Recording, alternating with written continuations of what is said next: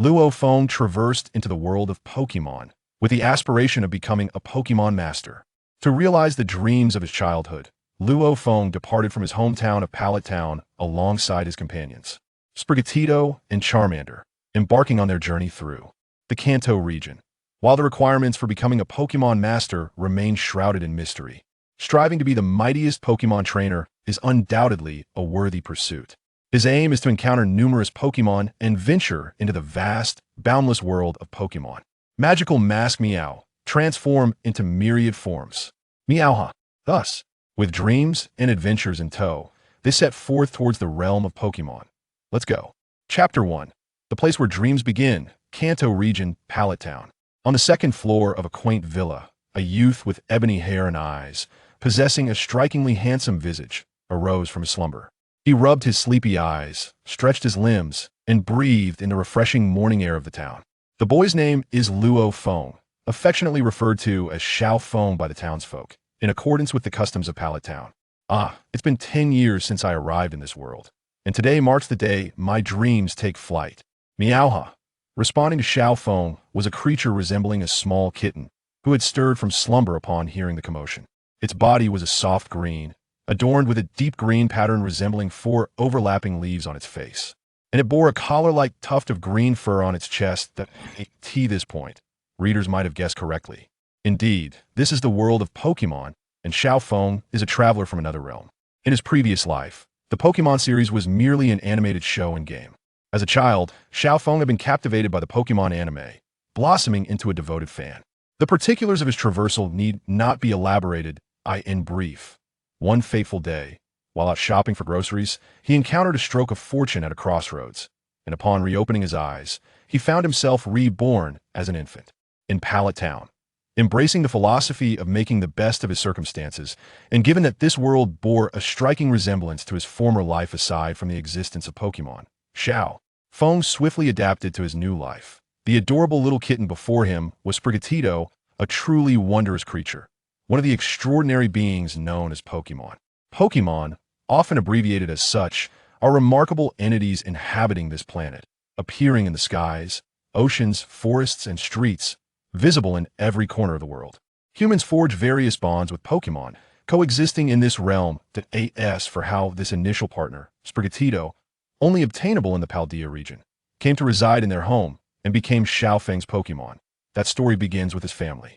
Unlike many other travelers, Xiao Feng's parents had not met an early demise. However, in recent years, Xiao Feng's father had grown increasingly busy with work, rarely seeing his family throughout the year, much like Ash's family. Xiao Feng and his mother, Sakura, remained in Pallet Town, managing the family's ancestral orchard. Thus, during their annual family reunions, they would embark on family trips, with the destinations naturally chosen by Xiao Feng. At 6 years old, he missed the opportunity to travel due to attending a summer camp hosted by Professor T7 and 8. He selected the Kalos and Hoenn regions respectively, recalling that the Megastones were hidden in various corners of those lands, essential items allowing certain Pokemon to Mega-evolve. Naturally, Xiao Feng was keen on seeking his fortune. Fortune indeed smiled upon him, as he discovered a Keystone and a Charizard X Megastone at the Stone Gym in Melimelo City. The previous year, the family vacationed in the Alola region, and 2 weeks ago, Xiao Feng opted to visit Orange Island's academy. Given the trajectory of their travels, he surmised that he might not have the chance to visit the Paldea region for a long time and wished to explore it in advance. During their excursion through the city, Xiao Feng encountered Sprigatito, who at the time was a stray. "Would you care for a delicious sausage?" "Meow." "Sprigatito, would you like to come home with me? Become my first partner?" "Meow ha meow." And so it was, Xiao Feng lured the famished stray kitten home with a humble sausage. "Sprigatito, you're awake. Come here, let me give you a nibble." A kitten like you is destined to be devoured by me." Gazing at the kitten before him, Xiao Feng grinned mischievously, extending his hands to scoop up Sprigatito and indulging in a few playful nibbles. "Meow." An inexplicable thrill coursed through Sprigatito, prompting a sharp, cried, "Hey, don't be alarmed. Let me pet you a little more, Omega. Omega." Xiao Feng delightedly played with his adorable Sprigatito. 10 minutes later, with an expression of utter despondency, Sprigatito lay sprawled on Xiao Feng's lap, wishing she could give her past self from 2 weeks ago a good swat. Though she voiced her thoughts, witnessing Xiao Feng's affection for her brought her joy. like many travelers, Xiao Feng possessed a unique advantage. While he lacked an invincible system, he was endowed with an eye for appraisal. As the name suggests, this ability allowed him to discern the specific information of Pokémon and related items. Xiao Feng held no grievances about this. After all, he had not traversed into a world like that of Naruto or One Piece, where life is perpetually at risk. Through his years of experience, he discerned that this world closely mirrored the animated realm he remembered from his previous life. Although various regions did harbor nefarious organizations, such as Team Rocket and Team Galactic, overall, it remained a relatively utopian world. With a smile, Xiao Feng gazed down at Sprigatito, and an information panel, visible only to him, materialized before his eyes. Pokemon, Sprigatito. Type grass. Gender, female. Classification, grass cat Pokemon. Ability, overgrow, powers up grass type moves when the Pokemon's HP is low. Level, 18, intermediate. Potential, gold. Moves, Seed Bomb, inherited, Tackle, inherited, Leaf Storm, inherited, Scratch, Tail Whip, Leafage Bite, Fury Swipes, Magical Leaf, Quick Attack, Seed Bomb. In this world, Pokemon are indeed categorized by their potential and strength. The classifications from lowest to highest are white, green, blue, purple, orange, and gold. The higher the potential, the faster a Pokemon's strength escalates, leading to greater achievements in the wild. Most Pokemon are either white or green, while blue is already considered rare. Purple Pokemon are exceptionally rare, and orange even more so. As for gold, Xiao Feng had only encountered it once at a summer camp, in the form of mythical Pokemon, likely akin to legendary beings. Thus, upon meeting Sprigatito, he briefly suspected she might be a transformation of Mew. Of course, potential does not dictate everything. Even a Pokemon with white potential can evolve into one of the mightiest creatures. However, this requires significantly more time, resources, and effort. The classification of Pokemon strength, from weakest to strongest, is as follows. Beginner, levels 1 to 10. Intermediate, levels 11 to 20. Advanced, levels 21 to 30. Elite, levels 31 to 50. Gym Leader, levels 51 to 60. Pseudo-Champion, levels 61 to 70. Champion, levels 71 to 80. God Level 2, levels 91 to 100. God Level 1, levels 101 to 110. And Creator God, unique. While Xiao Feng would love to assert that a Pokemon's potential is limitless, the unfortunate reality is that the strength of champion and god-level Pokemon nearly represents the pinnacle for ordinary Pokemon. However, one should not underestimate the prowess of Pokemon at the king level. It is essential to recognize that those who attain this esteemed rank are exceedingly rare, standing almost at the pinnacle of this world. While the strengths of legendary and mythical Pokemon may vary significantly, some possessing the power to obliterate worlds, while others can be easily ensnared by a mere net, it is undeniable that their potential and inherent qualities are generally remarkable. This is precisely why the majority of Pokemon trainers are perpetually drawn to the pursuit of these legendary beings. Chapter 2. It is decided that you shall be the one. Ultimately, the ranks of trainers can be broadly categorized into 6 tiers: novice, intermediate, elite, gym leader, champion, and master. Typically, newly debuted trainers fall into the novice category, after successfully challenging a gym and acquiring 2 badges. Novice trainers generally transition out of their beginner phase to become intermediate trainers. As for elite trainers, gym leaders, champion trainers, and masters, they must possess a minimum of 3 Pokemon that correspond to their respective ranks. The strength of gym trainers and the elite 4 vary significantly, with some being formidable and others less so, but I shall refrain from elaborating on that. Now, it is time to commence today's training. After a delightful session of play, Xiao Feng and his new companion, Shiny Leaf Meow, did not neglect their daily exercise regimen. 1, 2, 3. Observing this, Shiny Leaf Meow imitated him, adorably performing push-ups on the ground. Mom, we're heading out soon. Having completed their indoor workout, Xiao Feng took Shiny Leaf Meow outside for a long run. Their routine comprised 100 push-ups, 100 sit-ups, 100 squats, and a 10-kilometer run, all while resolutely refraining from turning on the air conditioning, regardless of the heat. Following the training regimen of the esteemed Saitama-sensei for 3 years now, Xiao Feng absent-mindedly touched his thick mane of hair. Well, he had neither become bald nor invincible. However, the results were evident. He could now effortlessly leap over 10 meters, even executing the legendary move of uprooting willows with ease. Those from his past life would undoubtedly exclaim in awe, "He is truly a superhuman." Shiny Leaf Meow. That's enough for today. come back and rest. Noticing that Shiny Leaf Meow was nearing her limit, Xiao Feng halted. Although she yearned to continue, she complied with Xiao Feng's guidance and trotted back to his side. Meow? Her call echoed with a hint of fatigue, yet was predominantly filled with exhilaration. Just days prior, when training, Xiao Feng had demonstrated the impressive willow uprooting technique to inspire her. He vividly recalled the astonished expression on Shiny Leaf Meow's face at that moment. The Shiny Leaf Meow species harbors a profound dedication to their trainers, and Xiao Feng's companion was no exception. Thus, Shiny Leaf Meow aspired to grow stronger, to surpass Xiao Feng, so that she might do as she pleases. Unbeknownst to Xiao Feng, he was preoccupied with contemplating his future path. In this world, countless trainers share a common dream. Xiao Feng was no different. Indeed, he yearned to become the legendary Pokmon Master. However, the concept of a Pokmon Master lacks a definitive form. Rather, each trainer envisions their own version of what a Pokmon Master embodies. In any case, while the precise requirements for becoming a Pokmon Master remain elusive, striving to be the strongest Pokmon trainer is never amiss. Moreover, Xiao Feng wished to engage in battles with the formidable figures etched in his memory.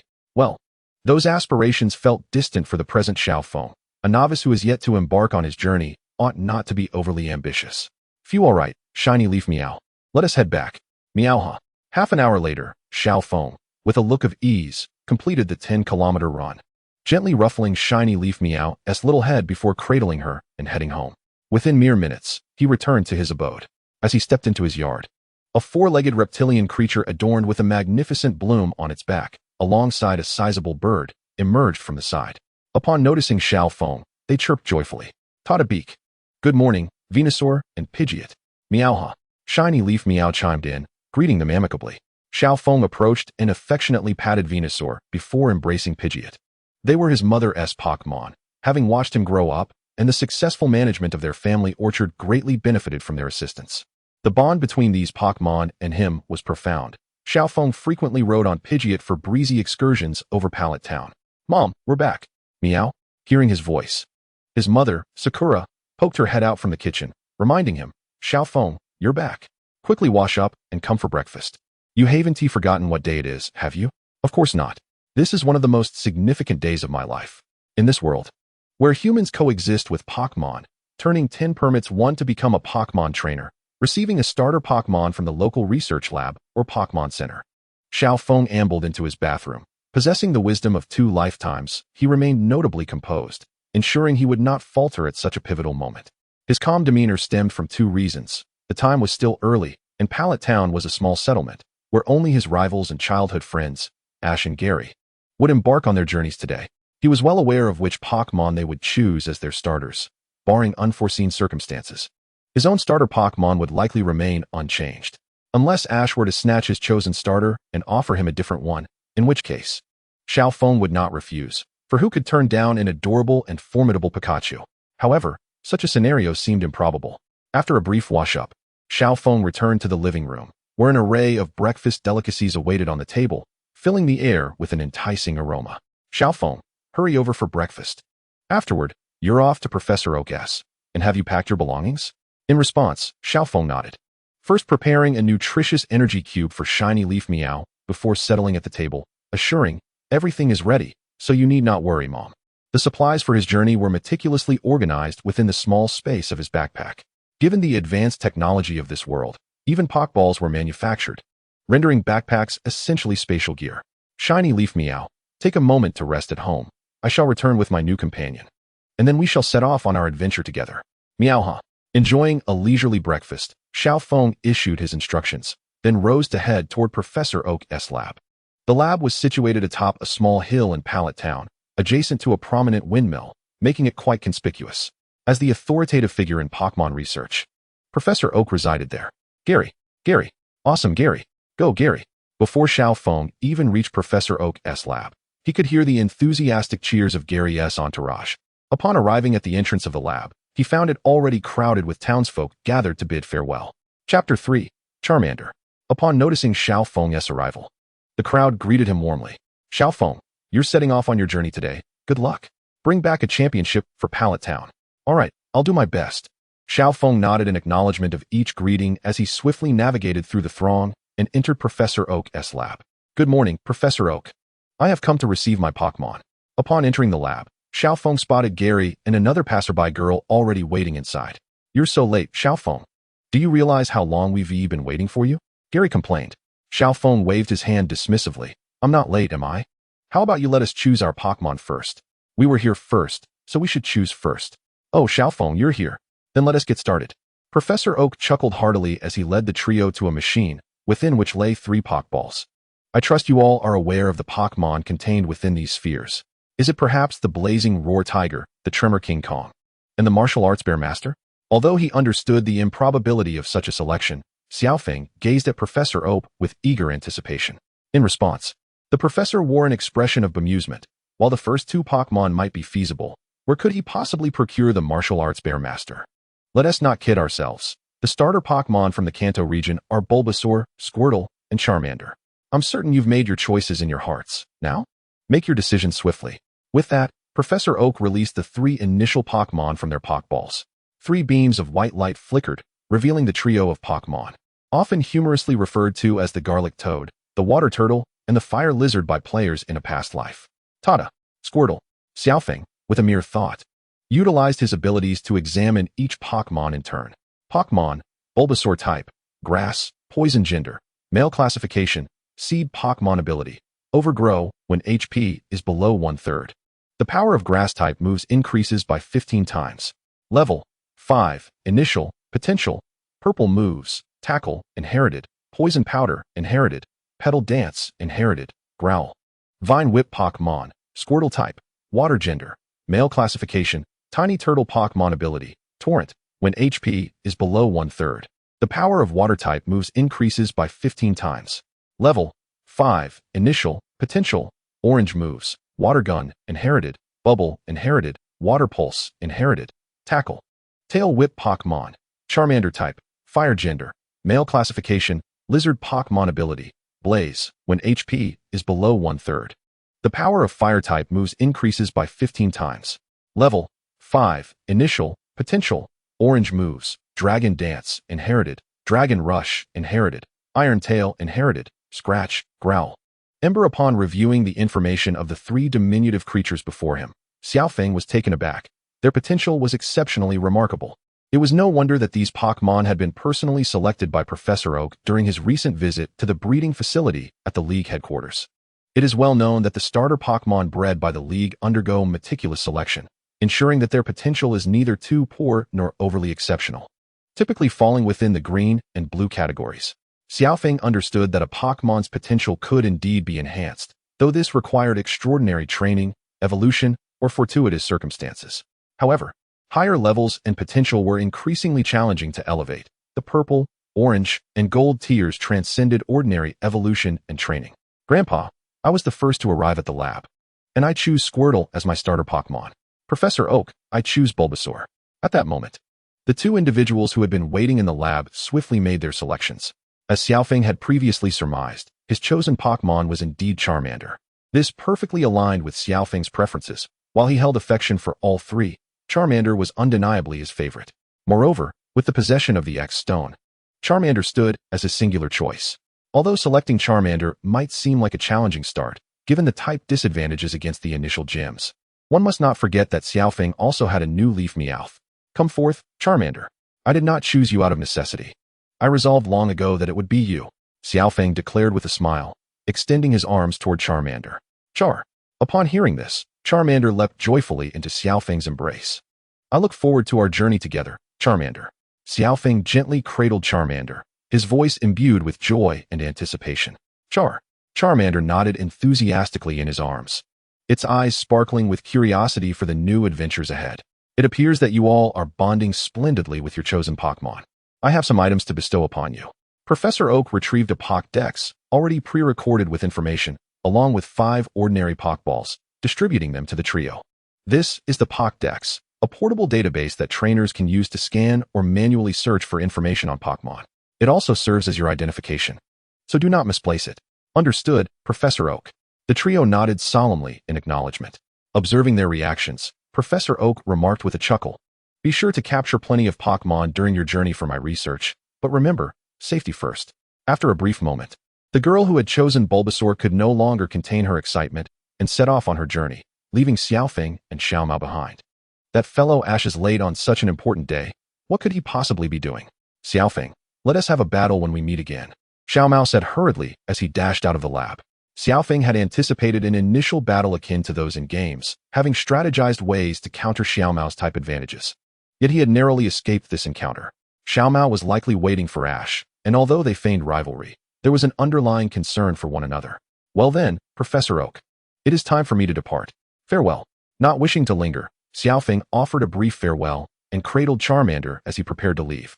Professor Oak nodded, safe travels. Now we await Ash.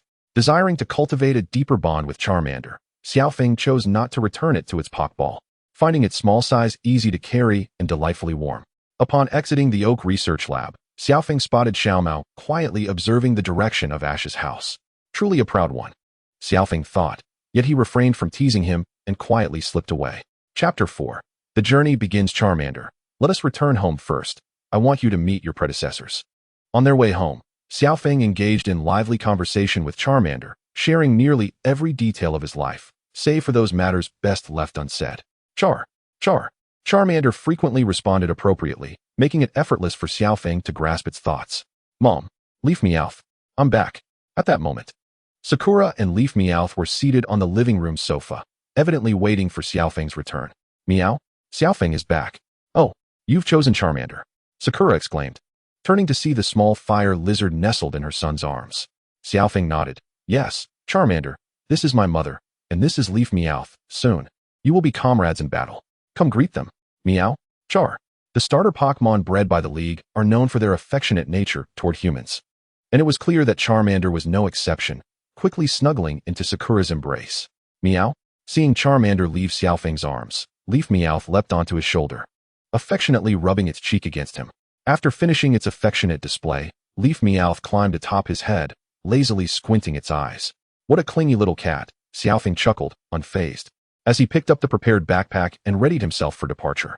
Observing this, Sakura promptly advised, Xiaofeng, don't forget to bring along some thicker clothing. Though it may not be needed now, you could encounter all sorts of weather while traveling. I've got it covered. Be sure to stay safe. Don't push yourself too hard, and if you encounter any difficulties, seek out Nurse Joy or Officer Jenny for assistance. Rest assured, I will take care. Furthermore, upon arriving in Tokiwa City, do not forget to video call Mother, Sakurako reiterated once more. Xiaofeng promptly nodded in agreement, responding, understood, I will. Wishing him a safe journey. Sakurako stood at the entrance of the courtyard, waving goodbye to the duo along with their two Pokemon. The Bulbasaur and Pidgeotto also bid farewell to Xiaofeng shortly thereafter. After enduring a barrage of maternal admonitions, Xiaofeng finally embarked on his journey. Just like in the original animated series, at this moment, Ash was just waking up, discovering that the sun had already risen. Glancing at the broken alarm clock on the floor, he immediately leaped out of bed, dressed in his pajamas. He hurriedly dashed out of the house, utilizing his speed to race toward Professor Oak's laboratory. Meanwhile, Xiaofeng had reached the outskirts of Masera Town. Tokiwa City lay to the north of Masera Town, connected by the Route 1 that Xiaofeng was currently traversing. This path was home to numerous Pidgey and Rattata, which were generally non-aggressive Pokemon. Of course, there were exceptions, like Spearow and Beedrill. Alright, Shiny Leaf Meow, Charmander, our journey begins. Our goal is to become Pokemon Masters and to encounter the mightiest Pokemon. Xiaofeng stood at the intersection of Route 1, pointing ahead and solemnly declaring, Meow, Kana. In response, Shiny Leaf Meow, perched atop Xiaofeng's head, replied earnestly, while Charmander nodded affirmatively, thumping its chest. Pokemon are remarkably innocent creatures, and both Shiny Leaf Meow and Charmander clearly took this as a solemn promise. Along the road, Xiaofeng walked briskly towards Tokiwa City. After a while, a sudden rustling sound emerged from the grass ahead. Oh, could it be? A wild Pokemon is about to appear. In Xiaofeng's eager gaze, a small, predominantly light purple rodent Pokemon leaped out from the grass. A wild Rattata had appeared. Pokemon, Rattata. Type, normal. Gender, male. Classification, mouse Pokemon. Ability, Guts. When afflicted by a status condition, its attack power increases. Level, 7, initial stage. Aptitude, White. Skills, Tackle, Tail Whip, Quick Attack. Xiaofeng glanced at Rattata's information with his abilities. Good. Charmander's first battle opponent is you. Rattata, let us battle. Xiaofeng called out to Rattata. Hearing Xiaofeng's voice, the The Rattata did not choose to flee. Instead, it braced itself for battle, evidently ready to initiate an attack. A feisty Pokmon indeed. It's decided then, Charmander. Upon hearing this, Charmander stepped forward to confront Rattata. The Rattata struck first, charging at Charmander with its limbs. Charmander, use Growl. Kana. Charmander reacted swiftly, emitting a piercing, high-decibel roar that halted Rattata in its tracks. Now use Ember. Following the command, Charmander inhaled deeply and unleashed a barrage of small flames towards Rattata. With a resounding bang, Rattata was sent flying by the flames. Alright, use Scratch. Upon hearing Xiao Feng's instruction, Charmander immediately pressed the advantage, rushing forward to deliver a powerful and razor-sharp claw strike to Rattata. With a pained cry, Rattata fell to the ground, its eyes swirling in dizziness. Xiao Feng was exceedingly pleased with Charmander's performance, crouching down to stroke Charmander and praising, "Well done, Charmander." Appropriate praise is beneficial for fostering Charmander's confidence, and Xiao Feng was certainly generous with his compliments. Kana. Upon hearing this, Charmander's face lit up with satisfaction, emitting a contented sound. Meow. Observing this scene, Shiny Leaf Meow atop Xiao Feng's head became displeased, sulking in jealousy. Alright, Shiny Leaf Meow. Once we encounter a suitable opponent, I promise you will get your turn, okay? Meow ha meow. Shiny Leaf Meow truly was a jealous one, but Xiao Feng, possessing a higher emotional intelligence than Ash, quickly soothed Shiny Leaf Meow. Xiao Feng did not forget about the incapacitated Rattata and approached it, crouching down to inspect. He found no visible injuries. After all, it was merely a tussle between novices.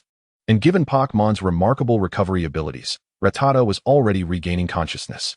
Xiao Feng even offered it some universally accepted Pokmon food as a token of gratitude for the battle. After tending to Rattata, the trio continued along their path. Shiny Leaf Meow, use Leaf Tornado. Charmander, use Ember. Thus, the trio commenced their journey of training on Route 1. Along the way, they left behind numerous fainted wild Pokmon. Naturally, Xiao Feng ensured to heal these fainted Pokmon, ensuring they would suffer no lasting effects, while also leaving behind some Pokmon food as compensation. Chapter 5, Misty. In this manner, Shiny Leaf Meow and Charmander engaged in battles and leveled up, simultaneously familiarizing themselves with their acquired skills. This also allowed Xiao Feng to assess their skill proficiency and power, vital knowledge for a trainer. Charmander, resolve it with Ember. Kana. After once again defeating a passing wild Pidgey, Charmander's level rose to 8, and it learned a new move, Smokescreen. During this time, Shiny Leaf Meow also leveled up, which could be considered a rapid advancement. However, the opponents here were too weak for Shiny Leaf Meow.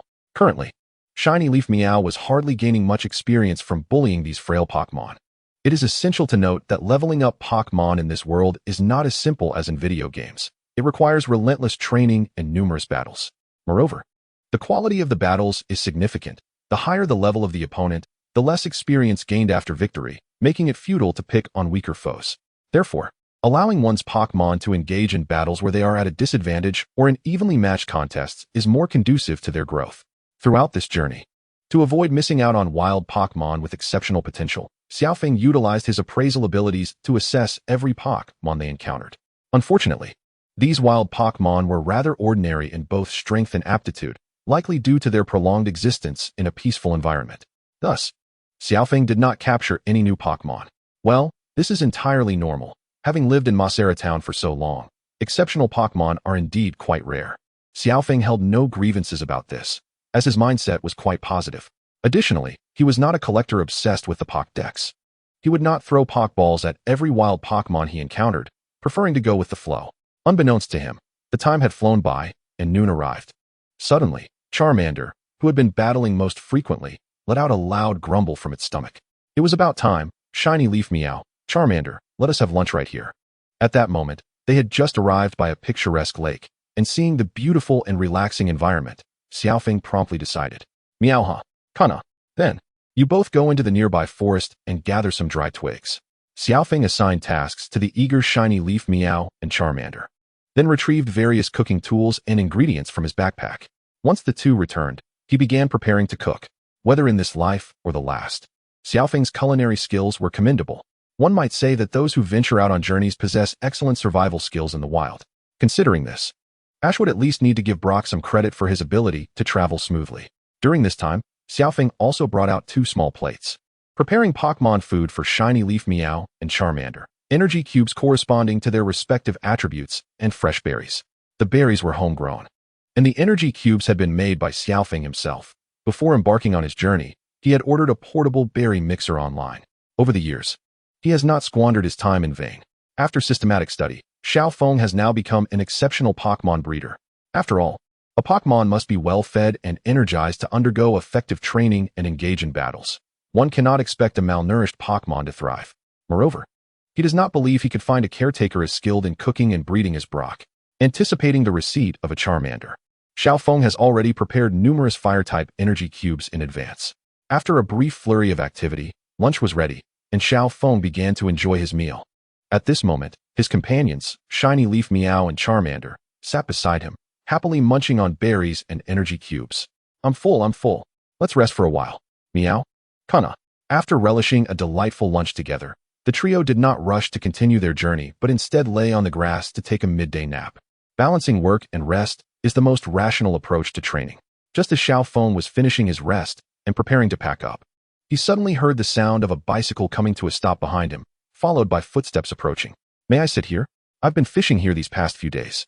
Upon hearing the voice, Luo Feng turned around to see a girl with orange short hair tied in a side ponytail, wearing a yellow crop top and denim overalls. Is that Misty? Even after a decade of traversing worlds, Luo Feng recognized her familiar attire. Oh sure, we were just about to leave, right? He said, glancing at Shiny Leaf Meow and Charmander. After Shiny Leaf Meow responded with a call, Misty noticed the two Pokmon behind Luo Feng. What adorable Pokmon. Are you a Pokemon trainer too? I'm Misty, and my goal is to become a master of water-type Pokemon. And you are? As she spoke, Misty retrieved some Pokemon food from her backpack, attaching it to her fishing hook as bait before casting her line into the lake. Hello, I am Luo Feng from Pallet Town, and these are my partners, Shiny Leaf Meow and Charmander. He introduced himself. Would you like to try fishing as well? I can teach you. I'm quite the fishing master. Although intrigued by Misty's invitation and eager to catch a water-type Pokemon, Luo Feng had no intention of fishing here. He was very familiar with the rivers and lakes in the outskirts of Pallet Town, having often gone fishing for wild water-type Pokemon alongside Ash and Gary over the years. In fact, just a few days ago, he witnessed Ash and Gary catch a token of affection together. The waters nearby were teeming with Magikarp, and it was highly likely that he could spend an entire day fishing without encountering any other water-type Pokemon. While it is true that Magikarp evolves into the powerful Gyarados, the reality of Pokemon evolution is not as simplistic as leveling up in games. Even if one were to catch 1,000 Magikarp, it does not guarantee that even one would successfully evolve. Pokemon evolution requires a catalyst, which is neither overly difficult nor entirely easy. It's quite a nuanced matter. For this reason, Shiny Leaf Meow had yet to evolve into a Litten. Luo Feng did not wish to derail his plans, as he had already decided to continue training Shiny Leaf Meow and Charmander in the afternoon. No, I have other matters to attend to, he politely declined, shaking his head. Oh, I see. Well, are you leaving now? Bye-bye. Seeing Luo Feng packing his things, Misty waved goodbye and turned back to her fishing. Yes, goodbye. I wish you good luck in catching rare or powerful water-type Pokemon.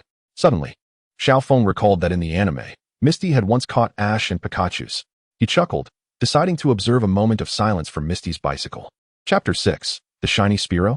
Shiny Leaf Meow, use quick attack. Meowha. As soon as Luo Feng's command left his lips, Shiny Leaf Meow leaped forward with astonishing swiftness. Targeting the wild Mankey, Shiny Leaf Meow's attack struck true, delivering a resounding thud against the Mankey, who let out a shrill cry as it succumbed to the force of the blow and collapsed, unable to continue the fight. Well done, Shiny Leaf Meow. Meowha. Charmander. Finish it with Ember. Kana. After bidding farewell to Misty, Luo Feng, Shiny Leaf Meow, and Charmander resumed their journey to level up. Time flowed gently as Shiny Leaf Meow and the others continued to gain experience. After defeating another Oddish, a sudden flash of white lightning streaked across the sky. Drawing their attention, the previously clear sky was swiftly enveloped by dark clouds. Ah, the weather is changing. It looks like it's going to pour. Charmander, return to your Pokeball for now. To spare his fire-type Charmander from discomfort in the rain, Luo Feng recalled it into its Pokeball and donned a raincoat from his backpack.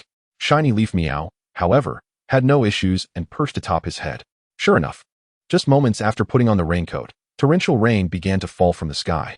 Surprised by the intensity of the downpour, Luo Feng was relieved that he had recalled Charmander.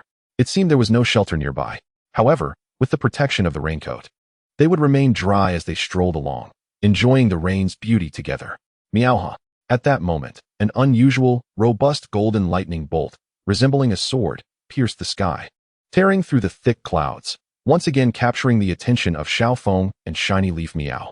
It dawned on Xiaofeng that the earlier flash of golden lightning must have been triggered by Ash's Pikachu harnessing the power of nature. Next, the legendary Pokemon Ho-Oh would fly across the sky. He almost forgot such an important event, seizing the opportunity to observe this mythical creature up close. Xiaofeng wasted no time climbing a nearby hillside. Indeed, it wasn't long before the dark clouds parted, revealing a clear sky, and a rainbow hung high in the air towards the direction of Viridian City. All right, come on out, Charmander. With the rain subsided, Xiaofeng released Charmander from its Pokeball. Kana. Charmander emerged with a joyful cry, though it looked puzzled as it noticed there were no foes in sight. Just as Xiaofeng began to explain the situation, both he and his Pokemon suddenly sensed something and looked up at the sky. A magnificent bird, radiating with a kaleidoscope of colors, soared through the heavens. Without a doubt, it was Ho-Oh. The appearance of Ho-Oh resembled that of a phoenix or peacock, adorned in golden and red feathers, with a yellow tail, white feathers on its underside, and green-tipped wings. Its neck was marked with green stripes, its beak yellow, and its deep red eyes framed in black. A crown of yellow feathers crowned its head, while its legs were black with 4 claws. Pokemon Ho-Oh. Type: Fire, Flying. Gender: Genderless. Classification: Rainbow Pokemon. Ability: Pressure. Level: 110, Legendary. Potential: Gold. Moves: Gust, Whirlwind, Weather Ball, Life Dew, Sacred Fire, Origin Pulse, Mystic Guardian, Recover, Telekinesis, Sunny Day. Future Sight: Thunderbolt, Solar Beam, Calm Mind, Sacred Sword, Earthquake, Overheat. Upon seeing Ho-Oh's splendid profile, Xiaofeng was taken aback. Truly, it was a legendary Pokemon that had lived for over 1,000 years. While observing, he did not forget to take out his Pokédex to capture this rare moment. Ho-Oh didn't drop a single feather? Well, that would be another story altogether. With a graceful flap of its colorful wings, Ho-Oh vanished into the horizon, leaving behind a breathtaking rainbow. That is the legendary Pokemon Ho-Oh. New Leaf Meow and Charmander. Are you aware?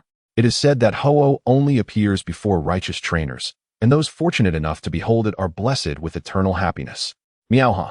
Kana. Both New Leaf Meow and Charmander were exceedingly excited, particularly Charmander, for it is a divine creature with the attributes of fire and flying. Of course, Xiaofeng understood that happiness is not something bestowed by others, but rather something one must strive for on their own. Nevertheless, this did not deter them from embracing it as a form of self-affirmation. Xiaofeng, convinced of his happiness buff, set forth contentedly towards the direction of Pewter City with New Leaf Meow and the others in tow. As for assisting Ash and Pikachu, that thunder incident was likely resolved moments ago. Perhaps if they ventured over now, they would only encounter a field strewn with incapacitated Spearow and a charred bicycle. Following a recent torrential downpour, they encountered few wild Pokemon along the way, as they were likely seeking refuge from the rain. Thus, they swiftly traversed Route 1 and entered the outskirts of Pewter City. At that moment, a boy clad in a cap, short sleeves, and shorts emerged from the forest. Hey, are you a newcomer this year? Come and battle my Pokemon. The boy boldly brandished a classic red and white Pokeball, challenging Xiaofeng. Judging by the boy's appearance, he was likely the local shorts-wearing lad, although he bore an air of arrogance. However, in the world of Pokemon, there exists an adage: when eyes meet, a battle ensues. Unable to tolerate such arrogance, Xiaofeng promptly replied, "Sure. I have no reason to refuse a challenge that comes knocking at my door. Bring it on. Go, Nidoran."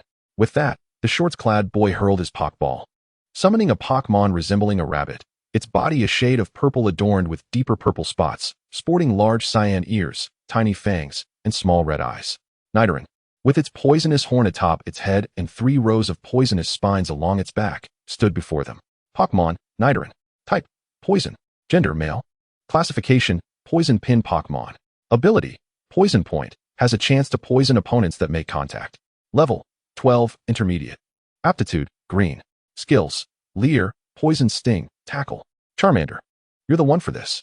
After assessing Nidoran, Xiaofeng decided it would be pointless to let the level 20 New Leaf Meow dominate. Instead, he entrusted the task to his level 9 Charmander as a training partner. Nidoran, use Poison Sting. The shorts-clad boy immediately commanded Nidoran to attack as soon as he saw Xiaofeng send out his Pokemon. At the boy's command, Nidoran unleashed a barrage of tiny poisonous needles towards Charmander. Charmander dodged, Xiao Feng's words barely slipped from his lips before Charmander sprang into action, evading most of the poisonous needles, but still getting struck by a few. The good news was that it did not succumb to poisoning. Chapter 7, Pewter City. Xiao Feng let out a sigh of relief, for one must understand that succumbing to a status condition in a Pokemon battle can be utterly devastating. In reality, the poison state is not merely a loss of HP at the end of turns as in the games. It continuously impacts the Pokemon's fighting capacity. Thus, once a Pokemon falls into any status condition, it is effectively rendered half-defeated. A competent Pokemon trainer must always remain vigilant regarding their Pokemon's condition during battles. Nidoran, continue using Poison Sting. Charmander, counter with Smokescreen to obstruct its view. Before Nidoran could launch its Poison Sting, Charmander swiftly exhaled a thick cloud of smoke, obscuring Nidoran's sight. Spark. Observing this, Xiao Feng immediately ordered a follow-up attack. Having evaded Nidoran's indiscriminate Poison Sting, Charmander unleashed a small burst of flames toward the opponent. With a resounding bang, Nidoran was propelled out of the smoke's range, its form intermittently flickering with flames. Noticing this, Xiao Feng's lips curled into a smirk. Oh, Nidoran had succumbed to a burn condition. It is known that a Pokemon suffering from a burn condition has its attack halved and endures the pain inflicted by the burn. This meant that Nidoran was effectively incapacitated, tipping the scales of victory in favor of Charmander. Damn it, Nidoran, use Tackle with all your might. The shorts-clad boy resolved to fight desperately, directing Nidoran to attack, while Xiao Feng showed no mercy, intent on concluding the battle swiftly. Charmander, deliver the final blow with Spark. Kana. Faced with the approaching Nidoran, Charmander remained unfazed, steadily releasing an abundance of small flames. Ni. Another flame flickered across Nidoran's form, prompting a pained cry from it. Shortly thereafter, Nidoran was struck in the face by Charmander's spark, collapsing to the ground with its eyes spiraling. Humph, you won this time. But next time I will definitely defeat you. Leaving behind a parting remark, the boy hastily recalled Nidoran into its Pokeball and rushed away, likely heading to the Pokemon Center or back home to recuperate. After the boy's departure, Xiao Feng knelt down to gently ruffle Charmander's head. You've worked hard, Charmander. Kana kana. Charmander squinted its eyes and nodded, appearing quite pleased. At that moment, Xiao Feng glanced at Charmander's information. Another level up. Achieving 5 levels in a single day. Truly a testament to its orange aptitude.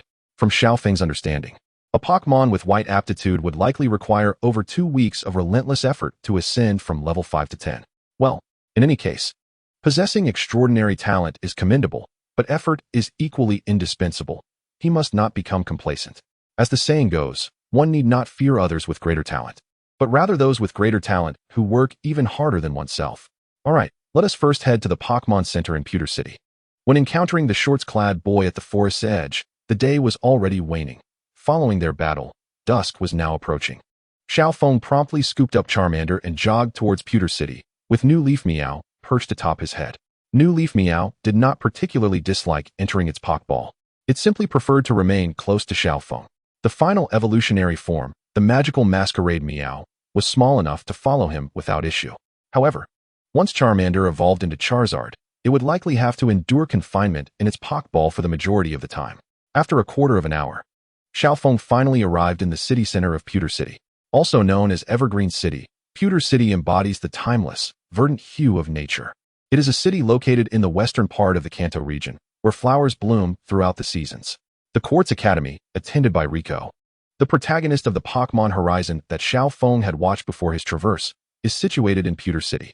The Academy operates on a boarding system, welcoming students from all over the Pokemon world, particularly new trainers. Quartz Academy aims to cultivate Pokemon trainers, primarily imparting a comprehensive understanding of Pokemon training. Perhaps he could visit it someday.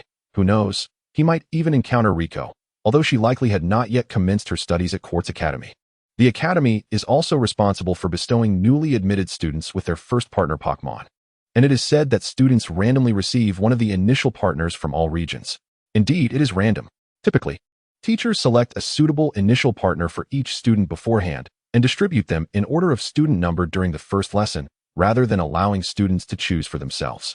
Just then, the public announcement system above Xiao Feng's head suddenly emitted a sound, startling him and interrupting his thoughts.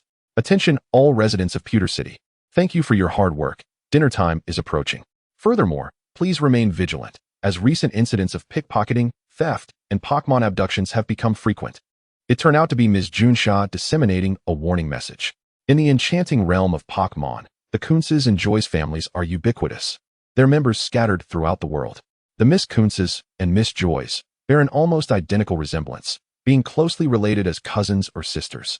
Only Brock possesses the discerning ability to tell them apart, a skill that evokes genuine admiration from May. As for the reason behind their striking similarity, it is best not to delve too deeply into it, but rather to accept this premise quietly. Upon passing a police booth, May's gaze fell upon a wanted poster featuring a male and female duo, none other than Team Rocket's Jesse and James. What mischief could have led this trio to the vibrant city of Pewter? Were they unaware that their boss, Giovanni, was operating as a gym leader here? I am Miss Kunze from the Pewter City Police Department. No suspicious individuals are permitted to pass. Please present your identification, she declared, halting her announcement and stepping out of the booth to conduct a routine check on May.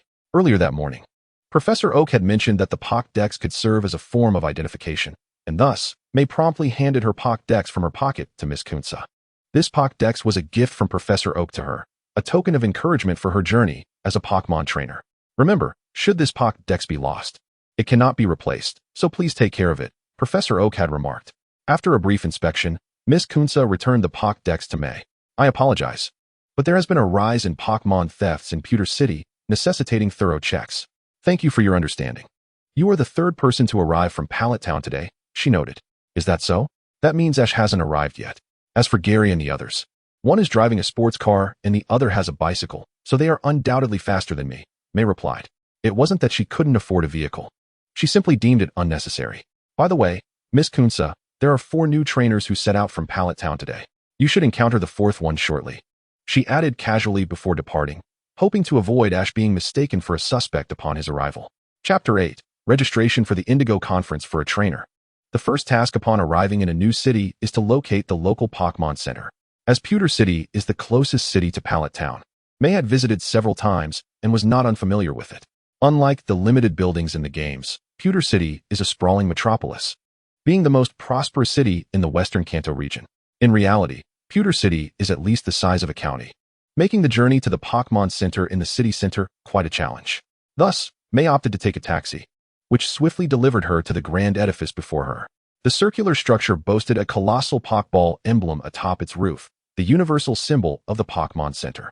This establishment is dedicated to providing various services for trainers, including Pokemon healing, accommodation, and battle arenas. Trainers can also exchange information and share insights about Pokemon here. Typically, each Pokemon Center is staffed by a Miss Joy, who oversees its operations. Healing takes time, and while waiting for their Pokemon to recover, trainers often gather in the center's lobby, which is usually equipped with Pokemon transfer devices and video phones. Additionally, at the front desk, trainers can register for the regional league competition with Miss Joy. For Pokemon that are particularly difficult to heal, there are specialized emergency rooms. Some Pokemon centers in larger cities even offer unique services, such as Pokemon storage, massage therapy, and recreational areas suitable for certain Pokemon. Upon entering the Pokemon Center, May was greeted with a warm smile from Miss Joy at the front desk. Despite her previous visits to Pewter City, this was her inaugural experience inside the Pokemon Center. Welcome to the Pewter City Pokemon Center. How may I assist you today? Miss Joy inquired cheerfully. Hello, Miss Joy. I am May from Pallet Town. Could you please help check and heal my 2 Pokemon? I would greatly appreciate it, she replied. After an entire day of training, both her Shroomish and Charmander had not sustained much damage, primarily suffering from fatigue. Although she had performed basic healing, it was prudent to have the professional Miss Joy conduct a thorough examination. Of course, your Pokemon will be in good hands. The relaxation area is over there. You may wait there while the treatment is underway. We will announce when it's complete, so please listen for the announcement. Miss Joy assured her as she took Shroomish and Charmander into her care, summoning a pink, egg-shaped Pokemon to assist. Lucky, the Chansey chirped as it wheeled over, ready to take charge of the 2 Pokemon needing treatment. This Pokemon, a staple partner for Miss Joy in the Kanto region, is known for its nurturing nature and gentle disposition, making it exceptionally suited for work in a Pokemon Center. Oh, and if you haven't had dinner yet, the Pokemon Center also has a restaurant where you can eat while you wait, Miss Joy added. May nodded gratefully. Thank you, Miss Joy. However, I prefer to wait for Shroomish and Charmander to finish their checkup before I eat. Meow, Char. Shroomish and Charmander responded joyfully at her words. Hee. You share a wonderful bond with your Pokemon, Miss Joy remarked, covering her mouth with a smile. I must return to my duties now. With that, she and Chansey trotted toward the treatment room. After watching Miss Joy and Chansey depart, May made her way to the relaxation area and found a seat to await their return. Once she retrieved Shroomish and Charmander, she also needed to register for the upcoming Indigo conference. After all, embarking on a journey requires a clear objective. Like most trainers, May aspired to triumph in the regional league competitions. The operational principles of the Pokemon League are largely consistent across regions. Trainers must register at the Pokemon Center or with a local Pokemon professor before challenging the local gym. Once a trainer collects 8 badges from the local gyms prior to the league's commencement, they can register for participation. Furthermore, graduates from Pokemon research schools or those who pass the Pokemon League qualification exams can directly qualify for the league without the need to collect badges. The Pokemon League is held every 4 years across regions, serving as an essential competition to determine a trainer's prowess. Only by becoming the champion of the local league can a trainer challenge the Elite Four. To ascend as a regional champion, one must defeat the 4 formidable Elite Four members as well as the reigning champion, who stands atop the pinnacle of glory. It is noteworthy that due to their geographical proximity, the Kanto and Johto regions share their Pokemon League, with the Elite Four and champion being the same across both regions. However, the champion title remains vacant at present. It is said that each of the current Elite Four possesses the potential to become champions, yet the intricacies of type advantages have prevented a decisive victor from emerging. Thus, while defeating 4 individuals may seem less daunting in comparison to other regions, the challenge of claiming the championship title in Kanto or Johto appears to be even greater.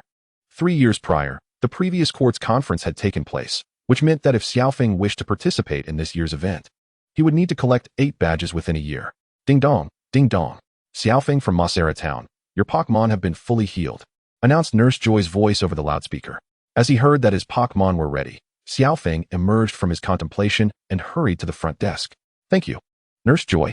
After receiving his 2 Pokemon from her hands, he took out his Pokédex and presented it to Nurse Joy. Please assist me with my registration for this year's court's conference, he said earnestly. Certainly, let me verify your Pokédex credentials. Nurse Joy replied as she took Xiao Feng's Pokédex and inserted it into a nearby machine. The computer screen flickered with light, and soon, Xiao Feng's information was clearly displayed. Nurse Joy's fingers danced swiftly over the keyboard, and with her adept handling, the registration process was promptly completed. Chapter 9, Pokemon Center. Xiao Feng, this is a storage box for you. I hope you shine brightly at the court's conference. Nurse Joy said with a sweet smile as she returned the Pokédex along with a box for the badges. Thank you, Nurse Joy. We will do our best, right? Shinya and Charizard? Meow? Kana. Both Shinya and Charizard nodded earnestly. After completing the registration, it was now 7 in the evening. Xiao Feng took his 2 Pokemon into the Pokemon Center's dining area to order dinner. Finding a suitable spot, he took out Pokemon food from his backpack, carefully preparing it for Shinya and Charizard, and then enjoyed dinner with them. By the time Xiao Feng and his companions returned to the hall of the Pokemon Center, half an hour had already passed. Upon noticing the video phone in the corner, Xiao Feng remembered he should call his mother to inform her of his safety. After dialing the number, the phone at home quickly connected. Hello, Mom. It's me, Xiao Feng. Ah, Xiao Feng. Where are you right now? I'm at the Pokemon Center in Tokiwa City. You reached Tokiwa City so quickly? Back in my day, it took me 3 whole days to get there. I can't believe you made it in just 1 day. That's impressive. It was all right, Xiao Feng replied, scratching his head, feeling a bit bashful from the praise. Have you eaten dinner? Yes, I have. Are you and Shinya, Charizard doing well? We're all great, right, Shinya, Charizard? Meow? Kana. Hearing this, Shinya and Charizard happily responded. You all look quite spirited. Make sure to keep up the good work, and good night. Good night. After hanging up, Xiao Feng recalled Professor Oak, who had taken great care of him in Pallet Town. He should also call him on his first day out. The number for Oak's lab was quickly dialed. But instead of Professor Oak, the screen displayed a beaker boiling noodles over an alcohol lamp.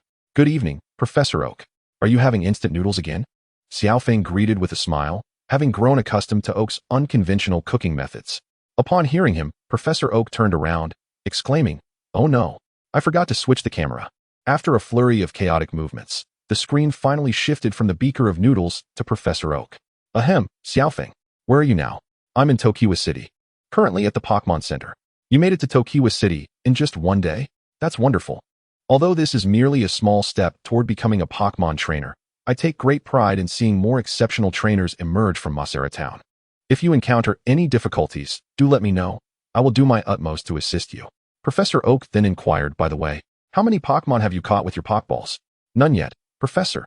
You know me well, Xiao Feng replied.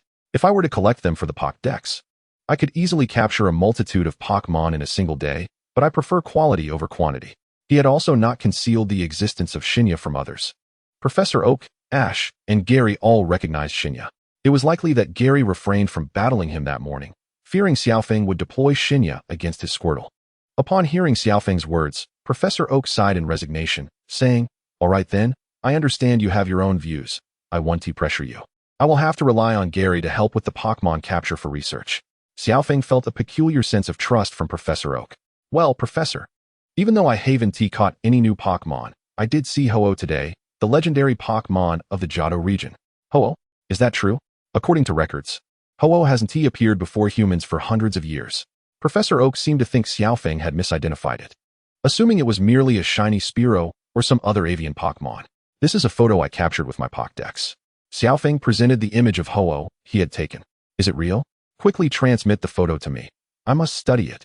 This could be a monumental discovery." "Xiaofeng, you are incredibly fortunate. If it truly is Ho-Oh, these photos would hold immense research value." Professor Oak pressed his face against the screen, excitedly shouting like a wild far-fetched. Observing Professor Oak's fervor, Xiaofeng quickly motioned for him to calm down. "Professor, please, take it easy. I will send you the photo shortly." Realizing his previous excitement was somewhat inappropriate, Professor Oak blushed and awkwardly shifted the topic. "Let us not dwell on that. I must meticulously examine those photos. If you need any assistance in the future, don't hesitate to reach out. Until next time, goodbye." "Understood. I will contact you again, Professor."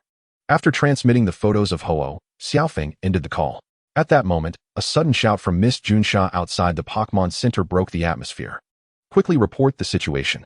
Following her, Miss Junsha, riding a three-wheeled motorcycle, skidded in with Ash, leaving Xiaofeng momentarily stunned. "I've brought an injured Pokemon. Please help," Ash implored while cradling an injured Pikachu. "Is the Pokemon a Pikachu?" Nurse Joy promptly turned and called for an electric-type Pokmon's specialized medical bed. "Luck." Soon, two Chansey appeared, pushing a hospital bed. After placing Pikachu onto the bed, Nurse Joy reassured Ash, "Everything will be all right. Chansey, please take Pikachu to the emergency treatment room." "Luck." The Chansey, upon hearing Nurse Joy's instructions, swiftly wheeled Pikachu into the emergency treatment room. Seeing that Pikachu was ready for treatment, Miss Junsha excused herself to return to the police station to continue her work. After giving Ash a few words of encouragement, Nurse Joy hurried into the emergency treatment room. In the end, Ash found himself alone on a bench outside the treatment room. "Ash, what happened to you? You look quite disheveled," Xiaofeng inquired as he approached. Though he could roughly guess what had transpired. "Xiaofeng Shinya, it's so good to see you. Today, upon hearing a familiar voice. Ash lifted his head and was greeted by his childhood friend, a glimmer of a smile breaking through his melancholic expression. He then recounted the events of his day in a succinct manner. Chapter 10. The protagonists make their entrance? It all began with a late awakening, nearly causing him to miss the opportunity to receive his initial Pokemon. Subsequently, Professor Oak bestowed upon him a Pikachu, albeit one that proved to be quite rebellious. Soon after, he inadvertently provoked a flock of Spearows, resulting in a chaotic chase where Pikachu, in a valiant act of bravery, unleashed its power to fend off the attacking birds, albeit suffering grave injuries in the process. Upon entering the city of Viridian, he encountered Officer Jenny, who kindly escorted him to the Pokemon Center. "Ah, I see." Misty nodded in understanding, offering reassurance. "Don't worry. There's no Pokemon that the Pokemon Center can't save. Your Pikachu will be just fine. You can call Aunt Hannah. They have video phones there." Ash nodded appreciatively at this suggestion and stepped aside to call home and report his safety.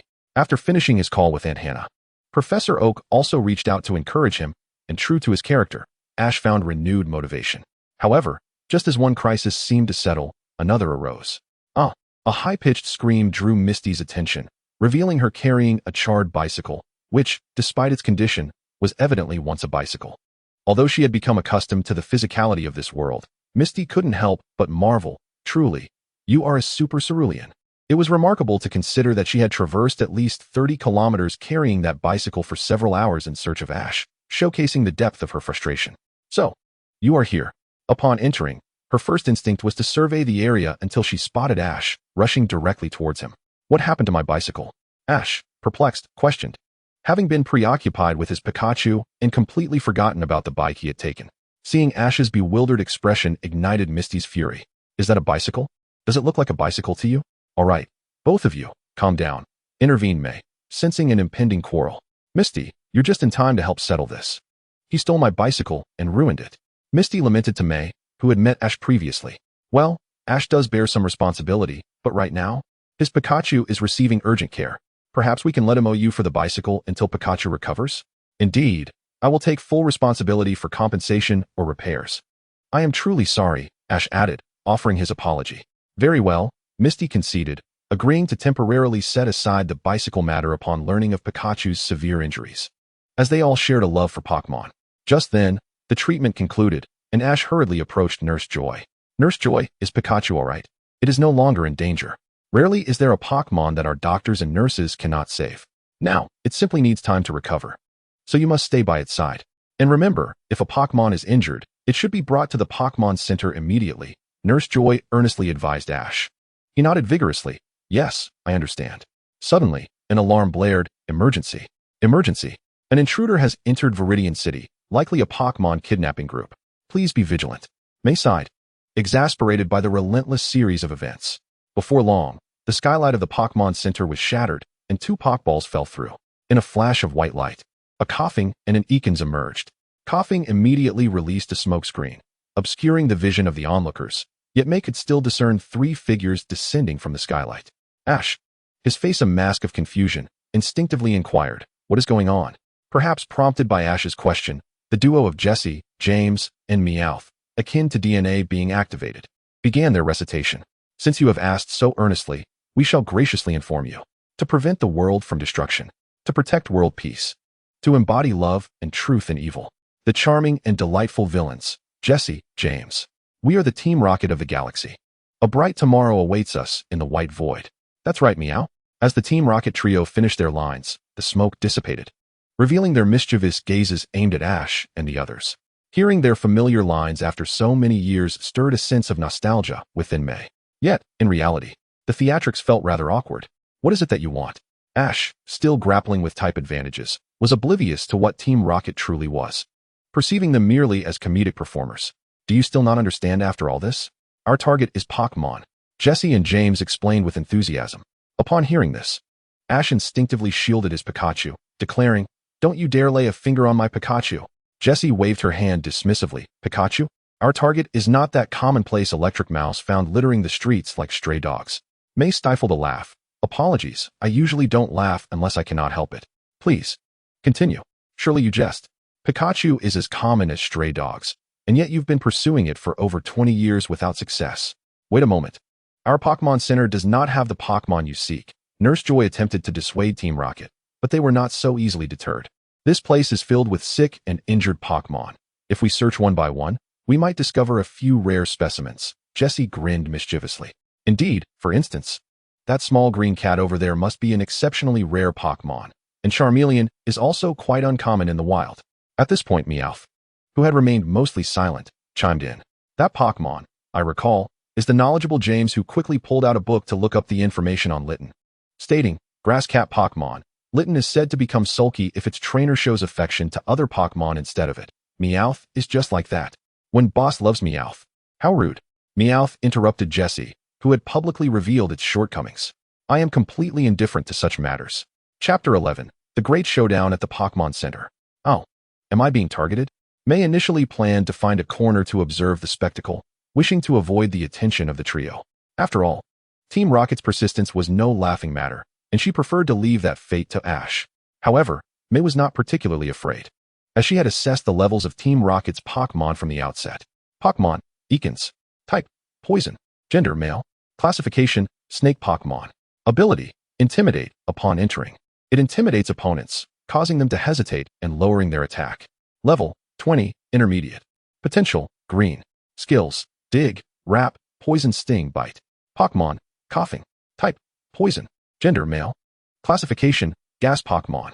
Characteristics, Levitation, allowing it to float above the ground, thus immune to ground-type moves. Level, 20, Intermediate. Qualification, Green. Skills, Mist, Smokescreen, Mudshot, Toxic Gas. Both Arbok and Weezing are at level 20, while Meowth lags slightly behind at level 15. However, despite their relatively modest levels, Arbok and Weezing possess a rather intimidating appearance. And combined with their Intimidate ability, they can easily frighten away and reduce some baby Pokemon to tears. They are also proficient in poison-type attacks. But do they truly have the audacity to invade a Pokemon Center? Xiao Feng pondered. It indeed seemed like something the three of them would dare to do. Were it not for the fact that it was already 10 p.m. and that the Pokemon Center was devoid of other trainers. Team Rocket's trio would undoubtedly be in for a rude awakening. Even if they were to lose in a Pokemon battle, Xiao Feng could resort to physical confrontation. Having his own strength as a safety net, he felt no pressure whatsoever. Hand over your Pokemon, little brat, unless you wish to suffer, he warned. However, Musashi clearly dismissed Xiao Feng's threat. How could we let you prevail? Xinyam, Charmander, prepare for battle. Xiao Feng declared, undeterred by their gaze. Xiao Feng, are you going to engage in a Pokemon battle with them? I'll assist. Xiao Xia chimed in, confidently producing a Pokeball. You two rascals, I'll take you on. Another reckless little girl had entered the fray. Musashi chuckled. I am the world's #1 beautiful girl. My name is Xiao Xia. What a shameless declaration of beauty. Hearing Musashi's mocking words, Xiao Xia felt a surge of irritation. Here, witness my secret weapon. As she hurled her Pokeball, her momentum was impressive. However, what emerged was merely a Magikarp, utterly incapable of battling on land. An awkward silence enveloped the scene. Xiao Xia, are you trying to make them laugh? Xiao Feng rolled his eyes, his expression one of exasperation. Come back, Magikarp. Xiao Xia recalled her Pokemon, showing no signs of embarrassment. This was merely a demonstration. Fish cannot battle without water. Is that so? Xiaoji was momentarily taken aback by Xiao Xia's antics. Arbok, give them a taste of their own medicine with Bite. Weezing. Follow up with Mudshot. With no further ado, Musashi and Kojiro decisively ordered their Pokemon into action. At the command, Arbok opened its cavernous mouth, revealing sharp fangs as it lunged toward them. Weezing expelled a glob of mud, hurtling straight at the group. Xiao Feng, naturally, did not remain passive. He quickly commanded a counterattack. Xinyam, use Quick Attack on Arbok. Charmander, unleash Ember on Weezing. Meow. Xinyam leaped from Xiao Feng's head, propelled by the Quick Attack, swiftly reaching Arbok to strike with a claw, forcing it back. Simultaneously, the ability Adaptability activated, transforming its type to Dark, thus evading the effects of Arbok and Weezing's poison-type moves. Kana. Charmander was equally quick, releasing a small flame to counter Weezing's Mudshot. However, the disparity in levels proved too significant. Ember was swiftly extinguished by the Mud attack, and Charmander was struck and sent flying. Is Charmander alright? Xiao Feng swiftly reached out to catch it, preventing further harm. Charmander shook its head, letting out a furious roar directed at Weezing, its body glowing with fiery brilliance. Its tail flamed blazing fiercely. It then gestured for Xiao Feng to set it down, indicating its readiness to continue the fight. Xiao Feng recognized this as Charmander's blaze ability. Musashi was growing impatient. Damn it, Arbok, use Poison Sting. Weezing, another Mudshot. Chabiye. Weezing. Arbok and Weezing launched their attacks once more. Hey Xiao Xia, why are you just watching? And why do you seem so entertained? Xiao Feng remarked, exasperated, noting that Miss Joy and Xiao Ji were also sidelined, one without Pokemon and the other with a Pikachu still recuperating on the hospital bed. Is this how you all adhere to battle rules? Xiao Feng had lost count of how many times he felt incredulous that day. Nevertheless, he did not cease issuing commands. Xinyam, use Leaf Tornado. Charmander, launch Ember. Meow. Xinyam unleashed a flurry of emerald crescent-shaped leaves, while simultaneously, Charmander expertly ignited them with flames. A fiery leaf tornado, appearing even more formidable than Ember, was skillfully directed by Xinyam, incinerating Arbok's Poison Sting and Weezing's Mudshot.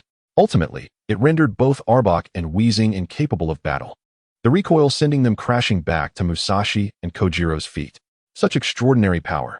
This Xinyam is no ordinary Pokemon. Meowth was left astonished. Musashi and Kojiro exchanged glances, contemplating how capturing the Xinyam would surely delight their boss and lead to promotions. Just as they prepared to strike again, a swarm of Pikachu burst forth from the room. Perhaps drawn by the sounds of battle, these Pikachu, typically utilized for temporary power generation, swarmed out en masse. Indeed, the earlier statement rang true. There were Pikachu aplenty, akin to stray dogs by the roadside. A multitude of Pikachu crowded around the hospital bed, collectively unleashing thunderbolts toward Team Rocket. Although these Pikachu were of low level, their sheer numbers and extensive range left Team Rocket with no means of evasion, and they were instantly paralyzed by the electric assault. Meanwhile, Xiaoji's Pikachu, already on the hospital bed, absorbed some of the electricity from the medical apparatus, thus recovering its health. Chapter 12. The journey continues. Following an exchange of playful banter between Xiaoji and Pikachu, Xiaoji mounted the charred bicycle to recharge Pikachu. Don't underestimate Pikachu just because it resembles a mouse. I will show you its true strength. Pika Pika Pikachu. After recharging, Pikachu unleashed a powerful and sustained thunderbolt upon Team Rocket. Wheezing, overwhelmed by the continuous electric shocks, lost control and released a cloud of gas. Upon contact, the electrical discharge ignited the gas, triggering a violent reaction. A towering inferno engulfed the Pokmon Center, accompanied by a thunderous explosion and billowing smoke. Miss Junsha, arriving late to the scene, could not help but exclaim, "Oh my goodness, what a grand display!" In the aftermath of the explosion, Team Rocket had vanished without a trace. Furthermore, the lobby of the Pokmon Center had also disappeared, leaving Xiao Feng and the others standing in an open space. Xinyam, Charmander, you two worked splendidly together. You were magnificent. Meow? Xinyam leaped joyfully, and Xiao Feng deftly caught her, affectionately ruffling her little head. Charmander stood proudly with its chest puffed out, responding with a call of affirmation. There was another reason to celebrate. Following the recent battle, Xinyam had leveled up to 21, achieving an advanced level and learning the move U-turn. Charmander, having triumphed against a stronger opponent, gained considerable experience and surged to level 12, entering the intermediate tier and learning the new move Dragon Breath. Truly remarkable. Team Rocket proved to be an excellent source of experience. This also illuminated Xiao Feng's understanding of the extraordinary potential of the two Pokemon. Their growth was not merely about level increases, but also reflected in their mastery of new skills. It is vital to recognize that reality is not a game. Pokemon do not automatically learn new techniques upon reaching certain levels. In the wilderness, one can discover numerous Pokemon of decent levels, yet many possess only 3 or 4 skills. Take Charmander, for instance, which has recently learned Dragon Breath. Most Charmanders, due to their average aptitude and insufficient draconic energy, find it challenging to master this technique. However, Xiaofeng's Charmander seems to boast an extraordinary lineage, as evidenced by its inherited moves such as Dragon Dance and Dragon Dive. Unfortunately, its current low level prevents it from unleashing these potent attacks. Nonetheless, Xiaofeng believes that with diligent training, its power will inevitably flourish. Xiaofeng, have you seen? My Pikachu is quite formidable. After the dust settled, Ash approached, cradling his Pikachu. Pika Pika, chimed Pikachu, enthusiastically greeting the newcomers. Pokmon, Pikachu type, electric gender, male category, mouse Pokmon ability, static, possesses static electricity that can occasionally paralyze opponents upon contact, and adaptability, gains a temporary boost to match the opponent's level in battle with a 50 chance. Level, 18, intermediate, potential. Moves, Volt Tackle, inherited, Charge, inherited, Thunder, inherited, Growl, Thunder Shock, Quick Attack, Thunder Wave, and Double Team. Xiaofeng scrutinized Pikachu's stats, impressed by the fact that this divine creature possessed 2 abilities.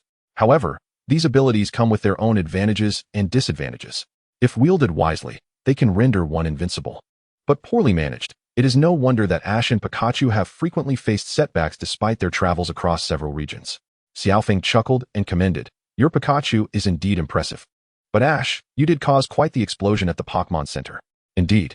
That reckless individual not only damaged my bicycle on the first day of his journey, but has now also blown up a Pokmon Center," Misty interjected. That does sound familiar.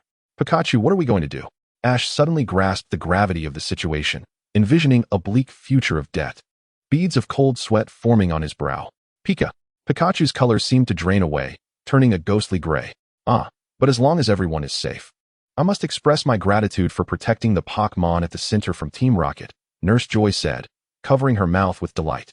Ultimately, due to the circumstances, Nurse Joy did not demand compensation from Ash. Otherwise, his journey to becoming a Pokemon Master would have met an untimely end. Although the front lobby of the Pokemon Center was no longer intact, the healing rooms and accommodation areas remained operational. After a busy day, Xiaofeng and his 2 companions were genuinely fatigued. After allowing Shiny Meow and Charmander to undergo treatment, he exchanged brief farewells with Ash and Misty before retreating to his room for rest. Above the skies of Tokiwa City, Team Rocket's trio was airborne. "Jesse Meowth, those 2 kids have quite impressive Pokemon. Which one should we capture first? That Pikachu is certainly no ordinary specimen, but as a cat, I excel at catching mice. Plus, the boy with Pikachu looks rather dim-witted. Let us capture Pikachu first." James nodded in agreement. "All right, let us go for Pikachu first, and once we succeed, we'll snag that Shiny Meow." Thus, the trio reached a consensus. What an irritating feeling. In a place unbeknownst to Xiaofeng, though circumstances differed slightly. Team Rocket's trio remained steadfast in their pursuit of Ash's Pikachu, much like in the original tale. The following morning, as a jarring alarm clock pierced the stillness, Xiao Feng awoke from his slumber, perhaps due to the fatigue of the previous day, resulting in a deeper sleep. Rubbing his sleepy eyes, he sat up in bed at the Pokmon Center, feeling the refreshing morning chill as a ray of sunlight kissed his face. Beside him, Shiny Meow also stirred awake, while Charmander, due to its fiery tail, had been returned to its Pokeball. Now that he was awake, it was only natural to release Charmander once more. Good morning. Shiny Meow, Charmander. Today is yet another day brimming with promise. Meow, Char. After a brief morning routine, they gathered their belongings and proceeded to check out with Nurse Joy. Good morning, Xiao Feng. Would you like to travel with us? Ash and Misty, having decided to journey together due to the bicycle incident, encountered Xiao Feng in the dining area during breakfast. Xiao Feng waved his hand. Maybe next time, I assure you. Although their destination was also Pewter City, Xiao Feng had his own plans and declined their invitation, not wanting to risk getting lost. Chapter 13. Shopping. Having departed from the Pokemon Center at 8 in the morning, Xiao Feng, accompanied by Shiny Meow and Charmander, made his way to the department store in Tokiwa City. To reach Pewter City, they would need to traverse the Tokiwa Forest along Route 2. Tokiwa Forest is the largest forest in the Kanto region, situated to the north of Tokiwa City. Its diverse array of trees creates a natural maze that has led many astray. Additionally, the environment is perfectly suited for bug-type Pokemon, earning it the title of paradise for such creatures. Due to the thick foliage, Tokiwa Forest is perpetually dim, even during the day, and many bug and grass-type Pokemon possess poison attributes or various powder moves. Thus, it is advisable to prepare antidotes and awakening potions before entering the forest. Xiao Feng intended to first procure supplies at the department store in Tokiwa City before setting off, ensuring he was well equipped. On his way, he spotted the Tokiwa gym. It wasn't that Xiao Feng feared challenging it. Rather, the gym was currently closed and would not reopen anytime soon. It seemed that Team Rocket was in the midst of a critical phase in their cloning of Mewtwo. As a time traveler, Xiao Feng was well aware of Sakiki's formidable nature. Not only was Sakiki the secretive leader of Team Rocket, but he was also recognized as the strongest gym leader in the Kanto region, famously known as the Earth Sakiki. However, the purpose of gym challenges is to select outstanding trainers for the Pokemon League competition, not merely to dominate challengers. Each gym leader nurtures Pokemon of varying levels, choosing their combatants based on the challenger's badges and prowess. Even the new generation gym leader, Brock, might only possess 2 Pokemon, yet his father undoubtedly left behind a plethora of formidable creatures. It would be unrealistic to expect to bully Brock after acquiring 7 badges, as he would surely deploy Pokemon commensurate with the challenger's achievements. Following the directions, Xiao Feng traversed 2 streets and arrived at Tokiwa City's largest department store, located in the city center. As the most prosperous city in western Kanto, the store was quite expansive, bustling with shoppers daily. Shiny Meow, Charmander, there are many people here, so do not wander off. Be careful not to get lost, Xiao Feng advised with care. Meow, Char. The 2 Pokemon nodded obediently, their faces alight with curiosity as they surveyed their surroundings. Upon entering the department store, a service attendant quickly approached, welcoming them. Welcome. How may I assist you today? No need. I'll browse on my own. Xiao Feng politely declined the assistance, as his primary goal was to procure technical machines, food, Pokeballs, and various supplies. To comprehend the vastness of the Ch-Ban Forest, the largest forest in the Kanto region, one must acknowledge its extensive reach. Traversing on foot to reach Nibi City would undoubtedly require at least a week without the aid of convenient transportation. Sufficient provisions must be prepared, catering to both human and Pokemon needs. Upon discovering the area dedicated to the sale of technical machines, Xiao Feng found himself yearning to acquire every unique TM available. However, his financial situation did not allow for such extravagance. While Xiao Feng's family circumstances were not as affluent as those of Xiao Mao, they were still relatively comfortable, providing him with a travel budget of 1 million alliance coins. Nevertheless, the sheer number of TMs was overwhelming, with prices ranging from several thousand to tens of thousands of alliance coins each. Thus, Xiao Feng resolved to purchase only those skills that would be immediately beneficial. Though the costs were considerable, these expenditures were essential. One could not rely solely on Pokemon to intuitively learn their moves, as Ash did. It is crucial to understand that the ability of a Shinleaf Meow to adapt is quite remarkable, and acquiring a diverse array of skills would significantly enhance its prowess. The quicker Shinleaf Meow evolves, the fewer weaknesses it possesses. However, these TMs are not as simple as in the games. They are instructional guides. with holographic projections detailing comprehensive learning methods. Fortunately, these TMs can be revisited for learning without the need for repurchase, which saves Xiaofeng a substantial amount of money. The duration required for a Pokmon to master a skill depends on its innate talent and understanding, making it uncertain for anyone to predict. Some Pokmon with lesser abilities may require weeks or even months, and there exists a possibility that they may never learn at all, much like a human grappling with mathematics.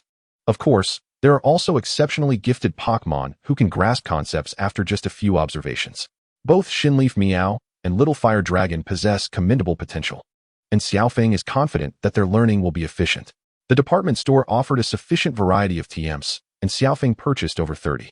Essential skills like Stealth Rock, Light Screen, and others were naturally included, as well as supplementary moves for future Pokemon like the illusory Mirage Meow and Charizard. Next on his list were Pokeballs.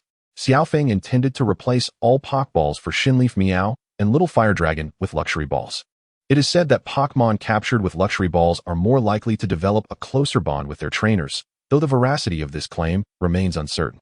However, it is indeed true that Pokemon enjoy a more comfortable living environment. After switching to Luxury Balls, both Shinleaf Meow and Little Fire Dragon confirmed this through their demeanor. The prices for various Pokeballs were reasonable. Standard red and white balls cost 200 Alliance coins each, Super Balls 600, and Great Balls 1200. The most expensive, Luxury Balls, were priced at 3,000 Alliance coins each. Xiaofeng made sure to purchase an ample supply of Luxury and Great Balls, ensuring he would be well-equipped for a considerable time. Finally, he gathered various antidotes, healing items for paralysis, burns, and food, along with training equipment. Rather than purchasing pre-made Pokemon food, Xiaofeng opted to procure berries to create energy cubes himself, thereby saving a significant sum. It is well known that being a Pokemon trainer is an expensive profession, with the primary expenditure being the purchase of Pokemon food. For Pokemon, ordinary food suffices for daily sustenance, but specialized Pokemon food is necessary for battling and training to provide adequate nutrition. The main ingredient for such food derives from the unique berries of the Pokemon world, with energy cubes being a highly compressed form of Pokemon nourishment. Acknowledging this, Xiaofeng has diligently studied various Pokemon breeding techniques over the years, aspiring to become an exceptional breeder. After all, the motivation to save money often arises from necessity. Chapter 14. How can trainers earn money? As Pokemon grow stronger, their energy requirements increase, leading to greater food consumption and accelerated depletion of funds. This reality prompts Xiaofeng to reflect once more on the financial demands of being a trainer. Although the animated series downplays the concept of money, champions from various regions, such as Dato, Takashi, Daigo, and Karuni, are undeniably affluent. Thus, aspiring to become a top-tier Pokemon trainer is inextricably linked to financial support. Xiaofeng almost forgot to procure an Everstone for Little Fire Dragon. He has already devised a preliminary training plan for it. The reason for delaying evolution is primarily due to his dissatisfaction with the typical size of Charizard. He finds it lacking in grandeur. While the standard size may be acceptable, evolving too early would mean that when the time comes for it to become a Charizard, it would merely reach the height of 1.7 meters as recorded in the Pokédex. In a few years, as Xiaofeng grows taller, he cannot have his Charizard fall short of his own height. From what Xiaofeng knows, every Charizard inhabiting the Charizard Valley in the Johto region is remarkably tall and robust, rendering a height of 1.7 meters quite diminutive in that context. Consequently, Xiaofeng equipped Little Fire Dragon with the Everstone to provide it with ample time to grow. Once it has matured sufficiently, he will permit its evolution, setting a modest goal of 2.5 meters for Charizard. To ensure Little Fire Dragon's healthy growth, Xiaofeng has arranged for it to enjoy Moo Moo milk from the Moo Moo farm 3 times a day. This Moo Moo milk is quite pricey, costing 500 Alliance coins per bottle, which has led Xiaofeng to contemplate capturing a herd of Miltank to establish a farm back in Pallet Town. As a popular beverage in the Pokemon world, Moo Moo milk is also available at the department store in Band City. How is it? Shinleaf Meow and Little Fire Dragon. Is it delicious? While the vast majority of Pokemon relish Moo Moo milk, there are always a few who may not take to it. Xiaofeng purchased 3 bottles along with 2 smaller samples for them to taste first. With the satisfied expressions of Shinleaf Meow and Little Fire Dragon, Xiaofeng understood the outcome and proceeded to purchase a month's supply. After concluding all his purchases, Xiaofeng found himself having spent over 500,000 Alliance coins, drastically reducing his travel budget by more than half, leaving him concerned that the remainder would not last until the start of the Quartz Conference. As for asking his family for more funds, Xiaofeng felt a bit embarrassed. After all, being a Pokemon trainer in this world has become a legitimate profession. So, how can Pokemon trainers earn money in this world? From what Xiaofeng has gathered, when trainers engage in battles, if a wager is agreed upon, the losing trainer must pay the winner a small sum. However, this amount is typically meager, often insufficient to even purchase a berry for Pokemon recovery. Thus, this method is not viable for substantial earnings. To secure a stable income, trainers can take on various commission tasks through the Alliance's official website. Indeed, the Alliance also offers a commission service akin to an adventurer's guild.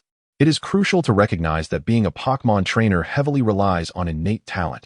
Few individuals manage to earn more than 4 gym badges, and the number of trainers eligible to compete in the Alliance tournament is typically limited to just 200 to 300 each year.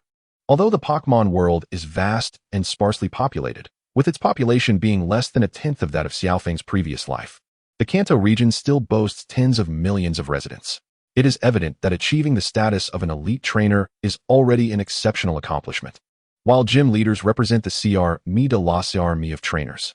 Once, Masera Town was originally named Junbai Town, and in honor of Professor Okido's great-great-grandfather, Okido Junbai, who ranked 931st among 10,000 trainers, the town was renamed Masera Town.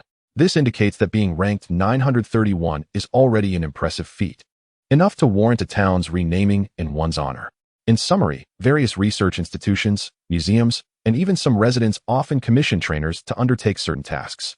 For instance, a certain doctor or researcher may wish to conduct field studies or archaeological research and thus require the accompaniment of a formidable trainer for protection. Alternatively, when a location is plagued by aggressive Pokemon, trainers are needed to drive them away. Additionally, there are daily commissions, such as the collection of berries on a farm that is falling behind. These commissions are posted on the Alliance's official website and at local Pokemon centers, with many trainers relying on these tasks for their income. However, this kind of work seems rather tedious and time-consuming. Xiaofeng yearns for adventure and exploration, making such tasks less appealing to him. Thus, the only remaining option is to gather wild berries, herbs, and various rare resources along his journey to sell at shops. In addition to participating in various competitions held across regions, where achieving high ranks often comes with rewards and prizes. Winning the Alliance competition, for instance, promises a substantial monetary reward. Xiaofeng learned last night that the prize money is a staggering 10 million Alliance coins, quite generous of the Alliance, considering a champion only emerges once every 4 years. This is reminiscent of Olympic champions from his previous life, who likely receive even greater sums. Xinyamimio, Xiaohualong. Let us train harder for the court's conference champion, 10 million. Muha, Kana. Although Xinyamimio and Xiaohualong were somewhat perplexed by Xiaofeng's sudden enthusiasm, the two Pokemon nodded earnestly in response. Leaving Shurjima City and continuing northward leads to the renowned Shurjima Forest. On the outskirts of the forest, Xiaofeng encountered numerous young bug catchers, equipped with nets and insect-catching cages, fervently proclaiming that bug-type Pokemon are the strongest. Indeed, there exists a bug-type Pokemon named Arceus, reputed to be among the strongest. Unfortunately, they did not possess one. Nevertheless, Xiaofeng expressed gratitude for the experience gained from these bug catchers, along with a few hundred pocket coins, which was better than nothing. Upon entering Shurjima Forest, the interior appeared somewhat dim and eerie. It is said that many powerful wild Pokemon inhabit the depths of the forest. However, novice trainers need not fear too much. The Alliance routinely commissions trainers to expel the more ferocious Pokemon, ensuring that as long as one follows the designated paths opened up by the authorities, safety is relatively assured. Due to the abundance of wild Pokemon, Shurjima Forest serves as an excellent training ground not only for novice trainers, but even for elite trainers seeking to hone their skills. Chapter 15, Shurjima Forest. According to legend, a person endowed with the power of Shurjima is born every decade, known as the Child of Shurjima. Of course, Xiaofeng is uncertain of the veracity of this tale. While the last individual recorded to possess the power of Shurjima was Adu, one of the current Elite Four of the Kanto region, it is said that the next child of Shurjima will be Xiaohuang. However, Xiaofeng is unaware of whether these individuals receive the gifts of Shurjima Forest. Given that Adu hails from Yinzhong City in the Jiado region, while Xiaohuang is merely an original character from the special edition, making his existence in this world questionable. As Xiaofeng continued onward, perhaps due to the distance from urban clamor, the presence of wild Pokemon increased. Caterpie, the green caterpillar Pokemon, uses the suction pads on its feet to climb trees and munch on its favorite leaves. Weedle, the hairy caterpillar Pokemon, features sharp stingers on its head, and enjoys hiding in forests or grasslands while voraciously consuming leaves. These were merely low-level Caterpie and Weedle, unperturbed by Xiaofeng's passage. Curiously observing the trio, among all attributes, bug-type Pokmon are indeed regarded as the weakest, often considered the most vulnerable category. Their strength is generally subpar, merely proliferating rapidly, resulting in their overwhelming numbers. Faced with these bug-type Pokmon, Xiaofeng welcomed them with open arms, assigning the stronger ones to Xinyamimio and the weaker ones to Xiaolong. Thus, he orchestrated battles between his two companions and these wild Pokmon. Xinyamimio, use quick attack. Muha. Xinyamimio lunged forward with astonishing speed, swiftly sending several Beedrill flying. Xiaolong, use Ember. Kana. Xiaolong, undaunted, unleashed sparks that knocked out a Weedle or a Metapod with each strike. Soon, the path was littered with a multitude of fainted Weedle, Caterpie, and Beedrill. Naturally, Xiaofeng adhered to the custom of leaving some Pokmon food as compensation for the fainted Pokmon. Having purchased it from a department store, albeit cheap, it was still more nutritious than the leaves they typically consumed. The wild Pokmon on the outskirts of Shurjima Forest were generally of low level, providing minimal experience points from battles. However, their sheer numbers compensated for this, as the accumulation of experience leads to significant growth.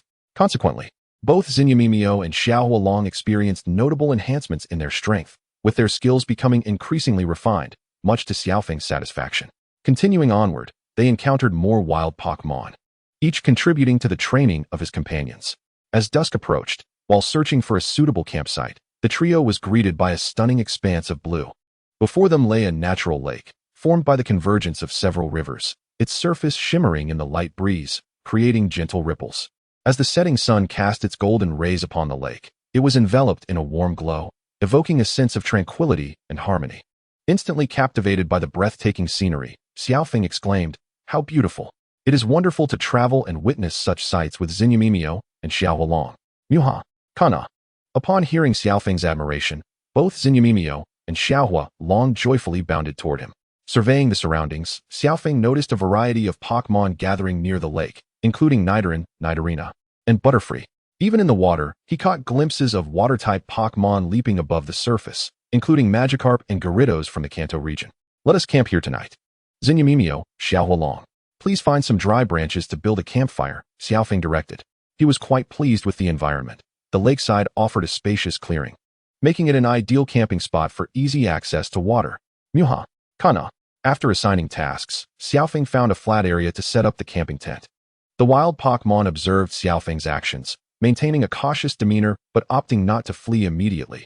Instead, they curiously watched him. 10 minutes later, with the tent secured, Xiaofeng clapped his hands, noting that his companions had gathered a sufficient amount of firewood, and he began preparing dinner.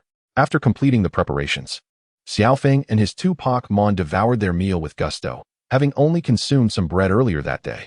While Xinyamimio and Xiaolong had eaten several energy cubes and orange berries, their exertions in battle left them quite hungry. The delectable aroma of the food inevitably attracted a number of bold wild Pokmon. Observing the approaching tadpoles, Pikachu, Marill, and Pidgey, Xiaofeng chose not to chase them away. Instead, he happily retrieved a bag of Pokmon food from his backpack to share with them. Lured by the enticing food, he successfully befriended Pikachu and Marill, his face beaming with a smile of pure contentment. Once again, the little new leaf Meow was stirred into a bout of sulkiness, and it took a considerable amount of playtime with Little Maple to soothe this jealous little creature. Initially, the intention was to capture a Marill for training. However, much to Little Maple's dismay, none of the Marill in the small group possessed the ability of huge power, thus he had to abandon the plan. As the sun dipped below the horizon and night enveloped the land, New Leaf Meow and Little Charmander seized the opportunity before bedtime to learn new skills. After satisfying their hunger and resting adequately, Little Maple retrieved the skill discs purchased earlier that day and laid them before the two Pokmon. Meowha. Kana. New Leaf Meow and Little Charmander responded in unison. Considering that the upcoming training would take place in the Ilex Forest, where bug and grass-type Pokmon were most prevalent, Little Maple acknowledged that the wild Pokmon encountered at the forest's edge were of a lower level, allowing New Leaf Meow to handle them with relative ease due to level advantage. However, as they ventured deeper, higher-level Pokmon would undoubtedly be encountered. Although New Leaf Meow's adaptability would prevent it from being overly hindered by bug types, the lack of type advantage would certainly impede training efficiency. Thus, Little Maple selected an attack that was super effective against bug and grass types. Acrobatics. Acrobatics. Type. Flying category. Physical power. 55. Accuracy. 100 attacks the opponent with agility. Inflicts significant damage when not holding an item. For Little Charmander, being a fire type, Ilex Forest was an ideal training ground, prompting consideration of a challenge at the Pewter Gym. The Pewter Gym specializes in rock-type Pokmon, which are weak to fighting, ground, steel, water, and grass types. Although Little Charmander had inherited Iron Tail, it was not yet able to execute it due to its current level. Thus, learning Metal Claw first would lay a solid foundation for future skills like Dragon Claw. Metal Claw. Type. Steel category. Physical power. 50. Accuracy. 95 attacks the opponent with steel claws, occasionally boosting the user's attack. Chapter 16. Training. After thoroughly presenting the detailed tutorials from the skill discs to New Leaf Meow and Little Charmander, Little Maple inquired, New Leaf Meow, Little Charmander, have you comprehended everything? If not, feel free to review it again. Meowha. Kana. The two Pokmon eagerly nodded, indicating their understanding, much to Little Maple's satisfaction. That is splendid. Let us commence the practice. Following the tutorial, acrobatics required the Pokmon to attack with the grace of a bird. Little Maple procured several wooden stumps for New Leaf Meow to utilize as props. Meanwhile, practicing Metal Claw necessitated the harnessing of Steel-type energy. As Little Charmander was already familiar with the skill, it had a foundational understanding. Little Maple brought over a rock larger than Little Charmander for it to practice on, estimating that once it could shatter the stone in a single strike, it would have mastered Metal Claw. With preparations complete, Meow. New Leaf Meow confidently leaped onto the wooden stump and began practicing acrobatics as demonstrated earlier. Cats are inherently agile, effortlessly executing various complex maneuvers. New Leaf Meow nimbly hopped, flipped, and dashed atop the stump, already displaying promising talent during its first attempt. Turning back to Little Maple, it wore an expression that seemed to say, "Come, praise me. Remarkable. Truly, you are my New Leaf Meow." Little Maple responded with an enthusiastic thumbs up, acknowledging New Leaf Meow's performance. Meowha. Upon hearing Little Maple's compliments, New Leaf Meow beamed with satisfaction and redoubled its efforts in practice. Turning to Little Charmander, it appeared spirited as it slashed at the large rock before it with its claws. However, the stone only bore a faint scratch, suggesting that it had merely executed a basic scratch. In comparison to New Leaf Meow, Little Charmander felt somewhat inadequate and looked at Little Maple in bewilderment. Noticing this, Little Maple approached, crouched down, and affectionately ruffled Little Charmander's bald head, reassuringly stating, "It's just one failure. That's entirely normal. The key is persistence. Little Charmander, you are a genius. There's no need for self-deprecation. When practicing Metal Claw, concentrate the Steel-type energy in your claws and strike with conviction. Show me your determination." Kana. Inspired by Little Maple's encouragement, Little Charmander reignited its fighting spirit and practiced diligently, repeating the motions with fervor. Seeing both Pokmon enter a productive training rhythm, Little Maple set to work on a different task. He retrieved the large boxes of berries purchased that morning, intending to craft them into energy cubes for preservation. The creation of energy cubes requires a degree of skill, as improper handling could adversely affect the quality of the finished product. Little Maple was fully focused on this endeavor. As time quietly passed, it soon reached 10 o'clock at night. The two Pokmon, as expected, did not disappoint. After several practice sessions, New Leaf Meow successfully learned acrobatics. Following that, it spent less than half an hour mastering the new skill. Little Charmander, while slightly slower in its progress, was indeed a genius as Little Maple had noted. The large rock that Little Maple had previously brought over was now completely shattered, indicating that Little Charmander had also mastered Metal Claw. Moreover, upon reviewing Little Charmander's status, Little Maple discovered that it had also learned the move Cut ahead of schedule. Cut can be considered an advanced form of Scratch, suggesting that Little Charmander had intuitively grasped it during practice. In summary, both New Leaf Meow and Little Charmander had successfully acquired new skills, marking a step forward on their journey of growth. After tidying up the completed energy cubes, Little Maple stood, stretched, and cheerfully declared, "All right, everyone, it's time for bed. Let us rest well tonight to rejuvenate our spirits for even more rigorous training tomorrow." Meowha. Kana. After one person and two Pokmon settled into their tent for the night, this fulfilling and joyous day was drawing to a close. A night passed in silence. The following morning, accompanied by the melodies of Pidgey and Pidgeotto in the forest, Little Maple awoke from the tent. Slowly sitting up, he stretched and then engaged in some light physical activity. The two Pokmon inside the tent, ever perceptive, awoke simultaneously. New Leaf Meow was leisurely stretching. while little Charmander opened its eyes and followed suit, standing up. Good morning, New Leaf Meow, and little Charmander, Little Maple greeted them. Meowha, Kana, in the morning forest. The air was slightly imbued with enchanting floral aromas, the earth's fragrance, and the fresh scent of grass, all subtly permeating the unique essence of the woodland, invigorating the senses. After enjoying breakfast, the trio relished a moment of rest while sipping fresh moo milk. All right, New Leaf Meow and little Charmander, let us commence training. Having just embarked on their journey a few days prior, Little Maple had yet to arrange a regular physical training regimen for little Charmander. This was essential, as a solid foundation of stamina is crucial for sustaining endurance in fierce battles. Thus, daily exercise was indispensable. The routine consisted of 100 push-ups, 100 sit-ups, 100 squats, and a 10-kilometer run. Reintroducing the familiar training method of Saitama, Little Maple explained to little Charmander. Do you know, little Charmander? There once was a bald, powerful overlord who trained using this method for 3 years and became invincible. Kana. Little Charmander listened intently, feeling a surge of excitement within. Indeed, Little Maple understood that this training regimen was relatively easy for Pokmon, so he prepared specialized weighted training gear for both New Leaf Meow and little Charmander. Let us begin. Meowha, Kana. New Leaf Meow and little Charmander responded, indicating their readiness. Little Maple donned appropriate weighted gear himself and led the two Pokmon into their training session. In addition to honing his physical prowess, it is also essential to cultivate the bond between trainer and Pokmon. After all, a trainer's active participation in training profoundly resonates with the Pokmon. Although the two little ones were initially unaccustomed to their weighted exercises, they persevered. As time progressed, the physical training of New Leaf Meow and Charmander gradually fell into a rhythm. Thus, one trainer and two Pokmon dashed back and forth along the lakeside. Upon completing their goals for the day, Xiaofeng instructed the two little ones, who were nearing their limits, to halt and conclude their training. After 3 years of rigorous training, even with the added weight, Xiaofeng completed the session with apparent ease, and he estimated that he remained the strongest in the team for the time being.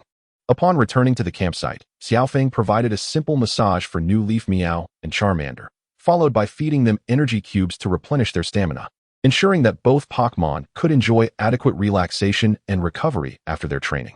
Chapter 17, Tilly Meow. After a period of rest, Xiaofeng did not hasten to pack his belongings and continue his journey. Instead, he decided to engage in some fishing at the lake. Hoping to capture a suitable water-type Pokmon, he instructed New Leaf Meow and Charmander to practice new skills nearby, assigning them the moves Protect and Shadow Claw. Protect, a necessity for every Pokmon, allows one to completely shield against an opponent's attack in the game. Although not as exaggerated in reality, it generally provides a reliable defense as long as the opponent's strengths are not overwhelmingly disparate. Hence, it was imperative for his Pokmon to learn this move. And even all future Pokmon he might capture would need to master it. Shadow Claw was incorporated due to the two little ones' proficiency with claw-based techniques, which should pose little challenge for them. With the arrangements made, Xiaofeng retrieved a fishing rod from his backpack and approached the lakeside. In such a vast lake, he surmised that numerous water-type Pokmon likely resided within, though he wondered about the variety. Would there be a Dratini? Naturally. His first thought was of the quasi-legendary offspring from the Kanto region. Although his ultimate goal was to catch a Gyarados, he understood that this was not the ocean, and such a creature was unlikely to be present. Taking a piece of Pokmon food, Xiaofeng affixed it to the hook as bait, then swung the rod, casting it into the lake not far away before quietly sitting on the shore and awaiting a bite. In the Pokmon world, fishing did not require baiting the area, as the target was not ordinary fish, but water-type Pokmon, perhaps due to the specially crafted energy cubes that catered to the preferences of most water types. It was not long before a Pokmon took the bait. Upon noticing this, Xiaofeng swiftly grasped the rod and pulled with vigor, successfully reeling in a Magikarp. Pokmon, Magikarp. Type, water. Gender, female. Classification, fish Pokmon. Ability, swift swim, double speed in rainy weather. Level, 8, initial stage. Potential, white. Skills, splash, tackle. Oh, it's a Magikarp. Xiaofeng had anticipated his first catch would be the common Magikarp. However, Magikarp was not within his target range. His aim was to capture amphibious water-type Pokmon. Creatures like Magikarp, who possessed no combat ability once removed from water, were certainly not his objective. Seeing the flopping Magikarp on the ground reminded him of a humorous incident with Misty from a couple of days prior. Given its average potential, he took a cursory glance before releasing it back into the lake. For the next hour or so, Xiaofeng did not experience a lull in activity. Rather, he continued to catch Pokmon. Regrettably, most of his catches were either Magikarp or the common Magikarp, with an occasional average Shellder appearing, but none that caught his interest. Glancing at New Leaf Meow and Charmander's progress, he noted that both had learned Protect and were now beginning to master Shadow Claw. He decided to wait a bit longer. If he couldn't catch anything, he would leave after lunch and not squander more time here. Time passed slowly as Xiao Feng caught and released Pokmon. Another hour elapsed, and suddenly the bobber began to thrash violently. He could distinctly feel that this catch was different from the previous Magikarp and Magikarp. It might be a formidable opponent. Xiao Feng pulled the rod with all his might, attempting to hoist his aquatic quarry onto the shore. However, the creature beneath the surface was likely too substantial, and he could not haul it out in one swift motion. He had no choice but to repeatedly tug on the line, exhausting the strength of the creature below, and then exerted another forceful pull on the fishing rod. Now, come to me. To his astonishment, a massive Gyarados, resembling a dragon with 3 upward-facing azure horns on its head and a broad, deck-like fin along its back, approximately 7 meters in length, was flung onto the shore. Gyarados, known for its ferocity and penchant for destruction, immediately unleashed a powerful water gun at him. However, Xiao Feng effortlessly dodged with a leap backward. Meow, having been observing Xiao Feng, New Leaf Meow, seeing him threatened by the Pokmon, momentarily disregarded Xiao Feng's prowess and dashed towards him with lightning speed, executing a quick attack. New Leaf Meow's petite form erupted with immense strength, sending Gyarados hurtling away. This display left Xiao Feng astonished, warmth flooding his heart as he felt a swell of gratitude. Thank you, New Leaf Meow. Without needing to assert that he could handle the situation, Xiao Feng promptly issued the command. All right, New Leaf Meow, use Seed Bomb. Meow? Upon hearing his command, New Leaf Meow immediately launched several glowing green seeds towards Gyarados. The seed bomb detonated upon impact, inflicting considerable damage. Roar! With a furious roar, Gyarados opened its cavernous mouth and charged straight at New Leaf Meow. New Leaf Meow, use Protect. Meow? A pale green spherical barrier ignited, enveloping New Leaf Meow and successfully absorbing Gyarados' bite attack. New Leaf Meow, deliver the final blow with Petal Dance. Xiao Feng, using his expertise, assessed that Gyarados had reached its limits, having expended much energy during the struggle to be reeled in. Meow, heeding the command, New Leaf Meow swiftly released a flurry of pink petals, which coalesced into a swirling petal dance that swept towards Gyarados. Attempting to evade, Gyarados found itself unable to mount an effective defense due to the broad range of New Leaf Meow's attack, and it was soon engulfed by the pink petals. With a pained cry, Gyarados' massive form collapsed into the lake, sending a cascade of water splashing into the air. Meow? At that moment, a radiant blue and white light emanated from New Leaf Meow. It was evolving. As the light enveloped her, New Leaf Meow underwent profound changes, rapidly growing taller, her limbs becoming more robust as she evolved into her next form. Meow? A more mature cry, distinct from her previous youthful tone, resonated as the evolution light gradually subsided, revealing her newly evolved form before Xiao Feng. Standing before him was a bipedal, light green feline Pokmon, predominantly covered in soft green fur, with pointed green ears and a short, fluffy tail. The deep green markings on her face had darkened, and a cascade of green fur flowed from her neck downwards, presenting the evolved form of New Leaf Meow, Tilly Meow. How wonderful! Congratulations on your evolution, Tilly Meow. Xiao Feng joyfully embraced Tilly Meow. Meow? Tilly Meow responded with a smile, gently licking his hand. Chapter 18, Capturing Chinchou. Pokmon, Tilly Meow. Type, Grass. Gender, Female. Category, Grass Cat Pokmon. Ability, Adaptable, transforms into the same type as the move it uses. Level, 26, Advanced. Aptitude, Gold. Skills, Leech Seed, Inherited. Ambush, Inherited. Petal Dance, Inherited. Scratch, Tail Whip, Leaf. Bite, Scratch, Magical Leaf, Quick Attack, Seed Bomb, U-Turn, Acrobatics, Protect. Xiao Feng glanced at Tilly Meow's stats, noting that her level had ascended from 23 to 26 after evolution. A commendable leap of 3 levels. He felt quite satisfied. After all, this was not a Pokemon that blossomed late, having not undergone a prolonged period of cultivation. Karna, upon witnessing the New Leaf Meow rushing towards them, Charmander promptly joined Xiao Feng's side as a guardian. Now, seeing the evolution of the New Leaf Meow, he offered his heartfelt congratulations. Meow? After the duo and their Pokemon celebrated, Xiao Feng recalled the presence of the Gyarados. Turning back, he found no trace of the creature. It appeared that Gyarados had stealthily slipped away during their festivities. Xiao Feng had initially intended to capture the Gyarados, which he had noted possessed a blue aptitude. But now he had to relinquish that plan. However, it was merely an unremarkable Gyarados. Its absence from their team was its own loss. Wasn't it, Tilia Meow and Charmander? Xiao Feng felt no real regret. As he had asserted, it was just a mundane Gyarados. If he truly desired another, the world was abundant with Magikarp. Meow? Karna. In agreement. Tilia Meow and Charmander nodded, collectively disparaging the Gyarados. Well then, Tilia Meow, go familiarize yourself with your evolved form, while Charmander shall continue practicing Shadow Claw. Noticing that there was still some time until noon, Xiao Feng decided to change his fishing spot and continue his angling endeavors. Given that a fierce battle had previously taken place here, it was likely that the Pokmon in the waters had fled. Thus, he resolved to venture to the opposite side of the lake. Casting his rod once more, he patiently awaited a bite, and this time, Xiao Feng was surprised to reel in a water-type Pokmon. What emerged from the depths was a Pokmon with blue fins. A body primarily in earth tones of yellow and blue, marked with irregularities and a distinctly vacant expression in its eyes. It was indeed a Magikarp. Although it was somewhat unexpected to catch a Hoenn Pokmon in the Johto region, Xiao Feng could comprehend the occurrence. After all, the world is interconnected. And with the frequent exchanges between regions, it was entirely normal for Pokmon from other areas to appear. The Hoenn region is not too distant from Johto, and there had even been instances in the anime where Piplup swam from Sinnoh to Johto. While the numbers may be few, he had certainly encountered a fair share of Pokmon from other regions thriving in Johto. Magikarp, like its counterpart, possesses an incredible vitality, capable of residing in oceans, rivers, and even murky sewers, leading to its overwhelming abundance. For Magikarp to evolve into Milotic, two methods exist. The first entails elevating its beauty to above 170. But convincing the ugliest of Magikarp to believe in its own beauty is no small feat, as this is not merely a game. The second requires a beauty scale, a notably rare item.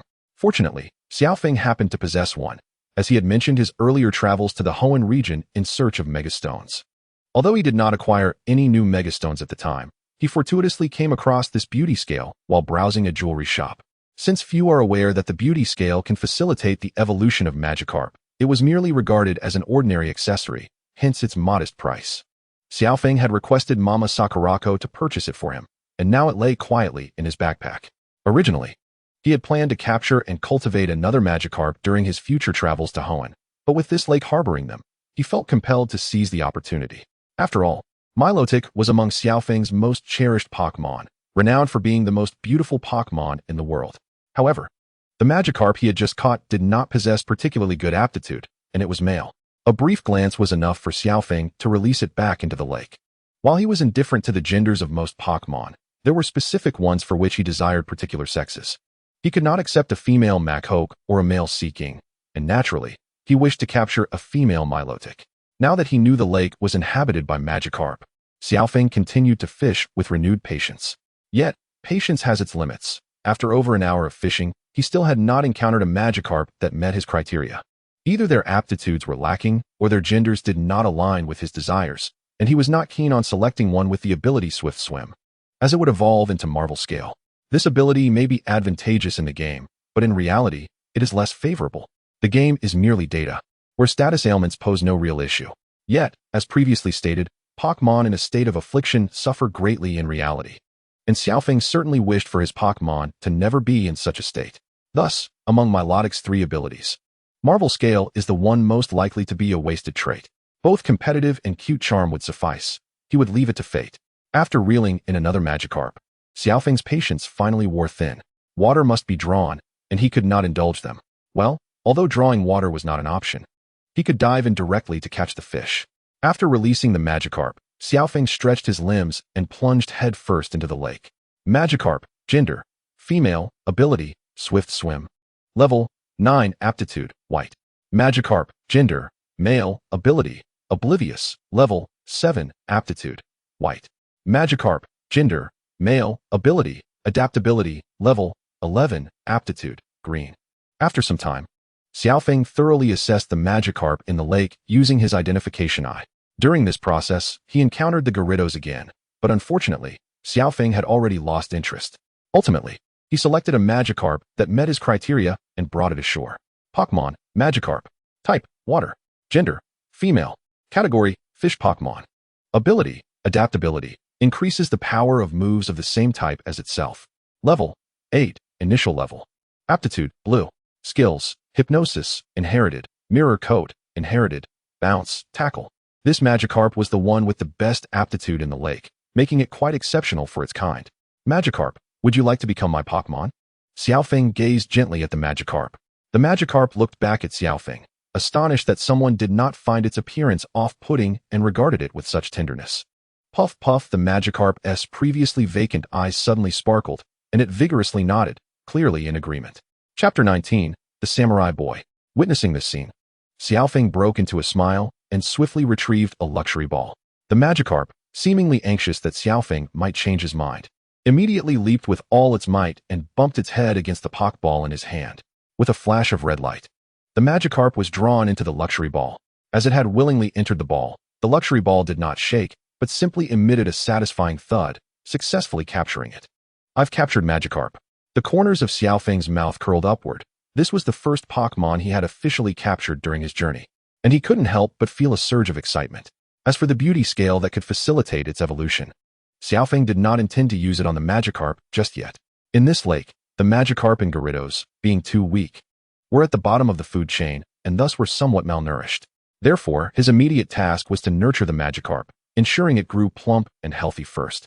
With his assistance, it is believed that the rather unsightly fish will soon grow robust, laying the groundwork for its upcoming evolution. At that point, Little Feng will be able to acquire a magnificent Masquerain. Subsequently, he strolled back to the campsite along the lakeshore. At this moment, Tiri Meow and Charizard were energetically slashing at the towering tree before them with their sharp claws, leaving yet another deep gash on the trunk. Little Feng instantly recognized that this was the newly acquired skill, Shadow Claw, which the two had just mastered. The effectiveness of their Shadow Claw was quite impressive, although Charizard, being of a lower level, exhibited slightly less power compared to Tiri Meow. Nonetheless, they had successfully grasped this skill, though they would need to practice diligently to enhance their proficiency. It is said that once mastered, Shadow Claw could be executed without the need for one's actual claws, allowing the user to strike with shadow or energy transformed into sharp talons. This principle applies to many skills as well. Tiri Meow, Charizard, I'm back. You've both learned Shadow Claw. Splendid work. Come and rest now. Let us meet our new companion. Upon saying this, Little Feng released the unsightly fish from its Pokeball.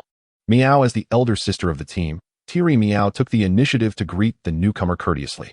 Kana Charizard, too, showed kindness and did not disdain the unsightly fish.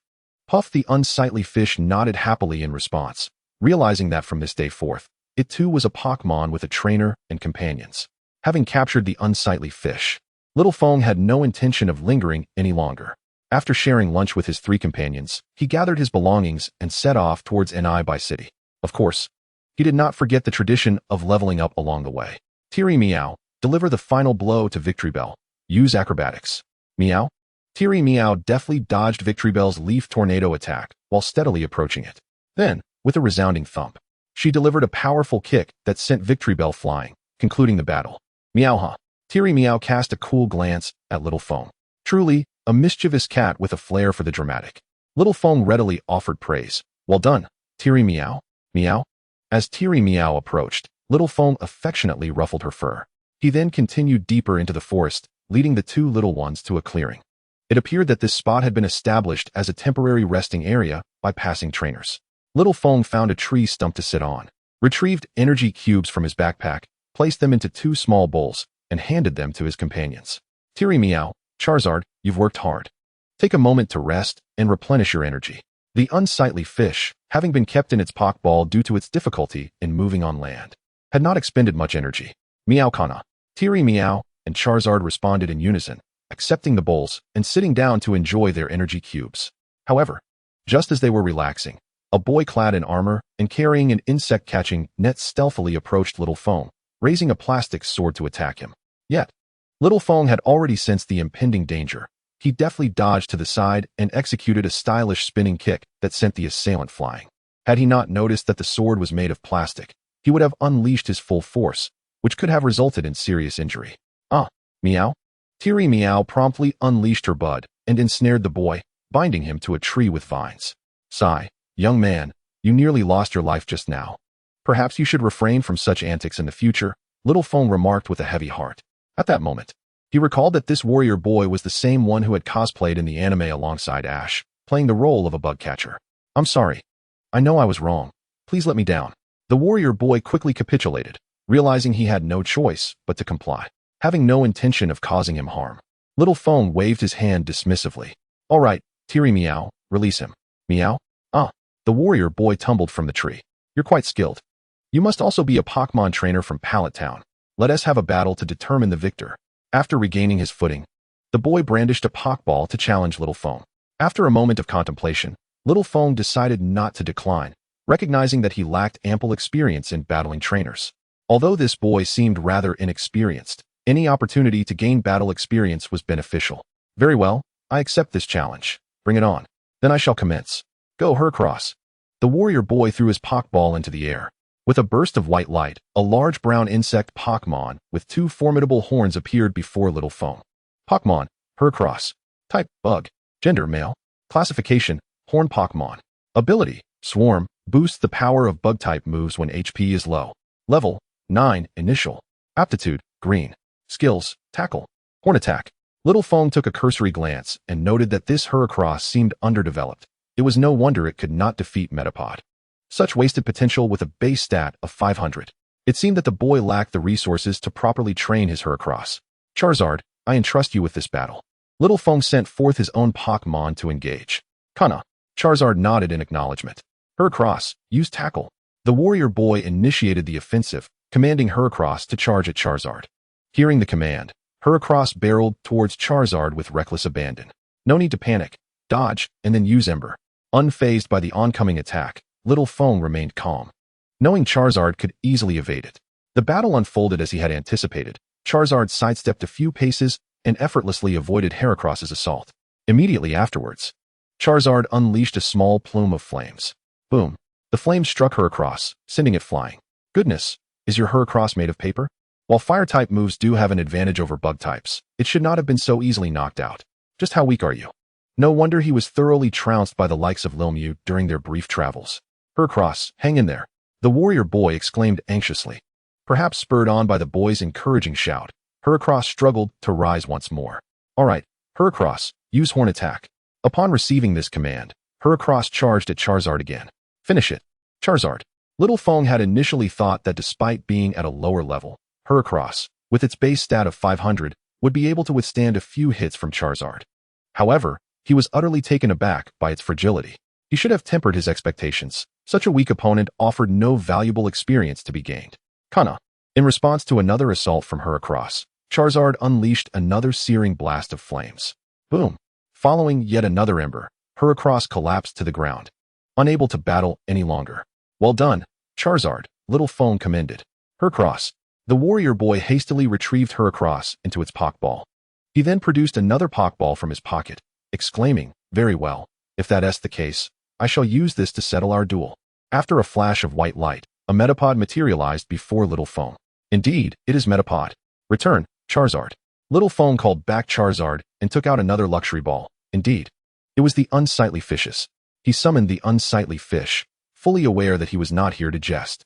After all, facing a Pokemon that was somewhat stronger, the unsightly fish would be utterly outmatched. However, this Metapod was immobile and possessed no damaging moves, only the ability to harden, making it nothing short of a target. Experience can be bestowed upon the ugly fish. The warrior youth commanded, Iron Cocoon, harden swiftly. Ugly fish, use Tackle, instructed Xiao Feng toward the creature. The Iron Cocoon's body emanated a radiant white glow, which dissipated, enhancing its physical defense. Following the command, the ugly fish exerted force through its tail, launching itself upward and colliding with the grounded Iron Cocoon. Although Tackle is a low-power move, its damage should not be underestimated. Even moderately powerful Pokemon can effortlessly shatter trees and crush rocks. With a resounding thud, it undoubtedly struck, sending the Iron Cocoon flying a considerable distance. Do not concede defeat.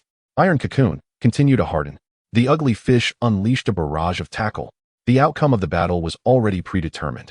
After a series of repeated encounters, the Iron Cocoon ultimately succumbed, losing its ability to continue fighting. Haha, my ugly fish truly lives up to its reputation. Come back. Ugly fish. Xiao Feng withdrew the ugly fish into its Pokeball, mindful that they were on land. You truly are a remarkable trainer. hailing from Pallet Town. You are the third I have encountered, and alas, the third I have been defeated by. It appears I still have much to learn. One day, I shall challenge you again, proclaimed the warrior youth resolutely. After his departure, Xiao Feng continued to train while making his way toward Pewter City. 10 days later, Xiao Feng emerged from the vast expanse of the Viridian forest. According to his original plan, he intended to train intensively within the forest for a month before venturing out. However, plans are often subject to change. With frequent training, the consumption of food by his Pokmon surged dramatically. The provisions he had replenished in Viridian City, sufficient for over a month, had been depleted in less than 2 weeks. There was no choice but to admit that his preparations had been inadequate. It is essential to note that Pokmon training and battles exhaust considerable stamina and energy. Typically, a Pokmon would become breathless after just 1 or 2 battles, necessitating rapid replenishment through consumption. Consequently, Xiao Feng had no choice but to exit the forest prematurely, as he had aspired to become a master swordsman on the 10-mile slope. Despite the brief span of merely 10 days, bolstered by exceptional talent, ample resources, and unwavering diligence, both Tilly Meow and Charmeleon exhibited significant enhancement in strength. Tilly Meow, level 33, elite. Charmeleon, level 26, advanced. Ugly Fish, level 11, intermediate. Tilly Meow had ascended to the elite level and, upon leveling up, learned new skills, Grassy Seed and Cut, while also mastering the technique of quick attack through sheer intuition. Charmeleon advanced to the high level, carrying an Everstone, thus delaying its evolution. However, this late evolution bore benefits, as it allowed Charmeleon to master skills in advance. It had already learned the Fire Fang and Flamethrower moves. The Ugly Fish, on the other hand, had seen little improvement, as wild Pokemon on land were generally too formidable to contend with. Occasionally encountering lakes and rivers, it managed to engage in a few battles with Magikarp. Currently, the focus remained on strengthening its physique, with battles and training serving as supplementary activities. A few days prior, Xiao Feng had informed the Ugly Fish that it was capable of evolving into Milotic. Upon hearing this news, the Ugly Fish gained considerable confidence after days of nurturing. While it could not yet be described as beautiful, it had at least become significantly cleaner and more presentable. Xiao Feng estimated that in about a week's time, the Ugly Fish would be ready for evolution. At that point, it would truly be a case of the ugly duckling transforming into a beautiful swan. As the trees flanking the road gradually diminished, a city, predominantly shaded in deep gray, came into view, Pewter City, known also as Gray City. It is a sprawling urban settlement located at the foot of a colossal rocky mountain in the northwestern region of Kanto, nestled between the Viridian Forest and Empty Moon. At this moment, Xiao Feng and his 2 companions stood atop a large rock, gazing down at Pewter City. Naturally, he felt a surge of excitement as he prepared to challenge his first gym.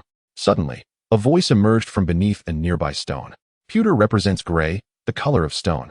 This city has been renowned for its rocks since ancient times. Upon investigating, they found that the speaker was a bearded man donning a red knitted hat. Xiao Feng scratched his head. Excuse me, sir, who are you? I am Wuning. The stone upon which you stand is my merchandise. My apologies, sir. Upon hearing this, Xiao Feng and his companions quickly jumped down, offering their apologies. No worries, young one. Would you care to purchase some stones? These are quite good for pressing kimchi. At this moment, Xiao Feng recalled that this squinty-eyed gentleman must be the father of Brock, whom he recognized immediately. Chapter 21. Pewter Gym. Following this, Xiao Feng scrutinized Wuning's array of wares, hoping to uncover a hidden treasure. However, the stones appeared to be nothing more than ordinary roadside rocks, lacking any remarkable qualities. Sir, I am a traveling Pokemon trainer, and I have no use for these kimchi stones. However, do you possess any stones similar to this? Xiao Feng retrieved a Mega Stone for X from his backpack. He recalled that the latest Pokemon game, Pokemon Legends ZA, had announced the return of the Mega Evolution system. He wondered if there existed a Mega Evolution for Milotic. Although he already possessed the Mega Stone for X, one can never have too many good items. According to the lore, Keystone and Mega Stones were exclusive to the Kalos and Hoenn regions, but surely over the years, some individuals or Pokemon would have transported them to other regions. Let me check. No, I don't have any, Wuning replied, shaking his head in resignation. Xiao Feng waved his hand. If you have no stock, then there's nothing to be done. Farewell, I must challenge the Pewter Gym. Oh, you plan to challenge the Pewter Gym? Wuning suddenly turned his gaze toward him, his demeanor shifting dramatically. To participate in the Indigo Conference, one must indeed challenge the officially recognized gyms of the Pokemon League. Xiao Feng responded matter-of-factly. Haha, Brock of Pewter Gym is quite formidable, young one. Are you up to the challenge? Wuning questioned skeptically. Sir, while I recognize that Brock is your son, one cannot simply exaggerate his strength. Xiao Feng retorted with a slight smirk. From what I understand, Brock is merely a novice gym leader, reportedly responsible for household chores and caring for 9 younger siblings, leaving him little time for training. It's hard to describe him as strong. Pewter Gym has long been ranked among the bottom of the 8 gyms in Kanto. Currently, the even more lackluster Cerulean Gym holds the last place. Sigh, this is all due to Brock's irresponsible father, Wuning lamented, gesturing ahead. Follow this main road, and you will reach Pewter Gym. Very well, sir, farewell. After exchanging a brief farewell with Wuning, Xiao Feng and his companions continued on their journey. If all goes as planned, after a few days when Ash challenges the Pewter Gym, Wuning will return to the gym, allowing Brock to set aside his family burdens and pursue his dreams. However, he seemed to recall that Brock ultimately decided to become a Pokemon doctor, passing the Pewter Gym down to his brother. Once Xiao Feng ventured into Pewter City, he did not head directly to the gym, but, as per his usual practice, first visited the Pokemon Center. Although Tilly Meow and Charmeleon appeared relatively energetic, it was prudent to ensure they were fully restored before the gym challenge. Nurse Joy, could you please assist me with checking in? Also, kindly examine and restore my Pokemon, Xiao Feng requested as he approached the front desk. Understood, leave it to me. Nurse Joy replied with a smile, accepting the 3 Pokeballs Xiao Feng handed her. After evolving, Tilly Meow can no longer be considered a small Pokemon. To facilitate Nurse Joy's treatment, upon entering, Xiaofeng promptly recalled the 2 little ones. Thank you for your trouble, he expressed his gratitude to Nurse Joy, seizing the opportunity to indulge in a warm bath. It is worth noting that during his more than 10 days in the Viridian forest, he could only manage a quick wash when encountering rivers or lakes. Thank you for your patience. All the Pokemon you entrusted to us have fully recovered, Nurse Joy informed him. After receiving 3 Pokeballs from her and adjusting his state, Xiaofeng stood before the entrance of the Pewter Gym. The exterior of the Pewter Gym is strikingly distinctive. Its facade is dominated by a colossal rock, giving it an appearance as if it were constructed from an assemblage of boulders, clearly indicating its rock-type affiliation. If memory serves correctly, Brock's current Pokemon are all rock and ground types. Pardon the intrusion, Xiaofeng said as he pushed open the gym doors. Even in daylight, the interior remained shrouded in shadows. Traversing the dim corridor, he eventually arrived at the battle arena, where suddenly a spotlight illuminated a small platform. There, seated cross-legged with a serious demeanor, was the gym leader, Brock, clad in a green vest. Who are you? Brock inquired with a grave expression. I am Xiaofeng from Pallet Town, here to challenge the Pewter Gym. Are you the gym trainer, Brock? Xiaofeng replied. This is your first challenge at a gym, isn't it? The gym battles differ significantly from the skirmishes by the roadside. This is an official Pokemon League match, governed by rules. Only 2 Pokemon may be used, Brock explained as he descended from the platform. Xiaofeng nodded, I am aware. Typically, gym challenges consist of either 2-on-2 or 3-on-3 battles, adhering to similar regulations without much variation. How long have you been a Pokemon trainer? Brock queried. About 2 weeks, Xiaofeng responded. Ah, then you are in the most endearing phase of your Pokemon's development, Brock remarked, pausing momentarily before continuing. Perhaps it would be best not to compete. Xiaofeng chuckled. How can one know without trying? Do not underestimate my companions. While Brock's words held truth, sometimes innate talent allows one to defy the odds. Very well, as a gym trainer, I cannot refuse when a challenge is presented, Brock conceded. With a snap of his fingers, the lights of the entire gym flickered on, illuminating every corner. The side curtains suddenly opened, revealing 2 battlefields composed of earth and stone, which gradually aligned to form a standard rock arena. The gym trainer cannot switch Pokemon, while the challenger may. A battle concludes when both Pokemon are rendered unable to fight. Do you have any questions? Brock inquired, feigning seriousness. No questions, let us begin. Xiaofeng waved his hand dismissively. I will start with Geodude, go. Brock declared, tossing out a Pokeball. A flash of white light revealed around. Rock-like Pokemon with 2 arms. Pokemon, Geodude. Type, rock, ground. Gender, male. Classification, rock Pokemon. Ability, Rock Head, prevents recoil damage from its own moves. Level, 16, intermediate. Aptitude, green. Skills, Heavy Slam. Inherited, Tackle, Defense Curl, Rollout, Rock Throw. Chapter 22, Gym Match. After glancing at Geodude's information, Xiaofeng wasted no time and sent out his Charmander. You are the one, he declared. Charmander emerged from the Pokeball, immediately fixating on Geodude, entering a battle stance. Charmander? While it appears you have trained it well, your combat experience is lacking, sending out a Fire-type Pokmon. Brock observed with interest, yet remained unfazed, reminding. The challenger attacks first. In response, Xiaofeng wasted no time and commanded, Charmander, use Dragon Dance. Upon hearing the command, Charmander swiftly twisted its agile body and performed the Dragon's Dance. Once the blue glow dissipated, both its attack and speed increased by one stage. Dragon Dance performs a mystical and powerful dance, enhancing its attack and speed.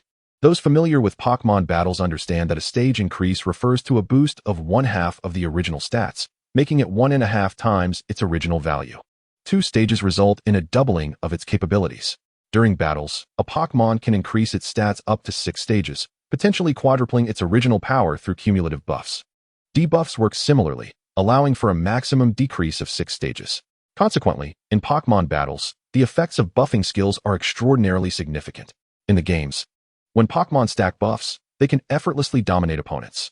A competent Pokemon trainer must never allow their opponent's Pokemon the opportunity to utilize buffing skills at leisure.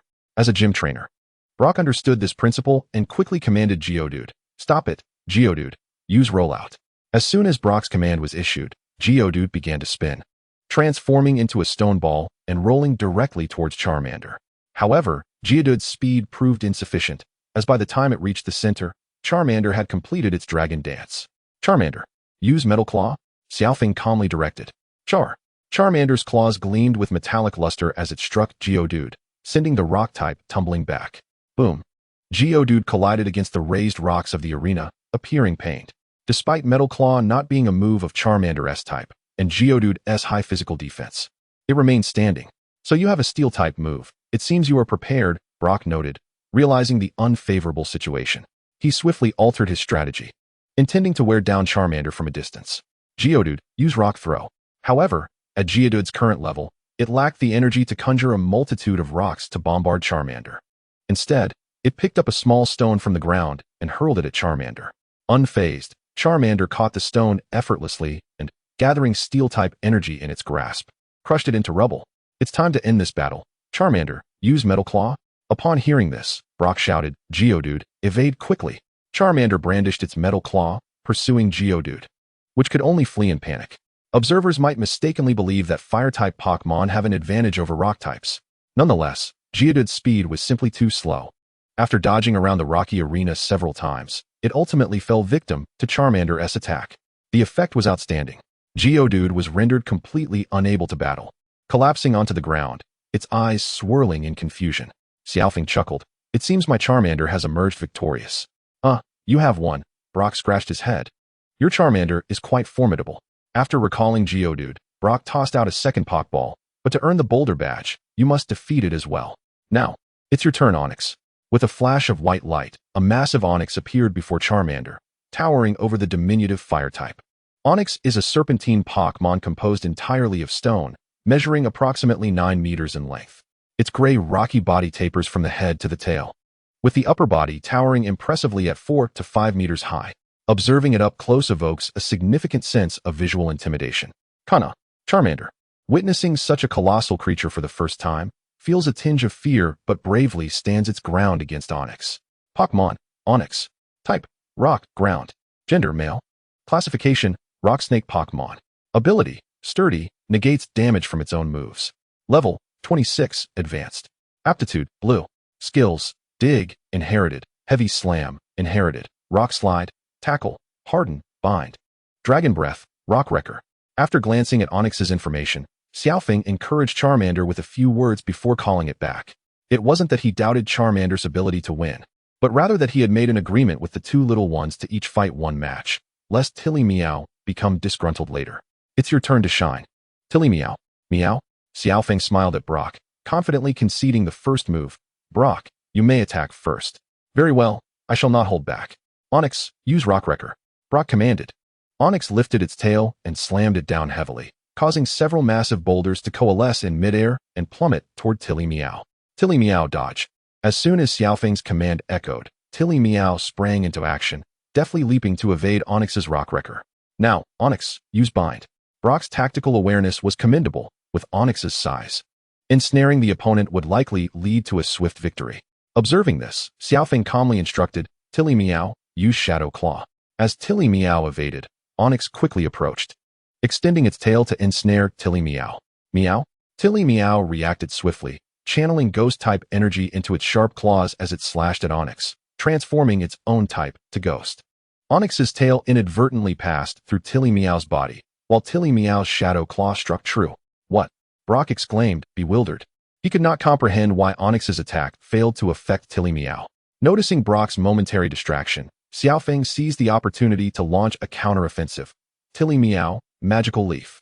Given that Onyx possessed a formidable physical defense of 160, Xiaofeng wisely opted for a special attack, knowing Tilly Meow's shadow claw had not inflicted substantial damage. Meow. With a flourish, Tilly Meow whipped its flower bud, releasing a multitude of luminous green crescent-shaped leaves. Brock, regaining his focus, shouted, Onyx, quickly used Dig to evade. But it was too late. At such close range, the magical leaf enveloped Onyx's massive form in an instant. This attack, being super effective, produced a thunderous crash as Onyx collapsed, completely incapacitated. What an exhilarating battle. It's hard to believe you are merely a novice trainer. Applause erupted as Brock recalled Onyx into its Pokeball and approached Xiaofeng, producing an octagonal stone-like badge. I accept my defeat wholeheartedly. This is proof of your victory over me, the gray badge. Please accept it. Thank you. I shall accept it, Xiaofeng replied, taking the badge and placing it into his badge case. He then commended the combatants for their excellent performance, expressing gratitude to Tilly Meow and Charmander for their efforts. Meow? Kana. Both little ones were elated after the victory. As they were still unfamiliar with one another, Xiaofeng decided to take his leave. Brock, I shall take my leave now. Until we meet again. All right, goodbye. I look forward to witnessing your performance at the Indigo conference. I believe you will achieve commendable results. Brock generously offered praise. Thank you. I will strive to do my best. After departing from the Nibi Gym, Xiaofeng returned to the Pokmon Center to recuperate. The following morning, after a night of rest, Xiaofeng and his 3 Pokmon finished breakfast and were about to leave the center when they unexpectedly encountered 2 familiar faces in the dining area, Ash and Misty, who appeared to be embroiled in a heated debate. I can't believe you think you can win. The trainers at the gym are nothing like the ordinary trainers you meet on the road. They are incredibly strong. If you were to ask for my help, I might consider it, Misty asserted. I don't need your help, Ash replied confidently after breakfast. I'm going to challenge the Nibi Gym and show you my true strength. Is that so? Well, good luck. You absolutely won't be able to defeat Brock of Nibi City. With that, Misty stormed off in a huff. Hey, Misty, you haven't paid for your meal. Hearing their conversation, Xiaofeng pieced together the situation and approached, waving a greeting. Isn't that Ash? You've come to Nibi City too. Recognizing the familiar voice, Ash turned around. Xiaofeng, it's you. He then noticed the 2 little Pokemon beside him, instinctively pulling out his Pokédex to scan Tilly Meow, inquiring, Xiaofeng, is this your newly captured Pokemon? Pokédex, beep. No data available. There are still Pokemon unknown to humanity in this world. This is Tilly Meow, the evolved form of New Leaf Meow. The reason the Pokédex lacks information is that Professor Oak's version only catalogs Pokemon from the Kanto region. Knowing your academic struggles, couldn't you at least take a moment to read? Xiaofeng remarked. Despite Tilly Meow standing upright, it was not beyond recognition. Understanding dawned on Ash as he nodded. Oh, I see. It's that New Leaf Meow. Meow huh? Tilly Meow sighed, wearing a look of exasperation. Anyway, Xiaofeng, I'm heading to challenge the Nibi Gym now. Would you like to join me? Ash asked. Xiaofeng waved his hand, displaying the gray badge he had just acquired. No, I already won the badge yesterday. What? You've already obtained your first badge? Ash exclaimed. I can't fall too far behind you. I'm heading to the Nibi Gym. With renewed determination, Ash quickly collected Pikachu and his other Pokemon from Nurse Joy and bid farewell to Xiaofeng, eager to rush to the Nibi Gym. Good luck. Xiaofeng waved. After leaving the Pokemon Center and bidding farewell to Ash, Xiaofeng did not immediately set off for the next city. Instead, he decided to explore Nibi City, taking in the unique character of this rocky locale. Knowing he couldn't miss the Nibi Science Museum, which is renowned alongside the Nibi Gym, Xiaofeng made his way there. Located in the northwest of Nibi City, it is one of the area's famous attractions, showcasing historical relics, including fossils and models of space shuttles. As he strolled down the street, a grand museum came into view. After paying the 50 league coins admission fee at the front desk, Xiaofeng entered with his 2 companions. Arriving at the main hall filled with fossil exhibitions, particularly captivated by the fossilized skeletons of a pterodactyl and a kabutops. Intrigued, Xiaofeng and his little companions drew closer to examine them. Although these fossil Pokemon were declared extinct, he understood they were not truly gone, but merely slumbering in hidden corners of the world, awaiting rediscovery by humanity. Moreover, with the impending success of fossil restoration technology, these ancient Pokmon would soon be revived as living creatures once again. Soon after, Xiaofeng encountered fossils of both Ammonite and Omastar. Like the fossil pterosaurs and the Scyther helm, these are ancient Pokmon fossils commonly found in the Kanto region. Fossils embody romance. They encapsulate records of the primordial world spanning tens of thousands, even millions of years, steeped in a sense of romance. Young one, are you also intrigued by fossils? Just then, a resounding voice echoed from behind them. Xiaofeng turned to see a robust man with a bushy beard approaching. Sir, may I ask who you are? I am the curator of this scientific museum. The man introduced himself warmly. This here is a fossil of a Pokmon known as the ancient winged insect. The ancient winged insect? Xiaofeng recalled it to be a relatively common ancient Pokmon fossil from the Hoenn region. It is speculated that the ancient winged insect once dwelled beneath the sea. Under the curator's guidance, Xiaofeng absorbed a wealth of knowledge and tales about fossils. Eventually, they arrived at the second floor of the museum, which differed from the first. This floor was devoted to a space exhibition featuring models of space shuttles, meteorites that had fallen on the moon's surface, and moonstones. Xiaofeng and his two companions meandered leisurely around the museum a few times before departing, deeming this excursion worthwhile. Chapter 24, Moonview Mountain. Before departing from Nibi City, Xiaofeng needed to replenish his supplies. Thus, he arrived at the final stop in Nibi City, the friendly shop. Although Nibi City's economy was not as prosperous as that of the previous Tokiwa City, basic provisions were assured. He needed to procure supplies sufficient for a month, including various berries, medicines, ingredients, and moo milk. The moo milk was initially intended for his Charmander, but its delightful taste proved irresistible, leading both Xiaofeng and Tiri Meow to indulge. Consequently, a month's supply was consumed in less than 2 weeks by the trio. While it was a bit pricey, the effects were indeed remarkable. Charmander had already grown to 0.75 meters, and the future of Charizard looked promising. Xiaofeng also purchased a training set for his future Milotic, and new weight equipment for Tiri Meow since she had evolved. This shopping spree cost him over 400,000 Alliance coins, yet it was a necessary investment. Although it wasn't to say that he couldn't strengthen his Pokmon without these items, the pace of improvement would undeniably slow significantly. Upon exiting the friendly shop and glancing at his bank balance, which had dwindled to below 30,000, Xiaofeng couldn't help but smile wryly. Tiri Meow Charmander. We're out of funds. Meow ha. Kana. Understanding Xiaofeng's sentiment, Tiri Meow and Charmander sighed in unison. However, they were merely Pokmon. What could they do? Even if they exerted their strength, construction sites had no need for a couple of them. You know, traveling like Ash surely wouldn't cost much. After all, before Brock joined the team, Ash consumed whatever Pokmon he fed, rarely engaged in training, and merely participated in a couple of battles against passers-by daily. What expenses could there be? But what was the cost of such an approach? It resulted in being eliminated in the top 16 or 8 of the league tournament. Without Ash's luck, he might not even gather all 8 badges. Moreover, leveling up Pokmon would be exceedingly slow. Xiaofeng had seen Ash's Pikachu's information that morning, and it had yet to reach an advanced level. He recalled Pikachu being level 18 during his time in Tokiwa City, while it had only reached level 20 now. Sometimes, he envied Shigeru, the rich second-generation heir. It was time to earn some money. However, taking on commissions was out of the question for now. With the last of his funds, he purchased some excavation equipment and set off toward Moonview Mountain with his 2 companions. Moonview Mountain is a prominent mountain located in the northern Kanto region, nestled between Nibi City and Hualon City. It is renowned for its wild Clefairy and frequent meteor showers. It is said that meteorites that fall here transform into moonstones, and fossils can also be excavated. Therefore, aside from trainers, many rock enthusiasts come to this site in search of treasures. Moonview Mountain is challenging to traverse, and taking the tunnel is the quickest route from Nibi City to Hualon City. After a half-hour walk, Xiaofeng reached the entrance of Moonview Mountain. Looking up at the continuous mountain range before him, he realized that Moonview Mountain was indeed quite expansive. Along the mountain path, he encountered numerous trainers eager for a challenge. By the time he reached the halfway point, he had engaged in over 10 battles. After several encounters, Xiaofeng noted that the trainers on Moonview Mountain were considerably stronger than those he had faced in the Tokiwa Forest. However, this was understandable, as the trainers encountered on the outskirts of Tokiwa Forest were mostly bug-catching youths and shorts-clad boys, whereas the majority on Moonview Mountain were seasoned climbers, their age evident. Pokmon, Donphan. Type, ground. Ability, Sand Veil. Increases evasion during sandstorms. Level 35 Elite. Qualification Green. Skills An impressive Donphan. Donphan, use Rapid Spin. Commanded a mountain climber. Donphan opened its mouth, unleashing a barrage of star-shaped energy attacks that shot towards Tiri Meow like bullets. Shadow Claw, Xiaofeng exclaimed.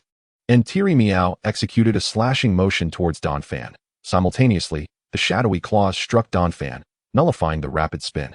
Magical Leaf. Tiri Meow's magical leaf struck precisely. With a cry of defeat, Donphan collapsed, its eyes swirling. Incredible. To possess such strength as a novice trainer.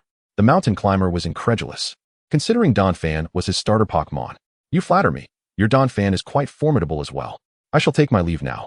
After dispatching another challenger, Xiaofeng ventured deeper into the less trodden areas of Moonview Mountain, for his goal was treasure hunting, and precious finds would hardly be present in bustling locales. Xiaofeng, flashlight in hand, entered a dark cave with his two companions. They had been exploring Moonview Mountain for over 3 hours. Charmander had just dispatched a small Geodude it accidentally stepped on. This Pokmon, composed entirely of rock, enjoys inhabiting mountain paths or caves, and it's said that a bored scholar once counted over 100 along a single path. Xiaofeng couldn't recall how many he had stepped on during his journey thus far. However, he presumed that there would be none deeper inside. As the cave's humidity exceeded what Geodude would find comfortable, the trio continued their exploration. Meowha. Hearing Tiri Meow's alert, Xiaofeng realized they had reached the cave's end. Adjusting his flashlight to its brightest setting, the light illuminated the dim, damp cave, revealing corners overrun with tree roots. Surrounding the roots were numerous mushrooms of varying sizes. This was a rare type of mushroom, holding considerable popularity among enthusiasts. Fantastic. I didn't expect such a swift reward. Xiaofeng felt fortunate, believing he must have received a stroke of luck from witnessing Ho-Oh. Tiri Meow, Charmander, let us carefully pack these mushrooms. Be cautious not to break them while gathering. Meowha. Kana. In response, Tiri Meow and Charmander nodded earnestly. Subsequently, the trio delicately harvested the mushrooms, and after an hour's diligent effort, they finally collected all the mushrooms within the cave. Well done, everyone. Let us celebrate. Cheers. With a bountiful harvest, Xiaofeng was in high spirits, affectionately ruffling Tiri Meow's and Charmander's heads before producing 3 bottles of Moo Moo milk. Meow Hakana. Tiri Meow and Charmander proudly thumped their chests before gratefully accepting the Moo Moo milk, savoring every drop with delight.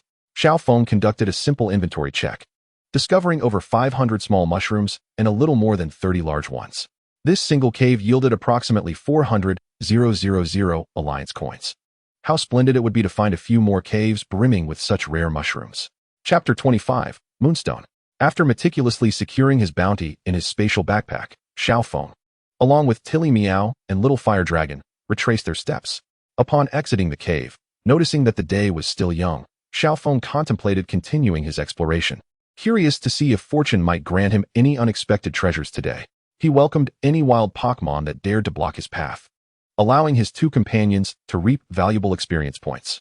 Xiaofeng currently found himself on the outskirts of Moonview Mountain, where the residing Pokmon primarily range from initial to advanced levels, with only a scant few elite specimens. As he ventured deeper, the wild Pokmon grew stronger.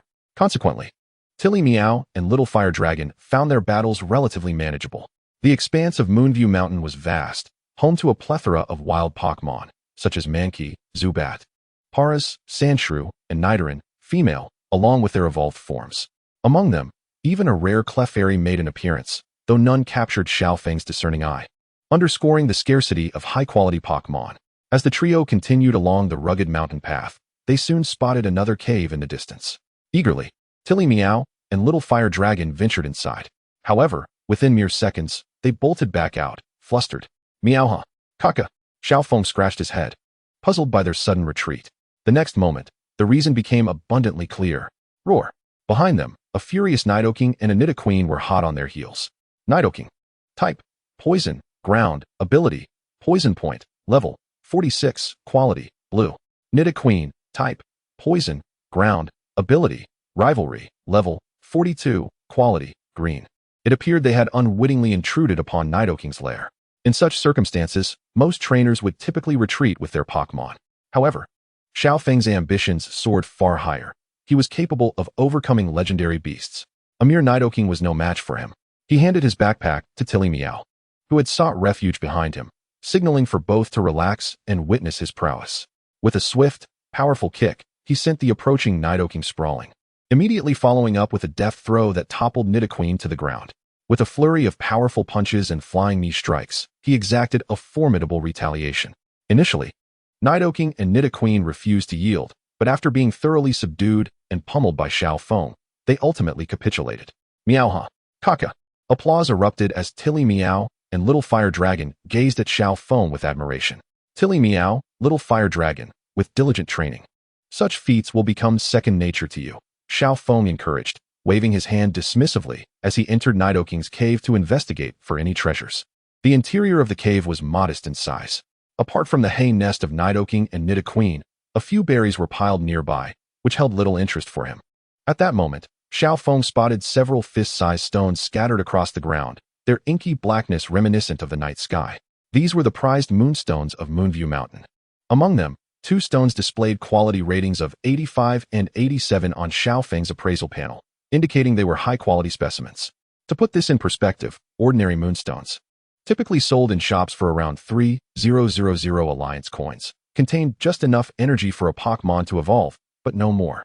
Higher quality evolution stones, however, possessed greater energy, allowing Pokmon to not only evolve, but also gain levels and enhance their qualities. While high-quality moonstones weren't exorbitantly priced, they were still quite valuable, fetching between 300,000 to 500,000 Alliance coins each. Among all evolution stones, Firestones commanded the highest prices, often several times more than their counterparts of similar quality. After all, both Vulpix and Growlithe required Firestones for evolution, with Ninetales and Arcanine each representing elegance and strength, making them favorites among trainers and affluent individuals alike. Nidoking and Nidoqueen had evolved using moonstones, and it was no surprise to find them in their cave. I shall take these 2 moonstones as compensation for frightening Tilly Meow and Little Fire Dragon. Is that agreeable? Luo Feng remarked with a grin, his tone leaving no room for refusal. Nidoking, albeit reluctantly, nodded in acceptance, his inner turmoil unnoticed by anyone. After all, it was they who had intruded upon his home first. Very well, I shall assist you in your healing, and from this day forth, we shall be friends, Luo Feng declared cheerfully, treating Nidoking and Nidoqueen before bidding them farewell. Despite Nidoking's commendable quality and level, he recognized that this particular specimen had already reached maturity. Even with substantial resources poured into training, advancement would be sluggish, likely making it challenging to break through to gym-level status. Thus, Luo Feng had no intentions of capturing it. As time slipped away, dusk descended quietly. Observing this, he sought a clearing by the riverside to set up camp for the night, releasing his Magikarp in the process. Tilly Meow and Little Fire Dragon, displaying an unspoken understanding, busied themselves gathering firewood. After erecting the camping tent, Luo Feng began preparing dinner. Rumor had it that the spring water of Moonview Mountain was exceptionally sweet, so he decided to start by boiling a pot of fragrant rice. He then retrieved fresh vegetables, corn, potatoes, and tofu to stir-fry a few dishes, followed by simmering a soft corn chowder. Lastly, he heated fresh moo milk, creating a delightful, sweet beverage to accompany the energy cubes for his 3 companions. Before long, a nutritious dinner was ready. Satisfied with his efforts, Luo Feng nodded approvingly. All right, let's eat. Meowha. Kaka. Tilly Meow and Little Fire Dragon eagerly accepted their bowls, sitting at the small dining table, their tails swaying joyfully as they devoured the energy cubes. Though human food provided minimal energy for Pokmon, both enjoyed it immensely, and Luo Feng naturally prepared an extra portion for them. He also didn't forget to release the Magikarp, crushing a few energy cubes and gently tossing them into the river. Recalling that beauty could be enhanced through the use of sour-tasting berries to create Pok blocks or energy cubes, he decided to give it a try. Knowing he had nothing to lose. Puffing up the corn chowder, Luo Feng took a sip, savoring the taste. Not bad. His culinary skills had indeed improved since embarking on this journey, and he nodded in satisfaction. Observing Tilly Meow and Little Fire Dragon relishing their meal brought a smile to his face. After feasting, it was time to commence their routine physical training. Specifically the Saitama workout. He first organized swimming drills for Magikarp, then led Tilly Meow and Little Fire Dragon through their daily training. After a brief rest, they proceeded to learn new skills. Thunder Punch. Type, Electric. Category, Physical. Power, 75. Accuracy, 100. Attacking the opponent with a fist charged with electricity may occasionally leave them in a state of paralysis. This time, Luo Feng has assigned Thunder Punch to Tilly Meow and Little Fire Dragon. Once Little Fire Dragon masters it, he will be able to effectively counter Water-type Pokemon. This is not specifically to tackle the Hualan Gym, as it is reported to be the lowest-ranked gym in the Kanto region, where the badge is said to be practically given away without effort. He has not prioritized it. Meanwhile, Cho-Cho Fish continues to practice guarding. But despite several days of effort, it has yet to master the technique. In the Hoenn region, Cho-Cho Fish is also referred to as the clumsy fish. Not only does it lack beauty, but it is also somewhat inept. Perhaps a true transformation will only occur upon its evolution. Around 10 o'clock that night, after sharing a midnight snack with the three little ones, Xiaofeng proceeded to massage and care for them before resting. The night passed without incident. The following morning, after finishing breakfast and completing their usual training, Xiaofeng and his companions delved deeper into the Moonview Mountain for exploration. Tilly Meow, Little Fire Dragon, let us dig. Meowha, Kana. They found a secluded valley and joined the excavation team. After all, they had purchased the digging equipment. It would be a waste not to utilize it. It was exhausting, and the efficiency was lacking. A solution was needed. Xiaofeng sat down and let out a long sigh. After over 2 hours of hard work, they had only unearthed 2 fragments of star pieces. If only he could recruit the Team Rocket trio to construct an excavation robot for him. Honestly, despite their impressive skills, the 3 of them had fallen to the point of barely being able to afford food. Truly, a chance encounter with a mischievous spirit can lead to a lifetime of misfortune. At that moment, a small group led by a Diglett passed before them. An idea struck Xiaofeng, and he waved. Diglett, we're hiring. Meals and wages provided. After some haggling, Xiaofeng transitioned from a laborer to a contractor. With this team of professional excavators, Xiaofeng's gains skyrocketed. Thus, from the next day onward, he embarked on a cyclical life of earning and leveling up. 1 week later, beneath the bright moonlight, Cho-Cho Fish in the creek seemed to understand that tonight was a momentous occasion for it. Upon seeing Xiaofeng approach, it swam over excitedly, opening and closing its mouth in jubilant anticipation. Perhaps it was the influence of the energy cube made from sour tree fruits. Or maybe Cho-Cho Fish had grown more confident. It indeed appeared much more attractive at that moment. Yes, it was time for evolution. Cho-Cho Fish. It's about to evolve, Xiaofeng whispered softly. With a splash, Cho-Cho Fish joyfully thrashed about, sending droplets of water flying. After a while, under Xiaofeng's calming presence, its excitement settled down. The exquisite, beautiful scales combined with Cho-Cho Fish's newfound allure should enhance its potential, shouldn't it? Although it is indeed possible for Pokmon's potential to improve, Xiaofeng knew that the higher the potential, the more challenging it became to elevate it further.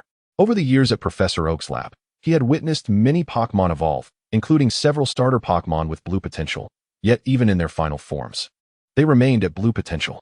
It was clear how difficult it was to enhance one's potential. With the right tools, however, such as the power of Tokiwa, it becomes manageable. Xiaofeng let out a deep breath, calming his own excited heart. He then retrieved a beautifully radiant, iridescent scale from his backpack and gently placed it on Cho-Cho Fish's forehead. Moments later, a dazzling white light enveloped Cho-Cho Fish, illuminating the entire creek as if it were draped in white silk. Under the embrace of the evolution light, Cho-Cho Fish's body began to undergo remarkable changes, swiftly elongating and transforming into another life form.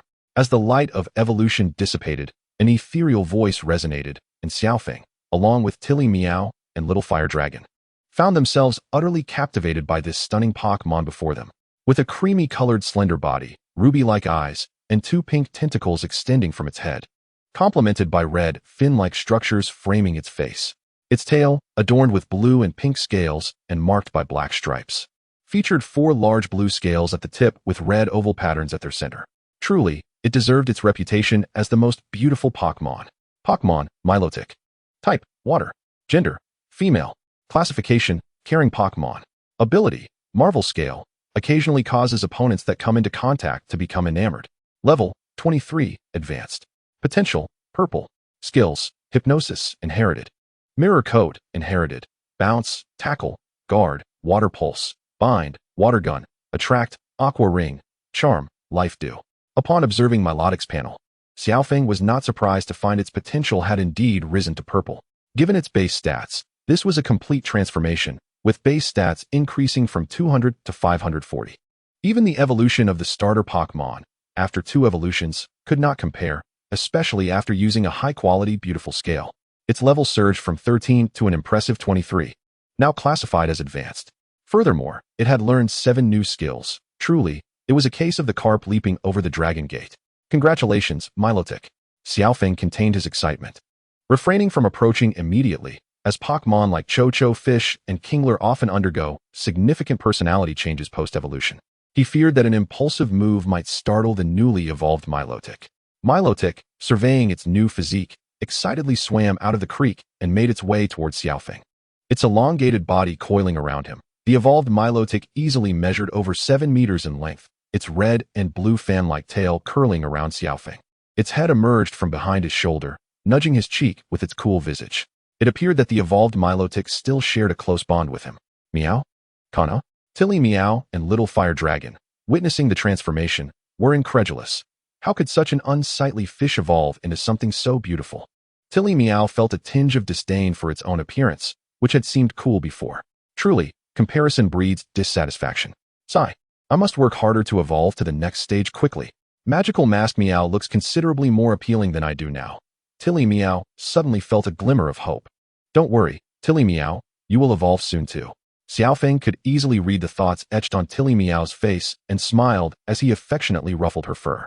Little Fire Dragon, on the other hand, had no such concerns. Carrying a Everstone, it simply needed to follow Xiaofeng's guidance. Chapter 27, Hualan City. Time passed swiftly. Like a fleeting moment. A week had passed since Milotic's evolution, and Xiaofeng's life had not undergone significant changes. His mornings remained filled with routine physical training, followed by directing his excavation team to commence work in designated areas, and then exploring nearby regions with Tilly Meow and the others for leveling up. He would later return to check on the excavation findings from the Diglett group, and in the evenings, he would learn new skills. This was his consistent rhythm. One day, after spending over half a month on Moonview Mountain and with food supplies dwindling, Xiaofeng decided it was time to head to Hualan City. However, reflecting on the bountiful gains he had made during this time filled him with joy, and it was also time to bid farewell to his employees. Diglett, we are leaving. Starting tomorrow, you will no longer need to assist me with excavation. The Diglett and Diglets, happily munching on the energy cube Xiaofeng had provided, suddenly froze in their tracks. What? Are they being let go? The Diglett and Diglets gazed at Xiaofeng in disbelief, tears welling up in their eyes. Since taking up employment with Xiaofeng, their clan has not only savored the delectable energy cubes, but also experienced a remarkable elevation in their overall levels. Furthermore, they have the opportunity to acquire new skills here. And now they yearn to work diligently every day. Alas, we cannot remain in Moonview Mountain indefinitely. Xiaofeng, too, feels a tinge of reluctance. For such exemplary workers are indeed hard to come by. Gently patting their heads, he produced some energy cubes along with a skill disc for Metal Claw, offering them as severance pay. Truly, he is a commendable employer. All right, these are for you. With the energy cubes and skill disc in their possession, King Panchon and the Panchon mice departed with a heavy heart. As the saying goes, all gatherings must eventually disperse. After bidding farewell to King Panchon and the Panchon mice, Xiaofeng sought out a tunnel and traversed through the complex passages of Moonview Mountain with haste. Few at long last, he emerged. Meow, snap. After several hours of navigating the intricate tunnels, upon spotting the signpost at the fork ahead, Xiaofeng realized he had entered the territory of Hualan City. However, as night had fallen, he would not arrive today. Thus, he found a suitable spot to establish camp and rest. After satisfying his hunger and thirst, Xiaofeng unusually granted himself and his Pokmon a day off. Sitting by the campfire, he reflected on the fruits of his labor over the past half-month in Moonview Mountain. Firstly, concerning moonstones, the exquisite ones were far too rare to unearth. He had acquired 3 high-quality ones, 7 medium quality, and 12 ordinary ones, anticipating an income of 1.5 million. The rare big mushrooms brought in 900,000, while various collected herbs and honey amounted to 800,000. The excavated star sand, star fragments, golden pearls, and hardstones contributed 1.3 million. The rare berries he harvested were reserved for personal use, meaning he had earned approximately 4.5 million in total during these days. Therefore, tomorrow, by selling the spoils from Moonview Mountain, he would not have to fret over finances for a considerable time. He might even procure some advanced resources for Tilly Meow and the others. After all, upon entering the elite level, leveling up had indeed become considerably slower than before. In fact, Xiaofeng could also capture Pokmon with decent potential to sell, as powerful and high-quality Pokmon are quite scarce and often fetch a handsome sum. He had the ability to assess their potential, making it entirely feasible to double his income. Yet, he had yet to take action. The breeding houses merely provided transactions for Pokmon and Pokmon eggs, as the proportion of formal trainers among the population is low, and non-trainers wishing to raise certain specific Pokmon must purchase them from breeding houses or place commissions on the Alliance's official website. However, there was no need to worry about these Pokmon, for generally speaking, most trainers and their Pokmon share a cooperative relationship. You provide me with resources to grow stronger, and I assist you in competitions. Moreover, Pokmon are significantly more powerful than humans. Should they be treated poorly, they would simply leave, and it would be fortunate if they did not retaliate. The exchange of Pokmon between trainers is quite common. In the anime, Ash has also exchanged Pokmon with others, and there have even been exchange fairs. Thus, ordinary trainers often do not possess deep bonds with their Pokmon. Over the past half-month of training and battling with the wild Pokmon of Moonview Mountain, the 3 Pokmon in his team have shown substantial growth. First, Tilly Meow has steadily increased in strength, now on the verge of evolution, poised to transform into a magical masquerade Meow with just the right opportunity. Simultaneously, it has learned 3 new skills: Thunder Punch, Grassy Terrain, and Grassy Glide. Charmander has also ascended to the elite level, having comprehended the skill Terrifying Face due to his level increase, and has learned both Thunder Punch and Brick Break. He has grown to a height of 0.85 meters. However, he has reached a saturation point, and it is nearly time for him to evolve. Lastly, Milotic has thrived in Moonview Mountain, where the majority of Pokmon are rock and ground types, providing an advantageous training environment for the water-type Milotic, resulting in significant strength enhancement.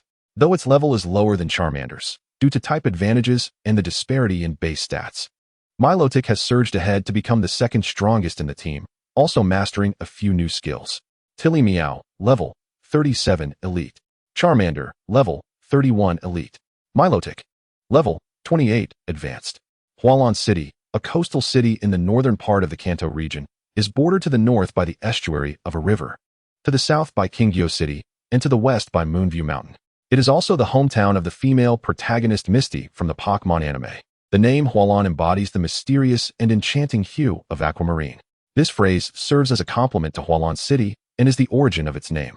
Surrounded by waterways, with gentle flowing streams and flourishing flowers, it is a beautiful town boasting a water-type gym and abundant water resources.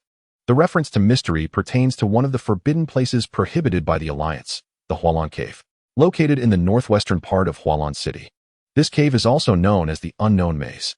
Due to its damp and dark environment, Hualan Cave is home to a wide variety of Pokmon, all of which possess abilities significantly above average, typically exceeding level 40, to survive in such an inhospitable habitat. Thus, only trainers who have challenged the Pokmon League at the Quartz Plateau and emerged victorious are qualified to enter. After all, for ordinary trainers, entering the cave would be tantamount to seeking their own demise.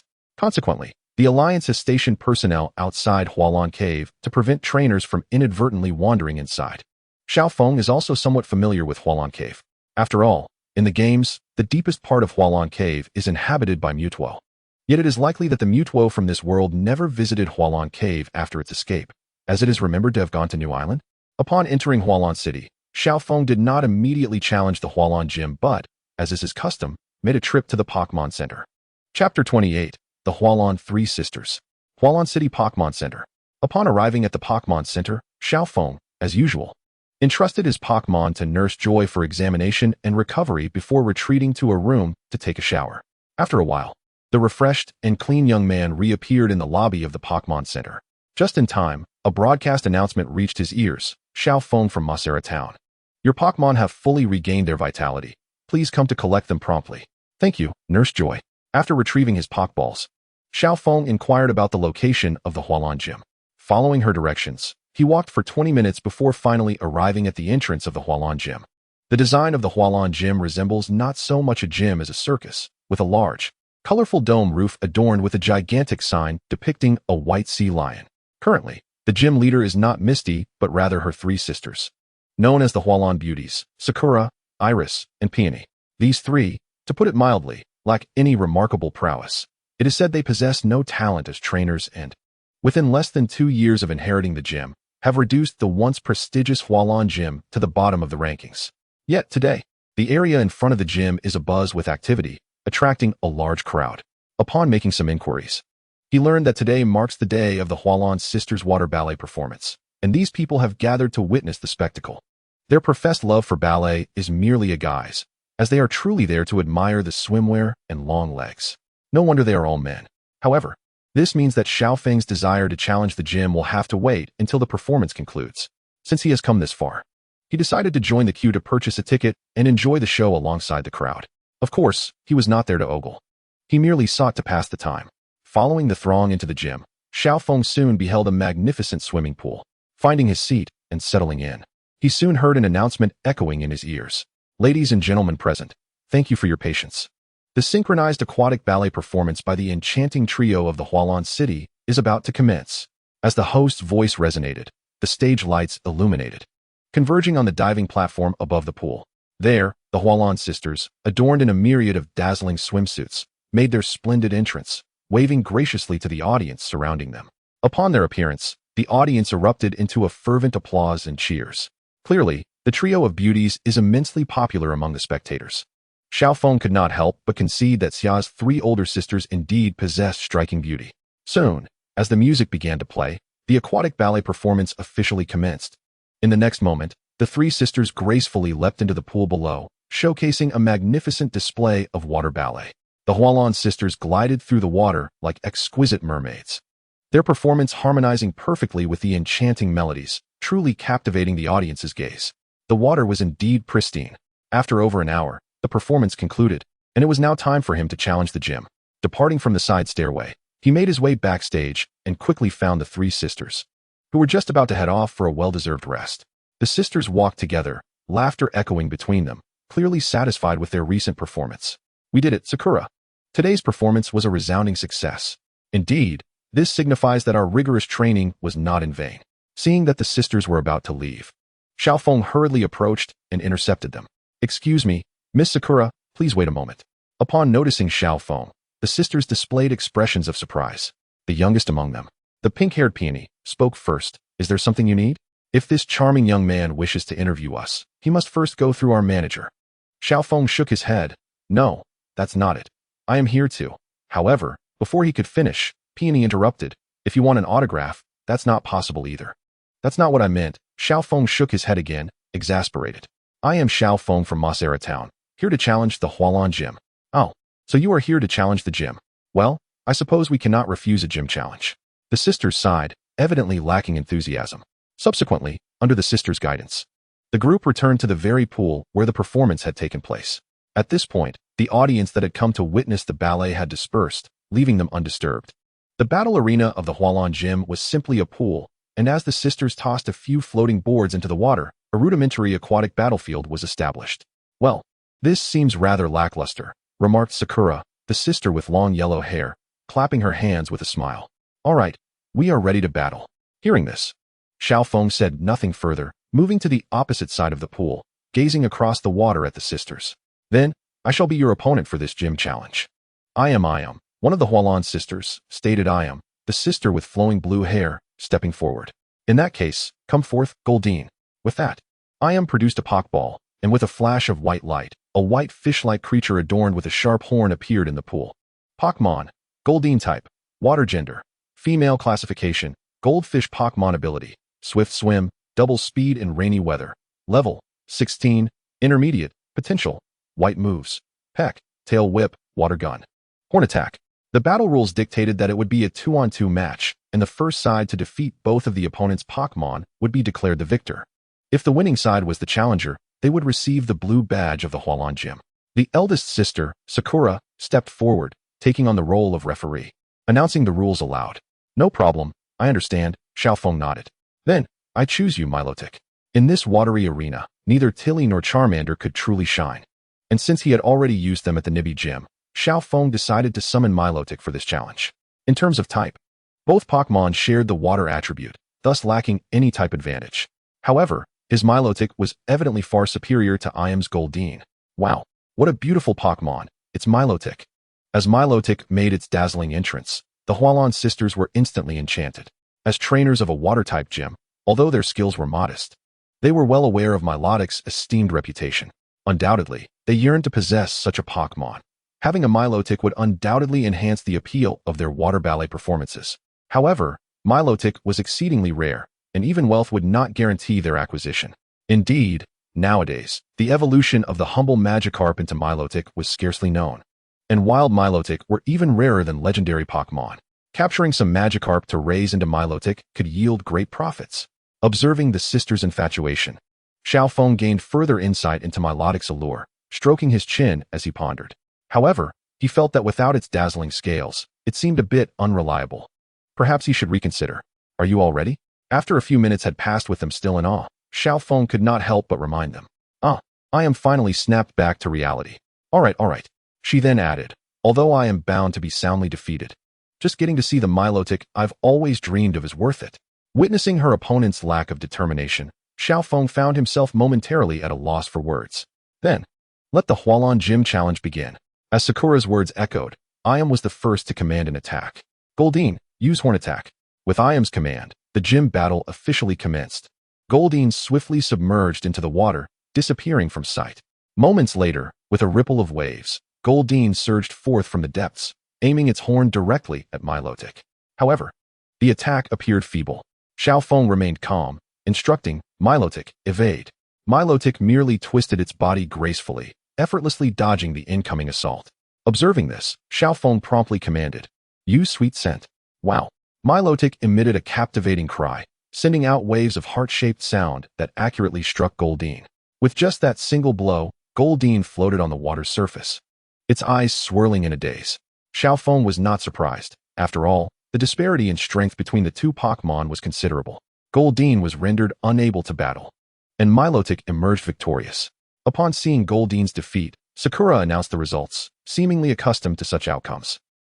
We lost yet again. Iam sighed with resignation, recalling Goldeen into its Pokeball. Following this, she sent out her second Pokemon. Now, I entrust you, Celio. With Iam tossing out another Pokeball, a flash of white light materialized, revealing a Pokemon with a prominent forehead, upward curving tusks, and a tail split into two, appearing in the pool. Pokemon, Celio type, water gender, male classification, sea lion Pokemon ability, thick fat, halves damage taken from fire type and ice type moves due to its thick layer of fat. Level, 23, advanced, potential, green moves, headbutt, growl, icy wind, ice shard, sleep. Xiao Feng assessed Celio. It was an undeniably adorable Pokemon, albeit appearing somewhat lethargic. A fleeting thought crossed his mind. He remembered that Celio thrived in icy environments, becoming more invigorated in colder conditions. That explains its current lethargy. Milotic, continue the battle. Xiao Feng chose not to switch Pokemon. As the two Pokemon stood ready, the referee, Sakura, announced the resumption of the match. Iris promptly commanded, Celio, use Ice Shard. In an instant, Celio unleashed a flurry of small ice shards from its mouth, swiftly launching them toward Milotic. True to the nature of a priority move, the speed was indeed remarkable. Before Xiao Feng could issue a command to evade, the shards had already struck Milotic. However, the damage was negligible, as the water-type Milotic effectively resisted the ice-type assault, feeling little impact. Milotic, use Hypnosis. With a soft sound, Milotic quickly executed the Hypnosis move, its eyes shimmering with an enchanting light, casting a spell of drowsiness upon Celio. Observing this, Iris called out urgently, Celio, dive into the water to evade.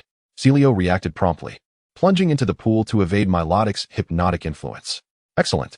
Celio, use Headbutt. With Iris's command, Celio surged through the water at remarkable speed, heading straight for Milotic.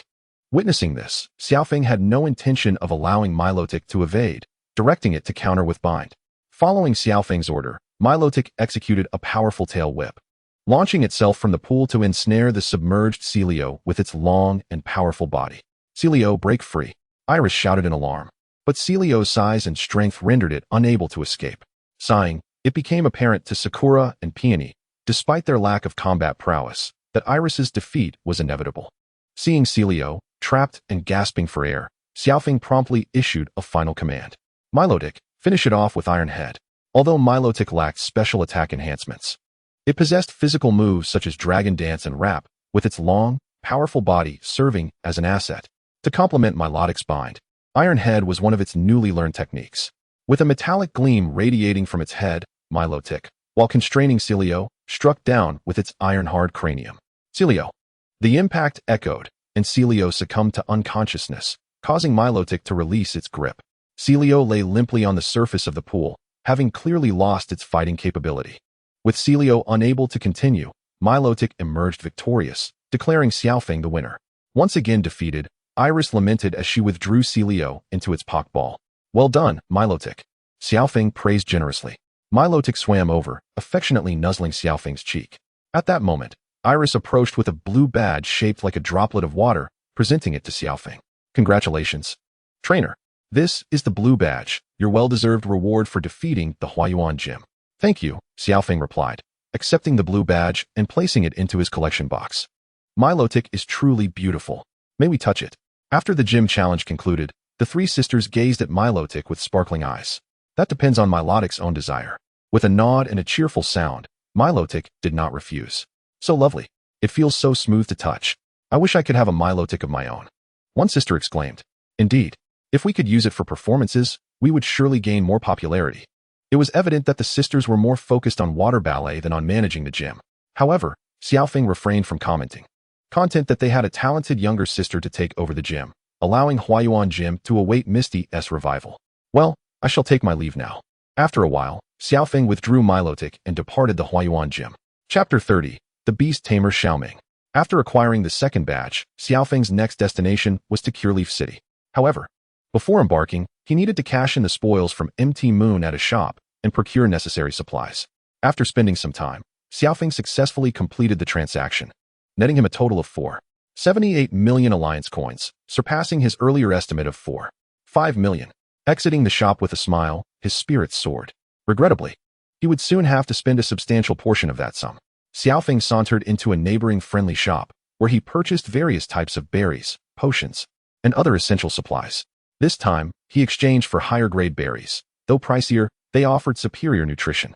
He also allocated a set of nutritional potions for each of his 3 Pokemon, designed to moderately enhance their various attributes.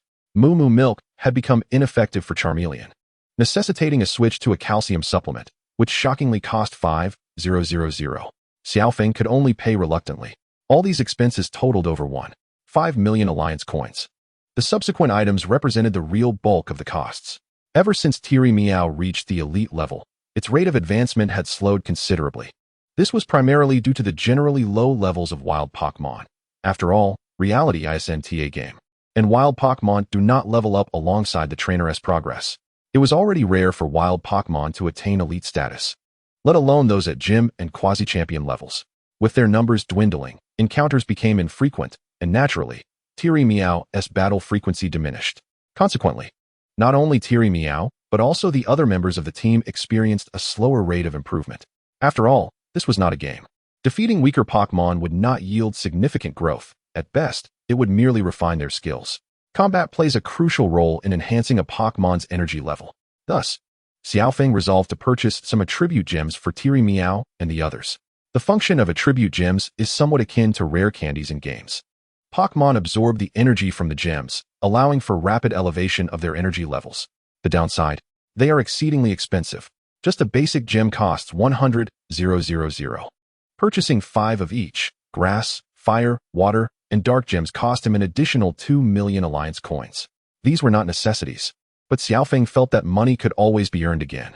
Having received close to 4.8 million just this morning, within a mere 2 hours, he was left with less than 1.3 million. While Tiri Meow could still grow stronger without these gems, the rate of progress would undeniably lag significantly. Indeed, nurturing Pokemon is a costly endeavor. After completing his purchases, Xiaofeng sought out a nearby restaurant for lunch before setting off once more, in pursuit of the third badge. His next destination was the Cureleaf Gym. Although the nearest city to Huayuan City was Jinhuang City, the gym leader, Naji, was formidable, and defeat would result in being turned into a doll. While Xiaofeng was confident in his combat abilities, Naji was no ordinary individual, but a human endowed with potent psychic powers. As depicted in the anime, psychic abilities are notoriously overpowered. Consequently, he felt the need to bolster his strength before confronting her, ensuring he was well prepared. Moreover, traveling to Jinhuang City only to head to Cureleaf City, which in turn would require passing through Jinhuang City again, made it more convenient to directly proceed to Cureleaf City. With his destination chosen, Xiaofeng continued on his journey. Outskirts of Huayuan City. Perhaps due to Huayuan City being a popular tourist destination or simply a novice village, Xiaofeng encountered many trainers in the vicinity. Naturally, Various Pokemon trainers challenged him. Grateful for the fortuitous opportunities for experience, Xiaofeng eagerly accepted. Unfortunately, he had overestimated these challengers. After battling through over 20 encounters, he had yet to face a single Pokemon exceeding level 15. His trio dispatched them all with a single move. Marl, use Water Gun. A young girl clad in a mini-skirt animatedly commanded her Pokemon. Xiaofeng, composed as ever, instructed, Charmeleon, evade, and then unleash Thunder Punch. Upon hearing the command, Marl unleashed a powerful jet of water from its mouth, aimed directly at Charmeleon. However, Charmeleon deftly dodged the attack with its serpentine agility. Immediately after, with a fist crackling with electricity, it ended the battle with another decisive blow. The young girl, witnessing Xiaofeng's effortless victory, recalled Marl with a look of admiration and exclaimed, "Wow, you are truly amazing. Keep working hard, and you too will grow stronger." Xiaofeng smiled and offered a few encouraging words in return. Yes, yes.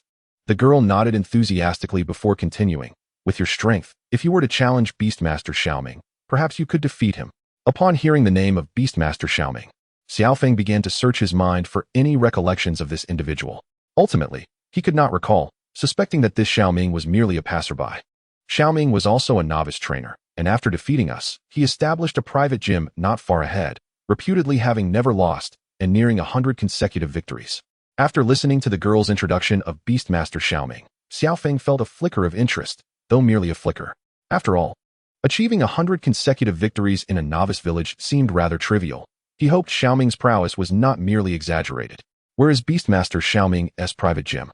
Just follow this path straight ahead, and you will see it, the girl directed. After confirming the location of Xiaoming's gym, Xiaofeng proceeded in the direction indicated by the girl. Before long, he arrived at the spot she described.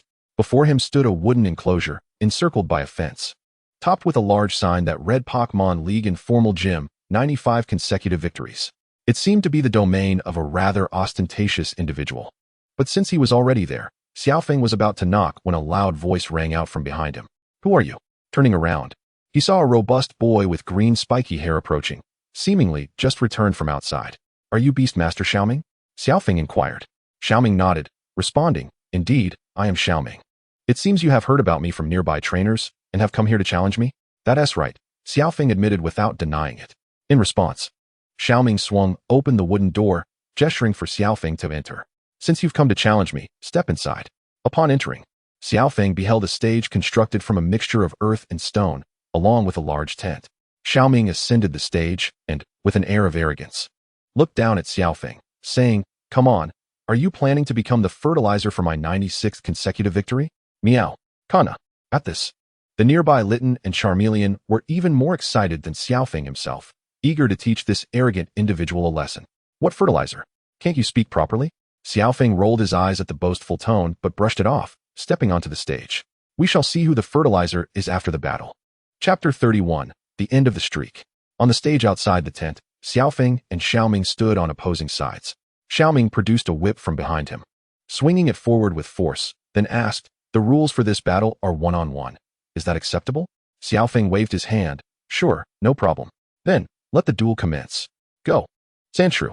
With that, Xiaoming threw a Pokeball, and a bipedal Pokemon resembling a mouse appeared on the stage, its skin a dry, hard yellow, with a brick-like pattern that made it look akin to a brick wall. Pokemon, Sandshrew. Type, ground. Gender, male. Classification, mouse Pokemon. Ability, Sand Veil, in a sandstorm. Its evasion rate increases, and it is unaffected by damage from the sandstorm. Level, 30, advanced. Potential, blue. Skills, dig, inherited. Earthquake, inherited. Scratch, rollout, sand attack, rapid spin. Rapid star, fury swipes, cut. Xiaofeng scrutinized Sandshrew's information. Among the myriad of Pokemon at level 10, a level 30 Sandshrew could indeed dominate. Xiaoming had trained it remarkably well. Given the type advantages, both Litten and Milotic would struggle against Sandshrew's ground type. Considering Litten's weakness and the potential for Milotic to swiftly defeat Sandshrew, Xiaofeng contemplated for a moment before calling out, Milotic, it's you. Seeing the elegant and beautiful Milotic, Xiaoming was taken aback. Your Pokemon is stunning. But regardless of what Pokemon you use, we will not lose. Go, Sandshrew. With a crack of his whip, Sandshrew sprang into action, swiftly rolling into a tight ball and hurtling toward Milotic at high speed. Milotic, use Water Gun. With a swift response, Milotic shot forth a powerful jet of water, repelling the oncoming Sandshrew. Don't think that just because the type advantage favors you, victory is assured. My Sandshrew has undergone rigorous training and has conquered its fear of water, Xiaoming declared confidently, cracking his whip twice. Sandshrew promptly burrowed into the ground. Oh, a ground-type Sandshrew has overcome its weakness to water? Xiaofeng was somewhat astonished, though not entirely disbelieving, as he recalled an unforgettable swimming nose pass from the anime. However, type advantages still applied. It was merely unafraid of water, which might reduce the damage from double to merely 1.5 times. It seemed it was time for his Charmeleon to start training its resistance to water. Additionally, from their brief exchange, Xiaofeng noted that Xiaoming seemed to use the sound of the whip as a substitute for verbal commands. This indicated a high level of synergy between Xiaoming and Sandshrew, granting them a significant advantage in battle. Nevertheless, Xiaofeng remained unperturbed. After all, Pokmon required time to execute their moves. Milotic, hold your ground. Milotic quickly formed a light green spherical barrier around itself, fully absorbing Sandshrew's dig attack. Milotic, use Water Pulse. Upon hearing Xiaofeng's command, Milotic unleashed a large water sphere imbued with vibrational energy, aimed straight at Sandshrew. Observing this, Xiaoming cracked his whip, and with a swift motion, Sandshrew dove underground, narrowly evading the attack. Truly a well-trained Pokmon, unlike any Xiaofeng had encountered before. Xiaofeng stroked his chin, contemplating his strategy, once again losing sight of the target. Milotic remained calm, carefully sensing the situation underground. After a while, the ground beneath Milotic trembled slightly, and then Sandshrew erupted from below, tunneling upward. Fortunately, Milotic had been on guard, and as soon as it sensed the vibrations, it moved to evade Sandshrew's attack. Now, use Icy Wind. At the command, Milotic swiftly complied, opening its mouth to unleash a powerful gust of freezing wind toward Sandshrew. The icy wind struck Sandshrew, simultaneously lowering its speed. Don't think this means victory is yours. Xiaoming swung his whip again and shouted, Sandshrew, use Earthquake. Sandshrew leaped high, its claws crashing down onto the ground with immense force, tearing the arena apart. The fissures aimed directly at Milotic. Earthquake, the ground type's ultimate move, would leave any opponent near death upon a successful hit. Its drawbacks were its low accuracy and diminished power if the user's level was lower than that of the opponent's. Witnessing this, Xiaofeng quickly called out, Milotic, evade. The Milotic was not slow to react, swiftly crawling towards the safety of a corner. Had they failed? Upon witnessing this scene, Xiaoming realized the dire situation. At that moment, the Sandshrew, though not gravely injured, was already panting heavily. One must remember that the earlier fissure attack was incredibly taxing in terms of energy and stamina. Seizing this opportunity, Xiaofeng decisively commanded, Milotic, use Water Pulse. With a resounding woo, Milotic unleashed another water projectile imbued with vibrational power, which shot straight towards the Sandshrew. With a loud bang, the Sandshrew ultimately succumbed to the pressure and collapsed, its eyes swirling in a daze. Sandshrew, seeing his Pokmon flung aside, Xiaoming hurried to its side, cradling it in his arms. He could hardly believe the outcome, feeling utterly crushed as he sank to the ground, murmuring, how is this possible? We lost.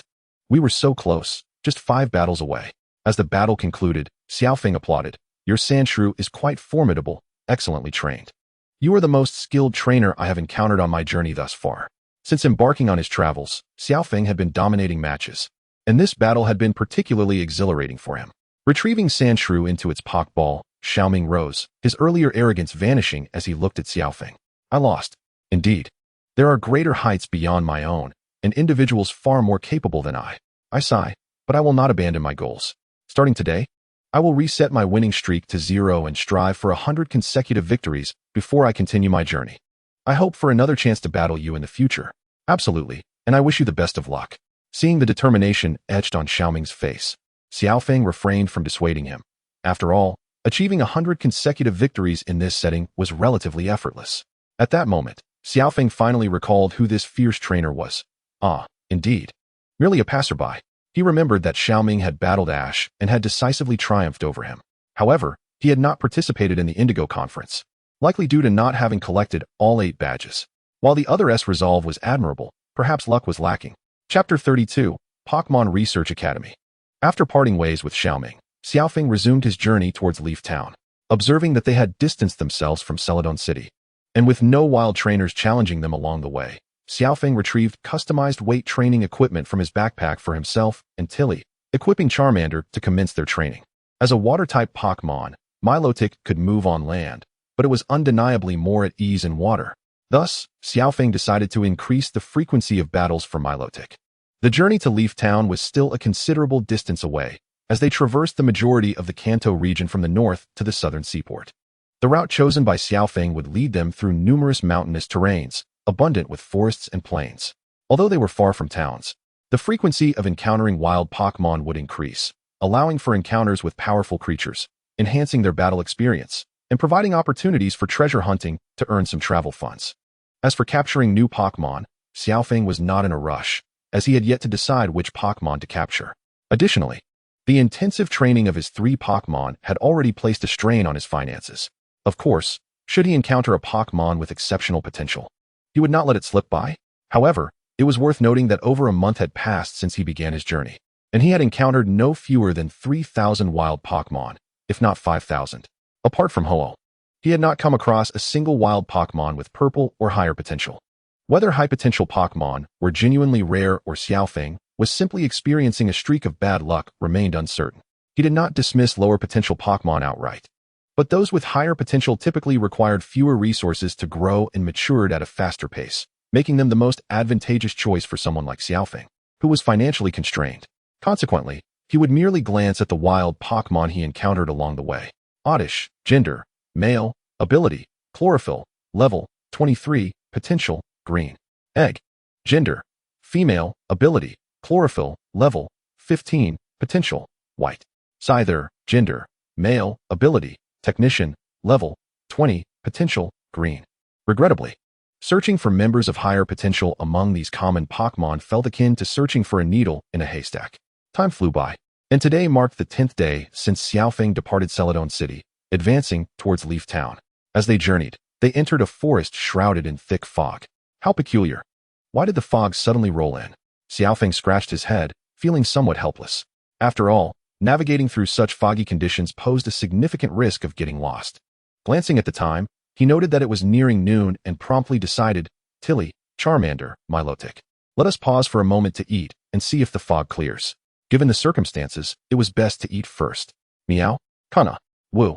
Upon hearing his words, the 3 Pokemon sprang into action, adeptly gathering sticks, starting a fire, and setting up a table and chairs. Before long, Xiaofeng had prepared a sumptuous lunch. Let's eat. Meow. Once they were well fed, the surrounding fog gradually dissipated, revealing a distinctly European-style building not far from them. Huh, what brings me here? Xiaofeng mused, looking puzzled. Due to the earlier fog, visibility had been limited to just a few meters, and he had been entirely unaware of the nearby structure.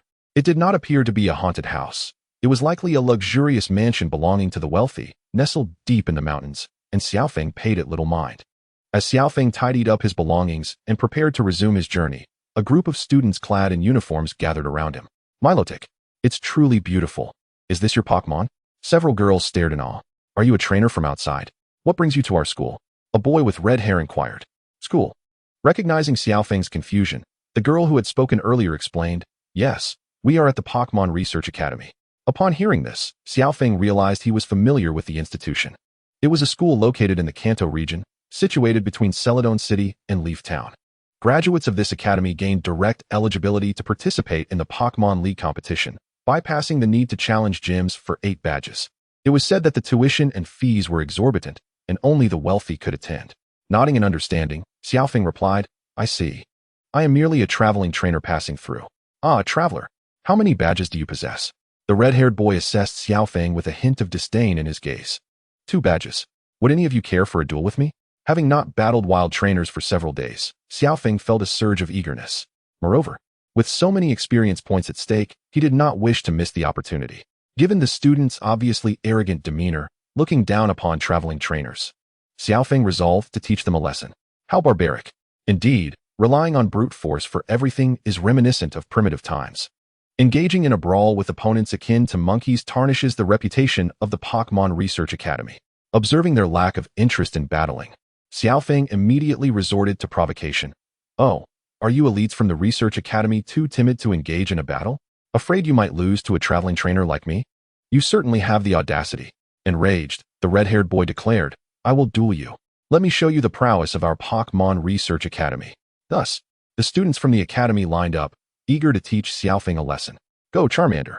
Xiaofeng smirked, sending his Charmander into battle first. Kana. Charmeleon comprehended his intentions, taking a few steps forward and exuding an air of arrogant confidence. Come on, allow me to demonstrate the prowess of our Pokmon Research Academy. The red-haired boy at the forefront sneered as he tossed a luxury ball, summoning a Squirtle, whose water-type moves countered fire. Squirtle, male, ability, Torrent, level 30, potential, blue. Charmeleon. Unleash Thunder Punch. Xiaofeng commanded decisively. Squirtle dodged quickly. The red-haired boy shouted in alarm, taken aback that such a small Charmeleon could wield an electric-type move. However, Squirtle's speed was lacking, and Charmeleon swiftly caught up, delivering 2 solid punches that rendered it unable to continue fighting. How could this happen? I chose a water-type Pokemon. How could it so easily succumb to a fire-type? The red-haired boy's face was etched with disbelief, unable to accept the outcome that diverged entirely from his expectations. Chapter 33, Evolution. Charizard. I will not be defeated. Go, Galarian. Another student confidently stepped forward. Lurantis, Magical Leaf. Meow. Galarian emerged from its Pokeball, yet within mere moments.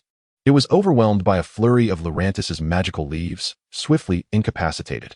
Witnessing this, the defeated student fell to his knees in despair, muttering in disbelief, impossible. How could a mere traveling trainer be so formidable? Milotic, use Charm, and then Ice Wind. Charmeleon, terrifying face followed by Flamethrower. Initially, only a handful of challengers stepped forward. But after Xiaofeng effortlessly secured several victories, challenging him seemed to morph into a principal quest. There was no need for Xiaofeng to incite them further. Students from the Research Academy began to rally friends or summon other Pokemon to challenge him once more. After several duels, Xiaofeng discerned the general proficiency of this group. Their theoretical knowledge was commendable, and their Pokemon levels were respectable, averaging around level 30. However, their practical combat abilities were dismal. Not only the trainers, but even their Pokemon exhibited deficiencies. Such levels were likely attained through the indulgence of resources, failing to showcase the strength commensurate with their ranks. After all, they were signs of wealth, and it was not difficult to elevate Pokemon to elite levels with ample resources. As these students continued to challenge him, Lurantis and the others reaped a bountiful harvest of experience. Additionally, given the affluence of these students, Xiaofeng unexpectedly found himself with a considerable amount of pocket money. Just then, after Charmeleon vanquished yet another opponent, a radiant white light enveloped its form. Finally evolved. Xiaofeng remarked, not overly surprised, for its level had long been sufficient. Moreover, he had removed Charmeleon's Everstone days prior, and while this opponent was not particularly strong, the exhilaration of battle often catalyzed evolution. Charmeleon's entire body underwent a remarkable transformation in the light of evolution, growing rapidly in stature, sprouting a prominent horn on its head, its mouth becoming more beak-like, while its limbs and tail elongated. The red hue of its body deepened, and the flames at the tip of its tail blazed with renewed vigor. Roar! As the light of evolution faded, a tall and robust Charizard stood before Xiaofeng. Pokemon, Charizard. Type, Fire. Gender, Male. Classification, Flame Pokemon. Ability, Blaze. When health is below 1/3, the power of Fire-type moves increases by 15 times. Level, 35, Elite. Potential, Orange. Moves, Dragon Dance, Inherited. Dragon Rush, Inherited. Iron Tail, Inherited. Scratch, Growl, Ember, Smokescreen, Dragon Breath, Metal Claw, Slash, Protect, Shadow Claw, Fire Fong, Flamethrower, Terrifying Face, Thunder Punch, Brick Break, Fire Spin, Dragon Claw, Swords Dance. Xiaofeng observed Charizard closely. Its height exceeded 1.6 meters, and its power had received a commendable boost. Congratulations, Charmeleon. No, it's time I call you Charizard. Xiaofeng grinned as he approached, patting Charizard's shoulder. Roar. Seeing Xiaofeng smile, Charizard joyfully released a plume of azure flames into the air. It is said that Charizard possesses a fiery temperament, stubbornness, and impatience, yet it remains a loyal partner to its trainer. Xiaofeng's Charizard would surely not mirror Ash's, which grew rebellious post-evolution. Should it dare defy him, a stern lesson awaited. Meow fool. Upon witnessing Charizard's evolution, Lurantis and Milotic offered their heartfelt congratulations. Roar. A feminine voice rang from behind Xiaofeng. To think you would lose to an outsider trainer, how utterly disappointing. I have long told you that in battles, one must consider not only type advantages, but also level disparities. Your opponent's Pokemon are significantly stronger. You are not yet equipped to contend with them. Your education is insufficient. The students who had previously lost bowed their heads in shame before the girl. Miss Shindai, this individual looks down upon our Pokemon Research Academy. You must avenge us. Oh, you must be the illustrious leader of the junior class, Yudo Shindai? Xiao Feng inquired, regarding the cute girl before him. It dawned on him that she was indeed the one who could make even the stoic Ash blush, but no matter how adorable she was, he wouldn't hold back in battle. Indeed, I am the rising star of the Pokemon Research Academy's junior class, celebrated throughout the Kanto region, known as the Andromeda that shines brightly in the distant galaxy. That is how I am referred to. Yet my true identity is Yudo Shindai. She delivered a rather narcissistic self-introduction. Xiao Feng waved his hand dismissively. Let us skip the wordplay. Are you planning to personally step in for your comrades? They are not my subordinates. I merely seek to be good rivals with my classmates, to engage in mutual training and respect, and to jointly create a brighter future for Pokemon. Yudo Shindai's words ignited fervor among her peers. Xiao Feng shrugged. Enough with the pleasantries. Let our battle speak for itself. Charizard, this shall be your first battle post-evolution. Let's go. Roar. Charizard, brimming with enthusiasm following its evolution, stood ready. To counter your Charizard, this will suffice. Go, Rhyhorn. Yudo Shindai elegantly tossed her Pokeball. She was not so arrogant as to deploy a Pokemon with a type disadvantage, considering Xiao Feng had defeated so many students. Rhyhorn. Type. Rock. Ground. Ability. Rock Head. Level. 35. Potential. Blue. Xiao Feng glanced at Rhyhorn's information, noting its elite-level strength, though uncertain of its practical combat capabilities. Rhyhorn Rollout. Rhyhorn curled into a ball and began spinning rapidly, charging towards Charizard with formidable speed. Rollout. Each hit increases in power. Observing this, Xiao Feng swiftly commanded, Charizard. Swords Dance followed by Iron Tail. Roar. Charizard immediately complied, executing a spirited dance to enhance its attack power. Then, with a powerful leap, it swung its metallic tail, striking Rhyhorn with a force akin to a baseball bat, sending it flying. The impact was astonishing. Chapter 34. An Encounter with the Squirtle Squad. Yuting Side-Eye never anticipated such an outcome. Like the other students, he stood there, momentarily stunned, before eventually rushing over to reclaim his golem. How could this be? I have lost. My golem succumbed so swiftly to the Charizard. Such a scenario is absent from any textbook or reference material. Side-Eye's expression mirrored that of the previous students. A visage of incredulity. You place too much emphasis on theoretical knowledge, neglecting the proper training of your Pokemon. Xiao Feng seized the opportunity to impart a lesson. Do you wish to continue battling? I am prepared to engage until the sun sets. He was not offering solace to these students. He had not forgotten his original objective. Side-Eye's Pokemon boasted commendable levels, making it a prime opportunity for experience. Does your school not have intermediate and advanced classes? You could summon them as well. Do not be overly arrogant. The seniors in the intermediate class possess 4 badges, while those in the advanced class have 6. Victory is unattainable for you. Upon uttering this, one of the defeated students hurried off to gather reinforcements. This suited Xiao Feng perfectly. Tarami, sharpen your claws and use ambush. Huh, you think you can win? Milotic, employ recover. Charizard, perform Dragon Dance, then unleash Thunder Punch. Thus, under the relentless onslaught of these students, 3 Pokemon effortlessly harvested a substantial amount of experience points. Xiao Feng stretched lazily, glanced at the sky, and declared, this will suffice for today. I must continue my journey. Students, disperse. Those seeking revenge may participate in this year's courts conference. Farewell. Ultimately, laden with spoils, Xiao Feng resumed his journey amidst the venomous glares of the students. As he ventured toward Leafy Town, Xiao Feng trained while making progress, engaging in sparring with wild trainers and Pokemon along the way. Days slipped by, but due to the majority of his time being devoted to training and exploration, Leafy Town remained a distant destination. One day, while exploring, Xiao Feng strayed from the main road into a sparsely populated forest. As he walked, a suspension bridge appeared before him, spanning a turbulent river below. Tarami, Charizard, exercise caution as you cross the bridge, Xiao Feng earnestly advised, hoping he did not possess the fateful trait of bridges collapsing beneath him. Meow, roar.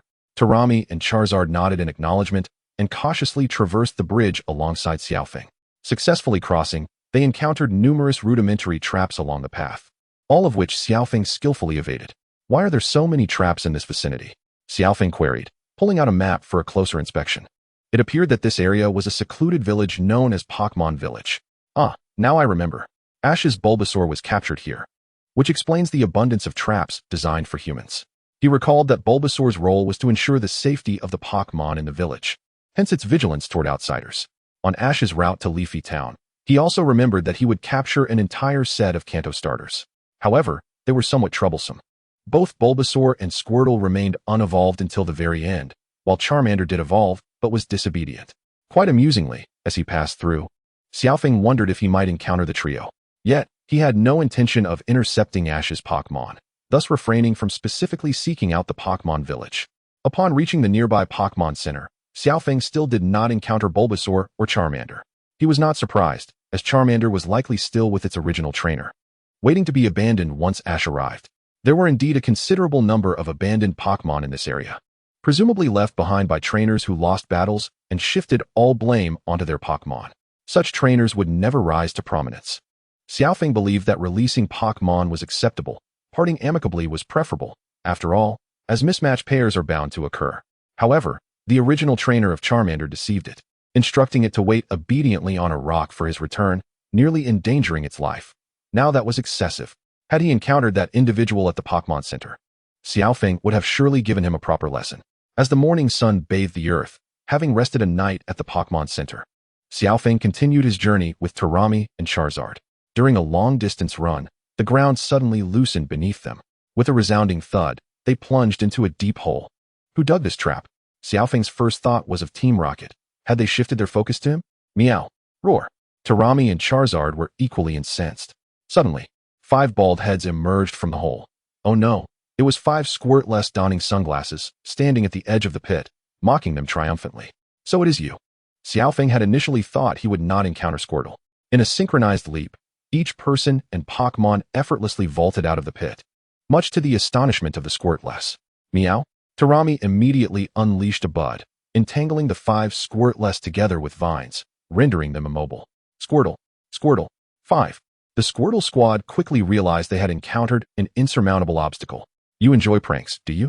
Xiaofeng chuckled gently, then delivered a playful smack to each of the 5 Squirtless. Squirtle. Squirtle. The Squirtless shed tears of regret. Pokmon, Squirtle. Type, water. Gender, male. Classification, tiny turtle Pokmon. Ability, torrent, when health is below 1/3. The power of water type moves increases 1.5 times. Level, 12, intermediate. Potential, blue. Skills, tackle, inherited. Bubble beam, inherited.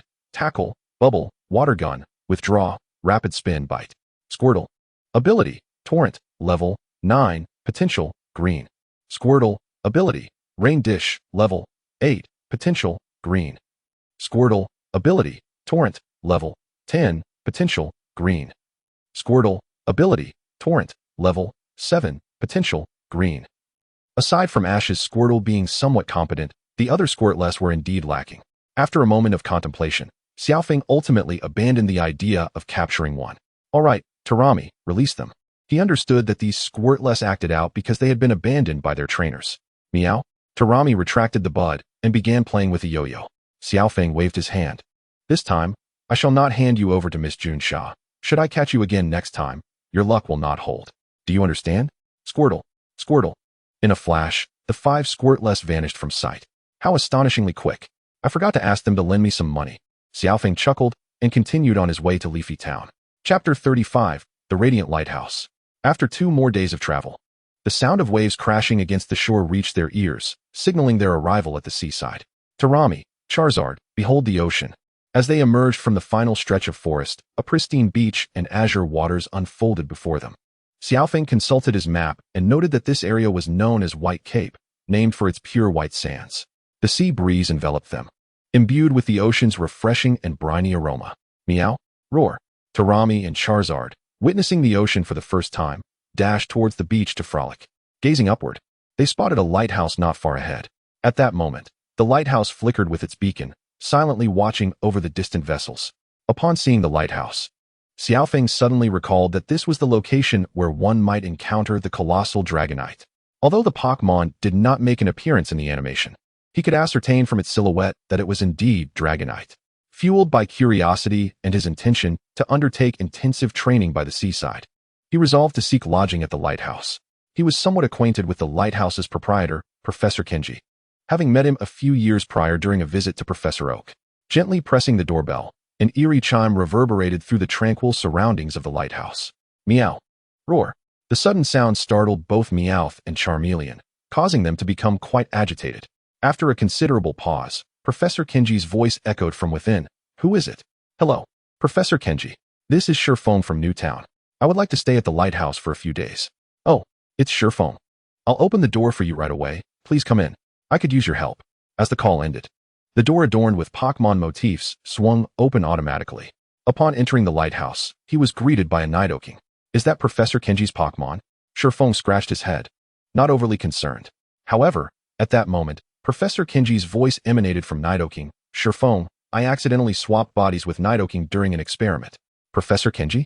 Unable to restrain himself, Feng burst into laughter. Alright, enough of that. The machine needs to be operated from outside. Please press that control switch for me. Feng stifled his laughter and nodded. Sure, no problem. Subsequently, under Professor Kenji's guidance, they arrived at his laboratory, which housed 2 enormous sealed chambers. Go on in. Feng assisted in opening one of the empty chambers, gesturing for Professor Kenji to enter. As he pressed the transformation button, blue and white lights flickered between the 2 chambers, releasing a cloud of steam. When the chamber reopened, Nidoking bolted out, followed closely by Professor Kenji in human form. Oh, thank you, Feng. Feng waved a hand dismissively. No need to mention it. I plan to conduct special training for my Pokmon by the seaside, so I won't intrude for long. Feel free to stay as long as you like. There are plenty of rooms available for your choosing. Later, I want to discuss a significant discovery I've made recently. After their exchange, Feng settled into Professor Kenji's lighthouse, intending to wait for Ash and his companions, eager to witness the ancient Dragonite himself. After bidding Professor Kenji farewell, Feng proceeded to the video phone within the lighthouse to call his mother and assure her of his safety. The phone rang for a while before connecting, and he conversed with his mother for over 10 minutes, listening to a series of her reminders before finally ending the call. He then dialed Professor Oak. Soon, the screen displayed Professor Oak's image. This time, he was not cooking instant noodles, but enjoying a hot pot, albeit still using an alcohol lamp. Is that you, Feng? Long time no see. Professor Oak exclaimed, his face lighting up with surprise upon seeing Feng on the screen. He then added a piece of tofu to his bowl and resumed eating. Hot pot is best in the rainy season, paired with warm tea and rice. Changing the subject, he inquired, by the way, Feng, where are you right now? Professor, I'm currently at Professor Kenji's house on White Cape, Feng replied with a nod. Kenji is a Pokmon researcher of notable caliber. Don't hesitate to seek his guidance. Yes, I will.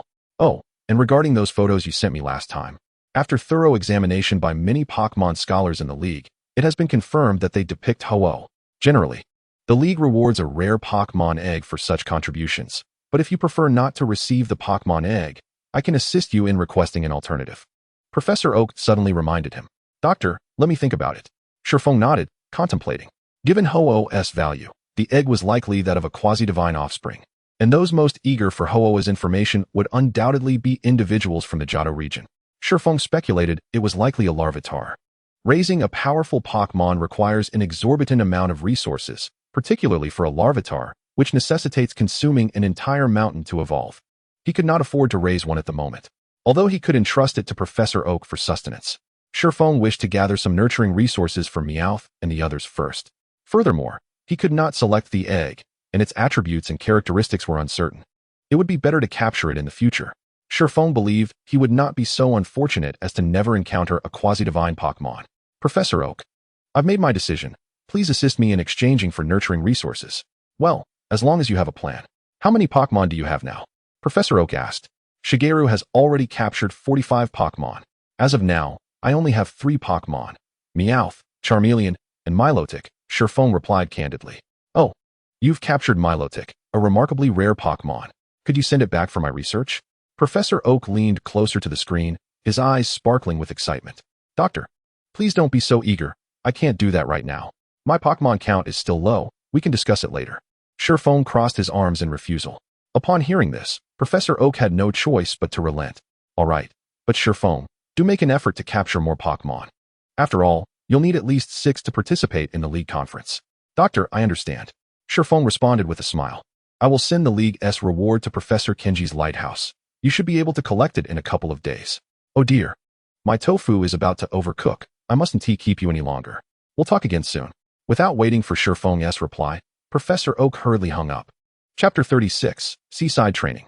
The following morning, as dawn's light gradually dispelled the darkness of night, Feng awoke from his slumber, rubbing his sleepy eyes and yawning. He got out of bed and approached the lighthouse window. The morning sunlight was gentle, radiating warmth without being harsh. The soft, warm rays bathed the endless sea, creating a shimmering spectacle that was breathtakingly beautiful. At the same time, Meowth, who had been sleeping beside him, also opened her eyes, yawning and stretching her supple body. She wagged her little tail and followed Shurfeng out of the room.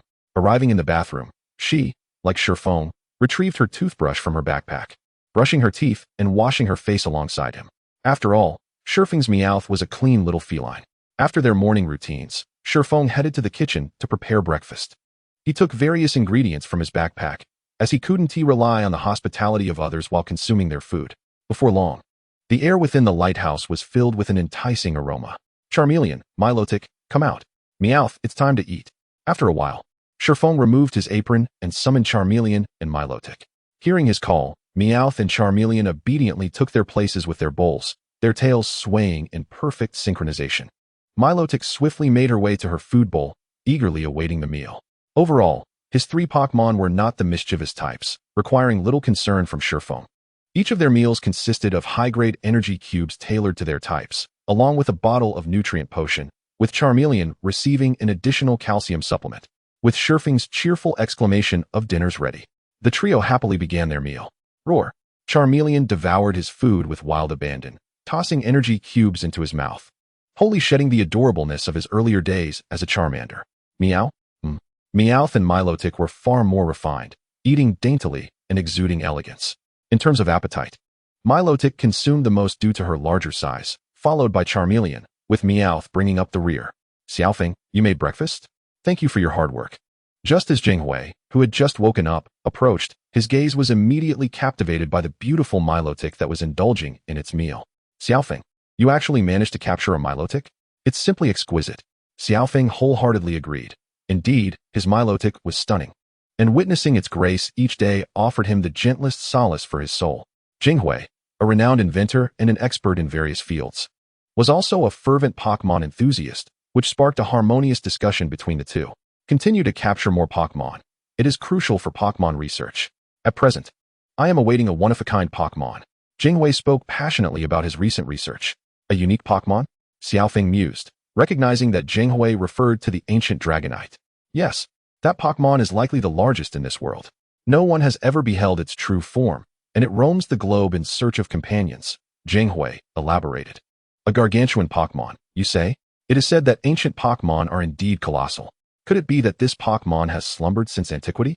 Xiaofeng posited. Your knowledge is quite expansive. Indeed, that is a possibility. Hence, I created a similar sound and broadcasted it across the sea using this lighthouse. I yearn to encounter that Pokmon, Jinghui expressed with fervor. Xiaofeng found it difficult to comment on this, although he too wished to see the majestic Dragonite. It seemed somewhat reckless. However, Dragonite is known for its benevolent nature, and in the original tale, no harm befell anyone.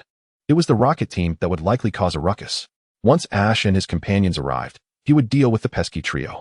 After finishing breakfast, Xiaofeng took his 3 little companions to the seaside, ready to commence special training. The waves surged rhythmically, crashing against the shoreline, producing a crisp melody.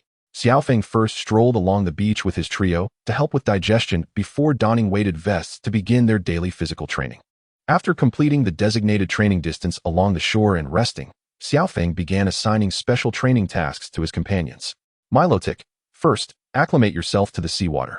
Typically, you reside in freshwater, so transitioning to salt water will require some adjustment. Upon hearing this, Milotic obeyed and gracefully plunged into the ocean. Charmeleon, harness the impact of the waves to confront your fear of water. Xiaofeng assigned Charmeleon a water resistance training regimen. If a quadruply weak to water Pokmon like Kabutops could swim, surely Charmeleon, which was only doubly weak, could manage. Moreover, the flames on Charmeleon's tail were resilient. Even when drenched or submerged, they would continue to blaze fiercely if it were in good health.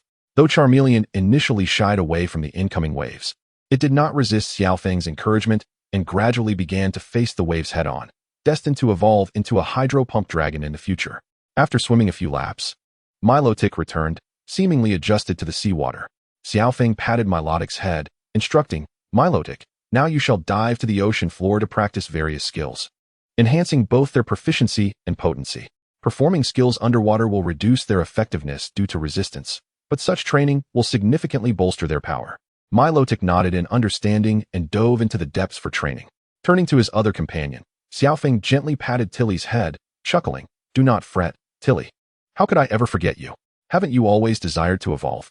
Soon, I shall use the elemental stones to see if they can stimulate your evolution." Tilly had already surpassed the evolution level, and her lack of evolution was likely due to a deficiency of challenges. Perhaps seeking formidable wild Pokemon to battle could help. But Xiaofeng had not encountered any strong Pokemon lately. Since he had not yet utilized the elemental stones he purchased earlier, he decided to let Tilly absorb them. Upon hearing this, Tilly's eyes sparkled with excitement as she eagerly wagged her tail. A moment later, Xiaofeng retrieved a box from his backpack containing 5 grass stones and a dark stone. Unable to contain her excitement, Tilly eagerly accepted the elemental stones and began absorbing the energies of grass and dark types. Xiaofeng observed closely, uncertain if this would lead to her evolution, as these were merely basic elemental stones in limited quantity. However, Tilly was not lacking in energy. She merely needed the right opportunity. "Tilly, do you remember our first encounter? You were so unguarded that I lured you home with a sausage." Xiaofeng chuckled fondly at the memory. Tilly gazed up at him with gentle eyes, recalling that moment vividly. It was not that she lacked caution. Rather, from the very first glance, she sensed he was her destined partner, prompting her to decide to follow him for a lifetime. Although time was short, many events had transpired since then, all of which were cherished shared memories. Xiaofeng affectionately stroked Tilly's head. Just then, the energy from the elemental stones surged through her, enveloping her in a radiant light. In an astonishing transformation, Tilly's form began to change significantly. She grew taller, her limbs elongated, and a lush green coat covered most of her body, with deep green fur adorning her legs, culminating in a fluffy short tail. Standing approximately 1.6 meters tall, her pink eyes sparkled, and a deep green, mask-like mane framed her face. Each hand sported 3 fingers with green claws and pink pads, and around her neck was a petal-shaped pink collar connected to a flowing cape. As the light of evolution dissipated, Tilly emerged as the enchanting magical masquerade before Xiaofeng. Seizing the moment, Xiaofeng focused his abilities to examine the details of magical masquerade. Pokmon, magical masquerade type, grass. Dark gender, female classification, magician Pokmon ability, transformative, changes to match the type of the move it uses, level, 43, elite, qualification, golden skills, seed bomb, inherited, ambush, inherited. Petal dance, inherited, scratch, tail whip, leaf, bite, fury swipes, magical leaf, quick attack, seed bomb, U-turn, acrobatics, protect, shadow claw, thunder punch, grassy terrain, grassy slide, agility, cut, critical hit, energy ball, shadow clone, and transform. Gazing at the panel of magical masquerade, a joyful smile spread across Xiaofeng's face. The newly evolved magical masquerade wasted no time in bounding toward him before he could even utter his congratulations. With quick reflexes, Xiaofeng extended his arms to catch her securely, offering his heartfelt blessing. "Congratulations, magical masquerade." "Meow," she responded, nuzzling against him affectionately. All right, magical masquerade. Do refrain from clinging to me so." Xiaofeng gently rubbed her head. "Meow, magical mask meow, our journey is still long. In the future, we shall encounter more people and Pokemon, witness breathtaking landscapes, savor delightful cuisines, and ultimately conquer all formidable foes to stand atop the pinnacle of the world. I look forward to your guidance in the days to come, magical mask meow." Xiaofeng extended his hand. "Meow." Magical mask meow gently responded, placing its paw atop his. The paw is so soft. All right, in pursuit of this goal, we must begin our training, magical mask meow." Xiaofeng harbored high expectations for magical mask meow, aspiring to nurture it into a Pokemon as formidable as the Alolan bear god, capable of soaring through the skies and diving into the seas. "Meow, donning weighted gear. Let us commence a triathlon." "Meow." Magical mask meow eagerly trailed behind Xiaofeng. Thus, time flowed steadily during their rigorous training. One evening, the trio of Ash, Misty, and Brock finally stumbled upon the vicinity of the lighthouse. Ash, having been chastised by Misty and his Pokemon, hurriedly made his way to the beach, intending to capture a Pokemon to prove his worth. On the shore, he encountered an undernourished Kingler, and after considerable effort, Ash successfully captured it. However, as it was his 7th Pokemon, the Pokeball was unexpectedly transported away. "Oh no, my Pokemon has vanished. How could this happen?" Ash exclaimed, searching frantically for the missing Pokeball when he suddenly spotted a swimming Charmeleon on the surface of the water, momentarily forgetting about Kingler. He hastily informed the casually approaching Misty and Brock. Charmeleon? How could that be? Misty clearly expressed her disbelief in such an implausible occurrence. Ash, with a look of distress, insisted, but I truly saw it. Are you confusing Charmeleon with Goldfish King or Carp King? Misty crossed her arms, still skeptical. Misty, what Ash said seems to be true. Brock, who initially thought Ash was mistaken, also witnessed the Charmeleon swimming towards them. Indeed, this swimming Charmeleon was Xiao Feng's Charmeleon. After over 10 days of intensive training, his Charmeleon had overcome its fear of water and even mastered the butterfly stroke. No way, you must be seeing things. How is that possible? Misty turned to look and was instantly astounded. There really is a swimming Charmeleon. Roar. Upon reaching the shore, Charmeleon skillfully waved its flaming tail to evaporate the water from its body and greeted Ash and his companions with a wave of its claw. It then settled on the beach, awaiting Xiao Feng's return. After all, Charmeleon was a fire-type Pokmon, and Xiao Feng had tailored its training to be relatively shorter. However, Ash and his friends did not recognize Charmeleon, as it had only been a Charmander the last time they met. A swimming Charmeleon. And it's so tall. If I hadn't already captured a Charmander, I would want to catch it. Ash exclaimed in astonishment, gazing at the Charmeleon that towered over him. Brock approached as well, scrutinizing the Charmeleon closely. This Charmeleon is remarkably well trained. Its physique is significantly more robust than that of an ordinary Charmeleon. It must belong to someone. I wonder who its trainer is. Misty nodded in agreement. It must be a powerful trainer. Chapter 38, Ancient Dragonite. After a while, Xiao Feng and Magical Mask Meow swam back. Seeing the trio near Charmeleon, Xiao Feng scratched his head, finding it quite a coincidence. After such a long wait, Ash and his companions had finally arrived, which meant they would soon encounter the ancient Dragonite. It's Ash, Misty, and Brock. Long time no see. Xiao Feng waved and greeted them. Meow. Upon hearing the familiar voice, Ash turned around and was instantly filled with delight. Xiao Feng, you're here too. So this Charmeleon is yours.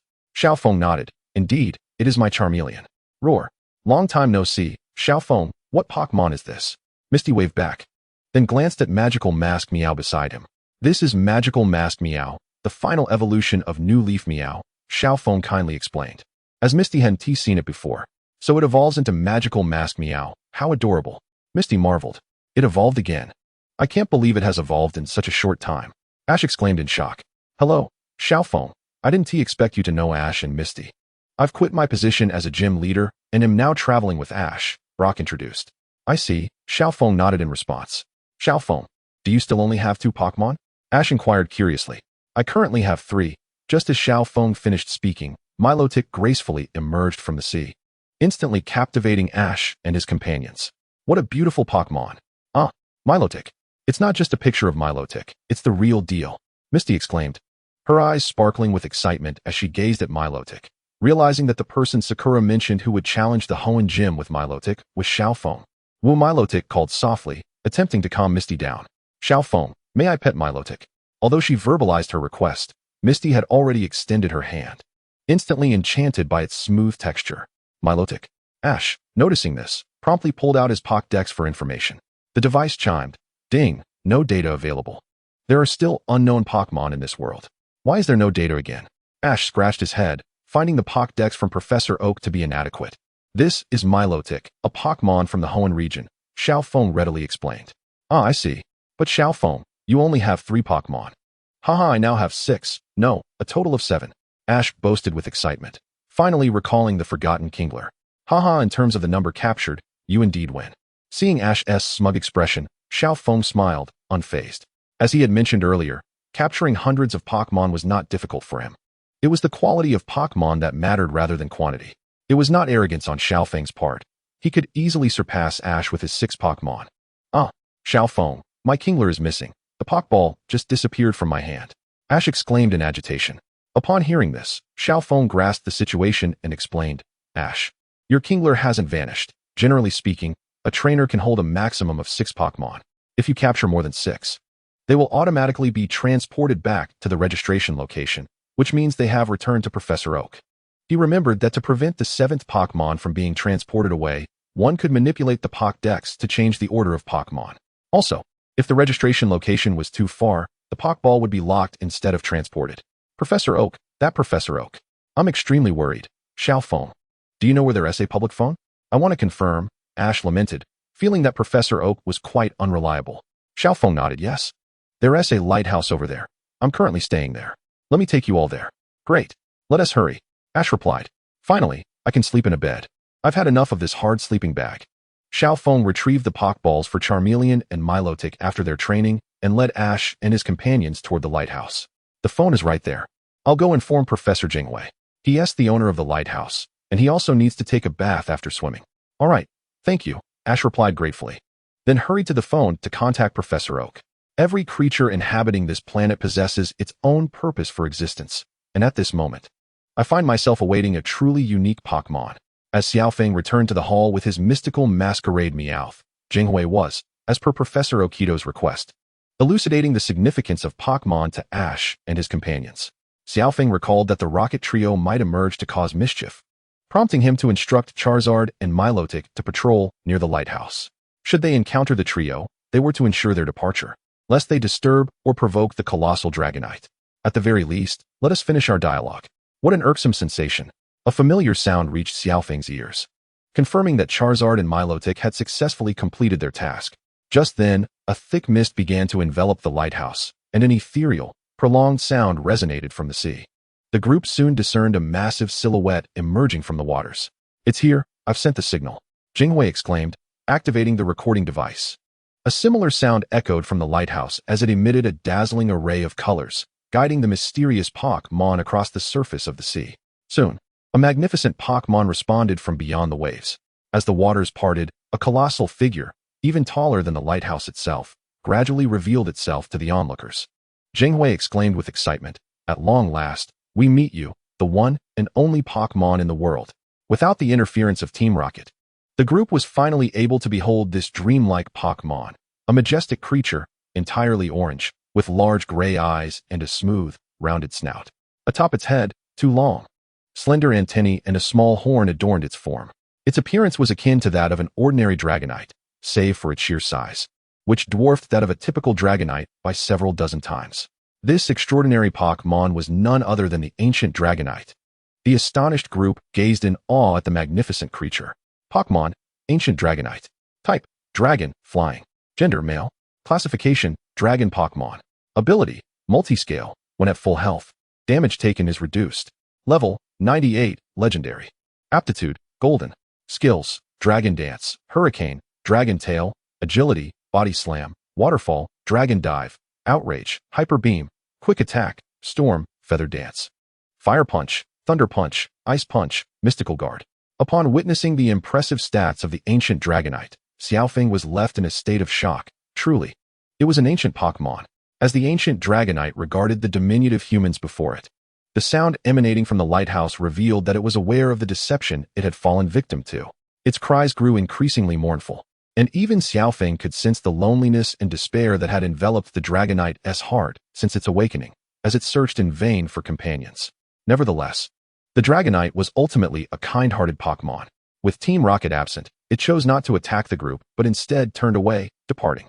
"It's all my fault," Jingwei lamented, realizing that while he had professed a desire to understand the feelings of Pokemon, he had naively imitated sounds to attract the Dragonite, ultimately causing it distress. As the Dragonite receded into the distance, Jingwei called out, "I'm sorry, Dragonite. I didn't consider your feelings. I truly apologize." Whether the Dragonite heard his apology remained uncertain, and Jingwei could only watch as it gradually vanished. "Magical Masquerade Meowth, take me to Dragonite," Xiao Feng requested. "Professor Jingwei, I have something I wish to convey to Dragonite. I shall return shortly." Xiao Feng suddenly recalled the existence of a Dragonite island depicted in the anime, but wondered whether this Dragonite sought companions of its ancient kind or simply a habitat among ordinary Dragonites. With a graceful leap, Magical Masquerade Meowth transformed its attributes to flying, soaring into the skies. "Wait, Xiao Feng." Jingwei reached out, but Magical Masquerade Meowth had already whisked Xiao Feng away into the mist. This was not Magical Masquerade Meowth's first flight. During her training as a new Leaf Meowth, Xiao Feng had instructed her in acrobatics before honing her flying abilities. In addition to transforming into a flying type, Magical Masquerade Meowth could also utilize agility to switch to a psychic type, allowing her to float gracefully. Before long, Xiao Feng and Magical Masquerade Meowth stood before the ancient Dragonite. "Dragonite, I apologize. It was our fault for not considering your feelings." "I am truly sorry," Xiaofeng spoke sincerely, gazing into the Dragonite's eyes. The ancient Dragonite met Xiaofeng's earnest gaze, sensing the sincerity and goodwill emanating from this human. I forgive you, but please do not repeat this in the future. To Xiaofeng's astonishment, the ancient Dragonite possessed the ability of telepathy, facilitating their communication. Dragonite, may I ask if you seek companions of your ancient kin? Or are you in search of a habitat among ordinary Dragonites? After a brief pause, the ancient Dragonite replied, finding companions of my ancient lineage would be ideal. But I am aware that I have slumbered for a considerable time, and many ages have elapsed since I last walked this earth. Should that prove impossible, I would also be content to find ordinary Dragonites and live peacefully among them. Although Xiaofeng had traversed dimensions, he too was uncertain whether any other ancient Dragonites still existed in the world. After all, countless mysteries remained unsolved. The glimpses seen in the anime were but the tip of the iceberg. Dragonite, I know of an island inhabited by Dragonites, though I cannot provide its exact location. It is said to be concealed by storms conjured by the island's Haxorus, who manipulate the weather. If you cannot find your ancient companions, I believe the Dragonites on that island would surely welcome you. Upon hearing Xiaofeng's words, the Dragonite's expression shifted slightly, and it instinctively reached for its chest. Recalling that it was no longer in its original nest, it then removed a scale from its chest and presented it to Xiaofeng, offering a hearty smile. Thank you for the information. Please accept this as a token of my gratitude. What a marvelous gift, Xiaofeng exclaimed, observing the scale, which spanned over 2 meters in diameter, and promptly retrieved a Pokeball to capture it. Indeed, Pokeballs could also be employed to collect items. Thank you, Dragonite. I wish for you to find your companions soon and live happily. Until we meet again. Magical Masquerade Meowth also politely waved farewell to the Dragonite. As the Dragonite departed, its cries were noticeably lighter than before. Subsequently, Xiaofeng and Magical Masquerade Meowth returned to the lighthouse, sharing a light-hearted laugh. Professor Jingwei, Dragonite has forgiven us. I hope it finds its companions. That is wonderful news. I truly hope Dragonite's wishes come to fruition, but Xiaofeng, it was perilous for you to venture out like that. Jingwei sighed in relief upon seeing Xiaofeng and Magical Masquerade Meowth return. Ash and his friends, too, were concerned. Xiaofeng, it's such a relief to see you unharmed. Yes, I'm fine, Xiaofeng waved dismissively. To think such a colossal Dragonite exists in the world is astounding. Ash remarked in awe. Xiaofeng nodded in agreement. As night fell, the group chatted for a while before retiring to their rooms for rest. The following morning, Xiaofeng was gone. Ah, has Xiaofeng already left?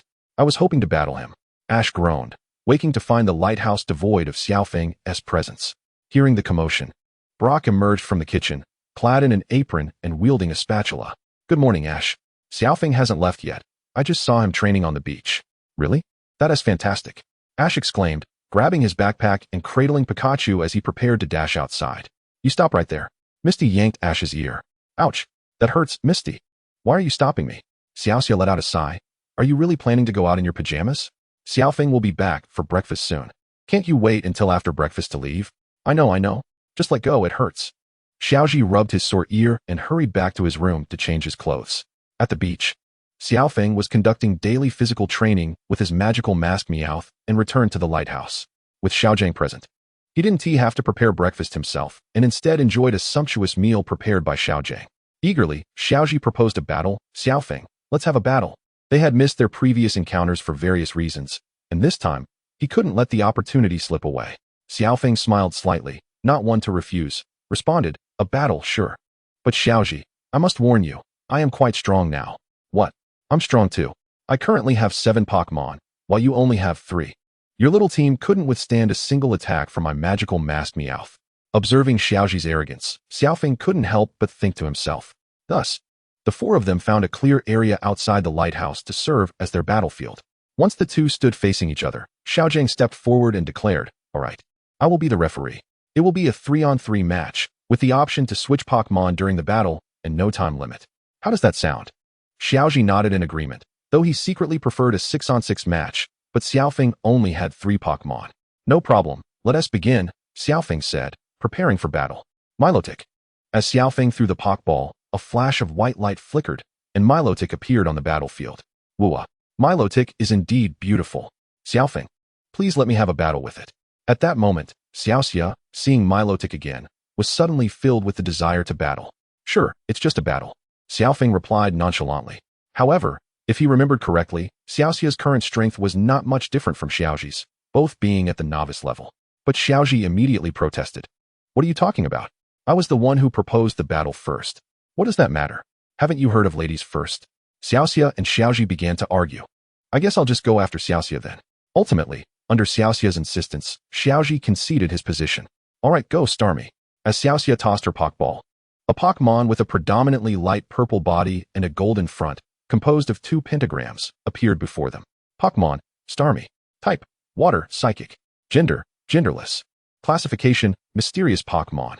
Ability, Illuminate. Prevents accuracy reduction by brightening the surroundings. Level, 23, Advanced. Potential, Green.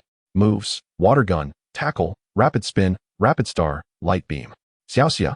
You can attack first, Xiao Feng remarked, glancing at Starmie's information, noting the vast difference in strength compared to his Milotic. Xiaoxia's Starmie was indeed rather average. It often got knocked out in a single hit in the anime, with a record not even as good as her stereo, which explained why she had left it at the Hualan Gym. Then I won T-hold back. Starmie, use Water Gun. Starmie unleashed a powerful jet of water from its head towards Milotic. Milotic, let's use Water Gun as well. Upon hearing Xiao Feng's command, Milotic responded swiftly, releasing a much thicker stream of water that overwhelmed Starmie's attack and struck it directly. What? Seizing the opportunity, Xiao Feng commanded, now, Milotic, use Rapid Star. Milotic quickly released a barrage of star-shaped energy attacks, and the Rapid Star directly hit Starmie, producing a series of explosive sounds. Bang, bang, bang. With another hit, the red gem at Starmie's center began to flash incessantly, indicating it had lost its fighting capability. Xiaoxia found it hard to believe that Starmie had been defeated so easily and, feeling dejected, recalled it. This Milotic is not only beautiful, but incredibly strong. If only I could catch one. So impressive. Xiaoji, watching from the sidelines, was equally astonished by Milotic's strength, igniting his competitive spirit. Seeing Xiaoxia's defeat, Xiaoji immediately stepped forward, full of determination. All right, now it's my turn. Okay, come back, Milotic. It's your turn, Charmeleon. Xiao Feng recalled Milotic and sent out Charmeleon. Roar Xiao Feng, I will definitely defeat you. Xiaoji declared, flipping his hat backward and throwing his Pokeball. Squirtle, you're up. Huh, not a type advantage. Xiao Feng had expected him to send out Pikachu or Bulbasaur, or even Charmander. However, Squirtle had not grown much since their last encounter, now only at level 14. Squirtle. Upon emerging from the Pokeball, Squirtle seemed intimidated, perhaps carrying a psychological scar from their last battle. Squirtle, what's wrong? Get in there. Xiaoji scratched his head, noticing Squirtle's hesitation. Oh, it's you. Just a normal battle. I won't do anything to you. Xiao Feng chuckled and briefly recounted their prior encounter with Squirtle. Xiaoji's trio nodded, realizing such an event had transpired. This Squirtle, known as a social turtle, quickly regained its fighting spirit upon hearing that Xiao Feng meant no harm. As the referee, Xiaojing announced, the match begins. Alright, Squirtle, use Water Gun. Xiaoji took the initiative. Squirtle unleashed a powerful jet of water towards Charmeleon. Although Squirtle showed determination, it was sadly unable to bridge the gap in their strength. Charmeleon, use Flamethrower. Roar. Upon receiving the command, Charmeleon unleashed a fierce stream of fire, instantly evaporating Squirtle's water attack. Squirtle was scorched by the flames and fell to the ground, spinning with dizzy eyes. Witnessing this, Xiaojing declared, Squirtle has lost its fighting capability. Charmeleon wins. How could this be? Squirtle. Xiaoji's expression stiffened. The gap was too vast. It was impossible to fight. Xiaoxia sighed in sympathy. Xiaojing agreed, indeed. Come back, Squirtle. Xiaoji recalled it, and then called for Pikachu to join the battle. Pikachu. It's your turn. Pika? Upon hearing this, Pikachu quickly shook its head and hid behind Xiaoji's legs. Pikachu was too afraid to join the battle. Knowing full well the disparity in strength, it didn't want to be beaten like Xiaoji. Xiao Feng found this scene amusing. Was the early stage Pikachu really this timid? Pikachu. What's the matter? Don't be scared, Xiaoji urged, trying to push Pikachu forward. Pika. Pikachu. Pikachu clung to Xiaoji's pants, refusing to budge. Pikachu, don't do this. I'm begging you. After a while, Xiao Feng sighed. Come back, Charmeleon. It's your turn, Magical Mask Meowth. Meow. Magical Mask Meowth observed the situation, finding the opponent's strength too lacking, and felt a bit disinterested. Xiaoji, Xiao Feng has switched Pokemon. The Grass-type Magical Mask Meowth has an advantage against Electric-type, making it unfavorable for Pikachu. You shouldn't force Pikachu into this. Xiaoxia couldn't help but advise. I get it. In that case, go Pidgeotto. With a flash of white light, Xiaoji sent out Pidgeotto. Pidgeotto. As the spirited Pidgey emerged, it immediately took to the skies. Its keen gaze firmly fixed on the enchanting masquerade below. Pokmon, Pidgey. Type, normal, flying. Gender, male. Classification, bird Pokmon. Ability, keen eye. Thanks to this ability, its accuracy cannot be diminished. Level, 25, advanced. Aptitude, blue. Skills, tackle, inherited. Wing attack, inherited. Quick attack, sand attack. Gust, agility, whirlwind. Pidgey, blow it away. Ash commanded decisively. Pidgey flapped its wings vigorously, unleashing a powerful gust toward the masquerade. Utilizing the flying type move Gust, which bore minimal power, Masquerade remained steadfast, utterly unaffected. No effect? In that case, Pidgey, employ wing attack, dodge, and perform quiver dance. Pidgey spun gracefully in the air before unfurling its wings, glowing with a radiant light, and dove toward the stationary Masquerade like a swift arrow. Meow. In response to the incoming Pidgey, Masquerade elegantly leaped aside, effortlessly evading the wing attack. Almost immediately, Masquerade snapped its fingers, conjuring a floral bomb that materialized before Pidgey. Before Pidgey could comprehend what was happening, an explosive boom resonated, and the bomb detonated. Struck by the blast, Pidgey plummeted to the ground, eyes swirling in disorientation. Although Xiaofeng had witnessed this quiver dance technique numerous times since Masquerade's evolution, she couldn't help but mock the spotlight effect it seemed to conjure out of nowhere. Nevertheless, one had to admit it was rather impressive. Pidgey was rendered unable to battle, and Masquerade emerged victorious.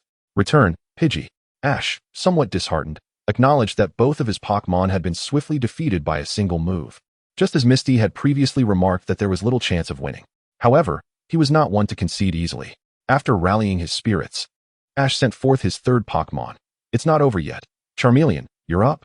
This appeared to be a rather docile Charmeleon, and one could scarcely imagine how it would evolve into a fiery, temperamental Charizard in the future. Pokemon, Charmeleon. Type, fire. Gender, male. Classification, lizard Pokemon. Ability, blaze. When health is below 1/3, fire-type moves increase in power by 150. Level, 24 advanced. Aptitude, purple.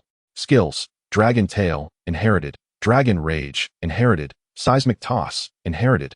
Scratch. Leer, Ember, Smokescreen, Flamethrower. Xiaofeng observed the legendary Charizard with interest, noting its decent aptitude, yet she believed that Charizard's strength would primarily stem from Ash's determination to train hard. Growing from the weakest Charmander in Charizard Valley to its current form, Charmeleon, unleash Flamethrower. Ash took the initiative once more. Currently, Ash appeared rather weak, and Xiaofeng had already resolved to conclude the battle swiftly, directing, dodge with quick attack, then close in and use Brick Break. Gotcha. Charmeleon immediately complied, opening its mouth to unleash a scorching jet of flames toward Masquerade. Meow. However, Masquerade's speed was astonishing, transforming into a streak of lightning, swiftly evading Charmeleon's Flamethrower. Upon closing the distance, it raised its hand and delivered a fierce blow to Charmeleon's head. Witnessing this, Ash shouted urgently, Charmeleon, dodge.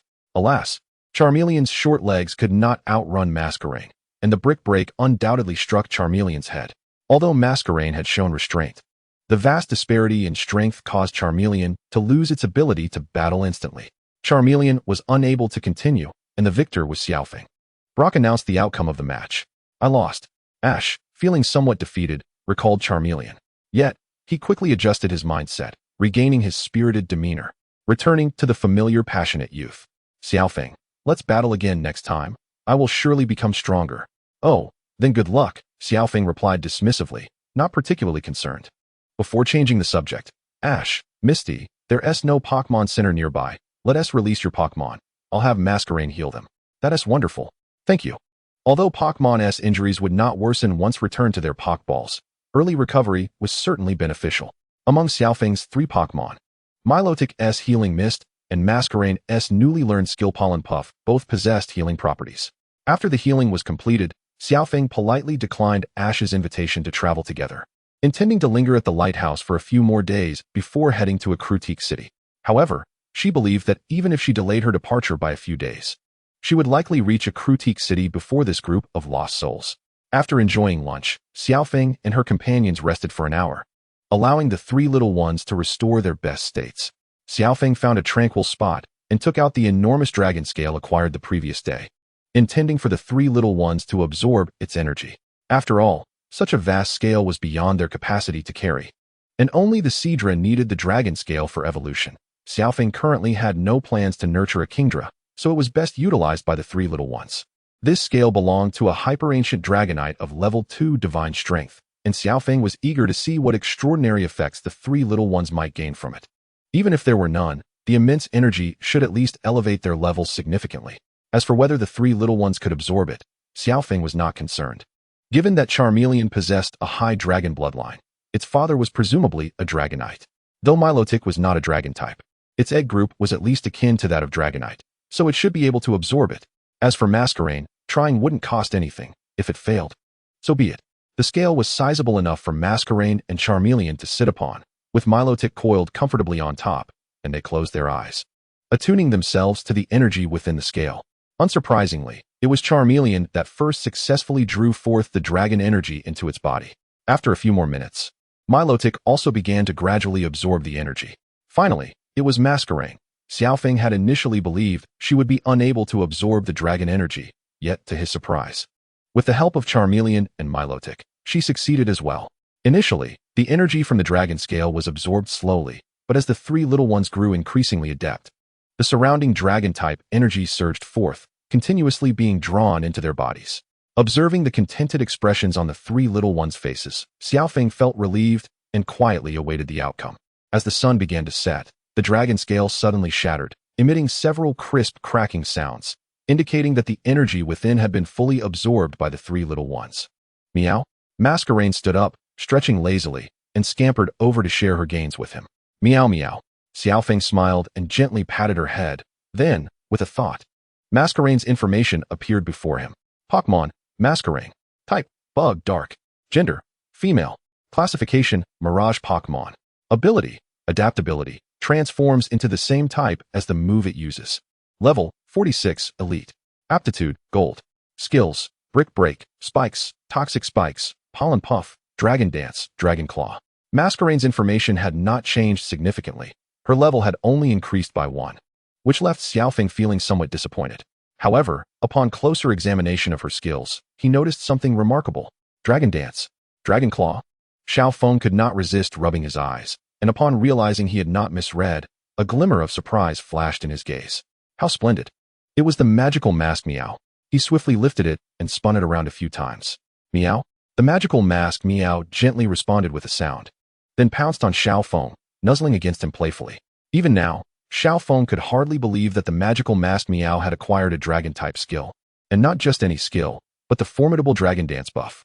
Furthermore, due to its ability to shift attributes, it had gained an additional variable type. The more Xiaofeng pondered, the more exhilarated he became, and he eagerly exclaimed, Magical Mask Meow, demonstrate your newly learned skill for me, and strike that rock. Meow? The magical mask Meow nodded in agreement.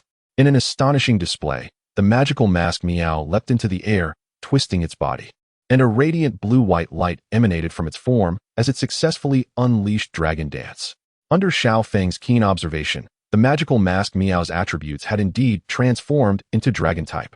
Upon landing, its claws instantly manifested massive green energy appendages, and the dragon-type energy attack struck the rock with tremendous force. With a resounding crash, the boulder, larger than the magical mask Meow itself, shattered into pieces. Meow?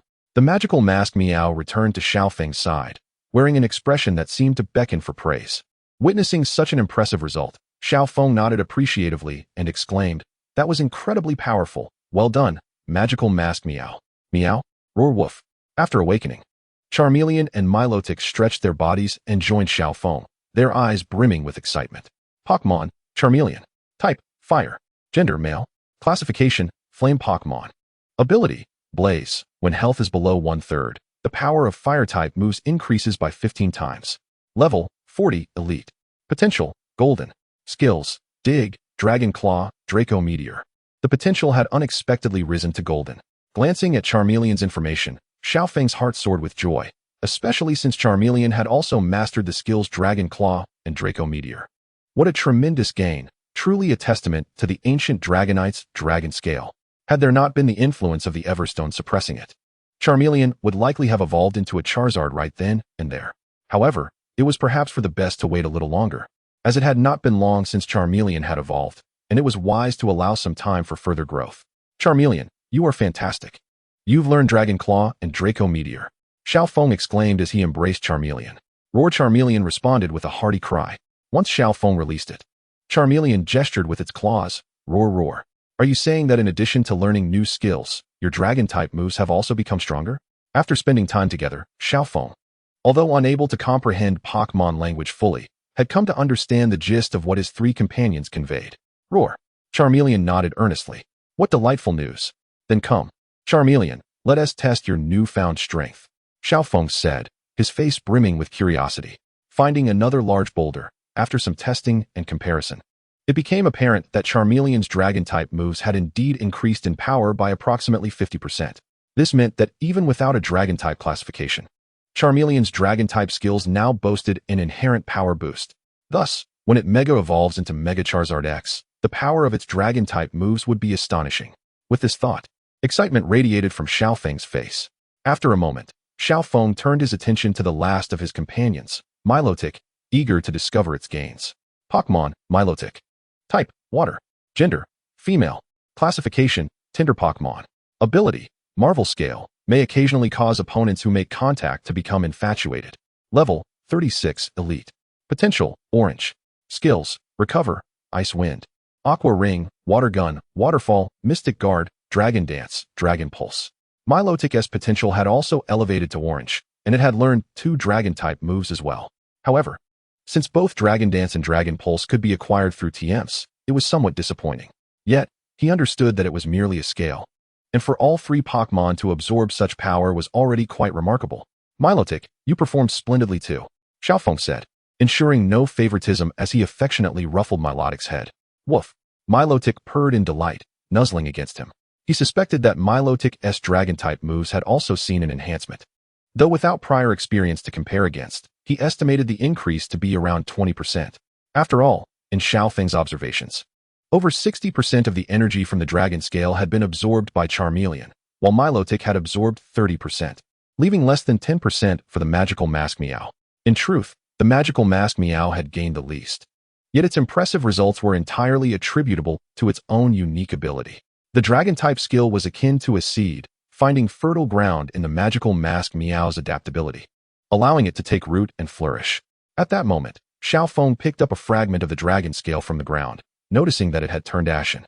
With a firm squeeze, it crumbled into powder, proving to be utterly devoid of further use. Observing this, Xiao Feng sincerely expressed his gratitude. Once again, I thank you for the gift, Dragonite. May you soon find companions and live happily. Meow, roar, woof. The trio joined Xiao Feng in paying their respects, expressing their gratitude to the Dragonite. Chapter 41, Leaf City. Subsequently, Xiao Feng lingered at Jinghui's lighthouse for a few more days. The initial attribute gems he had purchased in Hualan City had already been absorbed by his 3 companions, and they had even utilized a few intermediate attribute gems, which accounted for their rapid growth. As for the intermediate attribute gems, they had been a reward from the photograph of Ho-Oh. And on the second day after arriving at the lighthouse, he received the delivery. He had received 20 each of grass, dark, fire, and flying gems, and 40 water gems, totaling 120 intermediate attribute gems valued at 60 million alliance coins. To exchange just a few photographs for such a sum was truly a windfall. The intermediate attribute gems selected by Professor Oak were perfectly suited for the current level of his 3 companions. Using them all would likely elevate them to the brink of being champions. Of course, the absorption of attribute gems was merely a supplementary method for raising levels. The primary focus remained on training and battling.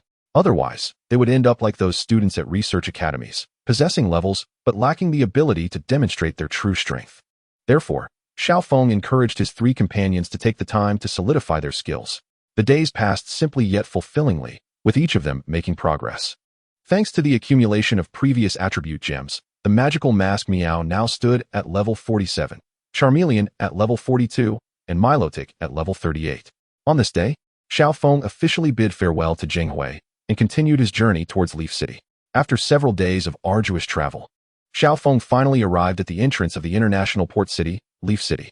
The term leaf evokes the orange-yellow hue of dusk. Upon entering Leaf City, Xiao Feng naturally made his way to the Pokmon Center first. He intended to have the magical mask Meow and the others examined to ensure they were in peak condition before challenging the Leaf Gym. However, given his current strength, acquiring the 3rd badge would be a mere formality. Come back now, magical mask Meow, Charmeleon. Meow roar. With that, he withdrew the magical mask Meow and Charmeleon into their Pokeballs and jogged towards the Leaf City Pokemon Center. Yet, upon entering, Xiaofeng was met with a scene of chaos. A large crowd had gathered within, many holding gravely injured Pokemon, all waiting for treatment. Upon inquiring slightly, it became evident that this group of individuals consisted of trainers who had challenged the Withered Leaf Gym, only to be bested by its formidable leader, Majishur. Ratata. Gender, male, ability, guts, level, 10, potential, white. Pidgey. Gender, male, ability, keen eye, level, 9, potential, white. However, upon further inspection by Xiaofeng, he was left speechless to discover that these trainers were attempting to challenge Majishur with Pokemon of merely level 10. He was unsure whether to commend their confidence or lament their overestimation of their abilities. Miss Joy, could you kindly check the health of my Pokemon? Xiaofeng approached the front desk and handed 3 Pokeballs to Nurse Joy. No problem, leave it to me. Please wait a moment. She replied with a warm smile as she accepted the Pokeballs. After half an hour, the Pokemon were thoroughly examined and restored. Your Pokemon are all in excellent health. You have trained them remarkably well. That's wonderful news. Thank you, Nurse Joy. After receiving the Pokeballs, Xiaofeng noted the time was still early and resolved to seize the moment to obtain his 3rd badge, promptly departing the Pokemon Center for the Withered Leaf Gym. The Withered Leaf Gym lay not far from the Pokemon Center, and Xiaofeng soon arrived at its entrance. The structure was predominantly adorned in shades of yellow and white, resembling an ordinary house, yet its numerous lightning bolt decorations unmistakably signified its identity as an electric-type gym. Just as Xiaofeng was about to push the door open, it unexpectedly swung wide, revealing Ash and his companions emerging in haste. Xiaofeng, Ash exclaimed, somewhat surprised. Are you here to challenge the Withered Leaf Gym as well? Indeed. How did your challenge go? Xiaofeng inquired, nodding. I lost. Majishur's Raichu is just too powerful. Ash lamented, shaking his head in disappointment. Misty chimed in. It's incredibly strong, especially that Volt Tackle. I see. My Pikachu is injured, and I must rush it to the Pokemon Center. We'll talk more next time, Ash said hurriedly before dashing off. Yes, go quickly, Xiaofeng waved. Goodbye. Misty and Brock hurriedly followed Ash. Upon entering the gym, Xiaofeng was met with an unexpected darkness. Seriously? Does an electric-type gym not have the funds for electricity? He muttered. Stepping further inside, he called out, Is anyone here? I am Xiaofeng from Pallet Town, here to challenge the Withered Leaf Gym. Ah, another victim has arrived, chuckled a crew-cut man from the shadows, addressing someone seated behind him. Oh, yet another little baby? A towering figure emerged from the shadows, striding towards Xiaofeng. The man stood over 2 meters tall, with a robust physique and scant clothing, donning an identification tag around his neck and a bright yellow spiky hairstyle. This was none other than Majishur, the leader of the Withered Leaf Gym. It was rumored that Majishur had once been a major in the Air Force, piloting specially designed aircraft powered by electric-type Pokemon, and had participated in at least one war. After retiring, he became the leader of the Withered Leaf Gym in the Kanto region. Consequently, he fought with a fierce aggressiveness, often leaving weaker challengers Pokemon severely injured. No matter what kind of baby you are, I will show no mercy, ha ha ha. Majishur boasted, grinning arrogantly. Xiaofeng remained unfazed by his words, standing firm as he replied, There is no need for you to hold back. May we commence the gym battle? Oh, this little baby has some spirit, Majishur remarked, tossing out a Pokeball. The rules of the gym are one-on-one. Go, Raichu, teach this baby a profound lesson. Raichu emerged, its fur a striking dark orange with a white underbelly, exuding a brazen confidence as it faced Xiaofeng. Pokemon, Raichu. Type, electric. Gender, male. Classification, mouse Pokemon. Ability, static, occasionally paralyzes opponents upon contact. Level, 28, advanced. Potential, blue. Moves, growl, thunder shock, thunder punch, thunder wave, volt tackle, heavy slam, mega kick, stomp, and tackle. This Raichu seems rather cocky. Chapter 42, The Withered Leaf Gym. ISNT the rule of the Withered Leaf Gym 3-on-3? Upon observing Raichu's details, Xiaofeng noted that while it was a standard Pokemon for the 3rd badge challenge, it seemed rather weak to him. Having researched the gym's specifics prior to his visit, he deemed it a fitting opportunity to provide his Pokemon with some training, especially considering Majishur's esteemed reputation as a top-notch gym leader in the Kanto region. Hearing Xiaofeng's assertion, Majishur sighed. That was the previous rule. Recent challengers have been disappointingly weak. Unlike those others, I have opted to revert to the 3-on-3 format, Xiaofeng confidently proclaimed, for even sending out Milotic against this Raichu would be an overwhelming advantage. rendering it utterly devoid of challenge. Intrigued by Xiaofeng's bold request, Ma Zhishe pondered whether this challenger might indeed possess noteworthy skill. Very well, this gym challenge shall proceed under the 3-on-3 rule. Now, little baby, release your Pokmon. Then I choose you, Charmeleon. With a burst of white light, Charmeleon roared as it leapt forth, assuming a battle stance before Raichu. Ah, Charmeleon. It appears this is no baby Pokmon, Ma Zhishe remarked, admiring the height of Charmeleon, which towered over Raichu. But my Raichu will not shy away due to size. At that moment, the gym lights flickered to life, illuminating the arena, which revealed a standard battling field with a beige ground devoid of any embellishments. With both sides prepared, the crew-cut man took his place at the referee's seat and announced, the gym challenge for the orange badge is about to commence. The format will be 3v3. The first side to have all 3 Pokemon unable to battle will lose. Only the challenger may switch Pokemon. Let the battle begin. With a resounding chime, the battle officially commenced. Charmeleon, use Flamethrower. Xiaofeng initiated the attack. Charmeleon took a deep breath and unleashed a powerful stream of flame towards Raichu. Seeing this, Ma Zhishe did not instruct Raichu to evade. Instead, he opted for a head-on confrontation, shouting, Raichu, use Volt Tackle. A dazzling bolt of electricity erupted from Raichu, colliding with the flamethrower in midair. Following a tremendous explosion, the flamethrower prevailed, piercing through the electric discharge and scorching Raichu. It seemed that the Volt Tackle had mitigated some of the flamethrower's intensity, for Raichu did not succumb immediately. However, it was left considerably weakened. Raichu, pull yourself together, Ma Zhishe urged, furrowing his brow, surprised by Charmeleon's strength. Use Heavy Slam.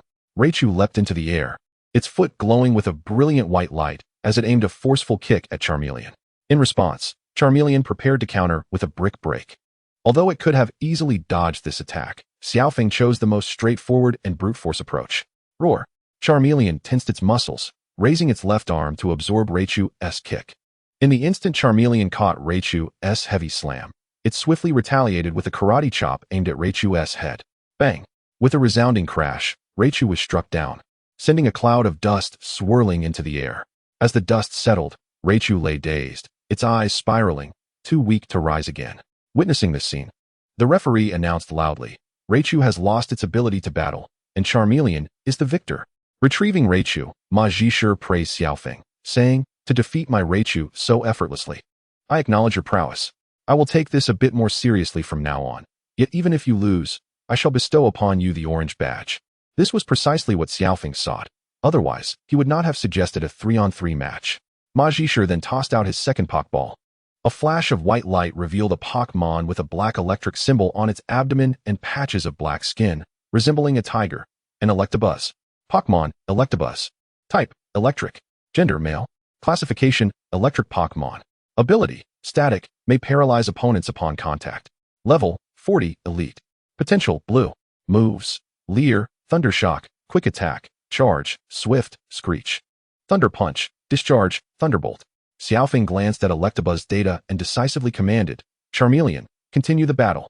Roaring in response, Charmeleon braced itself, while Ma Zhishe exclaimed, the real match has only just begun. Go, Electabuzz. Electabuzz let out a fierce roar and darted towards Charmeleon with agility. Unfazed, Xiaofeng ordered, Flamethrower. A scorching jet of flames surged towards Electabuzz. In response, Ma Zhishe, undeterred, commanded, Electabuzz, use Thunderbolt. Electabuzz unleashed a golden lightning bolt from its horns, colliding with the flamethrower in a violent explosion. However, this time, the flamethrower and Thunderbolt negated each other. Seeing this, Ma Zhishe laughed heartily, directing, excellent. Electabuzz, close in using Quick Attack, then unleash Thunder Punch. Charmeleon dig. Charmeleon swiftly dug into the ground, evading Electabuzz's electrified punch just in time. Moments later, Charmeleon burst forth from behind Electabuzz, landing a powerful punch that sent it flying. Ma Zhishe encouraged, hang in there, Electabuzz. Use Discharge with all your might. Electabuzz steadied itself, releasing a vast wave of yellow electricity that engulfed much of the arena. Charmeleon, defend yourself. Faced with this area of effect attack, Charmeleon swiftly responded, conjuring a light green spherical shield that enveloped it, successfully blocking Electabuzz's discharge. After halting its attack, Electabuzz began to pant, clearly fatigued from the exertion. Seizing the opportunity, Xiaofeng commanded, Charmeleon, use Flamethrower. Charmeleon promptly unleashed a blazing column of fire, striking Electabuzz and sending it crashing against the arena wall. Ma Jisher's expression shifted. Urgency in his voice as he called out, Electabuzz, pull yourself together. Electabuzz struggled to stand but ultimately succumbed, collapsing on the ground. Electabuzz has lost its ability to battle, and Charmeleon is victorious. The referee announced regretfully upon witnessing Electabuzz fall. Well done, Charmeleon, Xiaofeng praised with a smile. Ma Jisher withdrew Electabuzz, comforting it, you've done your best. Electabuzz, rest well. Hey kid, your Charmeleon is quite well trained, but it won't be so easy from here on. With that, Ma Jisher sent forth his final Pokemon. A flash of white light revealed a Pokemon with a yellow body adorned with white and yellow spikes. An Electivire. Pokemon, Electivire. Type, Electric. Gender, male.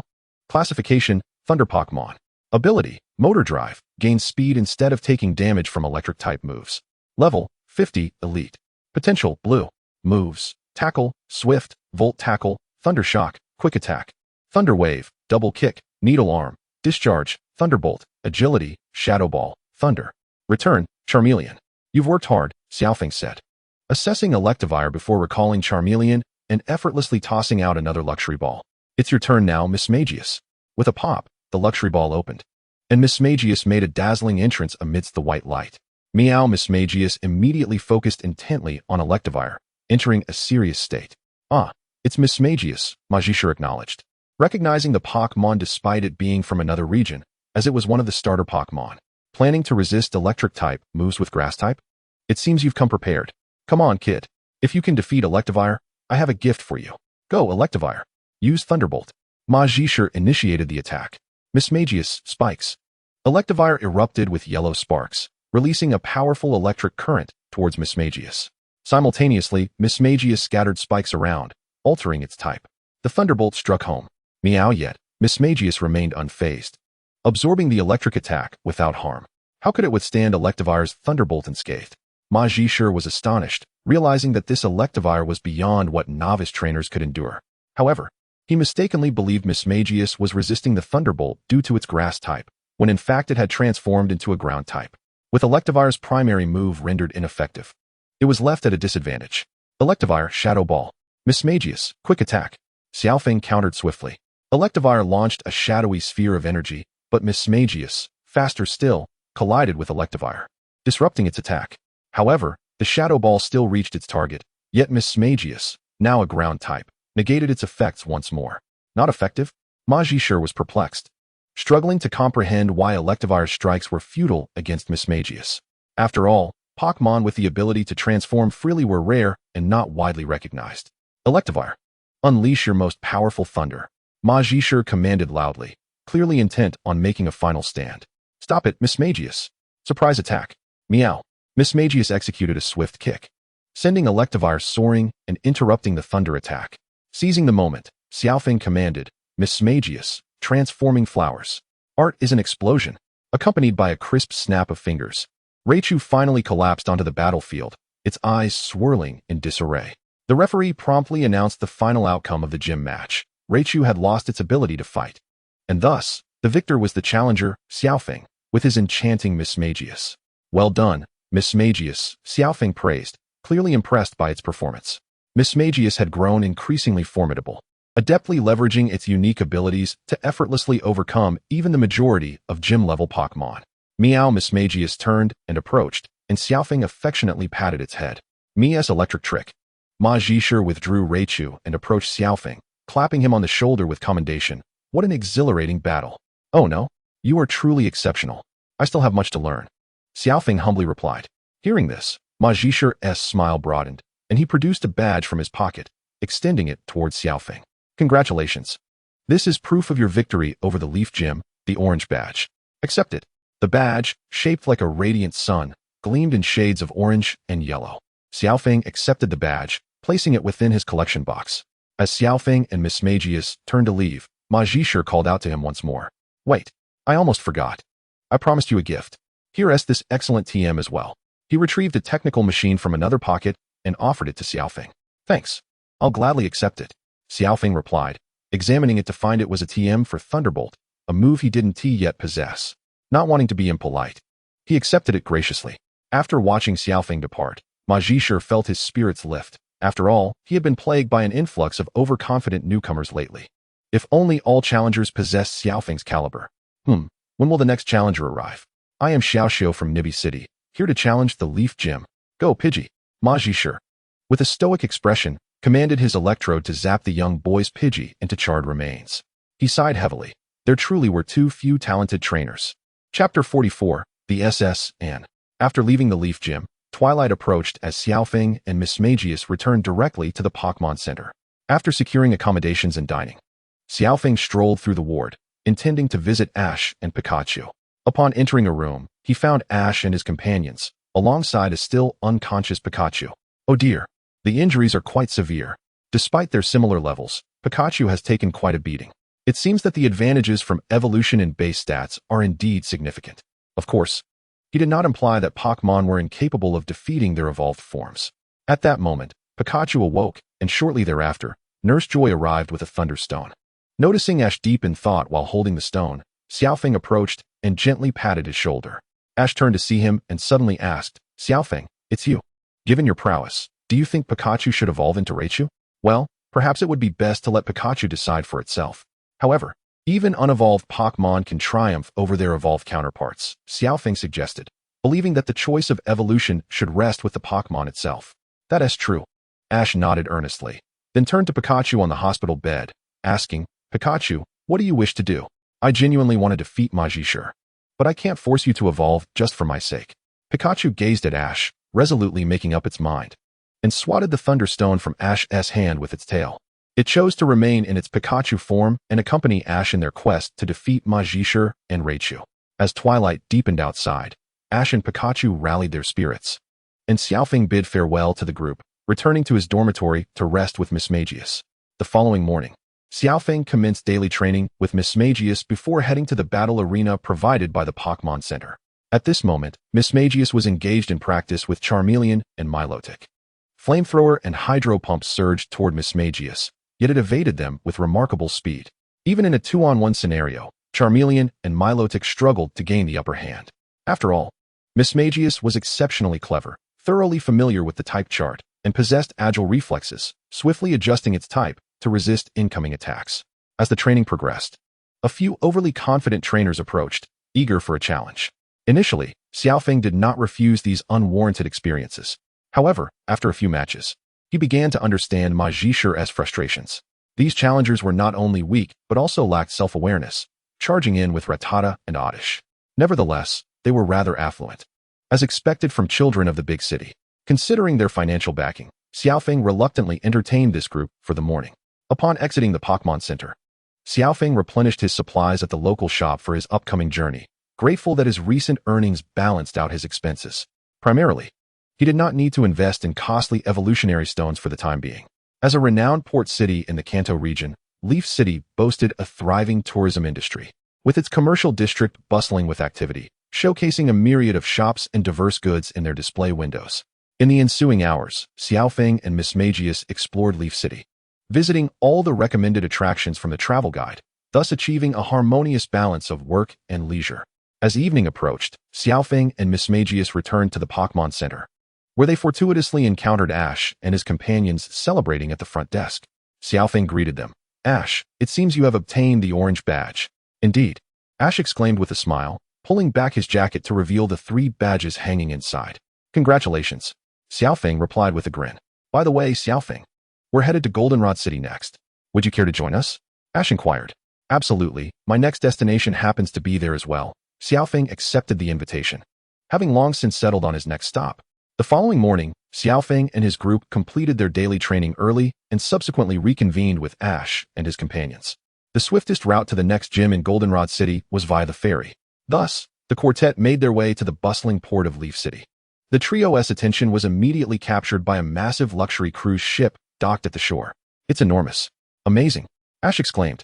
I wish to board such a luxurious vessel and explore the other side of the sea, Brock remarked. Absolutely. Sunbathing on the deck while leisurely traveling by boat sounds delightful, Misty added. As the 3 daydreamed, Xiaofeng tapped Ash on the shoulder, reminding him, stop fantasizing. You 3 don't have that kind of money. While he had a bit to spare, he had no intention of squandering it in such a manner, so they planned to take a standard ferry instead. Alas, reality is often harsh. Ash and his companions followed Xiaofeng, preparing to find a regular boat. Suddenly, 2 cannon shots rang out. Congratulations. You are incredibly fortunate. You've won the grand prize. 2 girls in JK uniforms approached the 4, leaving them bewildered by this unexpected turn of events. Indeed, the circumstances are as follows. We possess a complimentary ticket for this magnificent vessel. Is it not splendid? This is no ordinary ticket, but rather an invitation to the opulent banquet aboard the illustrious S, and specifically for Pokmon trainers. The 2 individuals, in perfect harmony, enthusiastically introduced the event to Xiaofeng and his companions. The SS and the trio, Ash, Misty, and Brock, appeared utterly baffled. The SS and Xiaofeng suddenly recalled something. Was this not the very ship that met its tragic fate in the animated series? However, as time had elapsed, he could scarcely remember the details surrounding its demise, and he pondered whether anyone would believe him should he attempt to offer a timely warning. Well then, off you go, enjoy yourselves, they exclaimed. How marvelous! What incredible fortune we have! Just as Xiaofeng was deep in thought, the 2 individuals had already handed the ticket to Ash and turned to depart. Overwhelmed by this unexpected stroke of luck, the trio decided to embark on an exploration of the luxurious cruise ship. After all, even if the vessel were to sink, Xiaofeng was confident he could swim back to Kanto. Such was his self-assurance. Chapter 45, A Fortuitous Find. Which one is the S, and? The group strolled along the port of Leaf Town, searching for the S, and. Over here. Xiaofeng pointed toward the largest and most extravagant cruise ship docked along the shore, which, unsurprisingly, was indeed the S, and, towering at several dozen meters. This colossal structure stood as the most resplendent sight in the harbor. As a world-renowned luxury liner, the S, and made an annual stop in Leaf Town before embarking on a global cruise. It appears to be the one. Brock nodded thoughtfully after taking a closer look. Misty gazed upward in awe, exclaiming, wow, it truly is magnificent. Soon, the group boarded the S, and, traversing the deck until they arrived at a grand hall adorned with golden embellishments.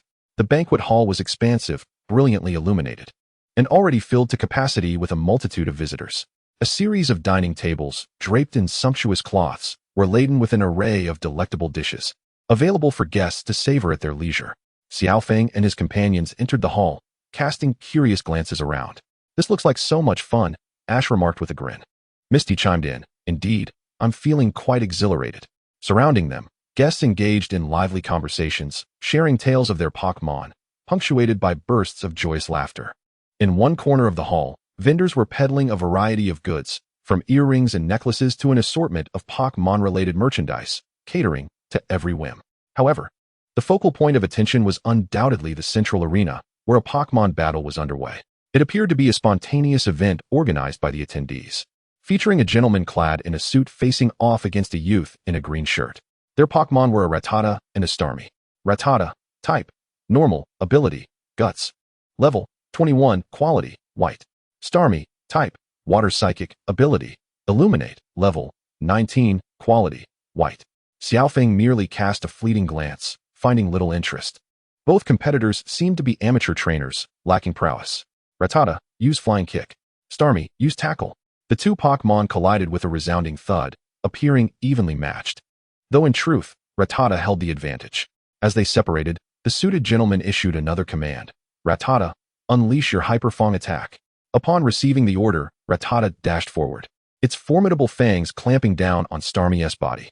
As Rattata continued to exert force, the red gemstone at the center of Starmie shattered, rendering it unable to battle. Though victorious, the gentleman displayed commendable grace, stating, this was merely a small exhibition match. It seems the goddess of victory favored me today.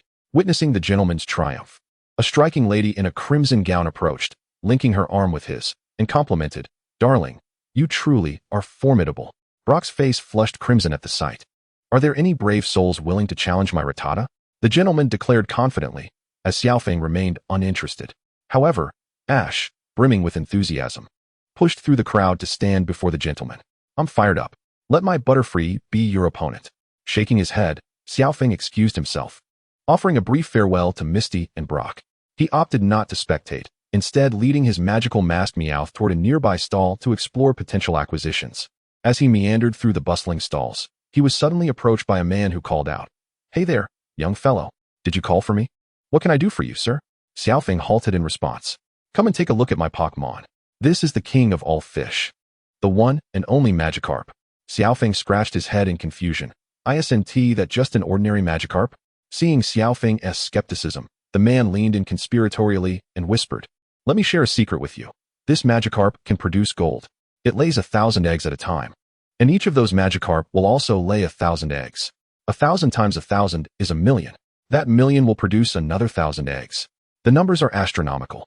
This Magikarp is only 10,000 coins, and after 3 batches of eggs, you will be rich. Xiao Feng listened, bemused by his exaggeration. This spiel sounded familiar. Wasn't this the same Magikarp scammer who tricked Jesse? He recalled that this Magikarp eventually evolved after being kicked by Jesse, possibly on the brink of evolution. Awaiting the right opportunity. Magikarp, type, water, ability, swift swim, level, 20, quality, green. Xiao Feng assessed the Magikarp's potential. Indeed, if he were to purchase it, it could successfully evolve into a Gyarados. 10,000 coins did seem like a good deal. However, even a Gyarados would still be a rather unremarkable specimen. Its quality was average, and Xiao Feng's interest was waning. Moreover, why buy one? Magikarp were abundant, and wild Gyarados were not scarce either. He could easily fish or catch one himself. Perhaps even a shiny variant. If memory serves, Golden Magikarp had appeared several times in the series. Never mind, sir. You might as well try your luck with someone else. Xiao Feng waved his hand dismissively and departed with his magical mask Meowth.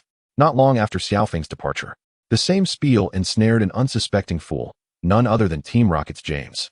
Thus began an unlikely connection between James and the Magikarp merchant. Meowth. Just then, Magical Mask Meowth suddenly tugged at Xiao Feng's sleeve. What is it, Meowth? Xiao Feng inquired, following her gaze toward a stall selling stones, where he spotted a fist-sized rock adorned with genetic spiral patterns. Approaching the stall, he discovered it was indeed a Mega Evolution Stone, specifically for Alakazam. While he had never intended to raise an Alakazam, the potential for a profitable resale was undeniable. How much for this stone? Xiao Feng asked the vendor. Seizing the Alakazam Mega Stone. With so many affluent patrons aboard, it was prudent to secure the purchase quickly to avoid missing out. He had just witnessed an individual buy up an entire stall's inventory. 100,000 league coins. The vendor's pricing was evidently inflated, but Xiao Feng was unfazed. He understood the value of a megastone. Very well, I shall take it. After processing the payment, Xiao Feng carefully stowed the Alakazam megastone in his backpack and resumed his meticulous observation of the surrounding stalls. Regrettably, after perusing the surroundings, Xiao Feng discovered no further treasures to seize.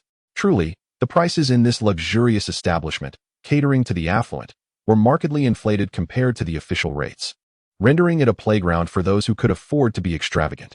Chapter 46. The Rocket Team Strikes. Magical Mask Meow. I owe you my gratitude for uncovering this mega stone. Otherwise, it would have slipped through my fingers. Meow. After their exploration, Xiao Feng and Magical Mask Meow sought out Ash and his companions, only to find the trio, along with Pikachu, monopolizing a dining table, devouring their meals with great enthusiasm. Xiao Feng, come join us. The cuisine aboard this opulent cruise ship is simply exquisite. All right, I'm on my way. Witnessing this scene, Xiao Feng and Magical Mask Meow did not hesitate to indulge, seizing a large lobster from the table to feast upon. Magical Mask Meow, this is delicious. Do try it. Xiao Feng offered a delightful little cake to her. Meow. Magical Mask Meow accepted a piece to savor. Are you enjoying yourselves here? The gentleman in a suit, who had earlier challenged Ash, approached with his female companion. Ash turned in surprise, exclaiming, It's that uncle from before. To be honest, your Butterfree is quite impressive. The gentleman complimented. Ash, brimming with pride, replied, That's because I trained it with great effort. What do you think of my Rattata? Your Rattata is quite commendable. Ash responded without hesitation. Upon hearing this, the gentleman's demeanor shifted significantly. Excellent. In that case, how about we trade Pokmon? Trade? Indeed. It is common knowledge that Pokmon trainers can exchange their beloved creatures when they encounter ones they admire. Trading among friends deepens bonds, creating a network of friendship that spans the globe. The gentleman placed a hand on Ash's shoulder, attempting to persuade him further. Brock, what do you think? Ash asked, glancing at Brock for his opinion. However, Brock was utterly captivated, determined to exchange. Xiao Feng remained silent, recognizing that this was a reasonable proposal, leaving the decision in Ash's hands. He recalled how Ash had once regretted a trade and had reverted it. Nevertheless, Butterfree would eventually be released. Ultimately, Ash deemed it beneficial to make new friends and agreed to trade Butterfree with the gentleman. Misty, observing Xiaofeng quietly enjoying his meal, inquired, Xiaofeng, do you believe Ash should trade Butterfree? Should we intervene? This is a part of Ash's growth, even if he regrets it later. He must come to understand it himself. He can always revert the trade afterward, Xiaofeng responded, sharing a seafood dish with magical mask Meow. Meow? Xiaofeng did not oppose trading Pokmon, but he himself would never part with a Pokmon with which he had forged a bond. Upon Ash's return, he gazed forlornly at the Pokeball in his hand, clearly distressed over Butterfree's departure. Misty approached him, asking, what's wrong? You seem down. It's nothing. I'm just wondering if that gentleman will cherish Butterfree. He seems quite fond of trading and might pass it on to someone I don't know. What if that stranger doesn't care for Butterfree properly? I'm truly worried, Ash replied. Misty countered, but you did receive his Rattata in return. Yes. But it was only after the trade that I remembered when Butterfree first evolved. Sigh. People only learn to appreciate things after they lose them, Xiaofeng remarked, shaking his head. The ship's horn sounded once more. The St. Anna had been sailing for quite some time, with an endless expanse of azure ocean visible outside. Suddenly, the Grand Hall's doors were abruptly closed, and the lights extinguished. What is happening? As the tourists looked on in confusion, a familiar voice echoed. I believe I heard someone ask what is occurring. Allow us to enlighten you. To prevent the world from destruction, to safeguard peace. To perpetuate love and truth. Evil in its charming guise, we are Team Rocket. Musashi Kojiru. We traverse the galaxy. A bright new tomorrow awaits us. As the trio of Team Rocket concluded their monologue, the lights in the banquet hall illuminated once more. To the astonishment of all, the ship's staff had transformed, donning Team Rocket uniforms, each equipped with a peculiar machine featuring 2 straws, encircling the bewildered tourists. All Pokemon aboard this vessel shall belong to Team Rocket. Hand them over willingly. Before the tourists could react, the Team Rocket members activated their machines, which emitted a powerful suction that snatched Pokeballs from unsuspecting hands. However, Xiaofeng, Ash, Misty, and Brock, positioned at a distance, remained unaffected. Yet, some Team Rocket members noticed them and approached, demanding, all right, hand them over. Don't make me resort to force. Ash, Misty, Brock, prepare for battle. Xiaofeng was certainly not one to surrender easily. With a decisive motion, he commanded, Magical Mask Meow. Thunder Punch. Meow. Xiaofeng swiftly incapacitated the nearest Team Rocket member with a karate chop, while Magical Mask Meow followed suit, knocking out several more. All right, Pikachu. Ash quickly responded. And Pikachu unleashed a surge of electricity, stunning those in front of him. Rather than allow them to seize our Pokemon, let us fight to the end. Yes, right. Exactly, let us battle.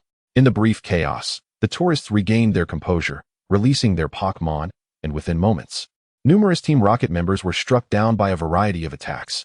Fools, why aren't you hastily summoning your Pokemon to retaliate? Following Musashi's urging, many Team Rocket members finally unleashed their Pokemon to counterattack. However, the sheer number of tourists proved overwhelming. Unless something unforeseen occurred, Team Rocket's defeat was inevitable. Did Sakaki truly scheme for so long, only to entrust this operation to the trio? Indeed, Sakaki was rather audacious. Once the tourists drove Team Rocket away, Xiaofeng, playing the role of a firefighter, failed to spot anyone resembling a Team Rocket executive. Unbeknownst to him, Sakaki had dispatched 2 junior members to back them up, but they were swiftly incapacitated by Xiaofeng before they could even summon their Pokemon. Chapter 47, The St. Anna Sinks. Musashi and Kojiru seemed to be Team Rocket's elite. Perhaps Sakaki still held great faith in them at this early stage. Xiaofeng scratched his head, pondering this. We won. Just as everyone was celebrating their victory over Team Rocket, the entire cruise ship began to tremble violently. Tourists rushed to the windows, only to find the sky shrouded in ominous clouds, a lightning bolt illuminating the darkness, accompanied by a deafening roar of thunder, heralding an impending storm. The sea churned violently, waves crashing fiercely against the ship, each jolt sending shivers through the tourists. Oh no, a storm. Upon hearing this, panic ensued among the tourists. In such treacherous weather, the ship would surely be unable to return to port.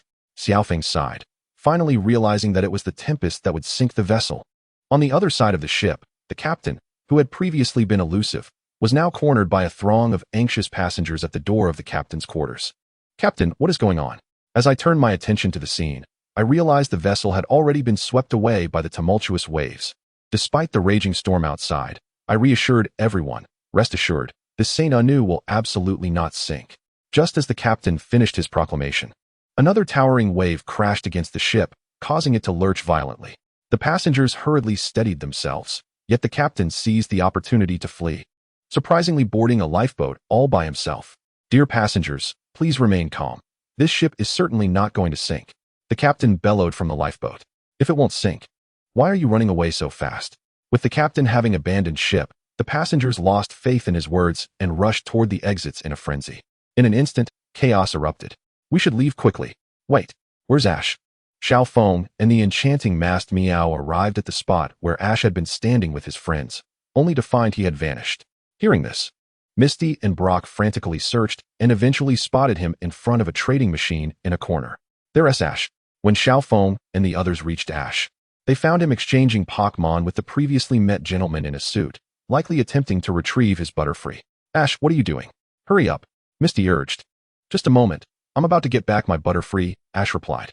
As the trading machine whirred to life, Ash finally reclaimed his Butterfree. However, just then, another colossal wave surged toward them, causing the ship to rock violently once more.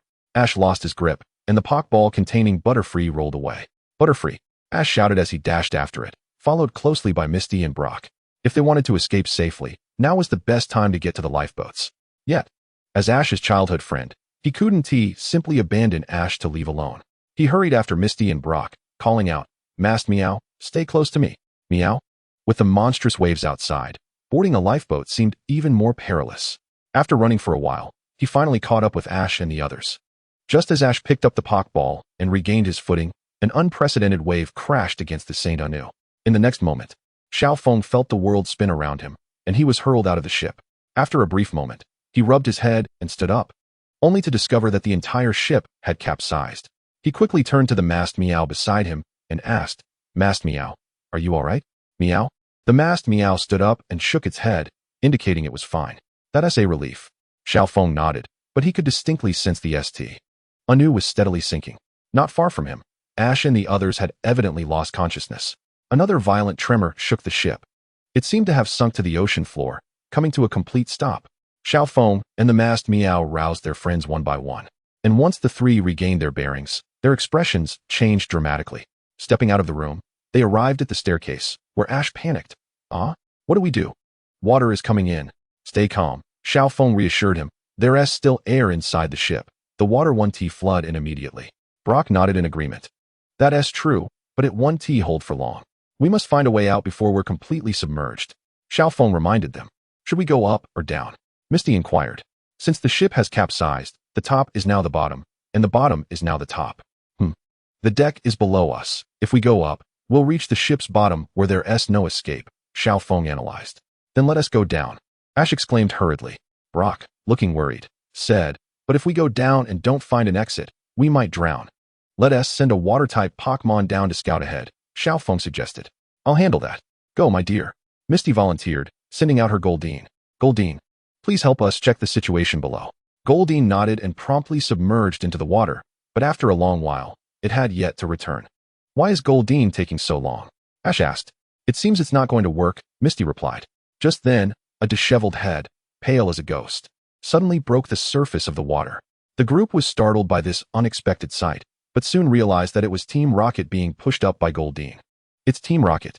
Upon seeing them, Xiao Feng and the others breathed a sigh of relief. How did they end up in the water? It was indeed true that wherever Pikachu was, Team Rocket was sure to follow.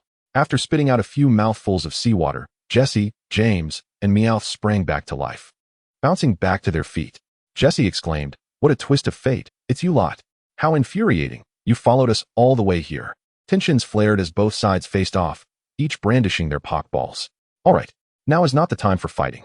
If we don't quickly find a way to escape, you'll all perish here." Xiao Feng swiftly intervened, preventing the situation from escalating.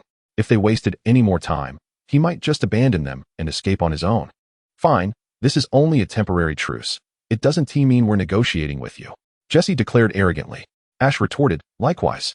Given the stakes of their lives, they recognized the urgency of the situation. Though reluctant, they decided to temporarily set aside their differences and collaborate on a plan of escape. Chapter 48. Escape from Beneath the Sea.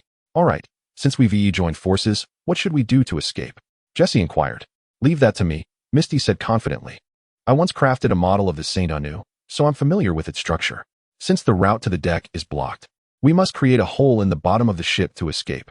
Xiao Feng had previously observed through the ship's windows that it had sunk atop an underwater cliff, not into a deep trench, so they were not very far from the surface. Moreover, all present were exceptional individuals, so they need not worry about the pressure of the water. Thus, he raised no objections. The question remained, how to get up there? Ash asked. Brock scanned the surroundings and spotted an inverted staircase. He promptly called forth his Pokmon. Onyx, be our staircase.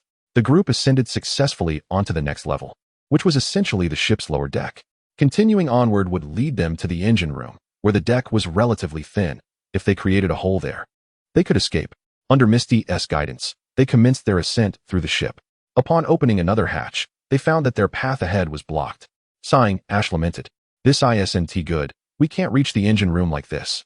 Jesse, James, our lives are fleeting. This saying was written for us," James declared, as if preparing to deliver his last words. "I will never forget you," Jesse added. Xiao Feng shook his head in amusement, disregarding their melodrama. Glancing around, he noticed that the opposite hatch was only about 10 meters away. They could easily utilize their Pokmon's strength to reach it, perhaps without even needing their Pokmon's assistance. "All right, clear the way. We're not done for yet." With that, Xiao Feng leaped across to the hatch with astonished gazes upon him. Upon their arrival, Xiao Feng shouted at the magical mask Meow. "Magical mask Meow, throw everyone over here, and I shall catch them." Meow. What? Before Ash, Musashi, and the others could react, they were lifted and hurled away by the magical mask Meow. A chorus of screams reached Xiao Feng's ears. Well, that was a safe landing. Phew, that scared me to death. Xiaoxia sighed in relief, still shaken. Could we have had a moment to prepare ourselves? Complained the trio from Team Rocket. Next time for sure, Xiao Feng waved dismissively. And you three are accustomed to taking off from the ground daily, so why the surprise? Regardless, we have made it safely, but what about the magical mask Meow?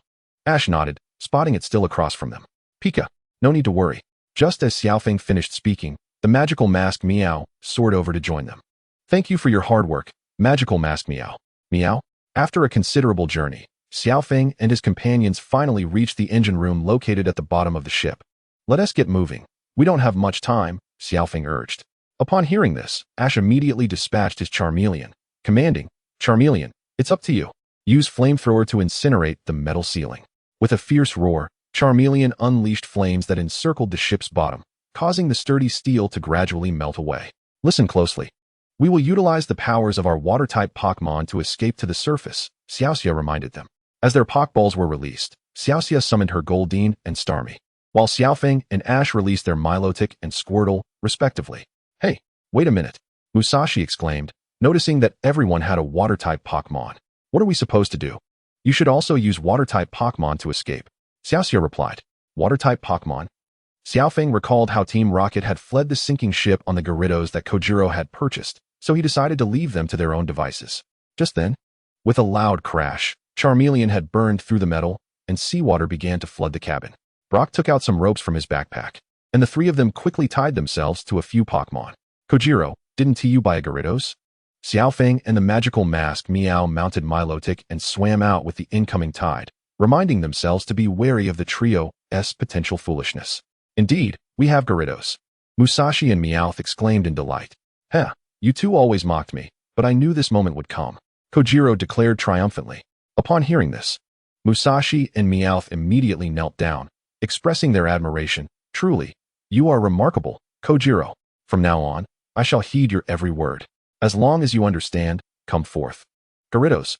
Kojiro summoned Gyarados, but when they secured the ropes, they discovered that Gyarados could not pull the three of them at all. What an annoying feeling.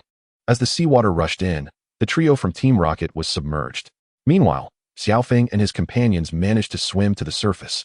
After the storm, the ocean regained its tranquility, and the sky shone like a brilliant blue gem, exuding a fresh aura. We are finally saved. They found several floating boards on the water, constructing a makeshift platform for a brief rest. Team Rocket didn't make it out. After a long wait without any sign of Team Rocket, Ash and Xiaoxia sighed, feeling a twinge of sadness given their acquaintance.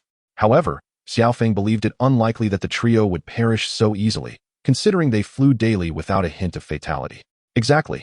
While I worry for Team Rocket, we are left with no means of escape, Brock observed, squinting around and discovering the vast expanse of ocean surrounding them. What should we do? Ash inquired. Xiao Feng suggested. Ash, send out your Pidgeotto to scout the skies for passing ships, or islands nearby. All right, Ash agreed, releasing Pidgeotto with instructions. Pidgeotto flapped its wings and, after scanning the area, flew off in a particular direction. However, before long, Pidgeotto returned, carrying Team Rocket and a Gyarados with it. They really are finished, Xiaoxia remarked, gazing at the trio lying on the floating board. Seeing them like this makes me feel sorry for them, Ash concurred. Indeed, considering their sacrifice at sea, I propose we give them a water burial, Brock suggested, nodding. Wait, aren't we even going to check?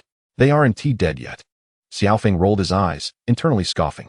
Chapter 49, Dragonite Island. What are you doing? We aren't dead yet. Exactly. Meow. Just as Ash and his friends were about to push Team Rocket into the sea, the trio miraculously awoke. Pidgeotto made several trips back and forth, yet returned empty-handed. I'm so hungry. At that moment, the trio from Team Rocket, who had been serving on the ship without food, suddenly heard their stomachs growl. I can't hold back any longer. After a while, Meowth could no longer resist and lunged at the Gyarados that was bouncing on the floating board. However, the Gyarados was unharmed, while Meowth's teeth were broken. You three, don't get your hopes up. Gyarados is just scales and bones, Xiaoxia warned the trio. Why didn't you say so sooner? Meowth cried, rubbing its cheek. This fish is useless for anything but flopping around. I don't want you anymore. Go away. I despise you. At that moment, Kojiro recalled being cheated out of 30,000 league coins and could no longer contain himself, kicking Gyarados away. What a scene. This is the first time Kojiro's evolution kick has showcased its power. Xiaofeng rubbed his eyes, gazing at Gyarados as it floundered on the ocean surface. Suddenly, a dazzling white light enveloped it. Roar. As the light of evolution dissipated, a Gyarados appeared before Xiaofeng and the others. I am your master. You must obey me. Kojiro commanded the Gyarados. However, in its rage, Gyarados would not heed Kojiro's words. You fool, didn't you just say you didn't want that Pokmon? Musashi shouted at Kojiro. But oh, you're so troublesome. Magical Mask Meow, deal with this Gyarados. Xiaofeng sighed, still calculating their position, contemplating that if all else failed, they might just swim back to Kanto. Do you intend to confront it? Brock asked in astonishment. This Gyarados merely appears fierce, though its level has indeed risen after evolution. It hasn't reached the elite tier. What is there to fear? Meow? Magical Mask Meow immediately complied, launching a magical leaf that knocked it down. Incredible. We are saved. The stunned Ash and the members of Team Rocket on the floating board were awestruck by Magical Mask Meow's prowess. Roar. However, as Gyarados fell, it let out an enraged roar, and moments later, a multitude of Gyarados emerged from the sea. Roar. Xiaofeng was utterly bewildered. No way, this is outrageous. It's summoning its kind, not just a few Gyarados. We're doomed.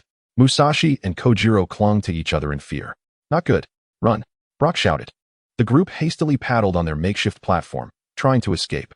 Yet, a horde of Gyarados unleashed dragon rage, and an enormous water vortex surged towards Xiaofeng and his companions, leaving them no avenue for escape. Magical Mask Meow, hold on tight to me and don't let go. Seeing this, Xiaofeng quickly grabbed Magical Mask Meow to avoid being separated. Meow. To his astonishment, he too experienced a day of soaring through the skies, akin to the illustrious trio of the Rocket team. Xiaofeng was uncertain how long he and the illusory Mask Meow had been airborne, before they plummeted into the uncharted waters below. Are you alright, illusory Mask Meow? He inquired. Meow came the gentle response from the illusory Mask Meow. It appeared that neither of them had sustained any injuries, though they were both feeling quite dizzy from the swirling water spout. They needed a moment to recuperate, so they relaxed, lying back and floating on the surface of the sea, planning their next moves once they gathered their bearings. At that moment, Xiaofeng and the illusory Mask Meow caught sight of several orange-hued Pokmon soaring towards them from the sky. Their underbellies were a creamy white, their bodies a vibrant orange, and their wings seemed diminutive compared to their frames, yet they moved with extraordinary speed, arriving before them in an instant. It was none other than Dragonite. Before Xiaofeng could fully process the situation, the leading Dragonite extended its claws, lifting both him and the illusory Mask Meow from the ocean and ascending into the air. Legend has it that Dragonite flies across the vast sea to rescue those who are drowning. It seems this tale holds truth. Had they been mistaken for shipwrecked victims? As they flew further away, and feeling no malice from the Dragonites, Xiaofeng decided to simply go along with it. Once he had finally regained his composure, he realized that this group of Dragonites had led them into the midst of a pitch-black storm. Just as he was about to express his astonishment, they emerged from the tempest into a scene that was suddenly bright and expansive. Hovering in midair, Xiaofeng looked down to see a lush, secluded island emerging from the heart of a dense circular storm. As anticipated, this was the Dragonite Island that he had previously discussed with the ancient Dragonite. When the Dragonites landed on the island, Xiao Feng and the illusory masked Meow stretched on the soft sandy beach to ease their limbs. Oh woo! At that moment, several Dragonites surrounded them, while not far off, some Dratini and additional Dragonites curiously observed the newcomers. Thank you so much, Dragonites, Xiao Feng expressed gratefully with a smile. Although it was likely he would have been fine without their assistance, how could he not be gracious in the presence of such adorable Dragonites? Moreover, having arrived at Dragonite Island, Xiao Feng naturally wished to befriend one to take home, thus he aimed to cultivate amicable relations with them. After all, the strength of Dragonites is formidable, often at least at the gym leader level, and even the rare elite level can be found here, sometimes in multiples. Meow? The illusory masked Meow also greeted them amicably. Oh woo! The Dragonites, though altruistically rescuing without expectation of reward, beamed with joy at Xiao Feng's gratitude, responding with cheerful calls. To show my appreciation, let me treat you all to a meal. Determined to foster goodwill with the Dragonites, Xiao Feng decided to prepare a lavish feast. And as he had not eaten in quite some time, it served a dual purpose. Charizard, Milotic, come help me out. Xiao Feng summoned his other Pokemon. Roar Woof. Afterward, he checked his backpack, relieved to find it undamaged, and retrieved an abundance of fresh ingredients along with various types of premium berries. After more than an hour of labor, he finally completed the sumptuous meal.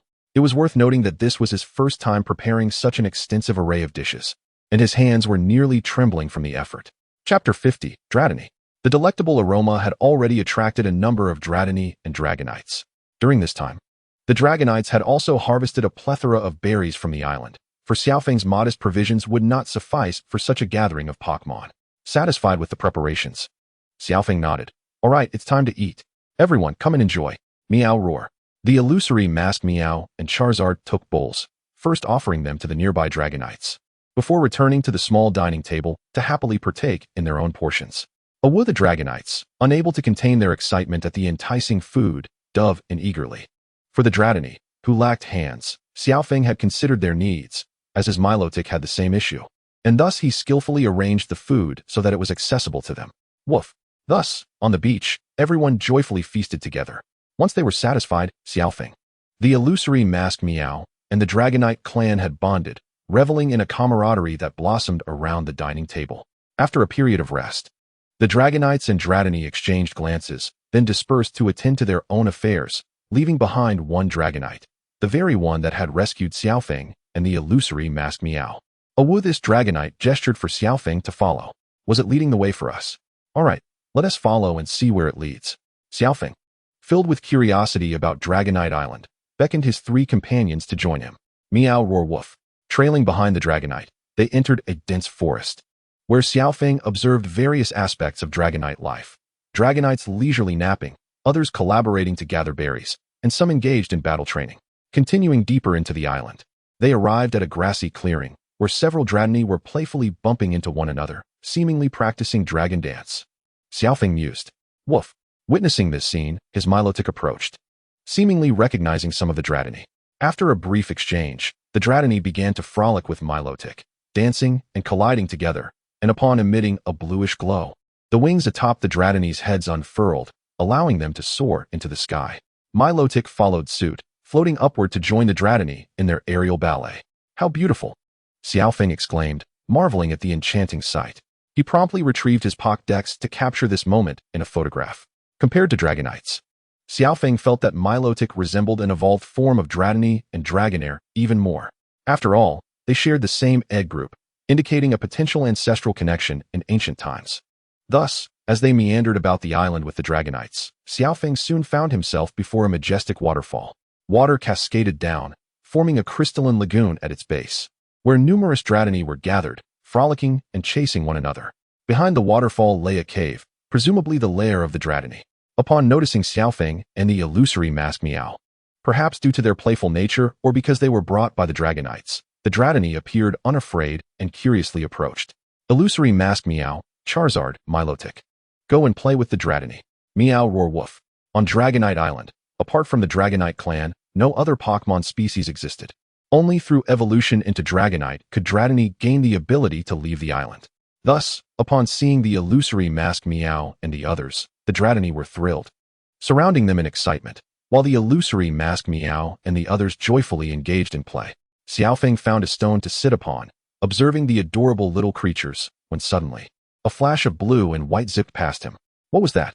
Xiaofeng turned to look in that direction, and the nearby Dragonite softly called out a few times, prompting the blue and white figure to re-emerge. Woof! Before him stood a Dratini, or rather, a Dratini that possessed the ability to use agility. Dratini is a serpentine Pokmon, its body adorned with pale blue scales and a bright white underbelly. It possessed a pair of violet eyes, with a slight white protrusion on its forehead indicating the development of a horn. White fins adorned either side of its head, and it sported a large, round, white nose upon its face.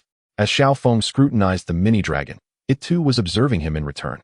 Concurrently, a wealth of information regarding the mini-dragon materialized before Xiaofeng's eyes. Pokmon, mini-dragon. Type, dragon. Gender, male. Classification, dragon Pokmon. Ability, Marvel Scale, which reacts to abnormal states, enhancing defense. Level, 10, initial stage. Aptitude, orange. Skills, quick attack, inherited. Dragon Dance, inherited. Outrage, inherited. Bind, Twister, electromagnetic wave. Upon viewing the mini-dragon's details, Xiaofeng was taken aback. After all, a Pokmon with orange aptitude, provided it is nurtured without diminishing its potential and has ample resources, could almost certainly reach the champion level in the future. Moreover, this mini-dragon's gaze was markedly fierce, setting it apart from the docile mini-dragons nearby. It appeared to be a rather combative mini-dragon, with a glimmer of excitement in his eyes. Xiaofeng smiled and extended his hand in invitation. Hello, mini-dragon. Do you enjoy battle? Would you like to become my partner and travel with me? Upon hearing this, the mini-dragon's eyes sparkled with anticipation, clearly yearning to venture beyond Dragon Island. After all, its companions were far too gentle, and there were no other Pokmon on the island to engage in combat with. Waiting decades to evolve into a Dragonite seemed an interminable prospect. Though intrigued, the mini-dragon did not immediately acquiesce. Instead, it assumed a battle stance. Was it testing whether Xiaofeng had the qualifications to be its trainer? Very well, then. Mini-dragon, come at me. Xiaofeng stood up, mirroring the battle pose. The mini-dragon, perplexed, wondered why he wasn't sending out a Pokmon to battle against it. Had the teachings of the elders become obsolete? I am formidable too. Go ahead, mini-dragon, unleash your full strength. Xiaofeng waved his hand dismissively. Without hesitation, the mini-dragon launched into its most adept move, quick attack. In an instant, it vanished from sight, propelling itself towards Xiaofeng with lightning speed. Chapter 51. The fourth Pokmon joins the team. Quick attack was indeed astonishingly swift. Xiaofeng found himself struck multiple times in an instant. However, being only a novice level, the mini-dragon could hardly inflict significant damage. After executing quick attack several times, the mini-dragon grew fatigued, its speed noticeably diminishing. Seizing the opportunity, Xiaofeng reached out to intercept it, swiftly delivering a playful flick to the mini-dragon's head. Seeing the mini-dragon's expression of wanting to cry while holding back, Xiaofeng couldn't help but chuckle. How endearing! Despite its assertive demeanor, it remained a mini-dragon, indicating its youth. Go, Pokball! Xiaofeng promptly retrieved a luxury ball from his backpack and tossed it. The accompanying Dragonite did not intervene. Rather, it bore a look of satisfaction, perhaps indicating that it had intended for Xiaofeng to bond with the mini-dragon. Upon a precise strike, a beam of red light enveloped the mini-dragon, drawing it into the luxury ball. Perhaps recognizing Xiaofeng's intent, the luxury ball merely shook twice before emitting a satisfying click, signifying successful capture. Xiaofeng hurried over to retrieve the ball from the ground, his excitement palpable as he raised it high, proclaiming, "Fantastic! I've captured the mini-dragon." After a period of travel, the fourth Pokmon had finally joined his team. Come forth, mini-dragon. Xiaofeng opened the Pokball, releasing the mini-dragon. He crouched down and softly spoke. I look forward to working together, mini-dragon. With that, Xiaofeng cradled the mini-dragon in his arms, affectionately stroking its head. The mini-dragon squinted its eyes in delight, nuzzling against him and responding with a gentle call. Meow roar. Observing this heartwarming scene, the three little ones approached to join the celebration, elated by the mini-dragon's inclusion. After capturing the mini-dragon, Xiaofeng did not depart immediately from Dragon Island. Instead, he chose to remain. After all, the Dragonite had not urged them to leave, and Xiaofeng intended to train intensively on the island before continuing his journey. It was rare to encounter such a formidable Pokemon population in the wild. How could he let this opportunity slip away? Thus, in addition to regular training, Xiao Feng sought out several Dratini and Dragonites, offering to create energy cubes in exchange for their assistance as sparring partners for his Pokmon.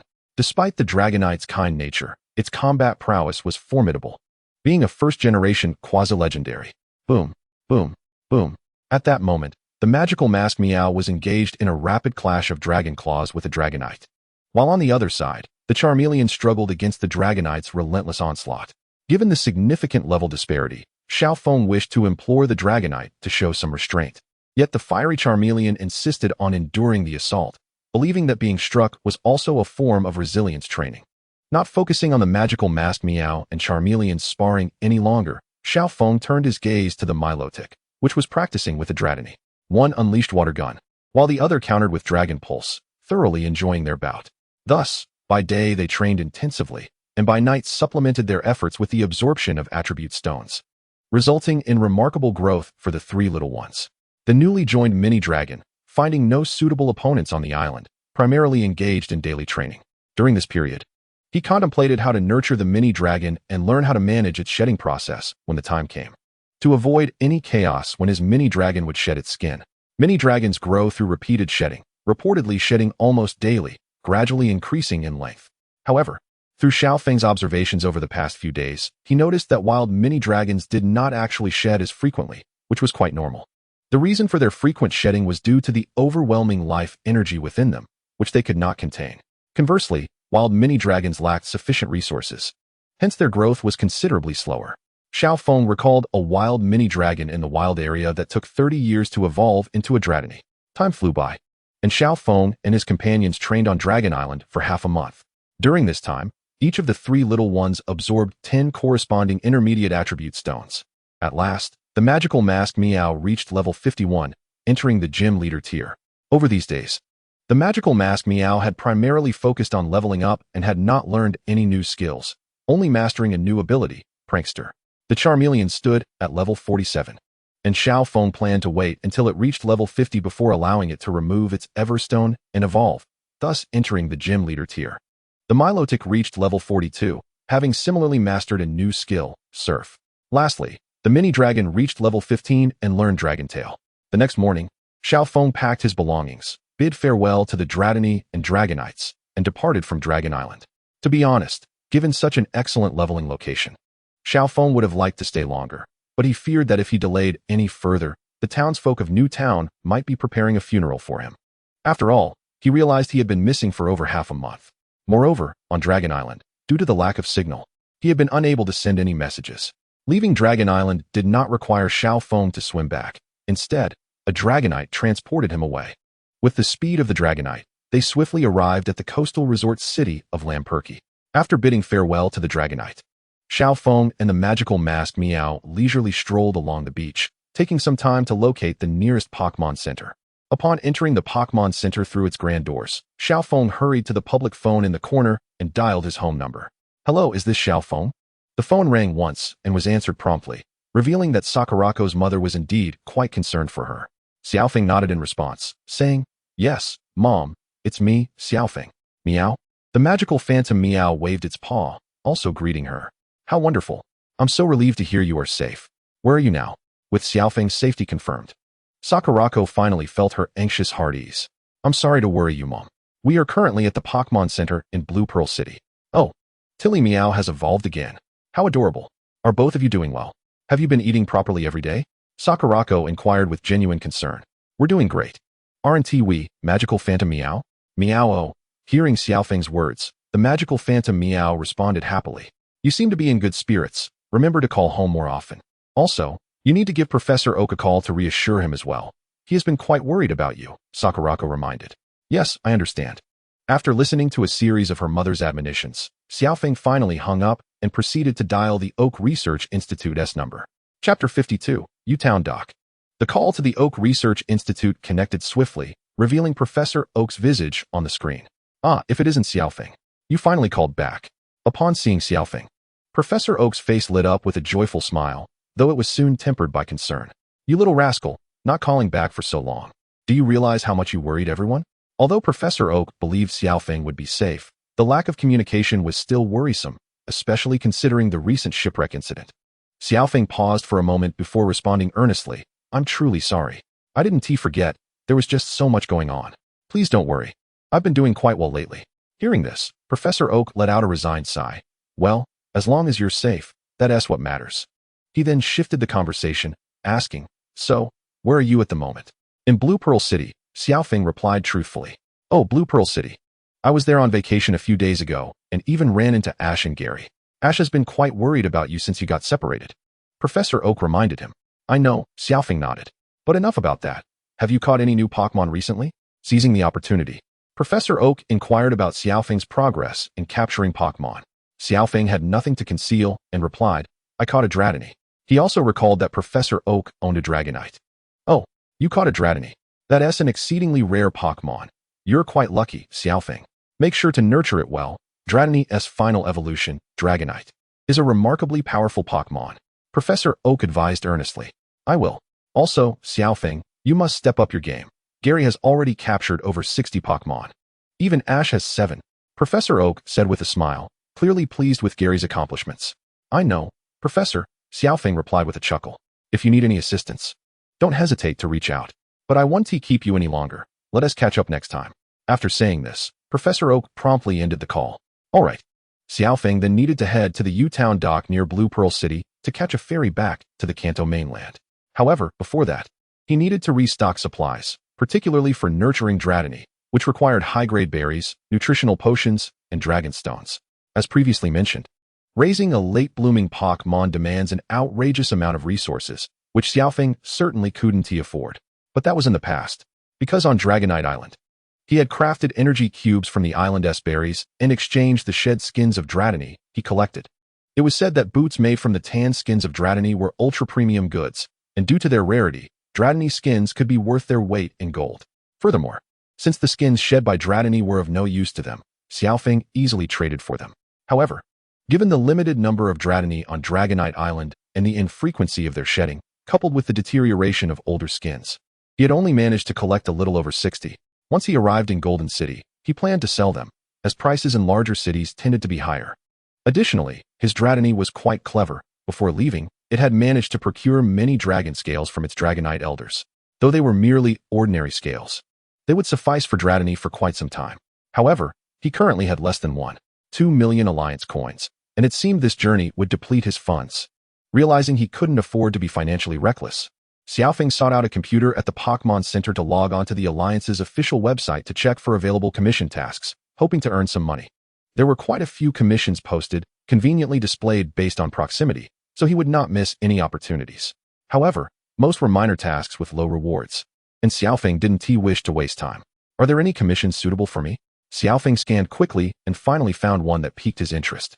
An elderly woman at the U-Town dock was hiring powerful trainers to drive away the long-standing nuisance of agate jellyfish and tentacle that had been disrupting her construction project. In order to protect her luxurious seaside resort, the reward, 1 million Alliance coins and a 1-year accommodation voucher at the hotel.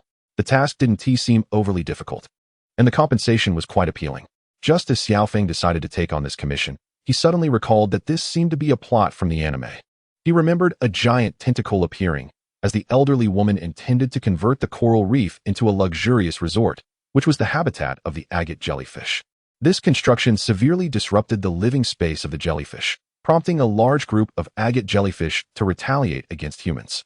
Accepting this commission would mean playing the role of the antagonist. Perhaps it would be best to pass. However, it might be worth a visit, as Ash was likely there too. After leaving the Pokemon Center and replenishing supplies at a friendly shop, Xiaofeng and the magical Phantom Meow set off towards the U-Town dock. Upon arriving, Xiaofeng discovered the dock in disarray. There, a massive tentacle was wreaking havoc on the surface of the water.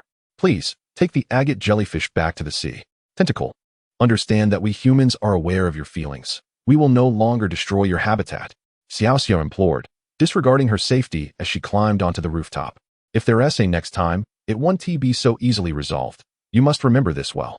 The giant tentacle commanded Meowth to convey this message.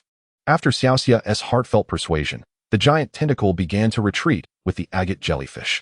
It appeared that the situation had been resolved smoothly. Xiaofeng, who had little interest in the giant tentacle, decided against capturing it, especially since it had so many kin to protect. Hey Ash, long time no see. Xiaofeng approached and waved in greeting. Meow. Hearing the familiar voice, Ash turned and, upon seeing his long-lost childhood friend, broke into a delighted smile. Xiaofeng. I'm so glad you're okay. Xiaofeng scratched his head sheepishly. I'm all right. Shortly thereafter, Xiaofeng and his companions boarded the ferry back to the Kanto mainland. Perhaps that tentacle is the sea god, Brock remarked, recalling the previous giant tentacle. Xiaofeng merely smiled in silence at this. Lygia and Kyogre. Chapter 53. The Maiden's Gorge and the Summer Festival. The azure sea stretched endlessly, the morning sun casting a dazzling golden hue across its surface, shimmering gently with the ebb and flow of the waves, radiant and captivating.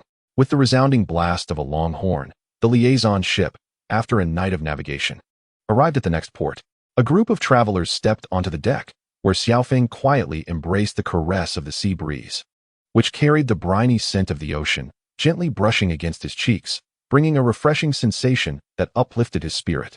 Everything appeared so tranquil, if only the St. Anno had experienced such calmness from the very beginning. Yet, that would not be right. Without turmoil, they would not have encountered the Dragonite, nor captured the Dratini. Perhaps, it was indeed better that the St. Anno sank. Wow, I can see the port, Xiaoxia exclaimed excitedly. Finally, we've arrived. Ash responded, equally thrilled. Indeed. Ahead lies the port we shall disembark at, Maiden's Gorge, Xiaofeng remarked, gazing towards the prominent Maiden Rock in the distance, reminiscing about the related scenes from the animation. Maiden's Gorge, a quaint port town nestled between the cities of Dry Leaf and Goldenrod, is home to a unique statue known as Maiden Rock. This port has long been steeped in a legend. Over 2 millennia ago, a maiden awaited her lover, who had set sail to war. She waited endlessly by the strait, yet her beloved never returned. It is said that she ultimately transformed into this statue, eternally waiting for her lost love. Oh. The indifferent sea breeze carries the essence of autumn. This summer is drawing to a close, Brock remarked, uncharacteristically glum. Yet, I feel so much has transpired, Ash replied, puzzled. In response, Xiaofeng couldn't help but sigh. Indeed, many intriguing events have unfolded. Meow the magical mask Meow chimed in gently, expressing agreement. For children, summer is a season of seaside revelry. For adults, it is a time for romance. Yet, I find myself devoid of a summer, swimwear, beautiful women. And the season by the sea has already declared its end. Humanity's joys and sorrows do not resonate with one another, and Brock, dejected, sank to his knees in despair. Never mind, Xiaofeng thought, choosing to disregard him. Brock had increasingly let loose since embarking on this journey. As the ship docked, Xiaofeng and his companions stepped onto the bustling port town. The liaison vessel from Blue Tide had arrived at Maiden's Gorge, where the summer festival was currently in full swing. No sooner had they disembarked than they heard the announcement from the port's loudspeaker. It's the summer festival. It must be fascinating. Let us go check it out. Naturally, Xiaoxia, being a girl, was thrilled at the prospect of such an event. At that moment, Brock suddenly spotted a girl clad in a white dress with flowing lavender hair. Standing on a nearby dock, the sea breeze brushed past, lifting a strand of her long hair and revealing her beautiful yet melancholic profile. Brock's eyes turned into hearts, and he couldn't help but exclaim, "That girl is simply exquisite." Hearing his voice, Xiaofeng turned to look and saw the girl Brock had mentioned. However, his discerning eye revealed that she was, in fact, a Jengar. It was that millennia-old Jengar. It was known to emerge during the summer festival to frighten people, seemingly to ensure that the legend of the maiden would not be forgotten. With this thought, Xiaofeng chuckled, not overly concerned. "Hey, she has gone," Brock exclaimed, attempting to rush over to strike up a conversation, only to have her figure vanish after other tourists passed before him. "Pull yourself together, Brock. Let us go to the festival," Xiaofeng encouraged. "Yes, let us go have fun at the festival," Ash and Xiaoxia chimed in, pulling the disheartened Brock along with them. "Magical Mask Meow, it's a festival. Let us explore," Xiaofeng exclaimed, having never participated in such summer festivities in either his past or present life. He had always been curious after seeing them in animations or games, and now he was finally able to experience it firsthand. Meow the Magical Mask Meow, equally curious, followed along, looking around with wide eyes. At that moment, the town was completely enveloped in the joyous atmosphere of the festival. As they walked along the streets, Xiaofeng and the Magical Mask Meow were captivated by the lively scenes before them. Everywhere they looked, people donned in vibrant attire rang bells and beat hand drums, creating a cheerful and rhythmic music that enveloped the travelers in a thick atmosphere of joy, eliciting cheers from the surrounding audience, their faces radiant with smiles. Xiaofeng and the magical mask Meow continued their leisurely stroll down the street, savoring delicious street food while admiring various performances. However, unlike the smiling faces of Xiaofeng and his companions, Brock appeared listless, clearly still preoccupied with thoughts of the girl at the dock, muttering to himself. In simpler terms, he was bewitched by a ghost. Wait a moment. Suddenly, a loud voice rang out from behind the group. Xiaofeng turned to find an elderly woman, no taller than a meter, with a gaunt face, clad in a purple robe and wielding a cane. Hey, Brock, still entranced by the beauty of the girl, mistakenly thought it was her and turned around excitedly, only to be startled by the sight of the diminutive old woman tumbling to the ground. Wow, a shriveled kappa. Who are you calling a kappa? The old woman retorted angrily, then pulled out a magnifying glass to scrutinize Brock, her expression serious as she warned, listen carefully. Be wary of beautiful women today, or disaster will surely befall you. Beautiful women? Could she be referring to her? Brock pondered, the vision of the girl at the dock flashing in his mind. Meanwhile, Xiaofeng understood that this old woman was merely a manifestation of the earlier Jengar and meant no harm, so he chose to ignore her warning. How rude, Xiaoxia exclaimed, feeling it was directed at her. How could I possibly do anything bad to Brock? However, the old woman retorted without mercy. I'm speaking of beautiful women, not you. You little girl. What? You called me a little girl. Xiaoxia's anger flared instantly. Ash, predictably, added fuel to the fire by teasing, little girl, little girl. As expected, Ash was promptly knocked to the ground, and Xiaoxia, fuming, seized both Ash and Brock by their collars, marching away without a backward glance. Haha, they're gone. Xiaofeng chuckled to the magical mask Meow. Meow while munching on takoyaki. Xiaofeng and the magical mask Meow strolled leisurely along the festival path until they reached a shrine at the end of the festival. Upon their arrival, they witnessed an elderly man dressed as a priest announcing the commencement of the ceremony. Everyone, please be quiet. The treasure of the maiden shrine is about to be unveiled. Next to the elderly man stood a scroll, currently concealed by a white cloth, obscuring its contents from view. Isn't this the maiden shrine? Shouldn't a beautiful maiden in a red and white Miko outfit be the one to announce the ceremony? Xiaofeng silently critiqued. The elderly man continued. This painting is a secret treasure of the maiden shrine, passed down for 2,000 years. It is only displayed once during the summer festival, so please admire it with care. With that, the elderly man dramatically unveiled the white cloth, revealing the scroll to the crowd. The scroll depicted a full-body sketch of a woman, her eyes gazing into the distance, hands clasped before her chest, as if in prayer or awaiting something. Why is she so beautiful? Xiaofeng mused. I think so too. At that moment, Brock and Kojiro, who had somehow tagged along, seemed entranced, quietly stepping forward. Wait a moment. This girl is a maiden who passed away 2 millennia ago, and she had a beloved. The elderly gentleman regales the tale of this maiden, a legend that has been passed down through the ages. However, Xiaofeng cannot shake the feeling that she has heard numerous similar legends, such as the tales of the husband-waiting stone. If it pertains to a past life, it must surely be false. Yet could it possibly hold truth in the world of Pokmon? Perhaps the maiden has transformed into a Geodude or something of the sort. How could he entertain such thoughts? Suddenly, the melancholy dissipated, even evoking a hint of laughter. So where's that rock now? Xiaojing inquired anxiously. Huh, you don't know about Maiden Rock. The old man was taken aback, then gestured towards a certain direction. As evening fell, when Xiaofeng and her companions traversed the rugged mountain path and reached the seaside cliff, they rounded a wooden cabin and immediately beheld a statue of the maiden, perched upon a craggy cliff away from the shore. Xiaojing stood at the edge of the cliff, gazing intently at the statue, and couldn't help but exclaim, that must be Maiden Rock. What a beautiful stone. Indeed, my heart swelled with fervent emotion. At that moment, on the opposite side of the cliff, the trio of Team Rocket was present. Like Xiaojing, Kojiro was completely captivated by the statue of the maiden. Observing the rock, Satoshi spoke, no matter how much time passes, a rock is still a rock. Let's move on. After a while, Xiaojing finally responded, you guys go ahead. I wish to remain here for a bit longer. Seeing this, Xiaofeng shook her head, somewhat exasperated, and remarked, forget it, Xiaojing. My friend and I will leave first. The evening festival will be much livelier. With that, Xiaofeng and her partner, the Mimikyu, departed to continue exploring the fair. Meow Mimikyu offered Xiaofeng a piece of taiyaki. Oh, is this for me? Upon receiving it, Xiaofeng took a bite and remarked, it's quite delicious. Let me share my crepe with you, Mimikyu. Meow the duo savored street food from one end of the street to the other, thoroughly satisfied. Although merely street snacks, they were rather delightful. After their meal, they engaged in goldfish scooping, whack-a-mole, target shooting, and ring toss. Collecting prizes was a breeze for them, presenting no challenge whatsoever. Leaving behind the forlorn gazes of the stall owners, they enjoyed their time immensely. After completing their exploration of the festival, they returned to the Pokmon Center, which was nearing 11 o'clock at night, the time to prepare for rest. Satoshi, Kasumi, and Xiaojiang still haven't returned? Upon entering, Xiao Feng greeted the two individuals present in the center's lobby. Kasumi shook her head and replied, "Not yet. Honestly, what is Xiaojiang up to?" At 11, the curfew arrived. Just then, the Pok flute clock chimed, yet Xiao Feng and the others still did not see Xiaojiang return. "I should go check on him."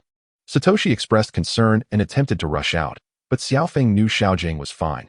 He was merely being teased by that Jengar. "Wait a moment. It's bedtime for the little ones." Nurse Joy of the Pokmon Center firmly grasped Satoshi's arm, stopping him. "I am the person in charge here. Staying up late is detrimental to both children and their skin. You cannot go. Now, quickly return to your room and sleep. But, rest assured, Xiaojiang will be fine," Xiao Feng reassured Satoshi. "Let us rest first and search for him tomorrow." Satoshi nodded. "All right." The next morning, "Xiaojiang, where are you?" Xiao Feng and her companions returned to Maiden Rock in search of Xiaojiang, but his figure was nowhere to be seen. Kojiro, if you aren't here, respond to me." "Indeed. Meow." Just then, Satoshi encountered Musashi and Meowth, who were also out looking for Kojiro, and tensions rose between the two parties. "Wait, you are also searching for someone, right?" Xiao Feng interjected, raising her hand to prevent an altercation. Her inquiry triggered Team Rocket's response. Musashi declared, "Since you have sincerely asked, I shall generously inform you. Speaking alone is rather lonely, you know." Nevertheless, she continued, playing both roles, to prevent the world from falling into ruin, to protect the peace of the world, and to uphold the ideals of love and truth. "We are Team Rocket." At that moment, Kojiro's voice emerged from the wooden cabin, charming and delightful villains. "Musashi, Kojiro, we are Team Rocket, traversing the galaxy. A white hole, a bright tomorrow awaits us." Thus, Xiao Feng and her companions discovered Xiaojiang and Kojiro inside the cabin, both appearing rather dazed, completely oblivious to the events of the previous night. Satoshi helped Xiaojiang to his feet. "Get it together, Xiaojiang. What happened to you? What is wrong with you?" Kojiro exclaimed. Musashi vigorously shook Kojiro. "My fears have indeed come to pass." At that moment, the old woman they encountered yesterday reappeared. Xiao Feng couldn't help but chuckle. "Aren't you the culprit? A murderer always returns to the scene of the crime." The two had seemingly fallen under the spell of the maiden's ghost. The old woman, with a serious demeanor, cautioned, "They are indeed possessed by the spirit of the maiden. I wish to see her. I wish to see her." Xiaojiang and Kojiro embraced each other with silly grins, appearing indeed as if they were possessed. However, Xiao Feng knew they had merely fallen victim to a hypnosis spell. Chapter 54, Jengar. Mimikyu. Administer a shock therapy to the two of them. Meow. Upon hearing Xiao Feng's command, Mimikyu unhesitatingly unleashed a thunder punch on Xiaojiang and Kojiro. "Who am I?" "I am Xiaojiang." "I am Kojiro, of Team Rocket." As expected, they were instantly revived. Every summer festival, male travelers would be attacked, their vitality drained until they resembled mummies, ultimately discovered here. This was the work of the maiden's spirit, who died with resentment, waiting for a lover who never came. The old woman, now transformed into Jengar, spoke solemnly. Upon hearing this, even knowing it was a ghost, Xiaojiang was still entranced by the maiden's beauty, lamenting, "But if possible, a ghost wouldn't be so bad." How terrifying! How terrifying! Kojiro, in contrast, was much more rational, shaking his head and muttering, "How terrifying!" Yet he was not without recourse. "I have this." The old woman affixed white talismans to Xiaojiang and Kojiro's foreheads. "This is an exorcism talisman, but it comes at a price." This prompted Xiao Feng to roll her eyes at the blatant salesmanship. However, now that she understood Jengar's intentions, she had no inclination to expose it. She decided to play along. The group then plastered Xiaojiang, Kojiro, in the cabin with talismans and waited. "Will it really come?" Musashi inquired. Xiao Feng affirmed, "It will surely come." "If it is to come, from where will it arrive?" Satoshi pondered. As night fell, a sudden tempest arose outside, flinging the cabin door wide open, and a glowing, indistinct figure appeared at the threshold. "I have been waiting for you." The gentle words drifted from the ghost's lips. While Xiao Feng and her companions felt little, Xiaojiang was utterly entranced. "I feel the same way." Xiaojiang mused dreamily, "I miss you so much." At that moment, a strange gust swept through, and in the next second, Xiaojiang and Kojiro found themselves uncontrollably levitating, drifting outside the cabin. "Why? I affixed the talismans, didn't I?" Kojiro, not entranced, hurriedly grasped onto something inside the cabin. Because those talismans were free, Xiaofeng casually informed him. And how could Jengar's merchandise possibly restrain itself? Don't go. Stop. Satoshi and Kasumi rushed to grab Xiaojing. Wait, I don't want to. Unfortunately, Kojiro was less fortunate, floating aimlessly in the air. At that moment, Musashi pulled out a rocket launcher and aimed it at the ghost hovering above. As they were attacked, the ghost could no longer control the two individuals, and thus, Brock and Kinta plummeted from midair. Miss, you are being excessive. That fellow has already expressed his disinterest, Musashi exclaimed. Upon hearing these words, Kinta was visibly moved. Musashi, please do not misunderstand. As a woman, witnessing such relentless pursuit of a man by another woman infuriates me. Even if a woman is discarded, it is merely a stroke of bad luck. After shedding tears, a bright tomorrow awaits. That is the essence of a woman's dignity, Musashi declared loudly. I do not comprehend it either, but those who obstruct me. Meanwhile, the ghost, realizing it was being hindered, conjured a gust of eerie wind.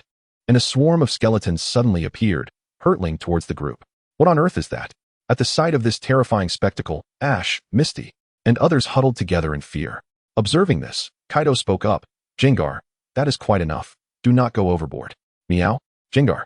Upon discovering that the entity was merely a Pokmon, Ash and Misty gazed in astonishment at the ghost hovering in the air. Ash promptly retrieved his Pokédex and pointed it at the apparition. Pokédex, beep. Jengar, the gas Pokmon. It usually remains invisible. Hypnosis is its specialty. Haha, now that I've been discovered, I can no longer hide. Sometimes I am the legendary beautiful maiden, at other times a mysterious fortune teller, and occasionally a gaunt old crone. But my true form is Jengar. The ghostly girl in the air gradually transformed, first into the old woman, and then ultimately into a Jengar. Jengar is a thin, gaseous life form, with a black spherical core. It possesses large white eyes, small black pupils, and a mouth adorned with a pair of fangs. Since you are a Pokmon, Ash exclaimed, let us settle this with a Pokmon battle. Pikachu go? Pika. Hypnosis works on Pokmon too. You are an electric mouse, so I shall employ a mouse trap. With Jengar's words, a mouse trap suddenly appeared, chasing after Pikachu, which could only flee in a panic. In that case, allow me to take the stage. Meowth volunteered, charging forward. As the saying goes, give a cat a gold coin, and it becomes a ball of ambrosia. Jengar conjured a ball of ambrosia, immediately ensnaring Meowth, who happily began playing with it. Arbok, let us go? Musashi sent forth Arbok to engage. To counter a snake, one must employ its natural enemy, the meerkat. Jengar transformed into a meerkat, causing Arbok to release its grip and flee in terror. Sludge bomb, attack with toxic gas. The Jengar in the form of a meerkat stomped on the sludge bomb, declaring, against toxic gas, I have a gas mask. Subsequently, Ash sent out Charmeleon, but Jengar transformed into a fire extinguisher, frightened Charmeleon into clutching its tail and scurrying away. This is impossible. There is no way to compete. Ash lamented, losing his spirit for battle. This display left Kaido dumbfounded. Indeed, Jengar, having lived for over 1,000 years, possessed a vast breadth of knowledge. However, he recognized that this was merely hypnosis, inducing illusions. Pokmon, Jengar. Type, Ghost, Poison. Gender, Male. Classification, Gas Pokmon. Ability, Levitate, floats off the ground, thus immune to ground-type moves. Level, 50, Elite. Potential, Blue. Skills, Disable, Inherited. Toxic, Inherited. Lick, Confuse Ray, Hypnosis, Nightshade, Curse, Shadow Ball, Destiny Bond, Dream Eater, Psychic. Despite having lived for over a millennium, Jengar's displayed power was only at the elite level, appearing rather ordinary. It seemed that longevity did not necessarily equate to strength. After all, ghost types could easily live for hundreds or thousands of years, yet not all were at the champion level. Perhaps this Jengar, like Meowth, had expended much of its potential by learning human language. After all, it had not evolved over its extensive lifespan. Well then, what do you have next? Jengar said with an air of arrogance. Kaido waved his hand. Magical Mask Meow, go. Meow. The Magical Mask Meow immediately responded, charging towards Jengar. Another cat? Behold my ambrosia ball. Jengar responded nonchalantly, conjuring the same ambrosia ball that had captured Meowth. Magical Mask Meow, that is merely hypnosis. Ignore it. Meow. Upon hearing this, Magical Mask Meow diverted its gaze from the ambrosia ball and unleashed a surprise attack on the ghostly Jengar. Seizing a fleeting opportunity, it struck Jengar. While Jengar, the talking ghost, found this intriguing, it was also moved by the ghost girl's promise. Kaido refrained from being the villain and abandoned the idea of capturing it. Cursed be it. to be struck by a move that counters my evil attributes. Jengar floated in the air, scrutinizing magical mask Meow. At that moment, the distant sound of bells suddenly rang, and the sky began to brighten. Jengar suddenly displayed a pained expression. What is happening? Ash inquired, puzzled. Ghost Pokmon cannot operate during the day. Please do not forget the Ghost Girl's existence next summer, Jengar proclaimed before vanishing.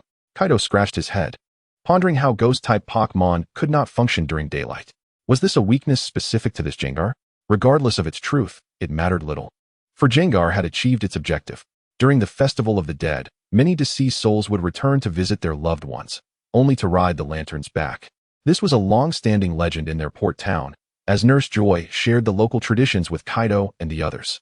Meanwhile, in the realm of the Ghost Girl, Jengar mused, this summer has come to an end. Your legend shall likely continue to be told. Thank you, Jengar. The Ghost Girl expressed her gratitude. No need for thanks. I merely wish to revive this tale, which has gradually been forgotten in the hearts of people. I will be counting on you next year. For I have been waiting here for the day of our reunion. I am a ghost Pokmon. Perhaps I might encounter your beloved in some place, and I will surely convey your sentiments. All right, thank you. Kaido and his companions, as well as Team Rocket, soon set these matters aside and joyfully participated in the festivities of the fair. The following morning, Kaido bid farewell to Ash and the others, departing from the Maiden Strait to continue his journey towards his next destination, Goldenrod City. After 2 more days of travel, he and Magical Mask Meow arrived at a cliffside by the sea. If we continue along this cliff path, we shall reach Goldenrod City.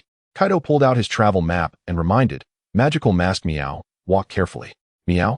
Magical Mask Meow nodded, slowly following Kaido. After walking a little longer, they looked up to behold a magnificent sight of Butterfree soaring through the sky, a truly spectacular view. It was said that this place was a renowned attraction, especially during this season, as it was the time for Butterfree's migration and breeding.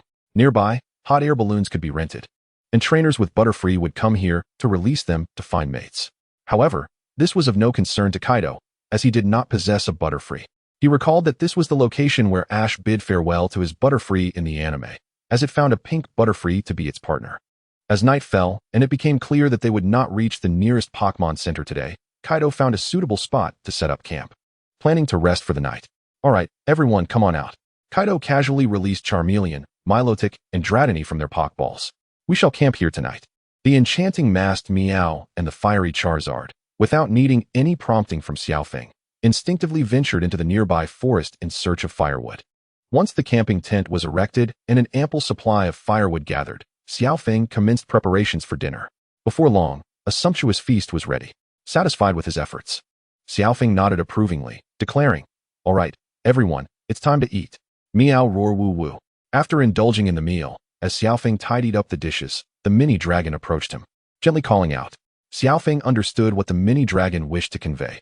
After all, the past 2 days had unfolded in a similar manner.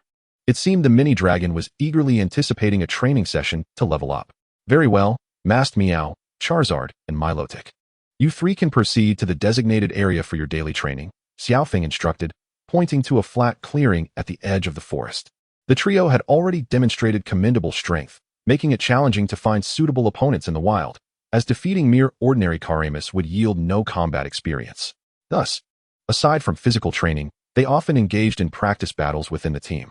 Meow roar woo. The 3 of them responded in unison, promptly moving to the location Luo Feng indicated to commence their training. Now, Mini Dragon, it's your turn. Let us go? Woo. The Mini Dragon nodded, swiftly keeping pace with Luo Feng.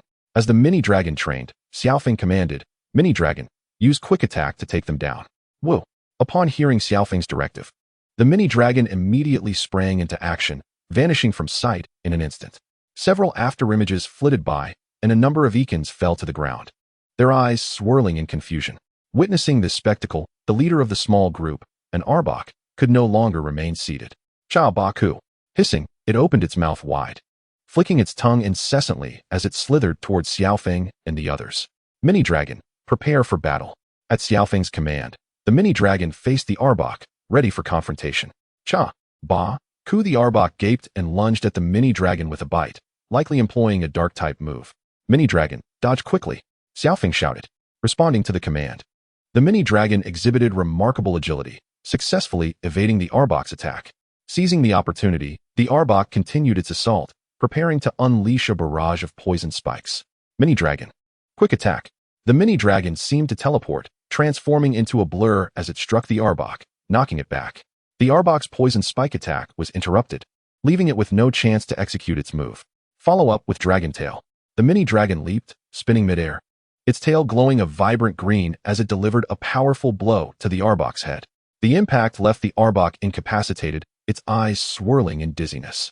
Chapter 55, Golden City. Witnessing this scene, Xiaofeng was thoroughly pleased with the mini dragon's performance, smiling as he praised, "Well done, mini dragon." Woo. Hearing the commendation, the mini dragon beamed with pride, emitting a satisfied sound. After praising the mini dragon, Xiaofeng did not forget the Arbok, administering a healing treatment and leaving some Pokmon food for it before returning to the campsite. Masked Meow, Charizard, Milotic, we're back. Xiaofeng's voice echoed throughout the camp. By this time, the trio had concluded their training and were engaged in self-training. Meow? Upon hearing his voice, the masked Meow hurried over, its face alight with a radiant smile. Roar woo. Charizard was lifting weights, while Milotic was practicing to enhance its skill proficiency, pausing to respond as well. Masked Meow, Charizard, Milotic, and Mini Dragon, you've all worked hard today. Xiaofeng affectionately ruffled the masked Meow's head, adding with a smile, tonight, I'll give you all a massage to help you relax. Meow? The masked Meow nodded, its eyes sparkling with anticipation. Roar woo. As the sun dipped below the horizon and night fell, the campfire blazed brightly on the ground, casting flickering light all around. Masked Meow, Charizard, Milotic, Mini Dragon. Let us take this opportunity before bed to learn some new skills, Xiaofeng said, retrieving 4 skill discs from his backpack and activating them one by one before the eager Pokmon. These were the final skills he had purchased. Meow, roar, woo, woo. The quartet responded in unison. Xiaofeng assigned the skill Tri-Attack to the masked Meow, which, upon mastering, could transform into an Ice-type move. The Ice-type skills had impressive coverage, although the Ice attribute was somewhat lacking. Tri-Attack. Attribute, Ice. Category, Physical. Power, 20. Accuracy, 90. Attacks the opponent 3 times consecutively. Each successful hit increases its power. Charizard was allocated Crunch, which could counter the upcoming Psychic-type challenges at the Golden Gym. However, as the Golden Gym rules stipulated one-on-one battles, it was unlikely Charizard would get a chance to battle, but it was better to be prepared. Crunch. Attribute, Dark. Category, Physical. Power, 80. Accuracy, 100. Attacks the opponent with sharp fangs, occasionally lowering their defense. Milotic did not receive a skill that increased offensive capabilities, as it was not part of the team during the initial procurement, so Xiaofeng primarily considered the masked Meow and Charizard. Therefore, he assigned Light Screen to Milotic. While the mini dragon was taught the essential skill Protect, it was also time for him to procure new skill discs. The next morning dawned, and after completing their daily training, Xiaofeng and the masked Meow set out once more, continuing their journey towards the next gym location, Golden City. By noon, under the brilliant sunshine, Xiaofeng and the masked Meow finally emerged from a dense forest, arriving at a high slope that overlooked the surroundings. Standing at the edge of the hill, Xiaofeng gazed into the distance, captivated by the sight of a bustling metropolis, Golden City. Meow? Xiaofeng and the masked Meow quickened their pace, jogging along the hillside path until they finally reached the entrance of Golden City. Golden signifies the dazzling brilliance of gold. Golden City stood in stark contrast to the smaller towns he had previously traversed. It was a true mega metropolis, with towering skyscrapers lining the horizon. Not only was it the central commercial hub of the Kanto region, but it also boasted the largest infrastructure in the area, including a maglev train station connecting Kanto and Johto. It was said that the maglev train could reach speeds of up to 550 kilometers per hour, zipping between Golden City and Full Gold City. The moment Xiaofeng set foot in the city, he sensed a fleeting feeling of being watched, although it vanished almost instantly. Meow? The masked Meow also sensed it and offered a warning. Xiaofeng realized this was not an illusion, but rather the psychic ability of the gym leader, Nasi, indicating that she had taken notice of them. To be frank, her psychic powers were rather outrageous, seemingly covering the entirety of Golden City. However, during their journey, Xiaofeng had researched information about the Golden Gym and discovered that losing would merely result in being transformed into a doll for a month, posing no life-threatening danger. Moreover, Nasi had been known to maintain the city's security diligently, allowing the Pokemon League to turn a blind eye. He come play with me. Just then, a little girl, bouncing a ball and wearing a hat, suddenly appeared before Xiaofeng, only to vanish moments later. Though eerie, Xiaofeng had prepared himself mentally and was not startled. It was not the time for retreat. Upon entering Golden City, Xiaofeng naturally headed straight for the Pokmon Center. An hour later, navigating through the bustling streets, Xiaofeng arrived at the entrance of the Golden Yellow Gym. Unlike any gym he had encountered before, the Golden Yellow Gym appeared as if crafted from an array of steel umbrellas, exuding a distinctly technological aura, yet lacking any overt elemental characteristic. This starkly contrasted with the gyms he had previously visited, where the architectural style often hinted at the gym's elemental specialty. Just as Xiaofeng was about to step inside, a man wearing a baseball cap and dressed in green hurried over to him, saying, "I see you wish to attain qualification for the Pokemon League, but I advise you to steer clear of Golden Yellow City and challenge the gyms in other cities instead." Recognizing the man before him, Xiaofeng had already surmised his identity. "Sir, please wait." As the man prepared to leave, Xiaofeng instinctively grasped his hand, fearing he might escape. The man in the baseball cap did not turn around. Instead, he attempted to use telekinesis to free himself from Xiaofeng's grip, yet his efforts proved futile against Xiaofeng's determination. With a sigh of resignation, the man turned to face him and inquired, "Young man, do you have something else to say?" "Sir, you are a psychic as well, right? Could you teach us about psychic abilities? We could defeat Naji," Xiaofeng blurted out. The man paused, seemingly taken aback, and after a moment of contemplation, he replied, "Very well. I can teach you, provided you manage to defeat Naji." "Absolutely. My magical mask Meowth possesses a dark type, which is particularly effective against psychic types." Xiaofeng puffed out his chest with confidence, and he also anticipated that Ash would soon arrive in Golden Yellow City. Presumably, Naji would revert to her normal state. Subsequently, the man teleported Xiaofeng and his magical mask Meowth to a secluded area in the outskirts.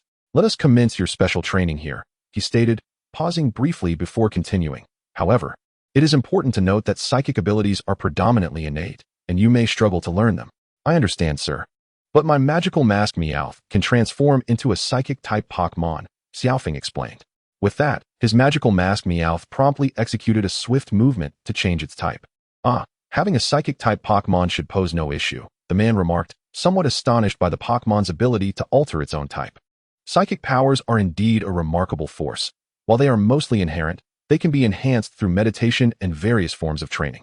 As time slipped away unnoticed, a week passed in the blink of an eye. Just as Xiaofeng had anticipated, he realized he possessed no innate psychic talent. All three of his Pokemon, aside from Magical Mask Meowth, attempted to learn but ultimately gave up. Only Magical Mask Meowth persevered and achieved commendable results, mastering meditation, the release of psychic energy, and teleportation. His Magical Mask Meowth was becoming increasingly formidable. Nevertheless, the strength of its psychic abilities remained limited, and sustained training would be necessary to develop its combat capabilities. Consequently, Magical Mask Meowth was required to engage in daily meditation exercises. After 2 days of instruction, the man departed, having taught them all he could. In the ensuing days, much like the original narrative, Ash and his companions arrived in Golden Yellow City to challenge the Golden Yellow Gym. Initially, they were defeated and were playfully reduced to dolls by Naji, only to be rescued by the man. Following his suggestion, Ash decided to capture a ghost-type Pokemon from Cerulean Town to counter Naji's psychic types. Just yesterday, Ash successfully made Naji smile with a ghastly he had brought from Cerulean Town, restoring her to her normal state. As for how Xiaofeng learned of this development, it was the man in the baseball cap who personally relayed the news, as they were indeed family reconciling. Having concluded his routine physical training, Xiaofeng once again stood at the entrance of the Golden Yellow Gym. Upon entering through the automatic doors, he glanced around, only to find the gym utterly deserted. As he ventured further, he caught sight of a group of individuals clad in white lab coats seated at a table, intently focusing on their spoons, engaged in psychic practice. You may wonder how Xiaofeng was so certain. He had practiced similarly in recent days. At that moment, a person in a white coat and mask approached him. "What brings you here?" "Hello," Xiaofeng waved and smiled. "I am here to challenge the gym leader Naji. May I inquire if she is present?" "You wish to challenge Miss Naji? Are you aware of her powers?" The masked man scrutinized Xiaofeng before responding. "I am aware. Its psychic abilities, correct?" "Indeed. Allow me to demonstrate what psychic power entails." The masked man pulled a spoon from his coat pocket and said to Xiaofeng, "Watch closely." "All right, commence your performance," Xiaofeng gestured. 5 seconds passed, and beads of sweat appeared on the masked man's forehead. Nothing happened. 10 seconds elapsed, and his face turned crimson. Yet still, nothing occurred. After 15 seconds, the masked man was flushed and drenched in sweat when at last the spoon exhibited a slight bend, barely perceptible to the untrained eye. "Did you see?" This is my psychic ability, and Miss Naji is countless times stronger than I am. You cannot possibly withstand her," he boasted, wiping the sweat from his brow with pride. Xiaofeng regarded the masked man before snatching the spoon from his grasp. Observe, in his hands, the spoon bent effortlessly, though he feigned the act, applying pressure with his thumb rather than utilizing any actual psychic power. "Now, please take me to see Naji." "Very well, follow me," the masked man conceded, leading Xiaofeng onward. As they traversed the long corridor, the masked man opened a large iron door, revealing a battleground before Xiaofeng. The room was adorned with 2 rows of stone pillars, with torches lining the edges. It felt less like a gym and more akin to a temple. "Miss Naji, another challenger has arrived." The masked man knelt respectfully, addressing the figure within the room. Xiaofeng turned his gaze as the curtains suddenly parted, revealing a girl with long black hair clad in a red uniform, seated gracefully in a chair. This was Naji, the gym leader of the Golden Yellow Gym. "A challenger? The rules are one-on-one. Let us begin," Naji proclaimed, her body slowly levitating as she ascended to the designated position for trainers. In the preceding days, Xiaofeng had gleaned some insights about Naji from her father. As a child, Naji awakened her innate and formidable psychic powers. Unfortunately, her fervent dedication to honing these abilities led her to gradually isolate herself emotionally. From that point onward, she transformed into a powerful figure who would not yield to anyone, while simultaneously harboring a playful spirit and a profound loneliness, longing for companionship. This duality defined her character. However, Naji had successfully returned to her former self. At this juncture, the masked man took his place at the referee's stand, assuming the role of judge. The gym challenge for the Golden Badge begins now. The match is structured as one-on-one, and the battle concludes when one side's Pokmon is unable to continue fighting. "Let the contest commence." My Pokmon spoke, as Naza slowly produced a Pokeball. A flash of white light flickered, revealing a Pokmon of yellow hue, with long, pointed ears and a red pentagram adorning its forehead. Its visage resembled that of a fox, complemented by 2 tufted whiskers, and it gripped a silver spoon in its right hand. It was none other than a Solgaleo. Chapter 57, The Golden Gym. Pokmon, Solgaleo. Type, Psychic. Gender, male. Classification, the Psyche Pokmon. Ability, Synchronize, infects opponents with its own status conditions of poison, paralysis, or burn. Level, 38, Elite. Aptitude, Purple. Skills, Telekinesis, Inherited, Teleport, Confusion. Light Screen, Reflect, Psychic Blade, Recover, Psyshock, Psychic, and Magic Shine. Xiaofeng surveyed the scene and discerned that this Solgaleo indeed met the standard for a typical gym challenge. Yet he could not underestimate his opponent. After all, Naza possessed the capability to enhance her Pokmon's abilities with her own psychic prowess during battle. "It shall be you, Milotic," he decided. Xiaofeng retrieved a luxury ball and gently tossed it forth. With a soft pop, a white light shimmered, and Milotic materialized on the battlefield. A most exquisite Pokmon, yet Naza calmly inquired, "Will you not deploy your Dark-type Pokmon?" Although they were currently entrenched in the first generation of the animated series, the attributes of Steel, Dark, and Fairy types had long since been established in the real world. Despite Naza's prolonged residence in the Golden Gym, it was implausible for her to be oblivious to the Dark type. "I believe Milotic can triumph in this battle," Xiaofeng asserted, shaking his head. Just days prior, he would have undoubtedly summoned his powerful Mimikyu. However, Naza seemed to have regained her composure. Though she still appeared somewhat aloof and emotionally distant, she no longer concealed her heart and even sported a smile on occasion. Moreover, Mimikyu's strength was formidable, completely countering the psychic type, which would deprive her of valuable training against Solgaleo. From a type perspective, there existed no inherent advantage or disadvantage between the water-type Milotic and the psychic-type Solgaleo. Nevertheless, Milotic served as a special defense wall, while Solgaleo was merely a fragile entity, thus conferring a distinct advantage upon Xiaofeng.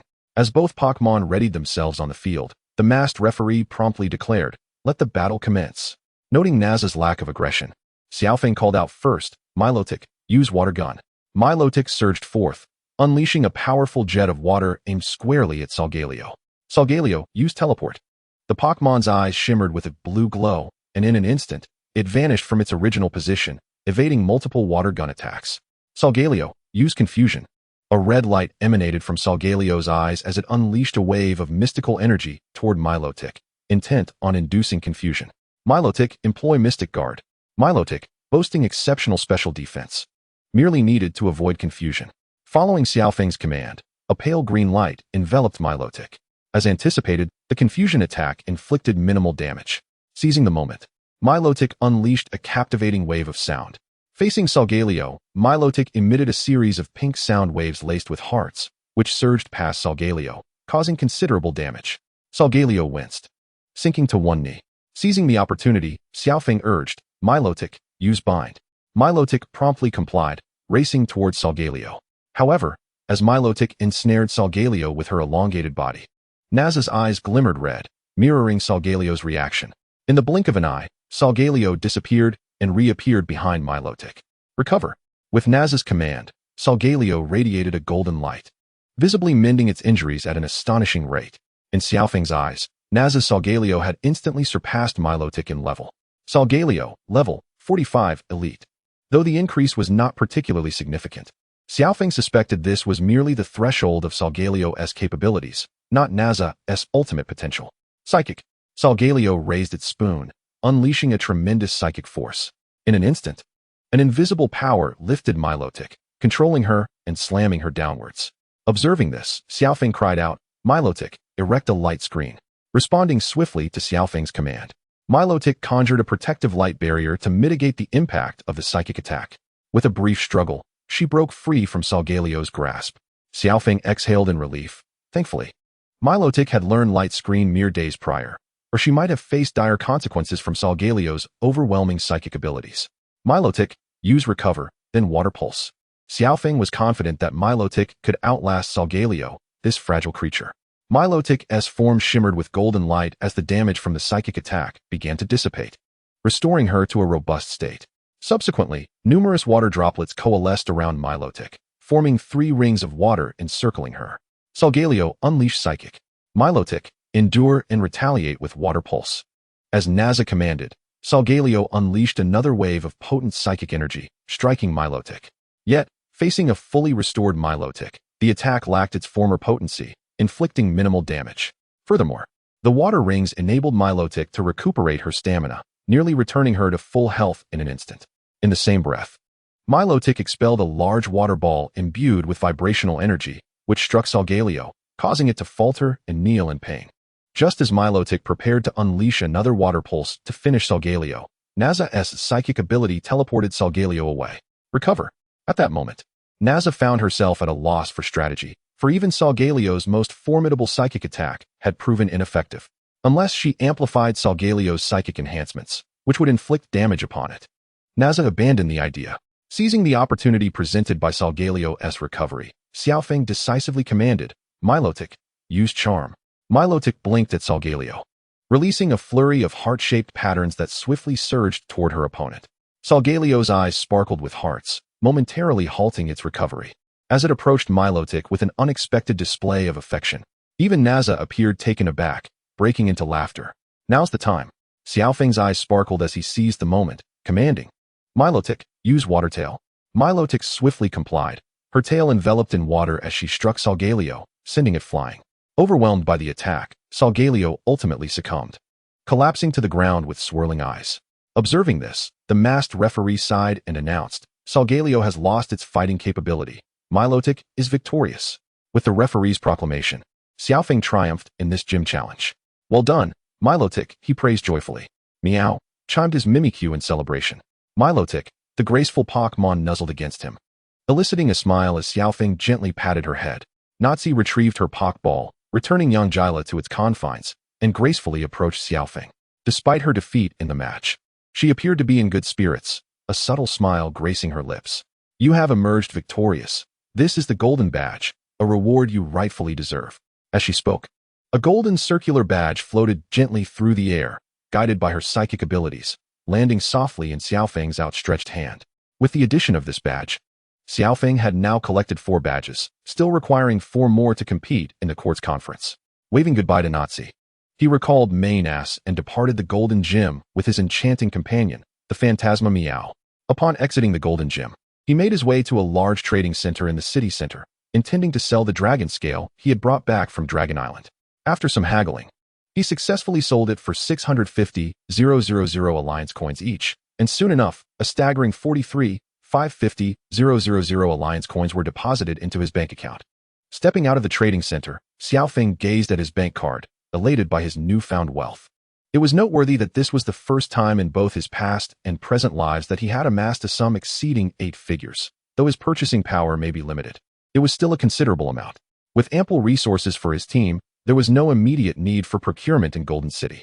He planned to stock up once he reached Yuhong City, renowned for housing the largest department store in the Kanto region, Yuhong Department Store. Subsequently, Xiao Feng and the Phantasma Meow arrived at the Pokmon Center to rest. 10 minutes later, due to Maynass's minor injuries, it swiftly recovered. Your Pokmon is in good health now, Nurse Joy informed him. Gratefully accepting Maynass's Pokeball from Nurse Joy, Xiao Feng expressed his thanks. Thank you, Nurse Joy. After a restful night at the Pokmon Center, he awoke the following morning and set off from Golden City, aiming for Yuhong City, the location of the next gym. However, before that, he intended to make a detour to Cerulean Town and the abandoned power plant to the north. Since he planned to purchase new TMs in Yuhong City, he decided to fill his team to full capacity, facilitating future acquisitions. Although he could afford to buy one of everything, he deemed it wasteful. Moreover, Professor Okito's words held merit. 6 Pokemon were necessary for the Alliance tournament, given that he lacked the strength to easily overcome 6 opponents.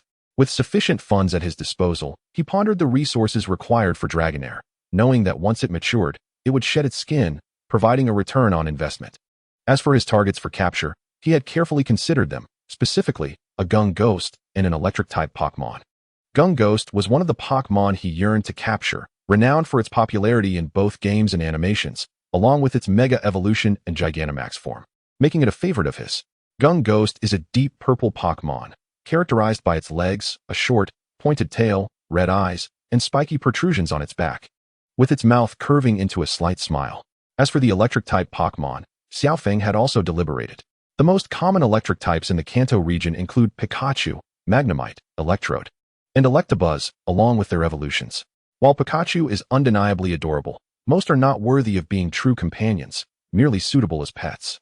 Magnemite, with its electric and steel typing, stands out as an exceptional choice, while Electabuzz's final evolution, Electivire, possesses a striking appearance. Both are worthy of nurturing, and he would assess the situation as it unfolded, considering the myriad factors involved. After 2 days of travel, Xiao Feng and the Phantasma Meow finally arrived at Cerulean Town, a quaint settlement nestled in the northeastern part of Kanto. Famed for its Pokemon graveyard, the town's Pokemon Tower serves as a resting place for departed Pokemon. Beyond the renowned Pokemon Tower, the town also features the Pokemon House and the Elder Fuji. The Pokemon House, situated at the heart of Cerulean Town, was established by Elder Fuji and serves as a sanctuary for abandoned Pokemon.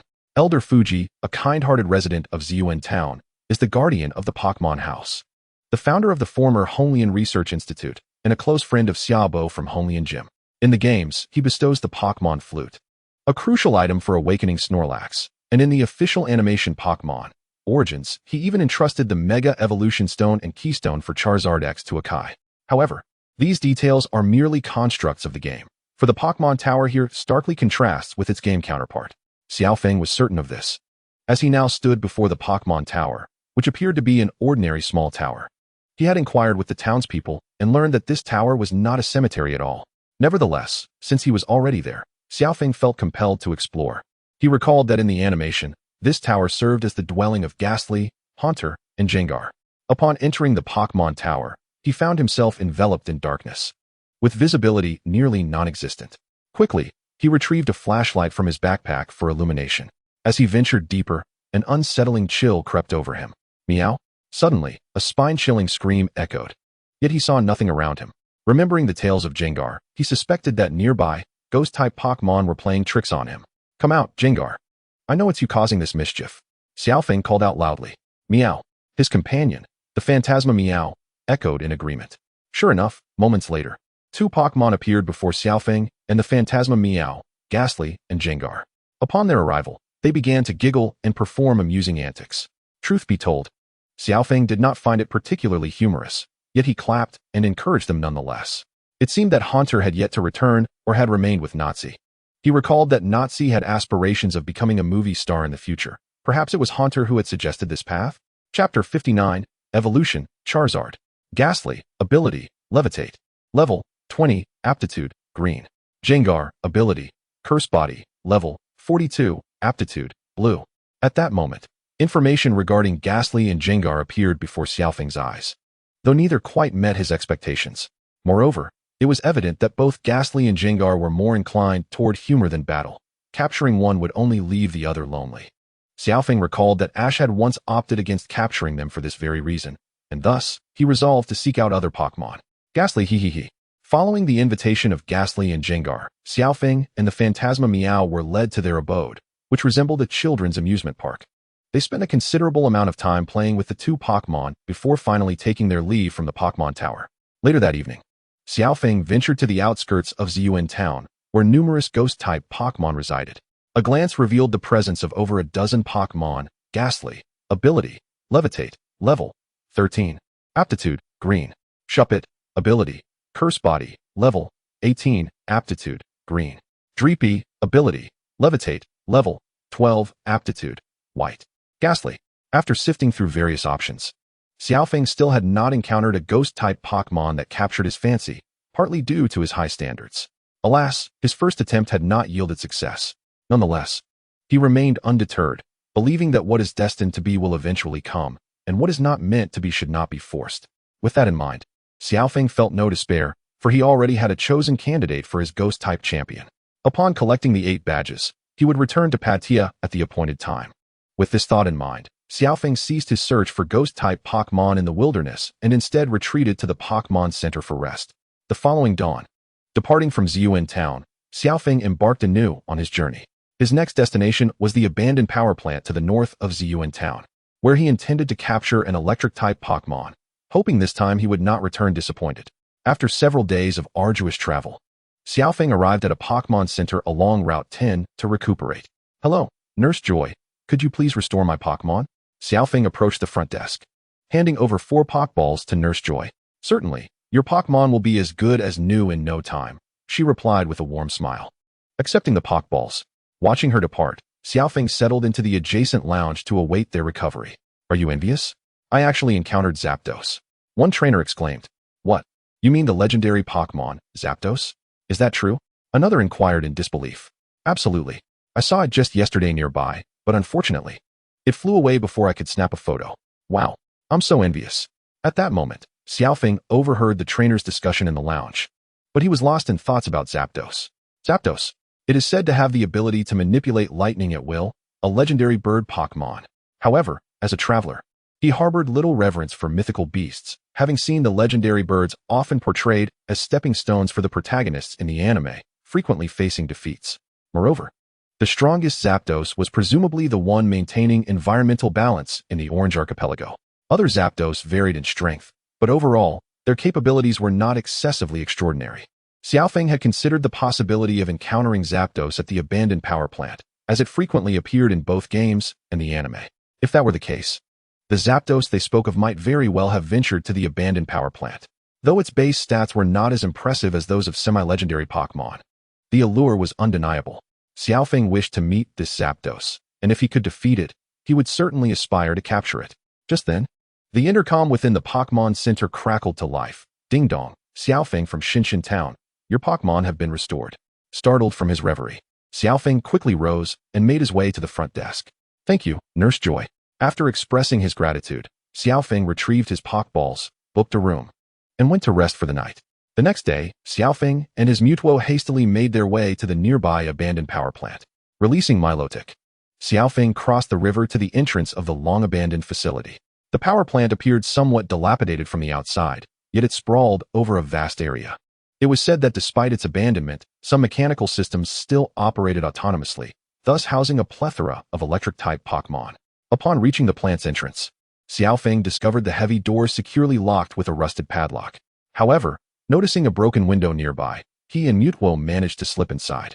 Upon entry, they found themselves in a hall strewn with debris, evident signs of past Pokemon battles, likely remnants of trainers who had once sought to capture electric-type Pokemon. Traversing through the hall, they arrived at a generator room. Upon pushing the door ajar, they beheld several Electrode and Voltorb. Electrode, ability, static, level, 19, quality, white. Voltorb, ability, static, level, 32, quality, green. It was rumored that Electrode and Voltorb could self-destruct at the slightest provocation. Observing this, Xiaofeng decided to withdraw cautiously.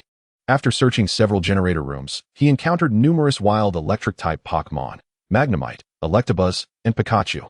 Yet, regrettably, he did not find an electric-type Pokmon that met his expectations. Just then, a distinct cry echoed from the depths of the abandoned power plant. That sound. Meow? Mutwo softly called out, evidently having heard the crisp cry as well. It seemed to emanate from ahead. Let us go, Mutwo. Meow? Calling to Mutwo, Xiaofeng dashed forward, traversing a long corridor to reach a door. Swiftly, he opened it, revealing a magnificent golden bird Pokmon. Indeed, it was the legendary Zapdos. However, it appeared that Zapdos had just absorbed a surge of electricity. As Xiaofeng opened the door, it flapped its wings and soared through the shattered glass window above. Having encountered it, Xiaofeng was determined not to let this opportunity slip away. What should he do now? Mutwo clearly could not keep pace with Zapdos. Thus, he had no choice but to summon, come forth, Charmeleon. With a flick of his wrist, he tossed the Pokeball. In a flash of white light materialized Charmeleon before them. Charmeleon, I need your strength now. Remove the Everstone and evolve. To catch up with Zapdos, he had to rely on the abilities of a flying-type Pokemon, placing his hopes on Charizard. Since Charmeleon last evolved, it had worn the Everstone to suppress its evolution. Initially, he had intended to wait until Charmeleon reached level 50 before allowing it to evolve, but plans often changed, and level 49 would suffice. Although Xiaofeng could not guarantee that Charmeleon would successfully evolve upon removing the Everstone, it was his only option at that moment. Roar. Understanding Xiaofeng's words, Charmeleon gave him a thumbs up and nodded, removing the Everstone and returning it to Xiaofeng. Under Xiaofeng's eager gaze, Charmeleon did not disappoint. Without the Everstone's restraint, it was enveloped in a radiant glow of evolution. As the light enveloped it, Charmeleon's form began to transform. Its neck and tail elongated, its body surged upward rapidly, and majestic wings unfurled from its back. Roar. Soon, a bipedal dragon-like creature with predominantly orange skin, embodying the essence of a fire-type Pokemon, appeared before Xiaofeng. Pokemon, Charizard. Type, fire, flying. Gender, male. Classification, flame Pokemon. Ability, blaze. When health is below 1/3, the power of fire type moves increases by 150. Level, 51, gym level. Quality, golden. Skills, Inferno, Bite, Air Slash, Heat Wave. Xiaofeng estimated Charizard's height to be nearly 3 meters, far surpassing his previous goal of 2.5 meters. Congratulations, Charizard. But we can celebrate later. We must chase after Zapdos. Roar. Hearing this, Charizard lowered its head, signaling Xiaofeng to mount. All right, Charizard. I entrust this to you. Meow. Xiaofeng and Mutwo swiftly climbed aboard. Roar. With a powerful flap of its wings, Charizard took off, and they soared out through the roof in pursuit. Although it was Charizard's first flight, even with a passenger, it navigated the skies with remarkable ease. Perhaps this was its innate flying prowess. Before long, under Charizard's full-speed pursuit, Xiaofeng once again laid eyes on the magnificent golden bird. Zapdos is an extraordinary and rare legendary Pokemon, characterized by its resplendent golden plumage, encircled by a halo of black feathers around its eyes. It possesses a long, pointed orange beak, and its wings and tail are adorned with a multitude of spike-like feathers, while the dorsal side of its wings and the inner side of its tail feathers are cloaked in black. Its crown is composed entirely of a prominent tuft of sharp feathers, and its legs are a sandy hue, with the thighs devoid of feathers, culminating in 4 distinct toes. The tail is shaped like a turbine and relatively short. Pokemon, Zapdos. Type, electric, flying. Gender, genderless. Classification, electric Pokemon. Ability, pressure, imposing a strain on opponents, causing them to expend double the energy when using their moves. Level, 50, elite. Aptitude, orange. Moves, Peck, Thunder Wave, Thunder Shock, Light Screen, Pluck, Agility, Ancient Power, Charge. Drill Peck, Thunderbolt, Roost, Discharge, Rain Dance, Thunder, Hurricane. Upon first laying eyes on Zapdos, Xiaofeng immediately assessed its strength. It was precisely due to its lack of formidable power that Xiaofeng felt emboldened to pursue it. Were it of the caliber of an Elite Four member, or even stronger, he would have been disinclined to chase after it, as it was improbable to capture it through mere verbal persuasion. Moreover, this particular Zapdos appeared somewhat diminutive, likely indicating it was in its juvenile stage. Zapdos, I shall capture you. Let us engage in battle, commanded Xiaofeng, as he directed his Charizard to approach the Zapdos. No sooner had Xiaofeng's words echoed than a thunderous roar filled the air, revealing Zapdos's notorious temperament as the most irascible among the legendary birds. With a fierce cry, it flapped its wings, unleashing a powerful surge of golden electricity toward their group. Roar! Charizard, without needing further instruction, swiftly waved its wings to evade the oncoming attack. After dodging the thunderbolt, Charizard retaliated with a vigorous blast of flames aimed at Zapdos. Zapdos, prepare for a capture battle. As a legendary creature, you wouldn't be intimidated, would you? Upon hearing this, Zapdos halted, surveyed Xiao Feng and his companions, and then descended onto a nearby clearing to accept the challenge. Let us go, Mismagius. Level 53 Mismagius versus level 50 Zapdos. How could I possibly lose? The advantage is mine. In the Pokemon world, while there are no explicit rules governing capture battles, it is customary to engage in a one-on-one format. If a trainer's Pokemon is defeated and the wild Pokemon still wishes to continue battling, the trainer may send out another Pokemon for a rotational battle. The essence of a capture battle is essentially a process of mutual recognition between a Pokemon and its trainer. Resorting to a gang assault might result in capturing Zapdos, but it would likely prove uncooperative thereafter. Given that Zapdos was not particularly high level, Xiao Feng opted to avoid unnecessary complications. Mismagius, our opponent is Zapdos, so be cautious. Meow? Mismagius acknowledged with a serious nod, indicating understanding. At that moment, Zapdos screeched once more, flapping its wings as electric currents crackled around its body. Launching a powerful yellow bolt toward Mismagius. Use agility to evade. Mismagius transformed into a fleeting shadow, swiftly maneuvering to avoid Zapdos's thunderbolt attack with ease. Mismagius, use grassy terrain. Upon hearing Xiao Feng's command, Mismagius immediately scattered a handful of seeds onto Zapdos. While it did not inflict any damage, it temporarily altered Zapdos's ability to insomnia. It is important to note that while the pressure ability may lack significant utility in the game, it wields considerable power in reality, causing opponents to expend double the stamina and energy when using their moves. If a Pokemon has average stamina, it may find itself winded after just a few moves, rendering it ineffective. After all, this is a trait commonly possessed by many legendary Pokemon and proves to be quite advantageous. Additionally, since Zapdos can use Roost, Xiao Feng was prudent to take precautions to avoid being worn down. Although Zapdos in midair was puzzled by the sudden turn of events, it did not cease its assault, unleashing another yellow bolt directly at Mismagius. Chapter 60, Capturing Zapdos. Mismagius, use spikes. Upon hearing Xiao Feng's command, Mismagius casually cast a handful of ground spikes to alter its own type. Meow? Although the thunderbolt struck, Mismagius remained unfazed, immune to the electric attack. Mismagius, use Shadow Ball. With a crisp snap of its fingers, a bouquet bomb appeared in front of Zapdos. The next moment, with a resounding boom, the bouquet bomb detonated. Despite Zapdos's resistance to grass-type moves, the critical hit still inflicted considerable damage. Letting out a pained cry, Zapdos flapped its wings violently, conjuring a powerful storm that swept toward Mismagius's location. It's Hurricane. Mismagius, use Protect. Hurricane, a formidable flying-type move, has a considerable advantage over grass types. If it struck Mismagius, it could severely weaken or even incapacitate her. In response, Mismagius quickly conjured a light green spherical barrier, enveloping itself to shield against Zapdos's hurricane attack. With a sweeping gesture, Xiao Feng shouted, "Double Shadow Ball." Meow? As soon as his words fell, two bouquet bombs appeared in quick succession beside Zapdos, forming a pincer attack. Having witnessed the power of Double Shadow Ball, Zapdos reacted swiftly, flapping its wings to evade. However, dodging Mismagius's Double Shadow Ball proved to be no simple feat. Boom. Boom. Another two explosions rang out, causing Zapdos to plummet from the sky, crashing to the ground. Now's our chance. Go Ultra Ball. Seizing the moment, Xiao Feng retrieved an Ultra Ball from his backpack and threw it. The Ultra Ball traced a perfect arc through the air, striking Zapdos and enveloping it in a beam of red light. The Ultra Ball flickered and shook violently. Ding! Ding! In the next moment, Zapdos broke free.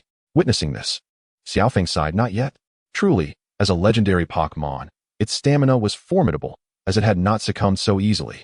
Just as Xiao Feng lamented, the freed Zapdos seized the opportunity to use Roost, regaining half of its health. With a piercing cry, Zapdos swiftly ascended back into the sky. In an instant, the once clear sky darkened, shrouded in ominous clouds, with lightning flickering within. Subsequently, a torrential downpour of lightning descended indiscriminately upon the battlefield. Legendary Pokemon often possess some unique abilities, and Zapdos has the power to summon storm clouds and manipulate lightning at will. Zapdos has summoned the storm. It seems we have truly provoked its wrath. Xiao Feng scratched his head, acknowledging the situation. Yet, neither he nor Mismagius felt fear. Rather, their spirits soared with determination. Mismagius, be on your guard. Meow. Without needing further prompting, Mismagius swiftly transformed its type to ground upon witnessing the lightning strikes. No sooner had Xiaofeng's words been uttered than thick bolts of lightning rained down from the storm clouds, striking Mismagius and erupting in dazzling golden light. Although the thunder summoned by Zapdos was formidable, Mismagius managed to absorb most of the attack into the ground. Thus, while Mismagius appeared slightly winded, it sustained minimal damage. Well done, Mismagius. Meow. In midair, the Thunderbird was taken aback that its once prized ability had been so effortlessly neutralized. Seizing the opportunity as the Thunderbird gasped for breath, Xiaofeng decisively commanded, Mystical Masquerade Meow, teleport, and execute triple spin strike. Although the potency of Mystical Masquerade Meow's superpowers was indeed limited, a teleportation of approximately 10 meters was still within reach. As Xiaofeng's words rang out, Mystical Masquerade Meow unexpectedly appeared above the Thunderbird. Subsequently, its icy energy-imbued foot struck the Thunderbird with a resounding kick. The impact was extraordinary. 1 kick, 2 kicks, 3 kicks. The immense force sent the Thunderbird crashing to the ground. With a thunderous boom, the earth fractured beneath it like a spider web. The Thunderbird let out a pained cry, attempting to flap its wings and retaliate. However, Xiaofeng and Mystical Masquerade Meow would not permit it such an opportunity and immediately pressed the advantage. Mystical Masquerade Meow unleashed the 1,000 transformations triad, detonated. Meow. As Mystical Masquerade Meow snapped its fingers with crisp precision, explosions erupted. Boom, boom, boom. After a while, as the smoke from the bouquet bombs dissipated, it was evident that the Thunderbird had not emerged unscathed. It lay on the ground, its eyes swirling in a daze. Witnessing this, Xiaofeng promptly produced a Master Ball and tossed it at the Thunderbird. A beam of red light enveloped the creature, drawing it into the ball with a satisfying ding. Ding. The Master Ball flickered and shook once more before, after a prolonged moment, it finally stilled, emitting a definitive thud. This signified Xiaofeng's success in capturing the Thunderbird. He hurried over to retrieve the Master Ball from the ground, feeling an unexpected sense of tranquility rather than the exhilaration he had anticipated. Nevertheless, this did not hinder him from proclaiming his capture triumphantly, raising the Pokeball high. Thunderbird, I have captured you. Meow. Roar. Mystical Masquerade Meow and Charizard approached to join in the celebration. You did well this time, Mystical Masquerade Meow. Xiaofeng affectionately ruffled the fur on Mystical Masquerade Meow's head, who squinted in delight, savoring the moment. After their interaction, Xiaofeng proceeded to release the Thunderbird's Pokeball. Come forth, Thunderbird. Caw. At this moment, the Thunderbird, having just lost its combat capabilities, appeared frail, descending to the ground to gaze at Xiaofeng and his companions. Thunderbird, I look forward to your guidance in the future. Meow. Roar. Mystical Masquerade Meow and Charizard, witnessing this, also greeted the creature amicably. Caw. In response, the Thunderbird nodded, accepting Xiaofeng as its trainer. This did not surprise him. After all, legendary Pokemon are still Pokemon. In the preceding capture battle, Xiaofeng had neither resorted to underhanded tactics nor engaged in a brutal ambush. Rather, he had defeated and captured it through a fair one-on-one confrontation. Chapter 61, Monkey Monster. Xiaofeng raised his hand, easily reaching the head of the Thunderbird. Previously, when it was airborne, he hadn't noticed, but now that it stood on the ground, the Thunderbird seemed to measure only about 1.5 meters in height. This was manageable in front of Mystical Masquerade Meow, but before the nearly 3-meter-tall Charizard, it resembled a mere chick. It was indeed still in its juvenile phase. He would need to ensure it received adequate calcium in the future. After all, its diminutive stature lacked the imposing presence of a deity. Retracting his hand, Xiaofeng then tossed other Pokeballs into the air. Milotic, Dratini, come forth to meet our new companion. Whoosh. Upon emerging from their Pokeballs, Milotic and Dratini greeted the Thunderbird, then curiously circled around it, inspecting their new ally. Now, let's attend to the Thunderbird's injuries. Mystical Masquerade Meow, use Pollen Puff. Milotic, employ Life Water Drops. Xiaofeng was mindful of the Thunderbird's wounds. He also retrieved a healing spray from his backpack, combining it with Pollen Puff and Life Water Drops to meticulously treat the Thunderbird. Soon, the effects of the skills and the healing spray began to manifest, restoring the Thunderbird to a relatively healthy state. However, just to be safe, a visit to the Pock Center was in order to ensure no lingering injuries remained. After all, Mystical Masquerade Meow had not held back during the battle, and she had cleverly utilized the opportunity to sharpen her claws and enhance her status during the fight. Thus, the Thunderbird had sustained quite serious injuries.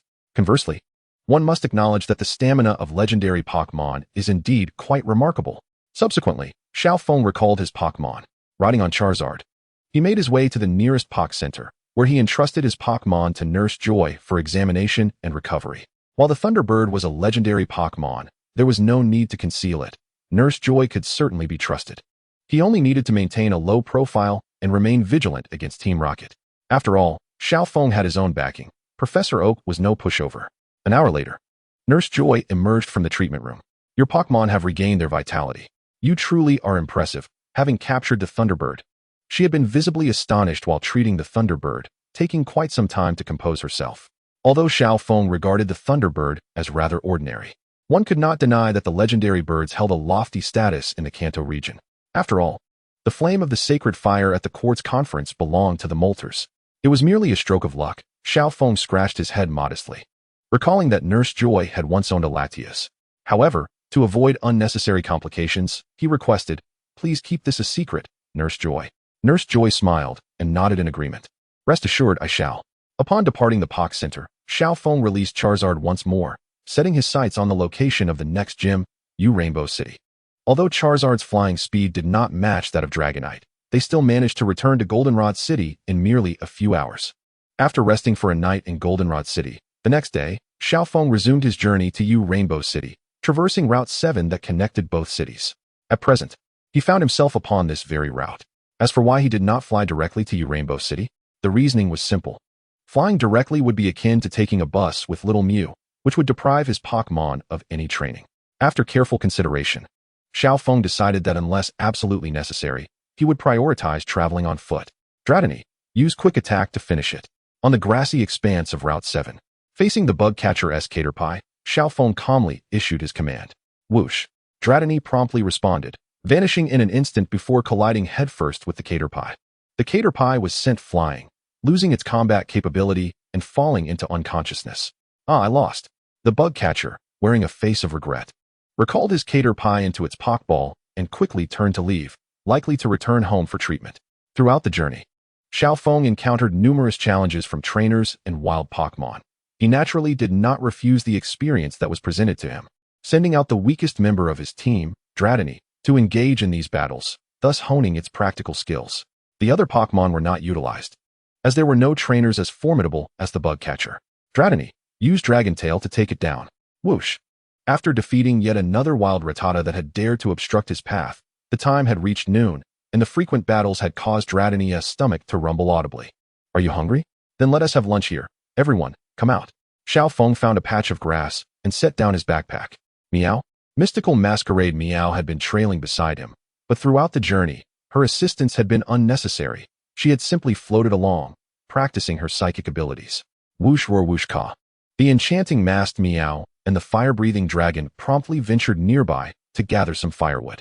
After all, having spent so much time together, the Pokemon instinctively understood their roles without the need for any instruction from Xiao Feng. However, the trio consisting of Milotic, Dratini, and Zapdos, lacking hands, could only wait eagerly for their meal. Everything proceeded in a calm and orderly manner. Soon, a tantalizing aroma wafted through the air. After a brief moment, Xiao Feng untied his apron and announced, "All right, it's time to eat." Meow roar woof woo chirp. The group, adeptly transitioning into their dining mode, welcomed the newly joined Zapdos into their little circle. Just then, a rustling sound emanated from the nearby grass. Xiao Feng and his Pokemon turned their heads in unison, and to their surprise, a Mankey leapt out from the underbrush. Mankey, the pig monkey Pokemon, a fighting type known for its swift punches and nimble footwork. It is typically mild-mannered, but once provoked, it can become uncontrollable. Pokemon, Mankey. Type, fighting. Gender, male. Classification, pig monkey Pokemon. Ability, Vital Spirit, prevents it from falling asleep. Level, 30, advanced. Aptitude, purple. Moves, Double Edge, inherited. Brick Break, inherited. Scratch, Focus Energy, Fury Swipes, Low Kick, Seismic Toss, Cross Chop. Dynamic Punch, Rampage. Oh, could this be the one that Ash captured? Xiao Feng pondered, scratching his head. Mankey, being a common Pokemon in the Kanto region, was as ubiquitous as Caterpie, Pidgey, and Rattata. During his travels, Xiao Feng had encountered nearly 1,000 Mankey in the past. He would have likely overlooked the opportunity to capture one. However, times had changed, and he would certainly seize the chance to catch a Pokemon of such impressive aptitude. He was well aware that Mankey could evolve into the formidable Primeape. The evolution of Primeape was no small feat, as it acquired a ghost type upon evolving, resulting in a powerful combination of fighting and ghost attributes. Xiaofeng, knowing the evolution conditions for Primeape, recalled that in the game, it required the use of its exclusive move, Rage Fist, 20 times before it could evolve. Curiously, despite Mankey's prevalence in the Kanto region, no one had yet discovered a Primeape in the wild. Upon reflection, this made sense. It had been previously noted that wild Pokemon rarely reached the elite level, and Mankey typically needed to be close to elite strength to evolve into Primeape. Thus, wild populations were predominantly Mankey, with only a few Primeape present. Moreover, for Primeape to evolve into its final form, it had to learn the exclusive move Rage Fist, a ghost-type move that many Primeape might struggle to master. The cumulative difficulty of these two conditions made the absence of Primeape in the wild unsurprising. Xiaofeng recalled from the animated series that achieving this evolution seemed to require an extreme state of anger. As he contemplated the conditions for Primeape's evolution, the Mankey before him appeared unfazed, cheerfully bounding out from the grass to request food from Xiaofeng. Mankey was rather adorable when not angry. "Oh, are you hungry? Here you go." Xiaofeng did not shoo the Mankey away. Instead, he retrieved a bowl from his backpack and offered it a portion of food. Mankey sniffed and watched them enjoying their meal with delight. It accepted the small bowl and hopped over to a nearby rock, happily indulging in the food. While uncertain if this Mankey was the same one Ash had captured, its level seemed to align with the potential of evolving into Primeape. Since Xiaofeng had encountered it, he did not wish to let the opportunity slip away. Generally, he had no intention of intercepting Ash's Pokemon, but Mankey was an exception. After all, even if Ash captured it, he would likely send Primeape away soon, leaving little chance for its return. It was better for Xiaofeng to capture it himself. After all, a small competition like the P1 fighting tournament paled in comparison to the League Conference or the World Championship. Thus, he resolved to capture this Mankey. Xiaofeng recalled how, in the series, Ash had thrown a Pokeball at Mankey while it was eating, inciting its wrath. While Mankey would not pose a real threat, it would likely lower its affection towards him, which Xiaofeng had no intention of doing. Therefore, after everyone had finished their delightful feast, Xiaofeng extended an invitation. "Mankey, would you like to join us as a partner? You could enjoy such delicious food every day." Mankey glanced at Xiaofeng, recalling the delectable meal it had just enjoyed. Such an offer was immensely tempting. The Mankey appeared to be swayed but shook its head, adopting a battle stance. "Mankey, are we going to have a capture battle? All right, let's consider it a post-meal exercise." Xiaofeng replied with a smile, determined to have this Mankey join his team. "Dratini, you will face it." Xiaofeng chose not to overwhelm the Mankey with his other Pokemon, allowing only Dratini to engage in battle. Mankey surged forward, taking the initiative to charge at Dratini. "Dratini, use quick attack to dodge." With Xiaofeng's command, Dratini transformed into a series of afterimages, evading Mankey's assault with remarkable speed, simultaneously boosting its speed by 2 levels. "Dratini, use Dragon Tail." Dratini focused intently on Mankey, leaping into the air as its small tail glimmered with a pale blue light, swinging down. Bang! Just as Mankey attempted to evade, it was momentarily paralyzed by a jolt of electricity, rendering it immobile and allowing Dratini to strike. "Excellent. Dratini, follow up with another quick attack." Dratini obeyed promptly, crashing into Mankey once more, sending it hurtling backward until it collided with a rock. The impact caused a crack to form in the stone. Overwhelmed by the onslaught, Mankey finally succumbed and lost its ability to battle. Seeing this, Xiaofeng calmly retrieved a luxury ball from his backpack and tossed it toward Mankey. "Go, Pokeball." The ball struck true, enveloping Mankey in a radiant light. Perhaps due to unconsciousness or acceptance of Xiaofeng, the Pokeball merely shook once before emitting a soft click. Success! Xiaofeng's eyes sparkled with joy at having captured Mankey. Overall, the battle for capturing was rather effortless, considering that the monkey monster's level was not particularly high. "Come forth, monkey monster." Upon emerging from the Pokeball, the monkey monster seemed to have temporarily calmed its fury. Xiaofeng reached out to stroke its plump head, smiling as he said, "I look forward to your guidance in the future, monkey monster." The monkey monster nodded in approval, seemingly accepting this outcome. Subsequently, he fed it a cherry berry to alleviate its paralysis and administered some healing spray. Once its condition had improved, Xiaofeng returned it to its Pokeball and continued his journey towards Yuhong City. Though he did not neglect to train along the way, the distance from Jinwang City to Yuhong City was not too great, and Xiaofeng arrived at Yuhong City smoothly by noon the following day. Chapter 63. Ligia Yuhong is a city painted in the ethereal hues of a rainbow. Thus, Yuhong City is also known as Rainbow City, and it stands as the second largest city in the Kanto region, just after the colossal metropolis of Jinhuang City to the east. This place is renowned not only for the internationally acclaimed Yuhong University, but also for housing the largest shopping mall in Kanto and the famous Yuhong Game City. Furthermore, the perfumes produced in Yuhong City have gained considerable fame. Meow. As Xiao Feng strolled along the streets of Yuhong City, it came as no surprise that he and his magical masquerade Meow caught a whiff of delightful fragrances wafting through the air. It was midday, and Xiao Feng decided to have lunch before challenging the Yuhong gym. Following road signs and asking a few passersby for directions, he soon arrived at the Pokmon Center. Miss Joy, could you please assist me with accommodation and also check and restore my Pokmon? In a bustling city like Yuhong, Xiao Feng knew that if he delayed, the Pokmon Center might run out of rooms, so he naturally wanted to be prepared. Absolutely, leave it to me, Miss Joy replied with a smile, nodding as she accepted the 6 Pokballs Xiao Feng handed over. Thank you. He expressed his gratitude before settling down in the waiting area. The waiting time felt tedious. Yet Xiao Feng utilized this opportunity to contemplate his future plans and the training direction for his Pokmon. He took stock of the situation regarding the Pokmon in his team. Although it was somewhat different from what he had initially envisioned, he had indeed succeeded in gathering 6 Pokmon before arriving in Yuhong City. 1 ghost type and 1 electric type. Things appeared to be on track. These were his original 6 heroes. They seemed to pale in comparison to the ancient explorer Lucius, especially since the latter had begun with a black Rayquaza. How did he manage to capture it? It must have been a stroke of luck. After days of training and battling wild Pokmon, the Pokmon in his team had made significant progress. The magical masquerade Meow was undoubtedly his strongest ace now, currently at level 54. Charizard had just recently evolved and was at level 51, while Zapdos, after a battle with the magical masquerade Meow, had absorbed the energy from the electric power plant and also reached level 51, achieving gym level prowess. Milotic, at level 45, had learned Rain Dance with its rise in level, and the enhancement of its skill proficiency and power was quite evident. These 4 Pokmon were quite formidable, and due to their strength, they seldom encountered high-level wild Pokmon, which meant their training was somewhat slow, relying primarily on physical training and internal practice within the team. The monkey monster had only just joined the team yesterday, still at level 30, and it required merely a catalyst to evolve into a Monferno. Should he have Jesse's help with that? Lastly, there was the Dratini, which had been leveling up in the wild and had made considerable improvements. Currently, at level 25, it had just begun its first shedding last night, and it seemed that reaching level 30 would not be an easy feat, given that its body had yet to mature. Considering that Dratini was a late bloomer, Xiao Feng had mentally prepared himself for this.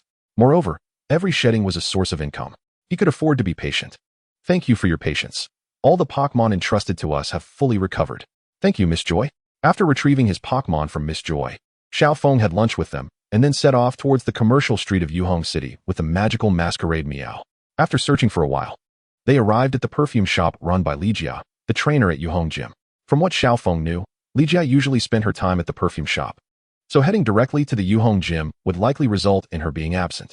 Moreover, since he had recently earned some money, he could buy a few gifts for Sakura's mother to send back home, which would surely make her happy. Truly a win-win situation. With this thought in mind, Xiao Feng and the magical masquerade Meow stepped inside. Welcome. Upon entering the shop, several fashionably dressed shop assistants were chatting. Upon seeing Xiao Feng, they approached him with smiles. What kind of perfume are you looking for? We offer a wide variety of exquisite perfumes.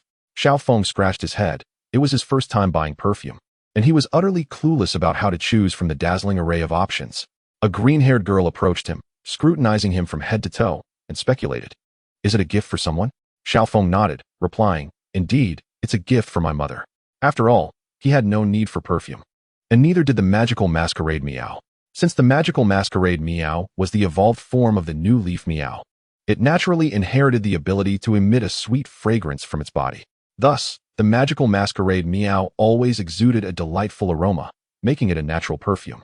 Upon hearing Xiao Feng's words, the shop assistant cheerfully recommended, You could choose this one. This floral perfume would suit her perfectly. Completely unfamiliar with perfumes, Xiao Feng thought that the recommendations from the staff should be reliable. Give it a whiff. It smells delightful, doesn't it? The shop assistant produced a sample of the perfume and sprayed some on her wrist. Xiao Feng took a sniff and indeed detected a pleasant, subtle fragrance. Another shop assistant chimed in. This one is also quite good. If you buy both, I can give you a discount. Xiao Feng nodded. All right then. I'll take them both. Please wrap them up.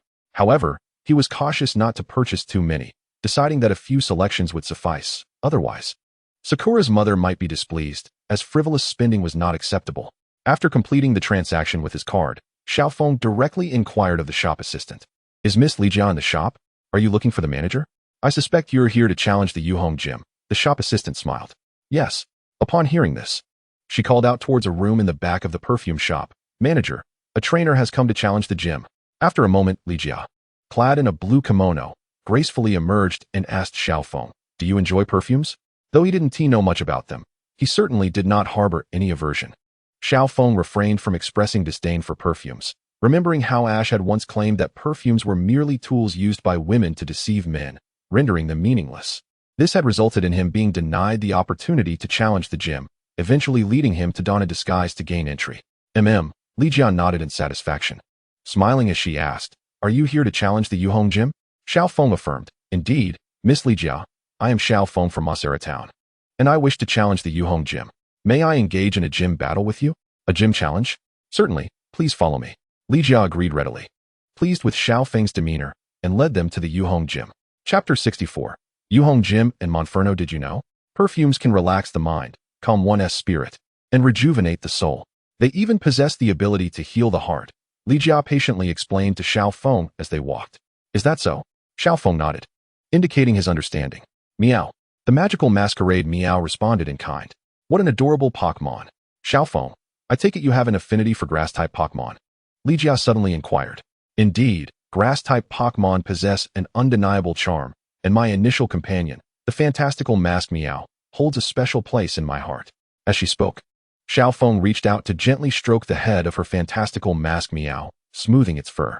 Meow the creature responded, playfully nuzzling against Xiao Feng's cheek. Upon hearing this, Li Jia turned her head and chuckled softly. Your bond is truly wonderful. I, too, was inspired to become a grass-type Pokemon trainer after encountering a stinky flower in my youth. This tale harkens back a decade. As a child, I found myself lost and inadvertently stumbled upon a mook, paralyzing me with fear. It was then that the stinky flower happened to pass by, and in my panic, I cried for help. The stinky flower, understanding my plight, released a foul odor, driving the mook away. Li Jia's eyes sparkled with warmth at the mere mention of the stinky flower. From what I gathered, Li Jia possessed a modicum of talent, though she was not particularly strong, placing her slightly above average among trainers. In the Kanto region's 8 gym leaders, aside from the still-growing Brock and Misty, her prowess ranked third from the bottom, with a future likely to see her at the very back. Perhaps, the grass type was not the most fitting for Li Jia. Yet, due to her childhood experience, she chose to specialize in this relatively underpowered type. We have arrived, come inside with me. After a brief walk, they finally reached the Yuhong Gym. As a grass-type gym, its architecture was inspired by both Stinky Flower and Venusaur. Following Li Jia into the gym, they were greeted by a series of greenhouses, filled with lush trees and vibrant flowers, perfectly embodying the characteristics of a grass-type gym. Within the greenhouses, numerous Pokemon frolicked joyfully, playing merrily. Common grass-type Pokemon from the Kanto region, such as Oddish, Execute, and Budu. Upon reaching a battle arena, Xiao Feng and Li Jia took their positions in the trainer's command zone.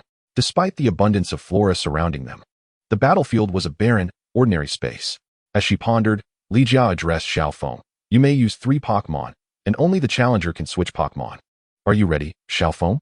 Xiao Feng nodded, responding with enthusiasm. Absolutely, I've been prepared for this. And now we commence.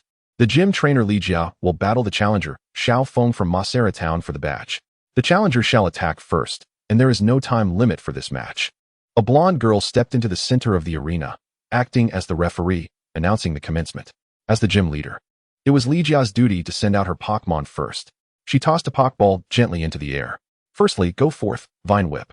A flash of white light revealed a Pokemon entirely shrouded in blue vines, lacking arms, with legs resembling red boots, standing before Xiao Feng. Pokemon, Vine Whip type, grass gender, female classification, Vine Pokemon ability, chlorophyll, speed increases in sunny weather. Level, 30, advanced, potential, green moves, seed bomb, inherited, absorb, bind. Stun spore, growth, Vine Whip, wrap, mega drain. Monferno, you shall be my choice. Glancing at Vine Whip's information, Xiao Feng made a swift decision, sending out his Monferno without hesitation. Monk Monferno leaped out, bouncing with excitement, evidently in high spirits that day. "Oh, you didn't send out a countering Pokmon?" Li Jia blinked in surprise at Xiao Feng's choice, as grass types have numerous weaknesses. Let the battle begin. With the blonde girl's command, the challenger was set to attack first. Xiao Feng quickly issued his instruction, "Monferno, use focus energy."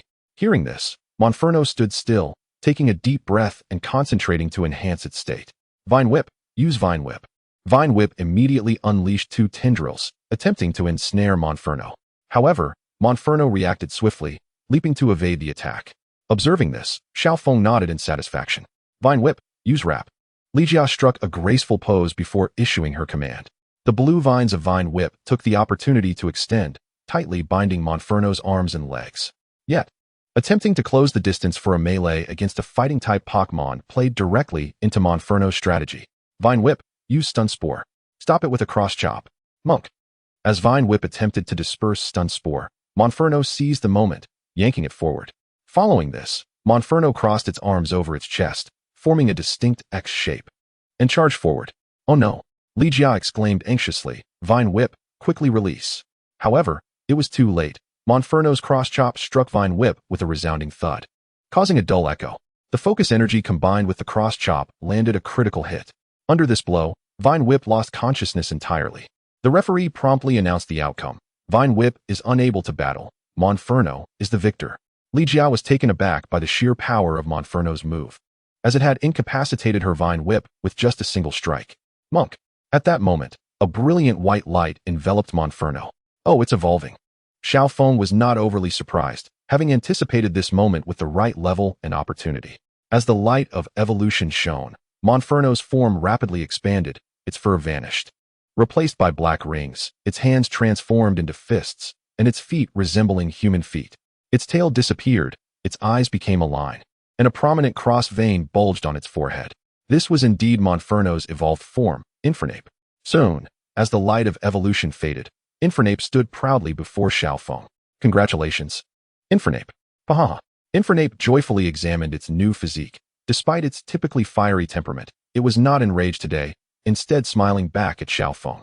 Witnessing Infernape's calm demeanor was a rare delight. Now, all that remained was for Infernape to learn the move Fury Swipes. As the name suggests, the essence lies in fury. Yet, it is said that some Infernape have perished from their own rage, raising concerns that learning Fury Swipes could pose a life-threatening risk. Xiao Feng's thoughts meandered as he glanced over Infernape's information. Pokmon, Infernape type, fighting gender, male classification, flame monkey Pokmon ability, blaze, powers up fire-type moves when at low health. Level, 32, elite, potential, purple moves, double edge, inherited. Brick break, inherited, scratch, focus energy, fury swipes, low kick, earthquake, cross chop, flare blitz, final gambit. It appeared quite impressive, having ascended to the elite level. As Infernape's evolution concluded, Li Jia recalled Vine Whip and remarked, "It has evolved. Congratulations to you both. I didn't expect you to be so formidable. Now, it's time for my Weepin' Bell. Your turn." With that, Li Jia gracefully tossed out a Pokeball. Before them stood a Pokemon that resembled a plant. With a large yellow bell-shaped head and an equally sizable mouth, two leaves sprouting from either side of its head. Pokemon, Weepin' Bell type, grass. Poison gender, male classification, flycatcher Pokemon ability, chlorophyll, speed increases in sunny weather.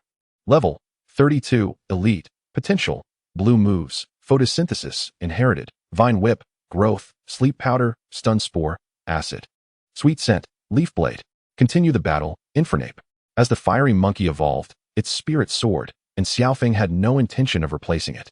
With a burst of excitement, the fiery monkey bounced eagerly around the arena. Once both Pokemon were prepared, perhaps stung by a previous defeat, Li Jia took the initiative to launch the first attack. Oddish. Use Leaf Blade.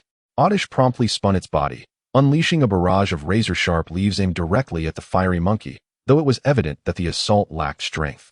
Fiery monkey, block it. At this command, the fiery monkey stood resolute, swiftly swinging its fists to shatter all of Oddish's leaf blades. What?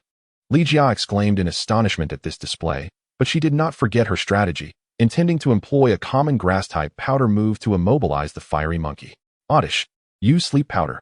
Following Li Jia's directive, Oddish swiftly released sleep powder, which dispersed in delicate particles through the air, concealing a lethargic force within. However, Li Jia had underestimated her opponent. Xiaofeng's fiery monkey would not succumb to slumber. Ignoring the sleep powder, the fiery monkey executed a cross chop, crossing its arms before its chest to form a distinct cross. It propelled itself forward with a powerful thrust. Bang! The cross chop landed squarely on Oddish, sending it flying, once again striking a critical blow. Oddish lost its fighting capability, resulting in victory for the fiery monkey. Oddish, return. Li Jia raised her hand to recall Oddish, then remarked, to disregard sleep powder. It seems your fiery monkey possesses the vital spirit ability. Xiaofeng nodded, affirming, you guessed correctly. Well then, Xiaofeng, I concede your strength is formidable. But my passion for grass-type Pokmon far exceeds your prowess. Next up, it's your turn, Stinky Flower. Go, Stinky Flower. With that, Li Jia dramatically tossed out her Pokeball. As the bright light flickered, a Pokmon with short limbs, adorned with a red-brown flower speckled with white on its head, drooled as it appeared on the battlefield. Pokmon, Stinky Flower. Type, Grass, Poison. Gender, Female. Classification, Weed Pokemon. Ability, Stench. By releasing a foul odor, it may cause opponents to flinch during attacks. Level, 33, Elite. Aptitude, Blue. Moves, Leech Seed, Inherited. Acid, Absorb. Growth, Sweet Scent. Poison Powder, Sleep Powder, Paralysis Powder, Giga Drain, Toxic, Solar Beam. Upon the arrival of Stinky Flower, a noxious stench quickly enveloped the arena. Xiaofeng immediately covered his nose and mouth, while the fiery monkey, closer to Stinky Flower, was nearly brought to tears by the foul odor. Yet, it did not succumb. Instead, the fiery monkey became infuriated, clenching its fists, ready to launch Stinky Flower into the air. Meow, the nearby Mimikyu, grimaced and covered its nose, retreating behind him. Mimikyu, release some sweet scent. Let me take a breath. He took several deep inhales of sweet scent from Mimikyu, managing to alleviate the discomfort. Xiaofeng understood that the longer this dragged on, the more unfavorable the situation became, and swiftly ordered, end this quickly, fiery monkey, use cross chop. In response to the enraged fiery monkey, Li Jia shouted urgently, Stinky Flower, dodge. Although Stinky Flower appeared sluggish, its reflexes were surprisingly quick, evidently honed through rigorous training, allowing it to evade the fiery monkey's assault. Fiery monkey, pursue it and use earthquake. Stinky Flower, deploy paralysis powder. Stinky Flower swiftly released a cloud of yellow-brown powder from its flower. In its furious state, the fiery monkey did not heed the powder, and despite becoming paralyzed, it seized Stinky Flower, leaping to slam it down from midair. Stinky Flower, pull yourself together. Li Jia exclaimed anxiously. All right, Stinky Flower, use Solar Beam. Hearing Li Jia's call, Stinky Flower rose, its flower glowing at the center as it gradually gathered sunlight from around it, ultimately concentrating into a white energy sphere. Fiery monkey, dodge. Under ordinary circumstances, Xiaofeng would have commanded a guard, but alas, the fiery monkey had just joined the team and had yet to learn that move. A beam of white light shot straight toward the fiery monkey, and just before impact, it momentarily broke free from its paralysis and rolled aside. Although the solar beam did not strike the fiery monkey directly, it still suffered considerable damage from the residual energy. On the bright side, the resulting gust dispersed a significant amount of the foul odor, rendering the arena considerably less unpleasant. Seeing that Stinky Flower had exhausted its solar beam and was now panting, Xiaofeng seized the opportunity. Fiery monkey, use rampage. The furious fiery monkey responded with alacrity, charging towards Stinky Flower and unleashing a flurry of chaotic attacks. Under the relentless barrage from the fiery monkey, Stinky Flower ultimately succumbed, collapsing to the ground with spirals in its eyes. The blonde girl acting as the referee promptly raised her hand and declared, Stinky Flower has lost its fighting capability. Thus the victor is the challenger, Xiaofeng. With the match concluded, Xiaofeng retrieved a sherry berry from his backpack and fed it to the fiery monkey to alleviate its paralysis. After offering a few words of praise and calming its spirits, he returned it to its Pokeball. I concede defeat. Congratulations, Xiaofeng. Here is the rainbow badge. Li Jia, having recalled Stinky Flower, approached Xiaofeng. She then presented him with a badge resembling a flower petal in vibrant colors, stating, You truly are remarkable. I look forward to your performance at the Quartz Conference, as I sense you will achieve commendable results. Thank you, Xiaofeng replied, choosing not to elaborate further as he placed the rainbow badge into his collection case. He sensed a hint of disappointment in Li Jia's demeanor. After all, being easily outmatched by a rookie trainer was undoubtedly disheartening. Prior to the match, during their conversation as fellow grass-type enthusiasts, Xiaofeng had resolved to temper his strength, not wanting her to suffer a crushing defeat. However, fate had other plans, as the fiery monkey had evolved unexpectedly. Miss Ligia, as a fellow aficionado of grass-type Pokemon, though I do not specialize in them, I admire your dedication. I recommend nurturing these particular Pokemon. In time, you will surely grow stronger.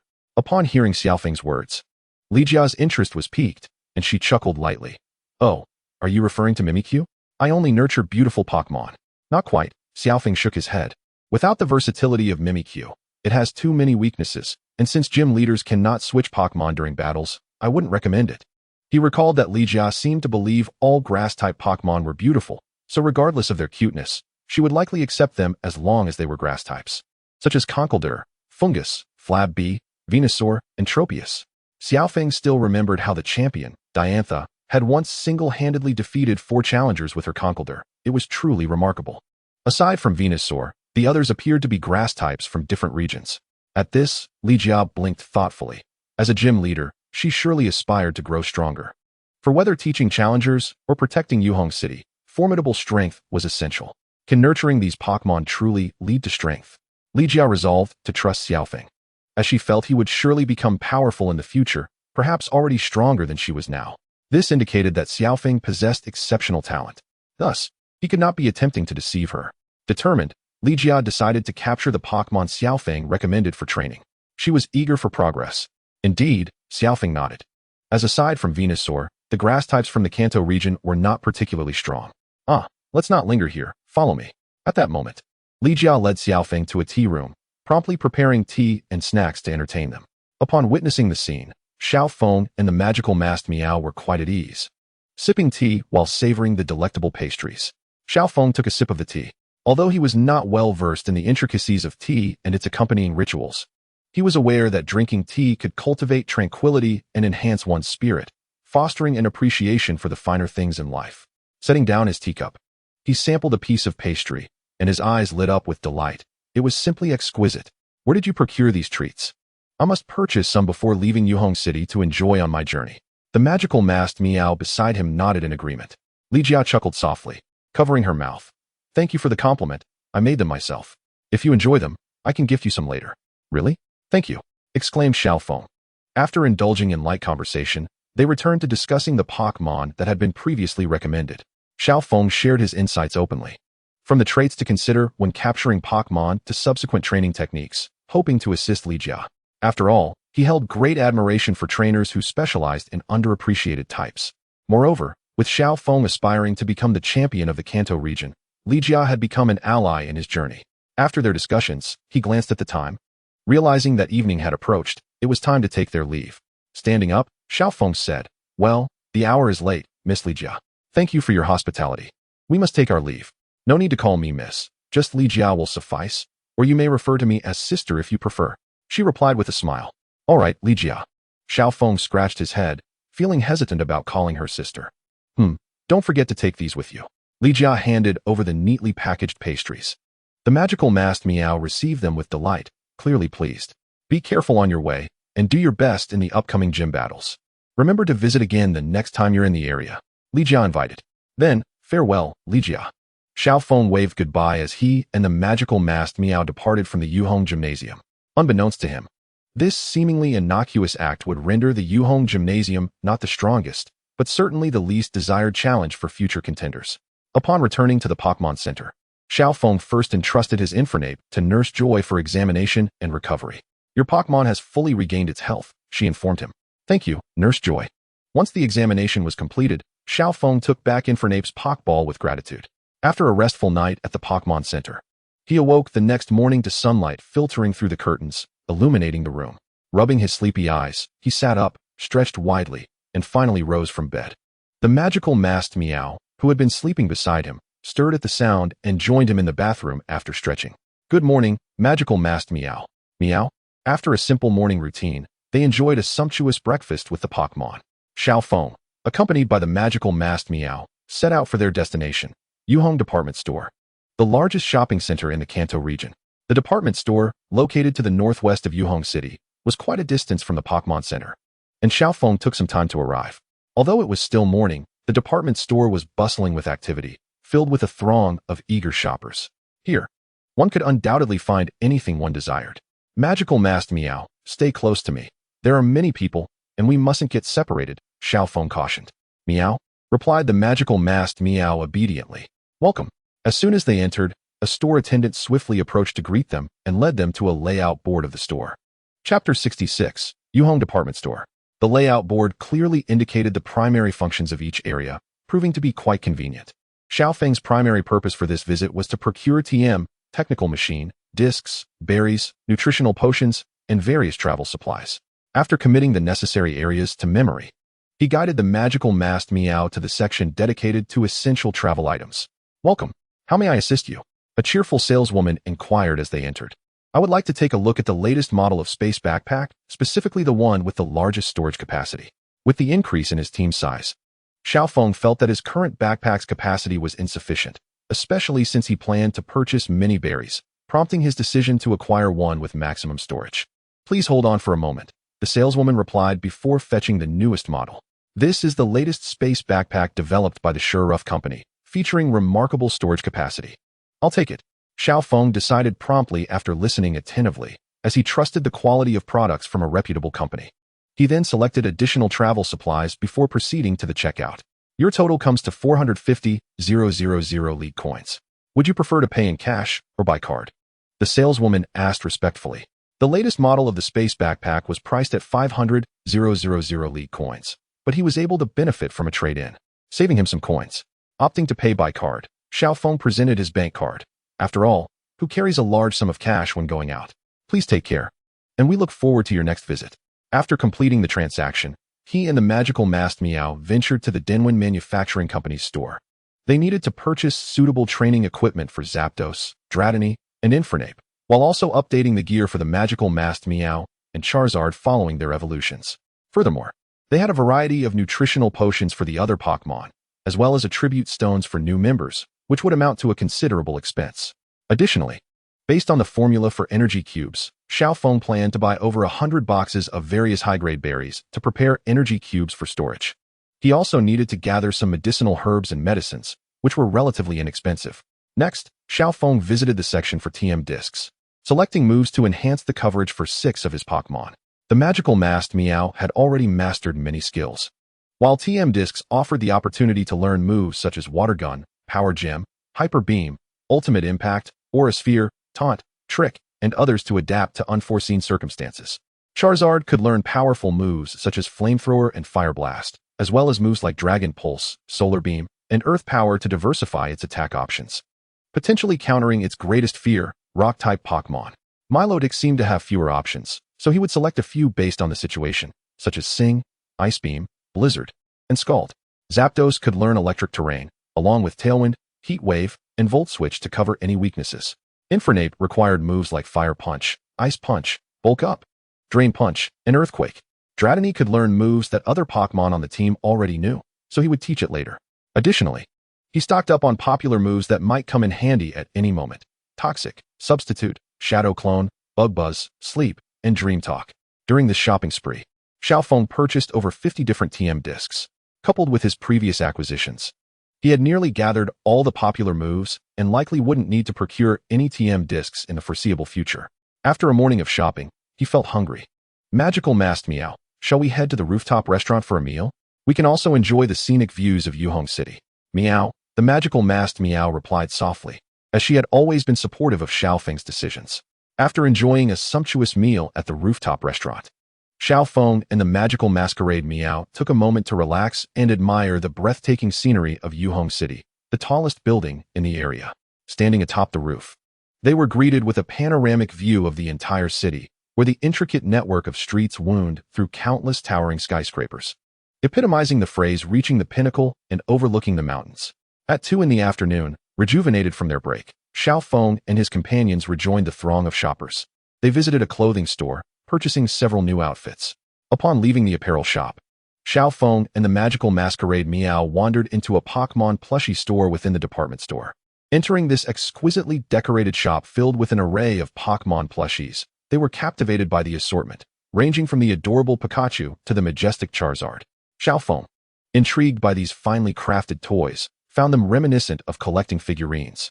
His gaze eventually settled on a colossal Dragonite and Charizard plush, both of which he adored. As they were already part of his team, He deliberately selected plushies of several Pokmon from his roster, intending to send them home along with a bottle of perfume for Sakura's mother. Unfortunately, the store only stocked plushies from the Kanto and Johto regions, leaving him unable to find figures of the magical masquerade Meow and Milotic. However, he consoled himself with the thought that he could always cuddle the real ones, thus feeling no regret. They concluded their shopping excursion and exited the Yuhong department store, tallying Xiao Feng's expenditures to a staggering 13 million alliance coins. Fortunately, having previously sold a Dratini for a handsome profit, he still possessed 30 million coins and felt no anxiety. Xiao Feng also recalled that he could exploit the alliance for Milotic's evolution method and the subsequent evolution of the abandoned monkey. Upon returning to Pallet Town, he would have Professor Okido assist him. It shouldn't be too difficult. After leaving the Yuhong department store, Xiao Feng and the magical masquerade Meow proceeded to the renowned Yuhong Game City. Welcome. Is this your first visit to our game city? Upon inquiring further, they discovered that to prevent players from cheating with Pokmon abilities, Pokmon were not permitted to be released within the game city. Hearing this, Xiao Feng's interest waned. He had merely intended to enjoy some leisure time with the magical masquerade Meow. While Yuhong Game City did offer tokens that could be exchanged for various items, it was rather deceptive, making it quite challenging to redeem them. Rumor had it that the machines had been tampered with. Xiao Feng recalled that Yuhong Game City was actually a subsidiary of Team Rocket, which explained the dubious nature of the establishment. Chapter 67, The Street of Breeders. The following day, the morning sun streamed through the gaps in the curtains, illuminating the tranquil room. Xiao Feng and the magical masquerade Meow indulged in a rare lie-in, which could hardly be attributed to their penchant for sleep. After all, they had busied themselves until the wee hours of the morning, transforming dozens of boxes of berries into energy cubes. They had only completed half the task, deciding to continue their work at a leisurely pace during their travels. At 11 in the morning, it was the magical masquerade Meow who awoke first. Peeking out from under the covers, she rubbed her sleepy eyes. Meow? Noticing that Xiao Feng was still lost in dreams, she pounced on him, playfully nudging his cheek. The drowsy Xiao Feng felt a ticklish fur against his skin and instinctively wrapped his arms around her, inhaling her delightful fragrance before rising. All right, magical masquerade Meow. Stop nudging me. Let's get up. After Xiao Feng finished his morning routine and packed his belongings, he checked out with Nurse Joy, enjoyed a brunch, and set off once more on his journey. Following the map's guidance, he arrived at the famed Street of Breeders, a distinctive avenue located near Yuhong City, renowned for its myriad beauty salons, thus earning the nickname Beauty Street. It was said that each shop's proprietor possessed remarkable skills to attract customers. Therefore, aside from pampering the magical masquerade Meow, the primary purpose of their visit was to learn about massage and breeding techniques. As they strolled down the bustling Street of Breeders, Xiao Feng and the magical masquerade Meow were greeted by a vibrant atmosphere, with trainers accompanied by their impeccably groomed Pokmon, which opened Xiao Feng's eyes to the possibilities of grooming. Nonetheless, the magical masquerade Meow was no slouch herself, as Xiao Feng diligently groomed her fur every day. Found it. This must be the place. While admiring the sights along the street, they arrived at Xiaoshue's beauty shop. Xiaoshue was a widely renowned breeder and had been the champion of the Beauty Street Breeder competition for 3 consecutive years. Since he aimed to learn from the best, Xiao Feng was determined to seek her expertise. Welcome. Please bear with us for a moment. We will be with you shortly. Upon entering, a melodious voice greeted them. They beheld a girl with turquoise hair, intently massaging a Clefairy, which emanated a soft glow, even without any embellishments. Pokmon massage promotes blood circulation and effectively alleviates fatigue in Pokmon. Xiao Feng possessed some knowledge on the topic, but he was far from an expert. Further inside, he spotted a red chair occupied by a reddish-brown fox-like Pokmon with 6 curled orange tails. It was a Vulpix. Pokmon, Vulpix. Type, Fire. Gender, Male. Category, Fox Pokmon. Ability, Flash Fire. Absorbs Fire-type moves and strengthens its own Fire-type moves. Level, 25, Advanced. Potential, Blue. Skills, Fire Spin, Inherited. Tail Whip, Ember, Quick Attack. Flamethrower. Xiao Feng vaguely remembered this Vulpix, as Xiaoshue would later entrust it to Brock for an extended period. He preferred the Alolan Vulpix, finding it even cuter than the ordinary variant. Thank you for your patience. Just then, Xiaoshue concluded her massage session with Clefairy. CLE Fairy. Clefairy admired its smoother skin in the mirror, clearly pleased with the results. Clefairy, I'm here to pick you up, a well-dressed woman entered, marveling at her Clefairy's beauty and expressing her gratitude. Once Xiaoshue had bid farewell to Clefairy and its trainer, she turned her attention to Xiao Feng and his companion, pouring them a glass of water. So, who will be the next Pokemon? Miss Xiaoxue, I have quite a few Pokmon. I hope that's alright. With that, Xiao Feng released all his Pokmon except for Zapdos. Given the crowd, he decided it best to keep Zapdos aside for a later massage. Roar woo woo pahaha. In an instant, several Pokmon filled the beauty shop. Fortunately, the spacious environment ensured it didn't feel overcrowded. Wow, they are all excellently bred Pokmon. Xiaoxue exclaimed as she led them to a massage table. So, who shall be the first to receive a massage? Let's start with Infernape. Xiao Feng swiftly made his decision. Infernape's temperament was prone to anger. If not handled with care, it could easily become agitated and cause quite a stir. After making his choice, he opted for a full suite of grooming, massage, and care services for Infernape, as it had worked hard for their upcoming challenge at the Yuhong Gym and deserved some relaxation. Xiaoxue began applying massage oil to her hands before starting the massage for Infernape. Upon observing the relaxed demeanor of the fiery monkey, Xiao Feng revealed his true intention. Miss Xiaoxue, I wish to learn the art of Pokmon massage from you, if that is permissible. Of course, that is certainly feasible, though it does require an additional fee. Xiaoxue replied with a polite smile, as she was, after all, a business owner. That is perfectly acceptable, Xiao Feng nodded. Understanding the rules of engagement, the fee was reasonable and undoubtedly worth the investment. Each Pokmon possesses unique acupoints on their bodies. An adept massage can enhance blood circulation, relieve tension, and eliminate fatigue. With a beaming smile, Xiaoxue generously shared her knowledge, patiently addressing Xiao Feng's myriad queries throughout the lesson. As time quietly slipped away, the Pokmon enjoyed a leisurely respite under Xiaoxue's expert touch, indulging in a professional beauty massage.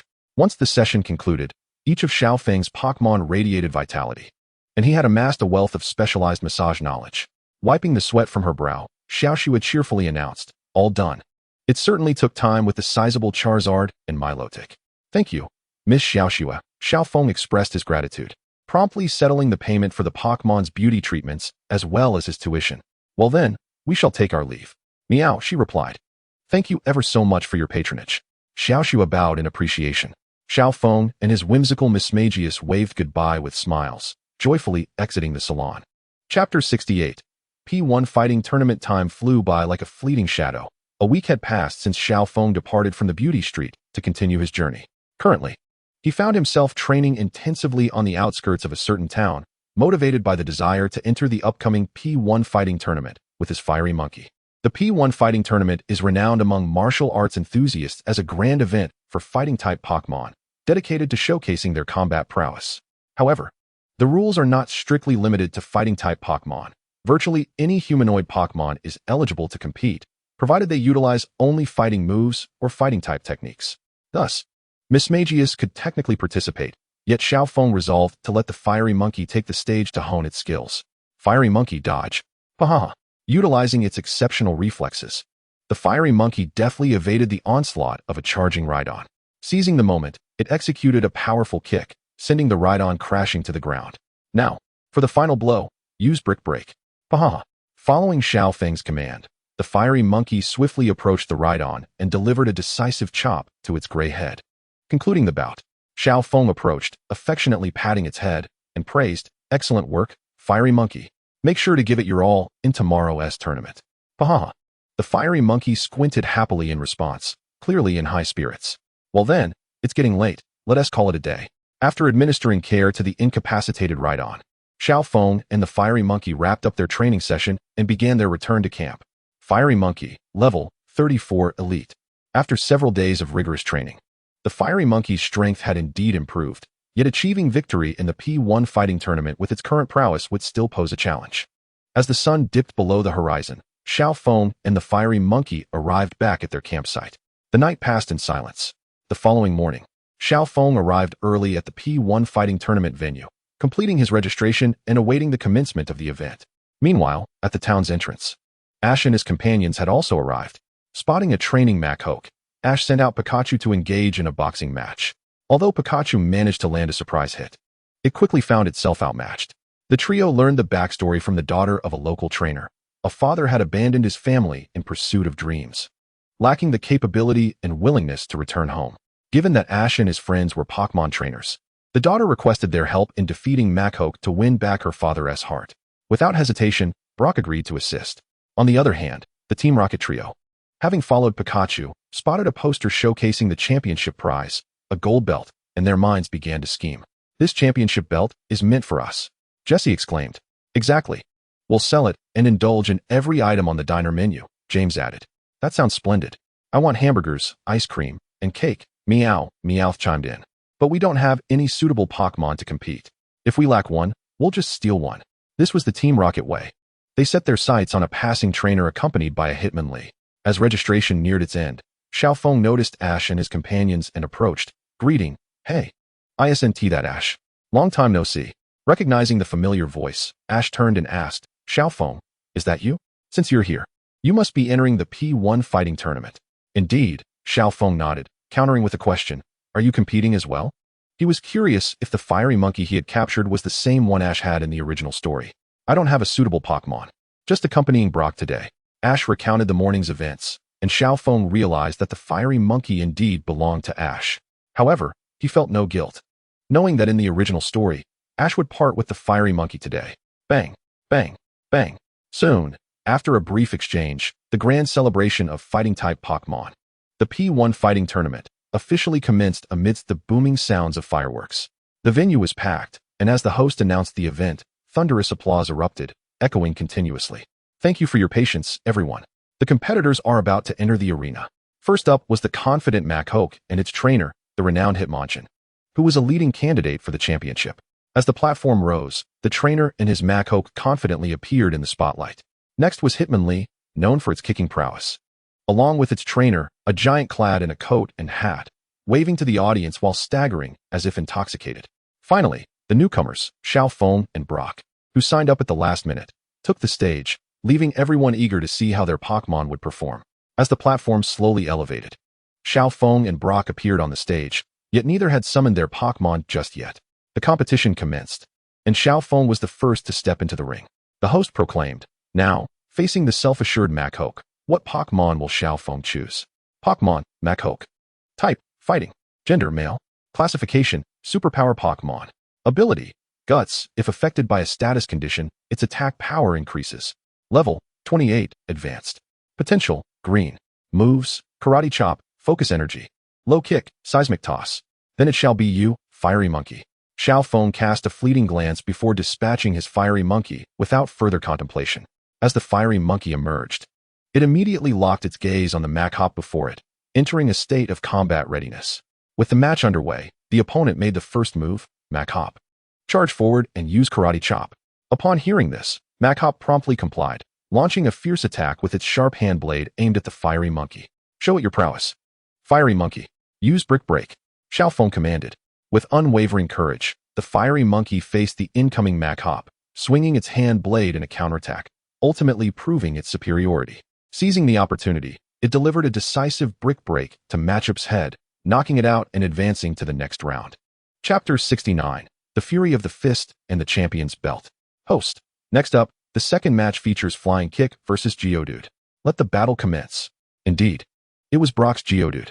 Xiao Feng suspected that Brock had traveled with Ash for so long that he had become an expert in reverse-type matchups. Otherwise, where would he find the audacity to enter a tournament filled with fighting-type Pokemon using Geodude? For you, my beautiful lady, I shall fight, Brock shouted exuberantly. However, his bravado was short-lived, as Geodude was predictably sent flying by Flying Kick. One might argue that Geodude's level advantage could have held its ground, but Brock's Geodude was clearly outmatched. After enduring a brutal beating, Brock ultimately chose to forfeit. Xiao Feng, your fiery monkey is incredible. When did you capture it? Ash inquired, wishing he could also engage in a thrilling battle with the fiery monkey had he not been sidelined from the competition. During the intermission, Ash and Brock joined Xiao Feng, hoping he would defeat the fighting-type Pokemon of Shandu to aid that lovely lady. I captured it not long ago, just before arriving in Yuhong City, Xiao Feng replied, patting his fiery monkey beside him. As for defeating that Shandu, even without Brock's urging, he intended to do so. After all, his goal was to seize the championship, which necessitated overcoming every opponent. Soon, it was Xiao Feng's turn again, this time facing a level 30 Machoke. Though stronger than the previous Machoke, it was still no match for the fiery monkey, which dispatched it from the arena after just 2 rounds. Flying Kick advanced to the finals, where the second semifinal match would see the giant contender, Flying Kick, face off against Xiao Feng's fiery monkey. Flying Kick, Type, Fighting, Ability, Limber, Level, 36, Aptitude, Green. At that moment, Xiao Feng realized that the giant opponent was, in fact, Team Rocket in disguise. Remembering their propensity for underhanded tactics, Xiao Feng instructed his Mismagius to keep a watchful eye on them. Should they attempt any foul play, it was to intervene. What should we do? Our opponent is that formidable little brat.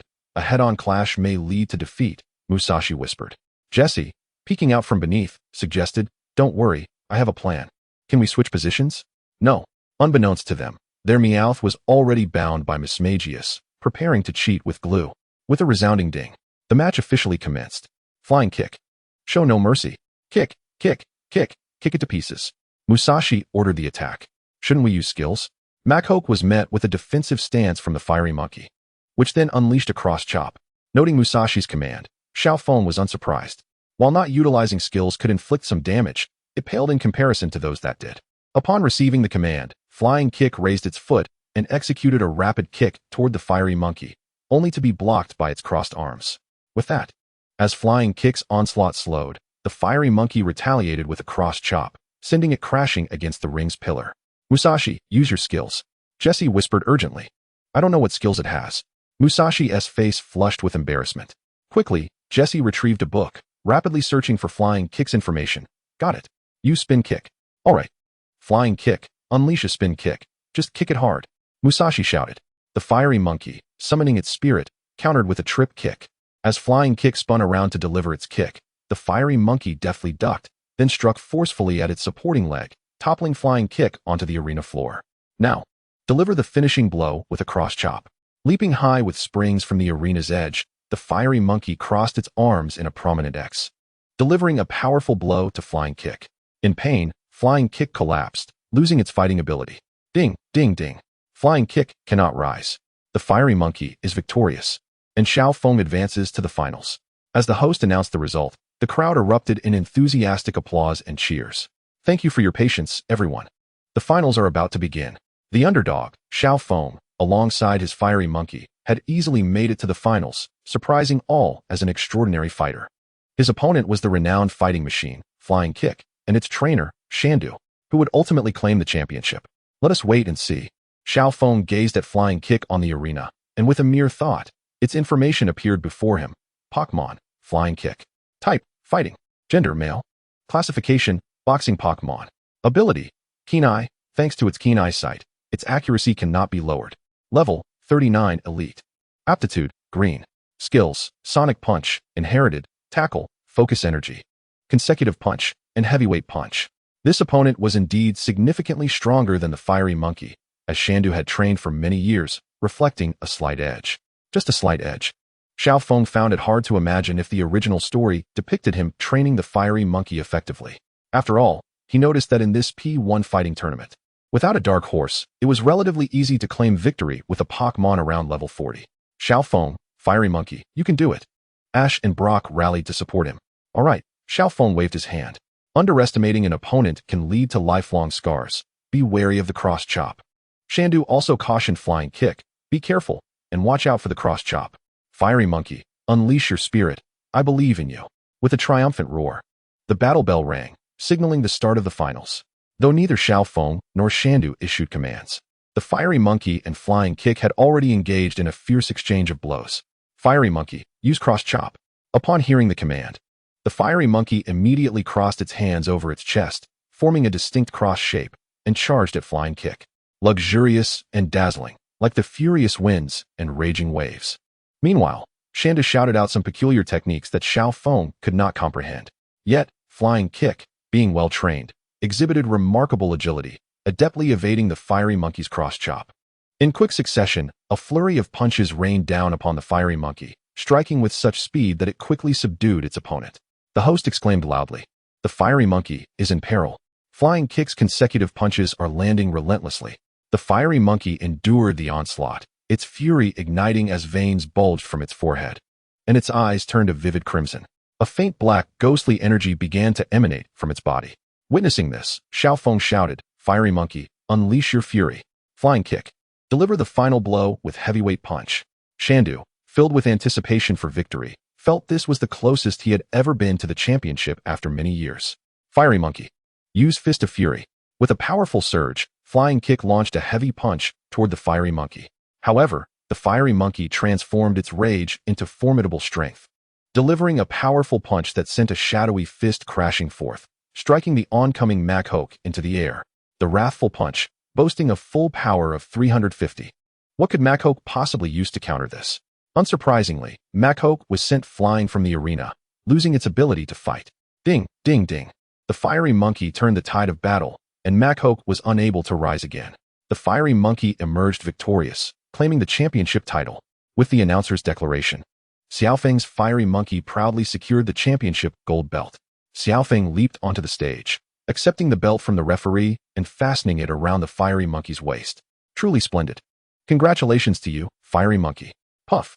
The fiery monkey excitedly let out a few joyful cries. I lost, such is life, where some rejoice while others lament. On the sidelines, Shandu gazed forlornly at the arena, his years of effort seemingly in vain. Amy, unable to bear seeing her father in such despair, rushed forward to comfort him. Witnessing his daughter's gesture, Shandu felt both touched and ashamed, and soon the father and daughter reconciled. This championship belt belongs to us. If we cannot win it, we shall seize it. Indeed, that is the way, Meow. Just as Xiaofeng and the fiery monkey celebrated, the previously defeated Team Rocket trio sprang forth from the sidelines, intent on snatching the championship gold belt. Meow.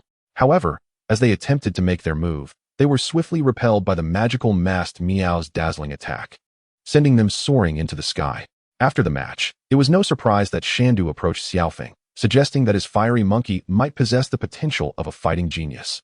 Hoping to take it under his care, I will surely cultivate it into a true P1 champion. How about that? Upon hearing this, Xiaofeng could only laugh in exasperation. Perhaps he could deceive the naive Ash, but truly entrusting the fiery monkey to him would likely lead to it remaining unfit for gym battles 5 or 10 years down the line. After all, Shandu was in his 40s, and his own Machoke had never even won a single fighting tournament. Did he truly possess the ability to nurture the fiery monkey? Would it be able to thrive in this small locale? Mr. Shandu, my fiery monkey, is already a P1 champion. Xiaofeng gently patted the fiery monkey's head, adorned with the championship gold belt. While it may have triumphed this time, the next battle is uncertain. However, with my assistance, the fiery monkey can undoubtedly defend its title. Hee. How long have I had the fiery monkey, and how long have you trained your Machoke? I do not believe your nurturing skills surpass mine. Moreover, our aspirations extend beyond mere P1 fighting championships. We seek a grander stage. Xiaofeng felt that Shandu could hardly withstand his punch and questioned his confidence in elevating the fiery monkey's potential. Puff. Beside him, the fiery monkey gazed at Xiaofeng with admiration. Indeed, it considered the trivial P1 championship beneath its notice. Aware that Xiaofeng would never entrust the fiery monkey to him, Shandu felt embarrassed to linger further and hurriedly departed. All right, Ash, Misty, Brock, we're leaving. Until next time. Meow? Not joining us. Ash preferred a more lively journey together. Perhaps next time. Following this brief interlude, Xiaofeng and Ash waved their goodbyes, embarking once more on their journey towards the next gym. Dratini, use water tail. Xiaofeng commanded, and Dratini promptly responded, enveloping the tip of its small tail with water before swinging it towards the approaching Onyx. As expected, Dratini struck Onyx, producing a resounding thud upon impact. Well done, Dratini. Xiaofeng praised, affectionately ruffling its little head. Woo. Meanwhile, fiery monkey, used double edge. Faced with the onslaught of the rampaging Geodude, the fiery monkey absorbed the blow. It then retaliated with a powerful counter, overwhelming Geodude, which promptly collapsed, spiraling into unconsciousness. Xiaofeng, not one to show favoritism, also commended the fiery monkey, saying, good job. Fiery monkey. Puff. The journey to Shallow Red City was long, traversing through extensive forests and mountains, where encounters with numerous wild Pokmon were inevitable. Xiaofeng, eager to confront these combative wild Pokmon, dispatched Dratini and the fiery monkey to battle. Subsequently, he healed the wild Pokmon that had just been defeated, returned Dratini and the fiery monkey to their Pokballs, and checked on the magical masked Meow's progress in skill acquisition. Magical masked Meow, use water gun. Meow. In response, the magical masked Meow conjured a bucket of cold water out of thin air, splashing it onto the road ahead. While not a particularly powerful move, its effect was commendable, boasting a 100 chance of lowering the target's attack by 1 stage. Moreover, the magical masked Meow could now also transform into a water type. Excellent. Quite proficient. Next, let us try rock type power gem. Xiaofeng nodded approvingly. Meow. Upon hearing Xiaofeng's command, The magical masked Meow unleashed power gem at a nearby rock. In an instant, four beams of energy shot forth from its body like lasers. Boom! The nearby rock shattered upon impact. Having witnessed the magical masked Meow mastering both water gun and power gem, Xiaofeng couldn't help but compliment. Well done, magical masked Meow. Meow? The magical masked Meow promptly pounced on Xiaofeng, seeking affection. All right. Xiaofeng extended his hand to stroke its fur. As time flowed unnoticed, Xiaofeng continued training and leveling up during their journey, eventually arriving at a dark city known as Black Cloud City. Once prosperous due to its factories, the city had fallen into disrepair, plagued by severe pollution from waste and emissions. Xiaofeng had no intention of lingering here to recuperate. Remaining in such a polluted environment would only deteriorate his and his Pokmon's condition further. Thus, he made the rare decision to summon Charizard, who carried him and the magical masked Meow away under the cover of night. Chapter 70. An unexpected encounter with Green. After several more days of arduous travel, Xiaofeng found himself deep within a mountain. Suddenly, a wild trainer emerged, exclaiming, "You're a trainer too, right? Come and battle me." Although puzzled by the appearance of a challenger in such a remote area, Xiaofeng had no reason to refuse, promptly responding, "No problem. Bring it on. Go, Flareon." Flareon. Type: Fire. Ability: Flash Fire. Level: 31. Quality: Green. Dratini, you're up. Xiaofeng assessed Flareon and then produced a luxury ball, tossing it onto the ground. Flareon. Use Flamethrower. Dratini. Use Quick Attack. Just as Flareon prepared to unleash its fiery breath, it was abruptly interrupted by Dratini's swift and forceful charge. Dragon Tail. At Xiaofeng's command, Dratini's tail glimmered with a pale azure light as it struck Flareon. Woo! With a resounding crash, Flareon let out a pained yelp, losing its ability to battle immediately. The trainer, witnessing how effortlessly Xiaofeng defeated him, recalled Flareon and remarked, "I lost. You are truly remarkable. You must be one of the esteemed trainers invited here to resolve the mole crisis." Mole crisis? Xiaofeng scratched his head, confusion evident on his face. After some discussion, he learned about the events that had transpired here. In succinct terms, a construction crew is tasked with building a reservoir. Yet their efforts are thwarted by a multitude of pesky moles. Consequently, the project manager has invested in hiring exceptional trainers to expel the troublesome mole populace that has long plagued the endeavor. Although the details of the plot escape him, Xiaofeng is aware that the moles must have their reasons for such behavior. Just then, a mini dragon at his feet nudges him anxiously. "Oh, mini dragon. Are you about to shed your skin again? Very well, let us find a river at once." Magical Masquerade Meow. Over time, the mini dragon has accumulated a wealth of life energy, resulting in more frequent molting, now occurring approximately every 3 days. Xiaofeng has grown accustomed to this cycle, and the ideal location for the mini dragon to shed its skin is near turbulent waters such as those found at a waterfall pool. Upon hearing this, Magical Masquerade Meow promptly begins to search, and given the construction of the reservoir, it is no surprise that rivers and lakes abound. Soon, they discover a crystal-clear river, and Xiaofeng gently places the mini dragon into the water. To prepare for the imminent shedding, the mini dragon must conserve its strength, as the process requires a suitable state of readiness. Subsequently, Xiaofeng releases a Milotic to safeguard the mini dragon from any wild Pokmon that might intrude, while he and Magical Masquerade Meow wait patiently on the riverbank. "Milotic, I entrust the mini dragon to your care." With a nod, Milotic acknowledges the responsibility. After a brief period of play in the water, the mini dragon suddenly swims upstream. Observing this, Milotic calls out and quickly pursues it. "Let us follow," Xiaofeng suggests, and he and Magical Masquerade Meow trail behind. Thanks to the mini dragon's leisurely pace, they soon catch up, leisurely trailing behind. Xiaofeng speculates that the mini dragon is in search of a more suitable location to shed its skin. Meanwhile, the trio of Team Rocket is enjoying lunch by the riverbank. "Curry rice is my favorite," exclaims Musashi. "Tea rice is the best," adds Kojiru. "I'm on a diet, so I want to eat." Meows Meowth. Suddenly, they spot the mini dragon in the river. Could it be? Kojiru gasps in astonishment. "A mini dragon. It's so adorable. I absolutely love it."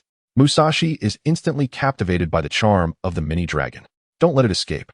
Capture it now. It's a perfect opportunity." Hearing this, Kojiru springs into action, throwing a Pokeball. "Go, Weezing. Bring that mini dragon to us." However, Milotic, not far behind the mini dragon, is determined to thwart their plans. A powerful water gun blasts Weezing back, drenching the entire Team Rocket trio in the process. "What just happened?" they exclaim in confusion. At that moment, Xiaofeng approaches, saying, Aren't you all supposed to be after Pikachu? What do you want with my adorable mini-dragon? Upon hearing this, Kojiru turns around. What did you say? It's you. Brat. What's mine is mine, and what's yours is mine too. I'm taking the mini-dragon. He sends out his Arbok. Go, poison sting attack. Milotic.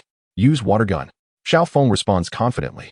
No longer the novice he once was, Xiao Feng now stands strong against Team Rocket's Pokmon, which appear pitifully weak in comparison. As the poison sting attack approaches, Milotic disperses it effortlessly with a water gun, sending the trio soaring into the sky like shooting stars. What an unpleasant sensation. They complain. Mini-dragon, you're fine now. Continue your search for a suitable spot to shed your skin. The mini-dragon nods in agreement and swims further upstream. Just as Xiao Feng prepares to follow, a red convertible zooms past, only to reverse back shortly after. As the dust settles, Xiao Feng turns to see 8 individuals in the car, including a young man with a reddish-brown hedgehog hairstyle in the passenger seat, and an entourage of beautiful young women. Without a doubt, it is his childhood friend, S.H. Ma. But you seem to be overloading, don't you? S.H. Ma exclaims, standing up in an exaggerated manner. Hey, isn't that Xiao Feng? What are you doing here? S.H. Ma. It's been a while. Xiao Feng waves in greeting, then adds. My mini-dragon is preparing to shed its skin, and I'm here to keep it company. Mini-dragon. S.H. Ma exclaims. Glancing in the direction Xiao Feng is looking, and is astonished to see the mini-dragon and Milotic swimming upstream.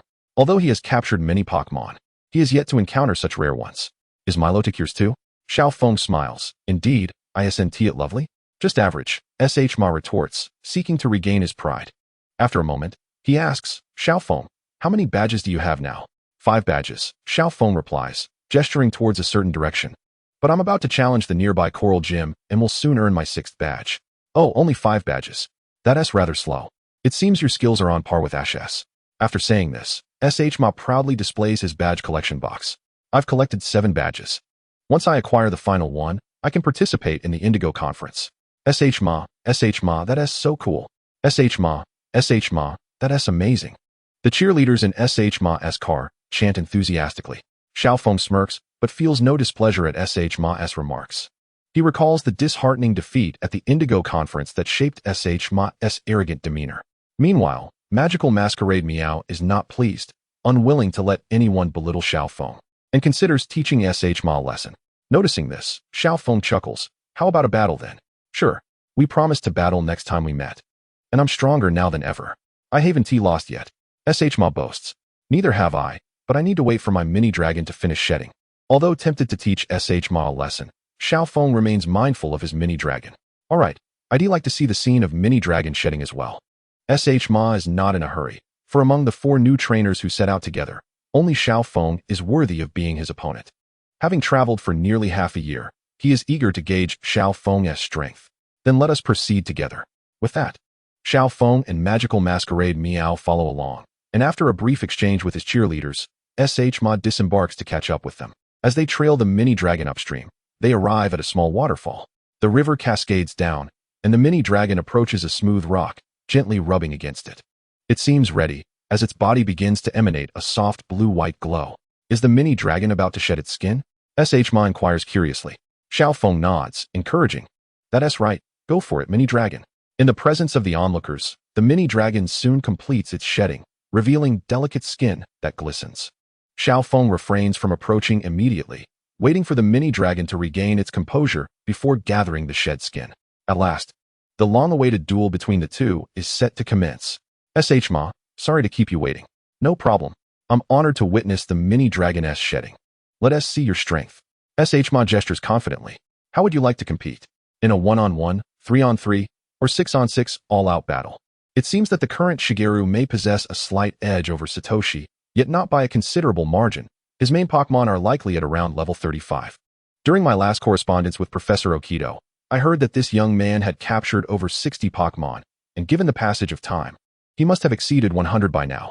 However, he hardly had time to train most of them, as he is still busy racing around on his journey. Let's opt for a 3-on-3 battle.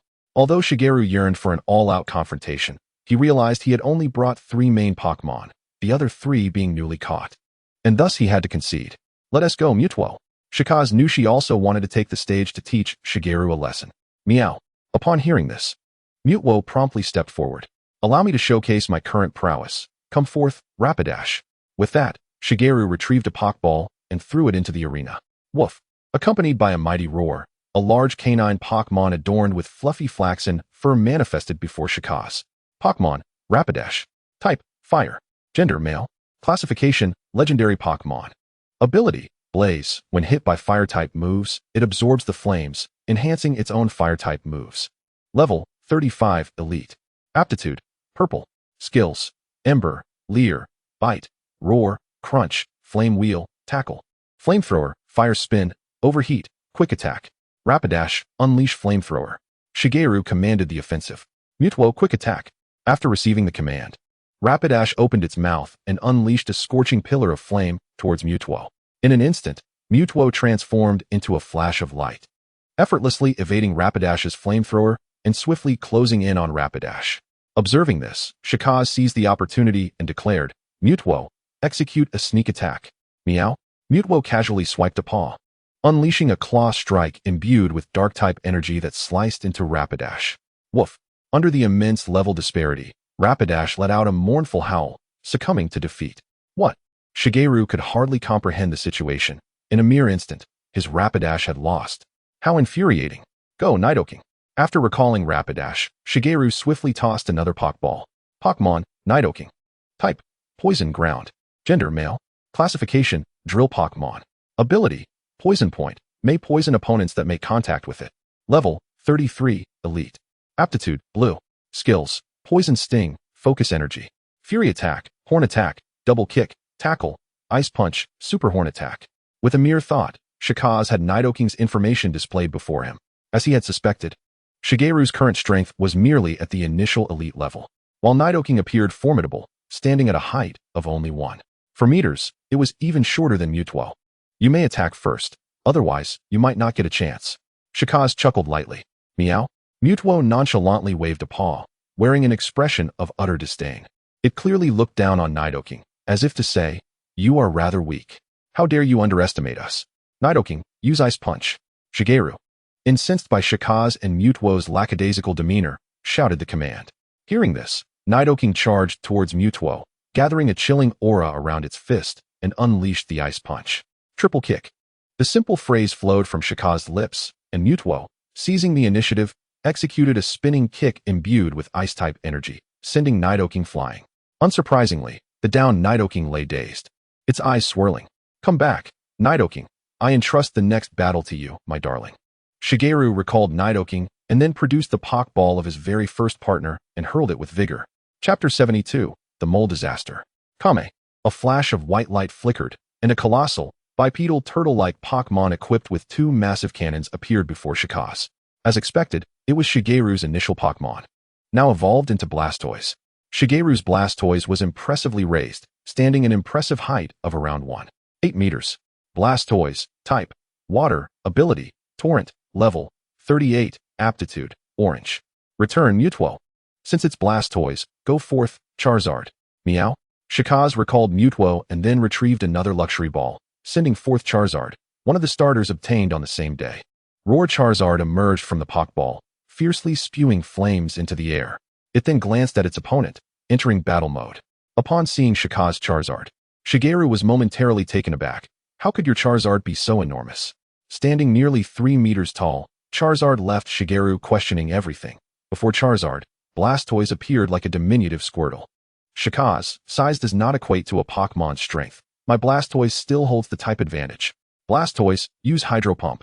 Following Shigeru's command, Blastoise sprang into action, unleashing 2 powerful jets of water from its back-mounted cannons, hurtling towards Charizard. Witnessing this, Shikaze issued his own command. Charizard, unleash Flamethrower. Unfazed by the oncoming Hydro Pump, Charizard opened its mouth and exhaled a robust stream of flame to counter.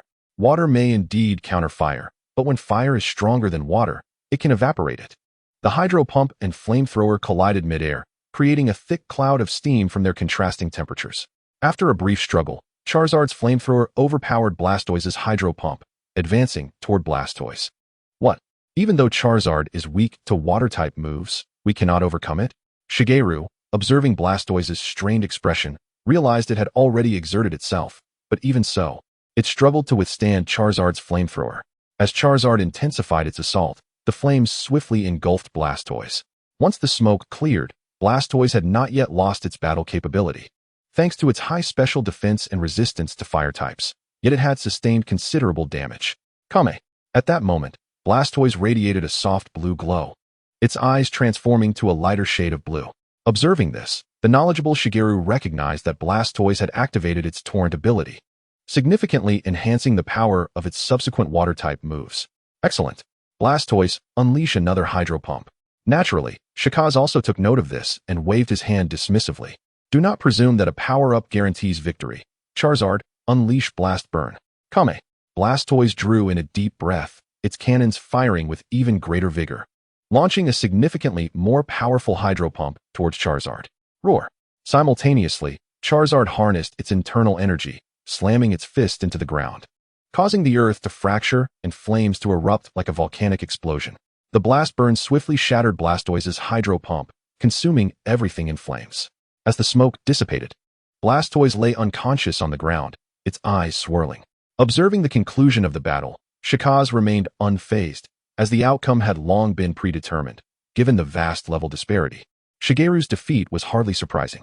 Moreover, it was common knowledge that Blastoise would struggle against Charizard. This time, you have triumphed, Shikaz. It seems my training is still insufficient. Next time, I shall reclaim victory.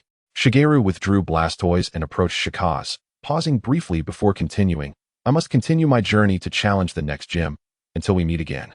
Shikaz. As for the Groundhog Calamity here, I shall leave it in your capable hands. I take my leave now. So, let us depart farewell. With that said, before Xiao Feng could respond, Xiaomao hopped into the sleek car that had just arrived to pick him up and sped away in a cloud of dust. Watching Xiaomao's retreating figure, Xiao Feng couldn't help but shake his head. That lad was as impetuous as ever. Magical Masquerade Meow. Charizard, splendid work.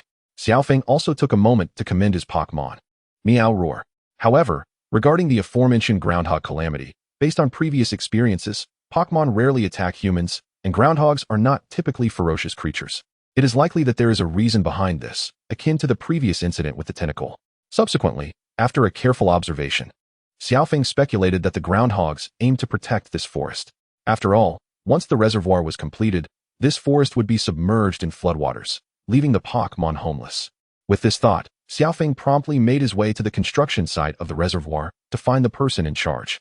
He found an older gentleman wielding a wooden mallet, attempting to drive away the groundhogs, but regrettably, he was merely being toyed with by them. Spotting Xiao Feng and Magical Masquerade Meow, the man approached as if seeing a savior. Inquiring, Groundhogs, the groundhog disaster. Are you here to assist us in driving them away, esteemed trainer? No, Xiao Feng shook his head, realizing that a direct response might be futile. Instead, he decided it would be better for the gentleman to witness the situation firsthand. Follow me, and you will understand why the groundhogs are obstructing your construction. Guided by Xiao Feng, the gentleman arrived in the forest atop the mountain. Look over there, Xiao Feng pointed. They observed 3 groundhogs tilling the soil, with some planting trees in the freshly cultivated land, while others continuously brought in saplings. I see. No wonder the groundhogs are hindering our reservoir construction, the gentleman exclaimed, realization dawning upon him. If the reservoir is built, this entire forest will be submerged, leaving the Pokmon homeless. Xiao Feng nodded, confirming, precisely. The groundhogs have recognized this and are trying to stop you. The Pokmon of trainers would not engage in battle with them, would they, Magical Masquerade Meow? Meow. Magical Masquerade Meow gently nodded in agreement. It became clear that the reservoir could not be constructed. The gentleman acknowledged his error and decided to halt the construction. Here is a complimentary 4-day, 3-night hot spring voucher, originally intended as a reward for driving away the groundhogs, but now it is yours. He handed the hot spring voucher to Xiao Feng with a sigh, before returning to dismiss the trainers he had summoned. Seeing that the hot springs were nearby, Xiao Feng certainly would not miss out on this opportunity for a hot spring retreat. Chapter 73, The Shallow Red Gym. After a lengthy journey, indulging in a relaxing soak in the hot springs felt truly delightful. Xiao Feng closed his eyes, allowing himself to be enveloped by the warm waters, savoring nature's gift. What do you think, Magical Masquerade Meow? Xiao Feng inquired softly, his voice laced with a hint of languor. Meow roar woo woo chirp ha. The Pokmon surrounding Xiao Feng also reveled in the comfort of the hot springs, responding gently in their own melodious tones, clearly enjoying the moment. The hot spring pool was vast, and it was a private bathhouse, so Xiao Feng released all his Pokmon to join him in the soak. After a prolonged soak, they reluctantly left the hot spring pool. Xiaofeng and Magical Masquerade Meow sat in the courtyard of the hot spring inn, sipping hot tea and relishing this moment of tranquility. "Hey, kid, hand over the Dratini." At that moment, a familiar voice interrupted his peaceful enjoyment. Xiaofeng turned to see the notorious Team Rocket trio. It seemed they were not yet disheartened. To prevent the world from destruction, to protect the peace of the world, to instill love and truth, the charming yet villainous characters. Jesse, James. The rest is omitted, meow. Xiaofeng rolled his eyes. What was it about today that made these three fixate on him? Since it's rare to have a moment of relaxation, I won't bother to send you flying today. Just leave on your own. Meow? Xiaofeng and Magical Masquerade Meow waved their hands dismissively, entirely uninterested in engaging the trio. Jessie shook her finger confidently, declaring, No, no, no. We are different from before. This is our true power, Meow. In an instant, the Team Rocket trio donned flamboyant costumes and set off fireworks. Behold, a grand display. Arbok evolves into Weezing. Please pay close attention, Jessie announced, and with a flash of white light, an Arbok emerged from its Pokeball. Chabacool. My coughing transforms into Weezing. Similarly, after James spoke, a Weezing appeared before Xiaofeng. Arbok, type, poison, ability, intimidate, level, 35, aptitude, green. Weezing, type, poison, ability, levitate, level, 35, aptitude, green. It's an evolution. Xiaofeng stroked his chin, intrigued as he watched their performance. It turned out that after being easily defeated by Xiaofeng that morning, Jessie was unwilling to give up her beloved Dratini. James lamented, Oh dear, our Pokemon can't defeat that kid. Hearing this, Jessie sighed, Arbok and coughing won't cut it. We can't rely on deception as we usually do. But we never win either way, and that clever kid is nothing like the other three. He's not easily fooled. We need to think of a way, Meow. Faced with the inability to defeat Xiaofeng, they considered evolving their Pokemon. Unfortunately, despite their tireless efforts throughout the day, they had no success. No matter how many times they tried, the rules of evolution proved unyielding. James sighed heavily. Nearby, Jessie flipped through a book that stated Pokemon evolution required considerable experience points. All we have is the experience of being continuously defeated. Eventually, they believed that their Pokemon would transform into different Pokemon after evolving, leading them to shed tears over their beloved Arbok and coughing. As their tears fell upon the two Pokemon, they unexpectedly evolved into Arbok and Weezing. Impressive, Team Rocket. Not only possessing the power of evolution, but also the power of tears. Thus, the trio, brimming with confidence, approached Xiaofeng once more, returning to the present. After releasing Arbok and Weezing, Jessie and James immediately commanded their attack. Arbok, unleash everything. Use Poison Sting attack. Weezing, use Mud Bomb. Well, since you insist on fighting, I shall reluctantly send you on your way. Xiaofeng scoffed, glancing at Magical Masquerade Meow. Meow? Magical Masquerade Meow nodded, then extended a hand, facing the Poison-type Pokemon. She employed the psychic abilities she had been diligently practicing. What is happening? I can't move. The Team Rocket members shouted in panic. With a wave of her hand, Magical Masquerade Meow sent the entire Team Rocket trio soaring into the sky, transforming them into twinkling stars against the night sky. Farewell. Meow Xiaofeng and Magical Masquerade Meow waved goodbye. In midair, the Team Rocket trio lamented, even with Arbok and Weezing evolved, we still can't defeat that kid. Let it go. Let us try to catch Pikachu first. It seems we have no choice, Meow. What an annoying feeling. After enjoying 4 days and 3 nights in the hot springs, Xiaofeng resumed his journey. After another half-day of travel, he and Magical Masquerade Meow finally arrived at the Shallow Red Forest, the location of the Shallow Red Gym. 2 months have elapsed since departing from Yuhong City. As for the reason it has taken so long to arrive here, it is twofold. On one hand, the journey from Yuhong City to Qinhong City is undeniably extensive. On the other, Xiaofeng has not dedicated much time each day to travel, as most of it has been consumed by his routine training and leveling up his Pokemon along the way. After 2 months of arduous training, it is only natural that Xiaofeng's Pokemon have not stagnated in strength, but rather have experienced significant enhancements. During this period, he has not captured any new Pokemon, maintaining a team of 6, the illusionary Mask Meow, Charizard, Milotic, Dratini, Zapdos, and Infernape. Firstly, the illusionary Mask Meow has steadily improved, now at level 58. Having acquired and mastered numerous practical skills, its combat prowess is formidable, enabling it to adeptly contend with various types of opponents. Charizard stands at level 55, having learned several powerful fire-type moves and supplementary skills. Although he has yet to attempt Mega Evolution, Xiao Feng is confident that their bond would ensure success. However, it appears unnecessary for the time being, as this world resembles a utopia. After traveling for so long, he has yet to encounter a poacher, and thus no one has compelled him to unleash Mega Evolution. Zapdos is at level 54, Milotic at 49, Infernape at 38, and Dratini at 36, all diligently learning new skills to enhance their capabilities. Progress has felt somewhat slow during this period, primarily due to the significant time invested in acquiring new skills. Leveling up has primarily focused on Infernape and Dratini, resulting in considerable growth for both. Dratini, possessing superior potential compared to Infernape, is gradually catching up in levels, though it has only shed its skin a few times, suggesting that evolution may not come easily. Infernape, too, has been rather calm of late, unable to muster any anger, and consequently has not evolved. Chapter 74, Ayaka. Qianhong is resplendent in a glorious shade of rosy pink. As a prominent city situated in the southwestern region of Kanto, Qianhong City's most renowned landmark, aside from the Qianhong Gym, is a nearby wilderness area. However, for now, Xiao Feng's focus lies on the Qianhong Gym. This gym is not located within the city center of Qianhong, but rather in a forest on the outskirts, precisely where they currently tread. Meow. After searching the forest for approximately half an hour, the illusionary mask Meow was the first to spot their objective. Have you found it? Xiao Feng inquired, turning to see a grand, traditional courtyard perched on the edge of a cliff.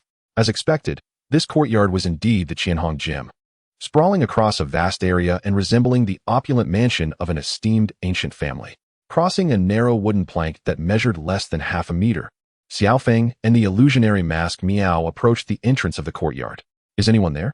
Xiao Feng called out, his voice echoing through the courtyard, yet after a considerable wait, no one responded. Nevertheless, noticing the door ajar, Xiao Feng unceremoniously stepped inside. At that moment, he recalled that the Qianhong Gym was riddled with traps, and thus steeled himself for what lay ahead.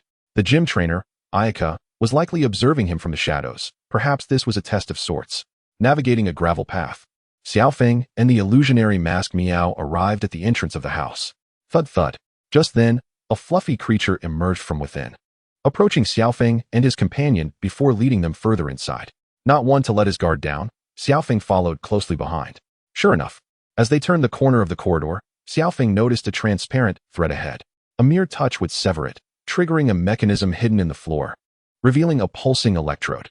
Had he been careless, he would have stepped onto the electrode, resulting in a shocking encounter. After evading this trap, they trailed the fluffy creature a bit further. As anticipated, they soon encountered another mechanism. In a long corridor, they found themselves enclosed by two transparent glass walls.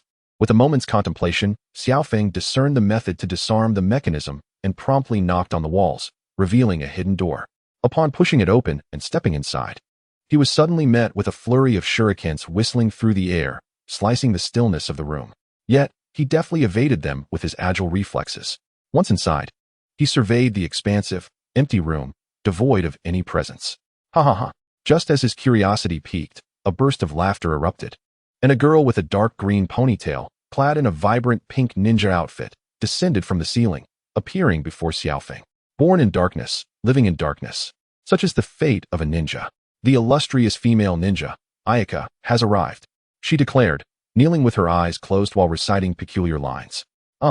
Don't you think your outfit is a tad too flamboyant? Xiao Feng remarked bluntly, for this was no scene from a Naruto film. Mind your own business. Ayaka dismissed his critique, swiftly changing the subject. You're quite impressive to have evaded all my meticulously prepared traps. Xiao Feng waved his hand dismissively and addressed her directly. I suppose so. Miss Ayaka, may I inquire if Mr. Aju is present? I am here to challenge the Qianhong Gym. Though you have passed the test, you must still defeat me to qualify for a challenge against the Qianhong Gym. Very well, since it is the gym's rule. I accept your challenge. Xiao Feng was more than willing to face the challenge.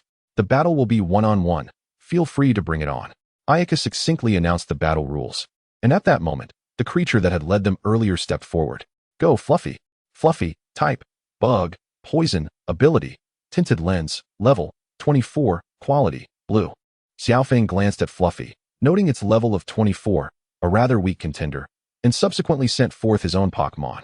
Dratini, this battle is yours. Squee. Upon seeing Dratini, Ayaka was instantly smitten by its cuteness. A Dratini. Nevertheless, regardless of who my opponent is, I shall not show mercy. That is the way of a ninja. At her words, Xiao Feng merely smiled in silence. Once both Pokmon were prepared, Ayaka initiated the attack. Fluffy, use Confusion Ray. As Fluffy leaped, a mystical beam shot forth from its eyes, descending upon Dratini. Dratini, evade. Following Xiaofeng's command, Dratini swiftly maneuvered to dodge the attack, leaping into the air to mount a counterattack. With a tail radiating a vibrant green light, it struck fiercely at Fluffy. However, Fluffy, trained by a ninja, exhibited remarkable agility and evaded Dratini's assault. Witnessing this, Xiaofeng promptly altered his strategy, opting for speed to secure victory. Dratini, use Quick Attack. Fluffy, dodge quickly. Squee. Dratini responded immediately, vanishing in an instant, and before Fluffy could react, Dratini collided with it head-on. Fluffy was sent hurtling backwards, crashing into the wall, rendered unconscious. Return, Fluffy. I concede.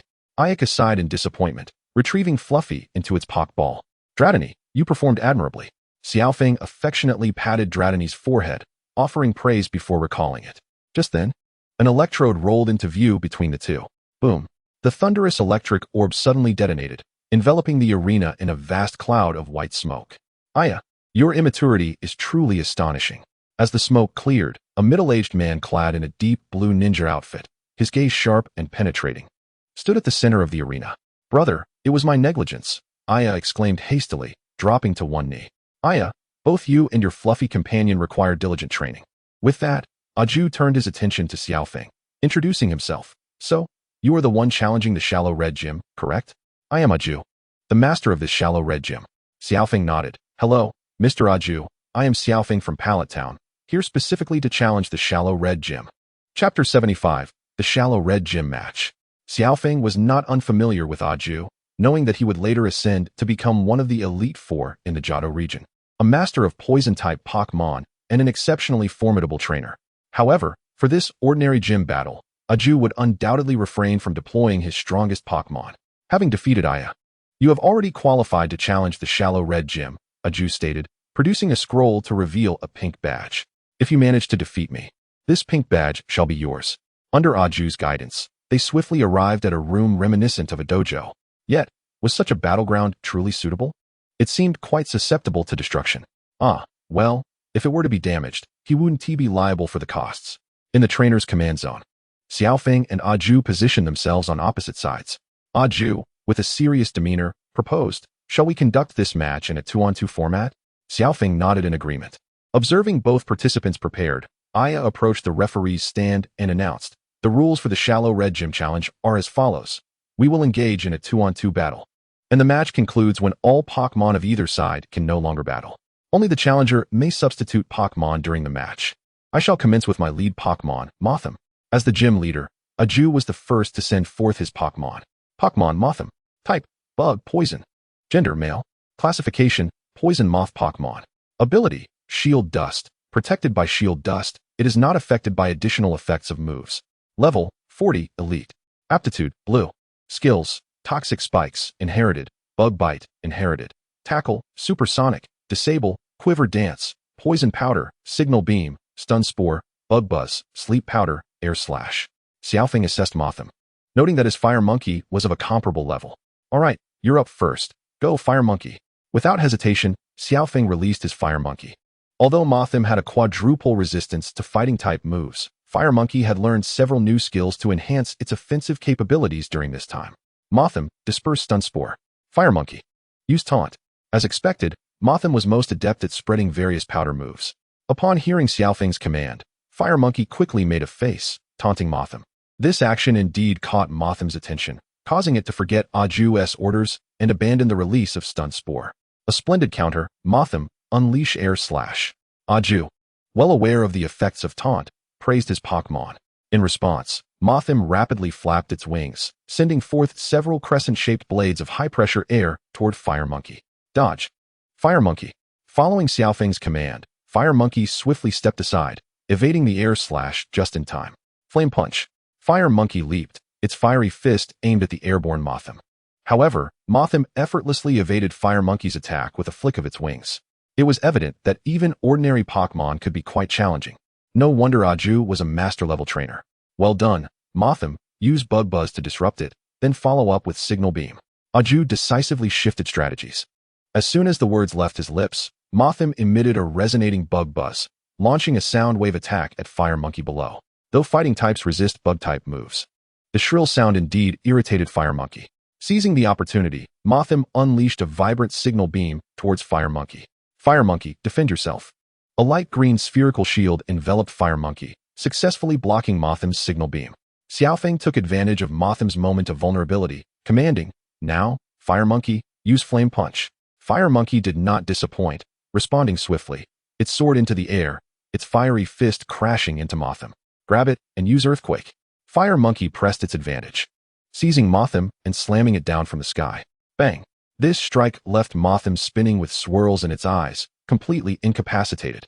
Witnessing this, Xiaofeng lauded, "Well done, Fire Monkey. That was quite a spectacular battle. I must take this more seriously now. Next, it's your turn, Crobat." After recalling Mothim into its Pokeball, Aju released his second Pokemon. Pokemon, Crobat. Type, Poison, Flying. Gender, Male. Classification, Bat Pokemon. Ability, Inner Focus. Through mental training, it will not flinch from opponents' attacks. Level, 48, Elite. Aptitude, Blue. Skills, Wing Attack, Inherited. Hypnosis, Inherited. Supersonic, Toxic, Screech. Mean Look, Cross Poison, Poison Fong. Air Slash, Bite, Sludge Bomb. Crobat, use Supersonic. Aju began the match in typical fashion, seeking to inflict a negative status on his opponent. Truly, a master of poison types. However, Xiaofeng was well prepared. Minus, use Mystical Guard. As Crobat unleashed its Supersonic, Minus swiftly executed Mystical Guard, effectively neutralizing the impact of the sound waves. Crobat, use Screech. At Aju's command, Crobat emitted a piercing and jarring sound that reduced Minus's defenses. Minus, unleash Ice Beam. Shaking off the effects of the Screech, Xiaofeng ordered an attack, knowing well that the sound reverberated throughout the room and was unavoidable. The cacophony was unpleasant for Minus, yet it pressed on, firing a blue-white beam toward the airborne Crobat. Dodge. Crobat flapped its wings, easily evading the attack. Minus, use Blizzard. Xiaofeng quickly devised a strategy, realizing the confined space of the room would hinder Crobat's flying advantage. Minus complied, and soon the room was filled with a chilling wind, accompanied by blizzard-like snowflakes, creating an icy atmosphere. Crobat, unable to escape, was struck by the blizzard with devastating effect. Hold on, Crobat, use Cross Poison. Crobat retaliated, launching a cross-shaped poison blade at Minus, though it was insufficient to defeat it. However, Minus's subsequent blizzard sent Crobat tumbling to the ground, rendered incapable of battle. Chapter 76, The Pokemon Race. As Aju's Crobat lay incapacitated, Aya, acting as the referee, raised her right hand to announce the outcome of the match. The cross-shaped bat has succumbed to exhaustion in battle, resulting in a victory for the majestic Milotic. Both Pokemon of the gym leader have been rendered incapable of continuing, thus the challenger, Xiaofeng, emerges triumphant. Approaching Milotic, Xiaofeng cheerfully praises, "Well done, Milotic." With a gentle nod, Milotic brushes its head affectionately against him. In response, Xiaofeng smiles and pets the creature. Return, cross-shaped bat. You performed admirably.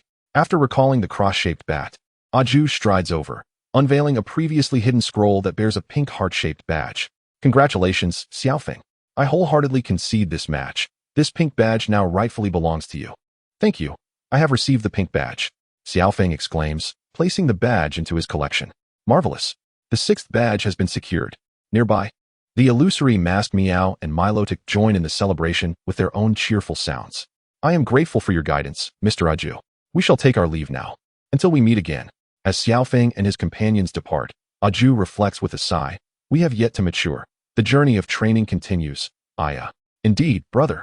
Following his acquisition of the pink badge, Xiaofeng visits the Pokemon Center in Ashen City. After restoring his Pokemon to full health and replenishing supplies, he resumes his journey.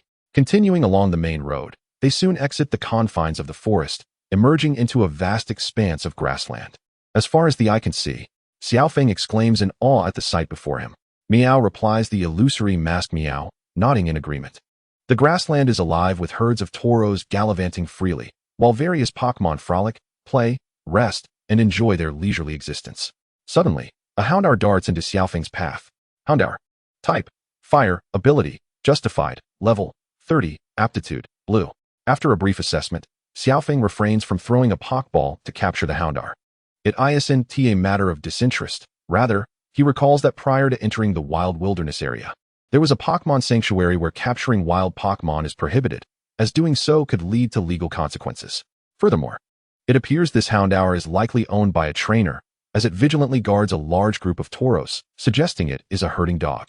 As anticipated, a girl with a blue low ponytail, adorned with an orange headband and riding a Ponyta, soon approaches Xiaofeng. Hello, I am a traveling trainer, Xiaofeng explains, wishing to dispel any notions of being a poacher. A traveling trainer, you say? I see. Just a reminder, this area is a Pokemon sanctuary. The girl cautions. Xiaofeng nods.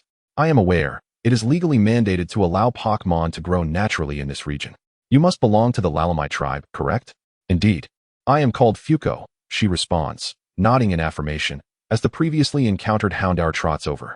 This Houndour serves as the guardian of this Pokemon sanctuary. I understand. I am Xiaofeng, and this is my partner, Illusory Masked Meow. He introduces himself succinctly. Meow? Engaging in casual conversation. Xiaofeng and Illusory Masked Meow follow Fuko to the village of the Lalamai tribe. Observing Fuko seated upon flames, Xiaofeng realizes that Ponyta's flames do not harm those attuned to its spirit, thus he refrains from questioning. He recalls that Ponyta has a Galarian form, a charming rainbow-colored pony. You have arrived at the perfect time. Our village is currently hosting a celebration. If you don't mind, you are welcome to join us, Fuko warmly invites. A celebration? We would love to participate, Xiaofeng replies with enthusiasm. Moreover, there will be a Pokemon race the day after tomorrow. A Pokemon race? Xiaofeng inquires, puzzled. Fuko elaborates. It is a competition to assess the growth of Pokemon. The champion will be recognized as a prestigious Pokemon and trainer of the Lalamai tribe. In simple terms, it is a racing event where Pokemon carry their trainers. Meow meow. Considering that none of his Pokemon are suited for the race, Xiaofeng initially decides against participation, but at that moment, Illusory Masked Meow expresses excitement. Do you wish to compete, Illusory Masked Meow? Meow meow. Are you suggesting that you can carry me during the race? Is that correct? Meow. Illusory Masked Meow nods earnestly. Very well, we shall participate together. Xiaofeng responds with intrigue. Subsequently, Xiaofeng and Illusory Masked Meow bid farewell to Fuko and proceed towards the heart of the Lalamai village to explore its customs and culture. As night falls, it is time for the Lalamai celebration. Xiaofeng initially anticipated witnessing a showcase of unique cultural performances, but found that it resembled a typical fair. Nevertheless, the atmosphere was lively, and both Xiaofeng and Illusory Masked Meow enjoyed themselves, indulging in food and merriment. Before long, the day of the race arrives. Upon reaching the venue, Xiaofeng encounters Ash and his companions, greeting them with a wave. Initially, Xiaofeng felt somewhat absurd for participating on Illusory Masked Meow, but soon he realized he was not alone in the eccentricity. Scanning the surroundings, he spots trainers riding various Pokemon, including a Machamp, a Raichu, a Starmie ridden by Misty, a Onix ridden by Brock, and even Pikachu atop a Squirtle. Ironically, Ash appears the most conventional, riding a Ponyta. How did he acquire a Ponyta? After surveying the crowd, Xiaofeng finds no competitors of interest, leading him to believe that victory may be easily attainable. After all, Illusory Masked Meow's regular training involves 10-kilometer weighted runs, and given the generally modest levels of the other participants' Pokemon, it would be surprising if they could outpace her. Ash waves and smiles. Xiaofeng, are you participating in the Pokemon race too? Yes. When did you capture this Ponyta? Xiaofeng inquires, puzzled. Ash points to Fuko in the audience, explaining, this ISNT my Pokemon. I'm competing on her behalf since she suffered an injury. It dawns on Xiaofeng that this Ponyta belongs to Fuko, hence the familiarity. Time has elapsed, and he has nearly forgotten such details. Chapter 77, Wild Wilderness Area. Presumably, Ash will compete on her behalf and finish in first place. Nevertheless, since he is participating, there is no reason to hold back. The Lalamai tribe's Pokemon race features an obstacle course with mountains and valleys, and only those who can overcome all obstacles and return to the finish line first will be crowned the champion. Alright, all participating Pokemon and trainers, please proceed to the starting line. The host calls out loudly. Heeding the command, each contestant mounts their Pokemon and approaches the starting line. Go, Illusory Masked Meow. Xiaofeng encourages. Meow. Illusory Masked Meow beams with excitement, igniting its competitive spirit. Soon, all are prepared. On your marks, get set. With the host command, 3 red lights illuminate sequentially, and upon the instant the green light shines forth, the race officially commences. Once again, the Pokemon race begins. With the honor of being recognized as a prestigious Pokemon and trainer at stake, who will claim this esteemed title? All participants surge forward, employing every strategy to gain an advantage. Easy now, illusory mask Meow, let us take the lead. As Xiaofeng's words resonate, illusory mask Meow accelerates, swiftly distancing itself from the other competitors. The path ahead is straight. Who will seize the lead? The unexpected participants have emerged, the temporary contestant Xiaofeng and his partner, the enigmatic masked Meow. From the very beginning, they exerted themselves fully in their sprint, but would they manage to maintain this pace until the finish line? The host remarked, this speed hardly constitutes our utmost effort. Wouldn't you agree, enigmatic masked Meow? They had yet to employ their high-speed movement. They were merely running at an ordinary pace. Meow, the enigmatic masked Meow, nodded lightly, appearing quite relaxed at that moment. Before long, Xiaofeng and his companion reached the sloping path at a 45-degree angle. However, scaling this incline posed no challenge for them. A steady performance would suffice. The other competitors also seemed to be faring well, with the exception of the duo consisting of Pikachu and Squirtle. Oh dear, it appears that our special guests, the Pikachu and Squirtle team, are finding it impossible to compete in this race. The host commented. Upon completing the ascent, they faced a descent fraught with numerous traps. Xiaofeng naturally noticed the troublesome trio from Team Rocket lurking nearby, prompting him to instruct the enigmatic masked Meow to send them skyward. Meow. In response, the enigmatic masked Meow casually tossed a bouquet bomb near their feet. We haven't even delivered our lines today. Such an irritating sensation. Shortly thereafter, Xiaofeng and the enigmatic masked Meow arrived at the banks of a river. Here, contestants were required to traverse the water by hopping across the stepping stones. With a graceful leap, the enigmatic masked Meow covered over 10 meters, effortlessly crossing in just a few bounds. The host exclaimed, "It seems this challenge presents no difficulty for contestant Xiaofeng. It is truly unfortunate for the others, as rock-type Pokmon tend to shy away from water." Those riding Rhydon, Onyx, and Dugtrio found themselves reluctantly disqualified. The final hurdle of the race involved satisfying one's hunger by consuming an entire portion of Pokmon food without leaving a crumb behind in order to return to the competition. The enigmatic masked Meow casually selected a serving. Although it lacked the delectable flavors of her usual fare, it was still quite palatable, albeit a bit too substantial. Consequently, the enigmatic masked Meow ate at a slower pace, allowing a contestant riding a Doduo to catch up. However, the three heads of the Doduo clashed over the food, unable to reach a consensus.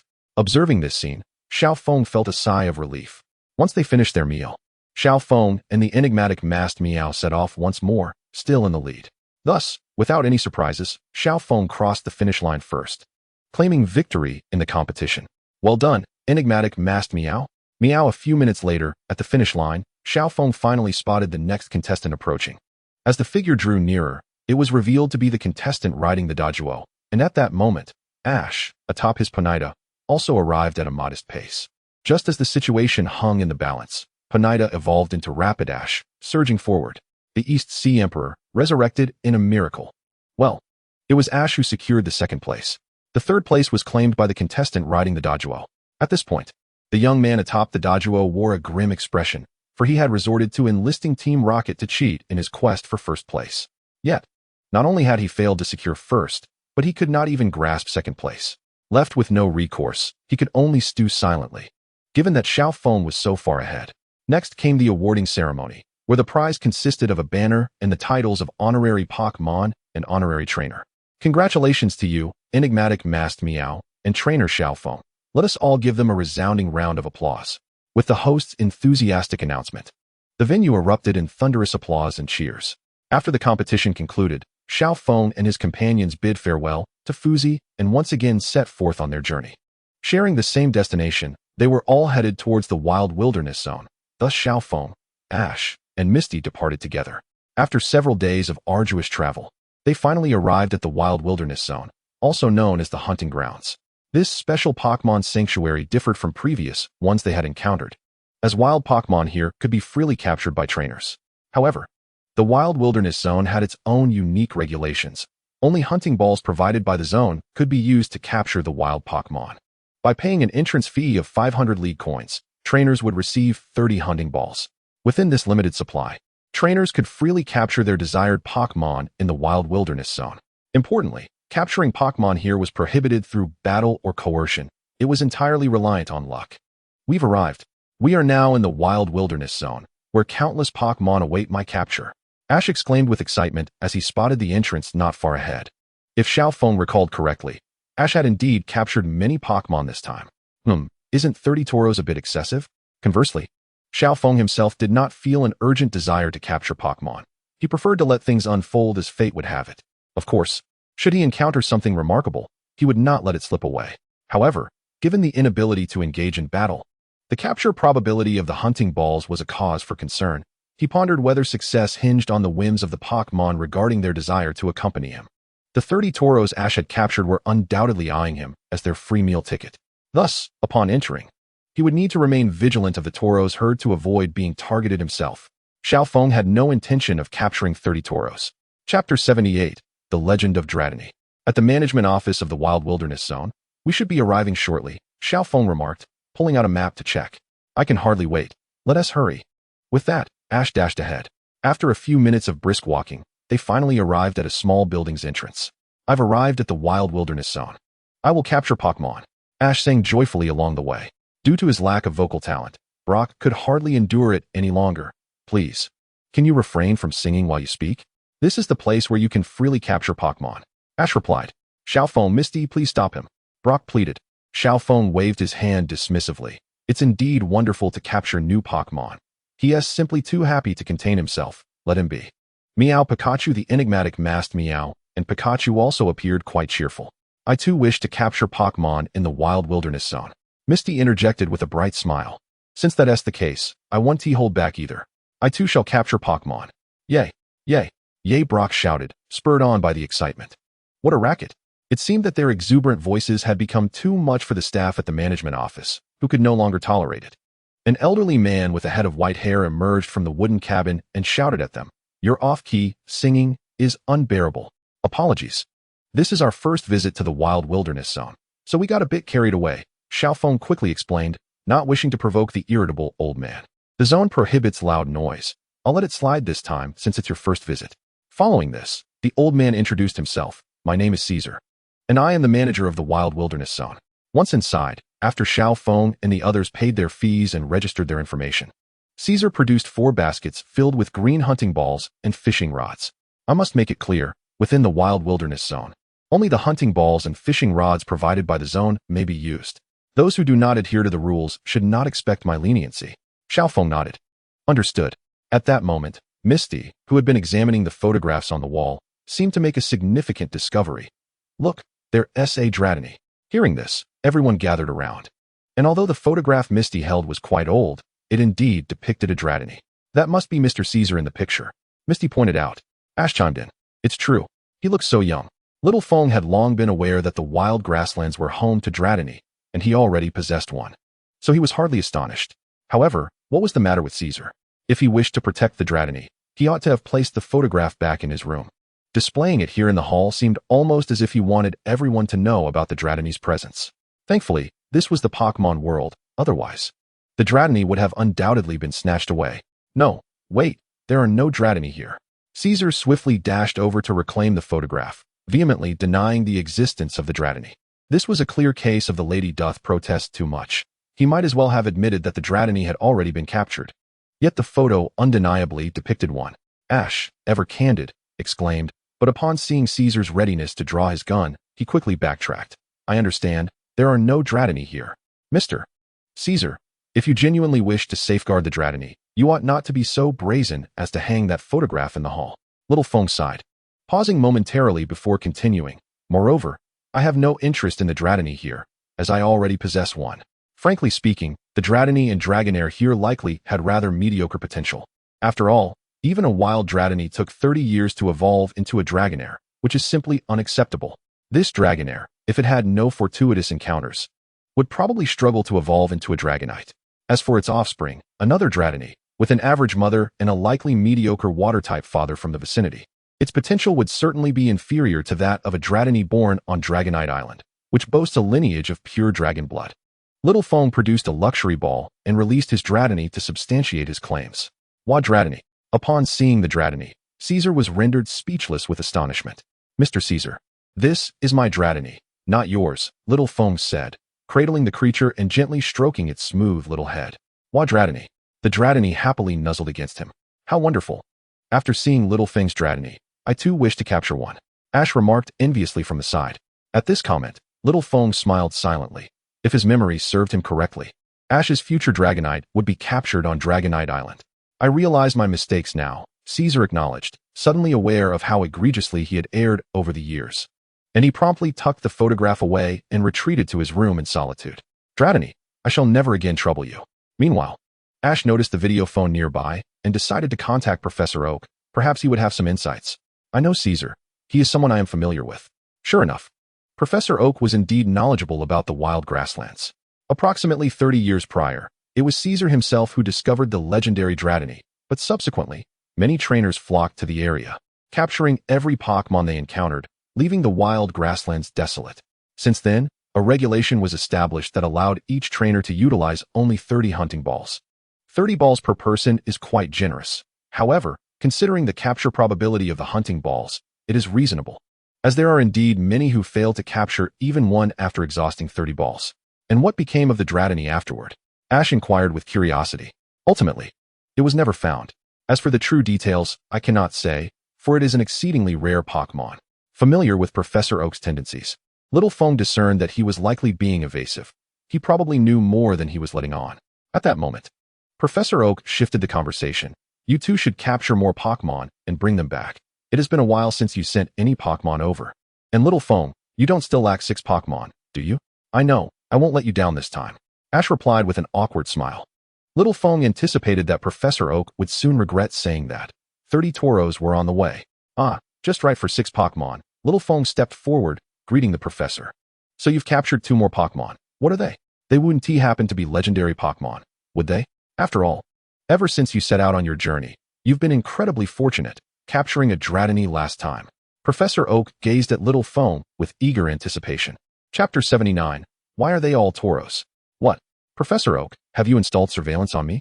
Little Feng exclaimed in astonishment. Oh, so there really is. Professor Oak had merely been speaking offhandedly, but the surprise came so suddenly. I know, Little Feng captured a Zapdos.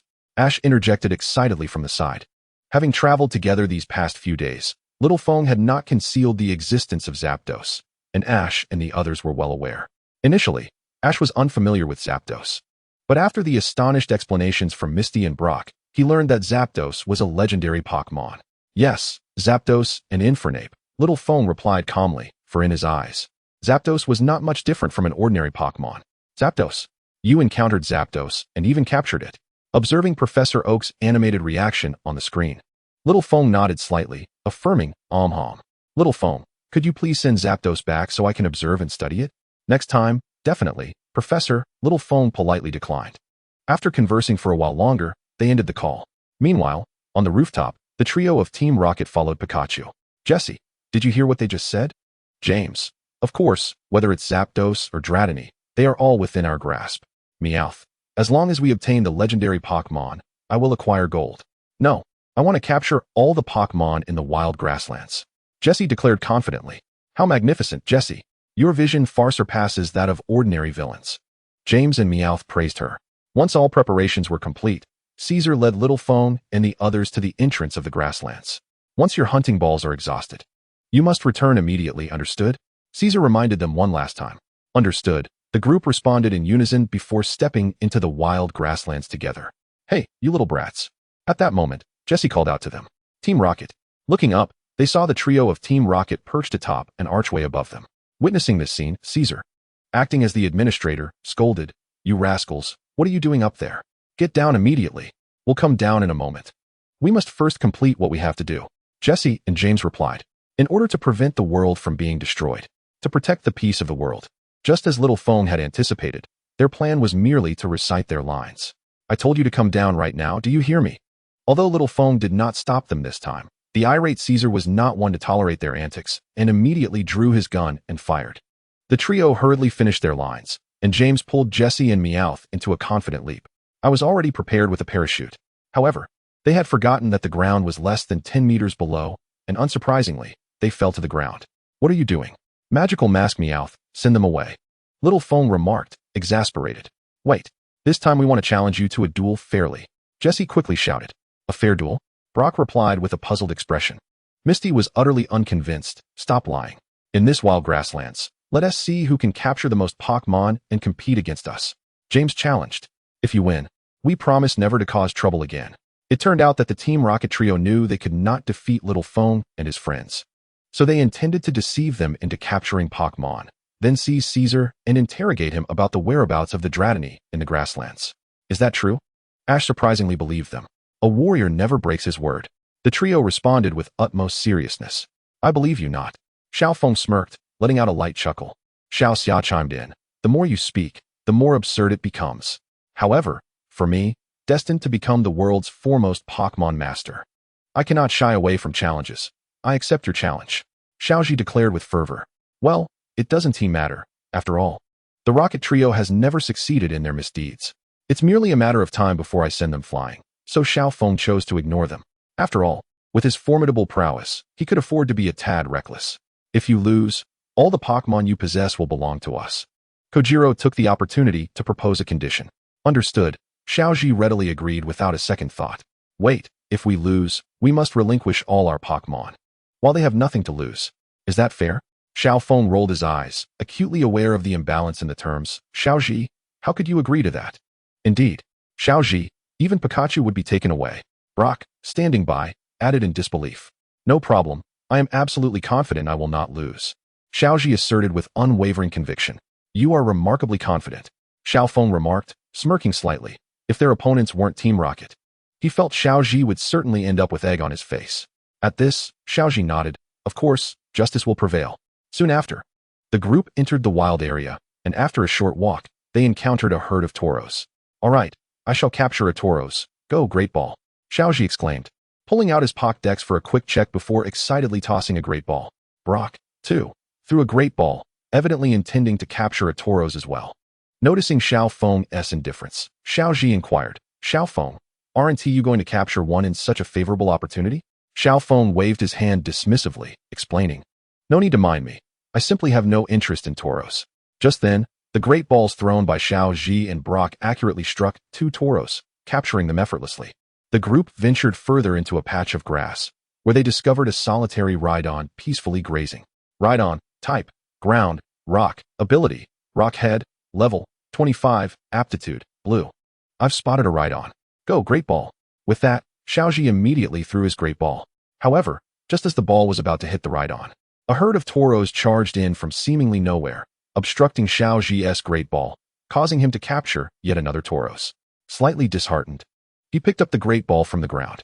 Witnessing this, Xiao Feng lowered his hand that had reached for a Great Ball. Before long, they encountered a Nidorino, and Xiaoji threw out his Great Ball once more, only to be interrupted again by a passing herd of Tauros. Not you again. Encountering a Nidoqueen.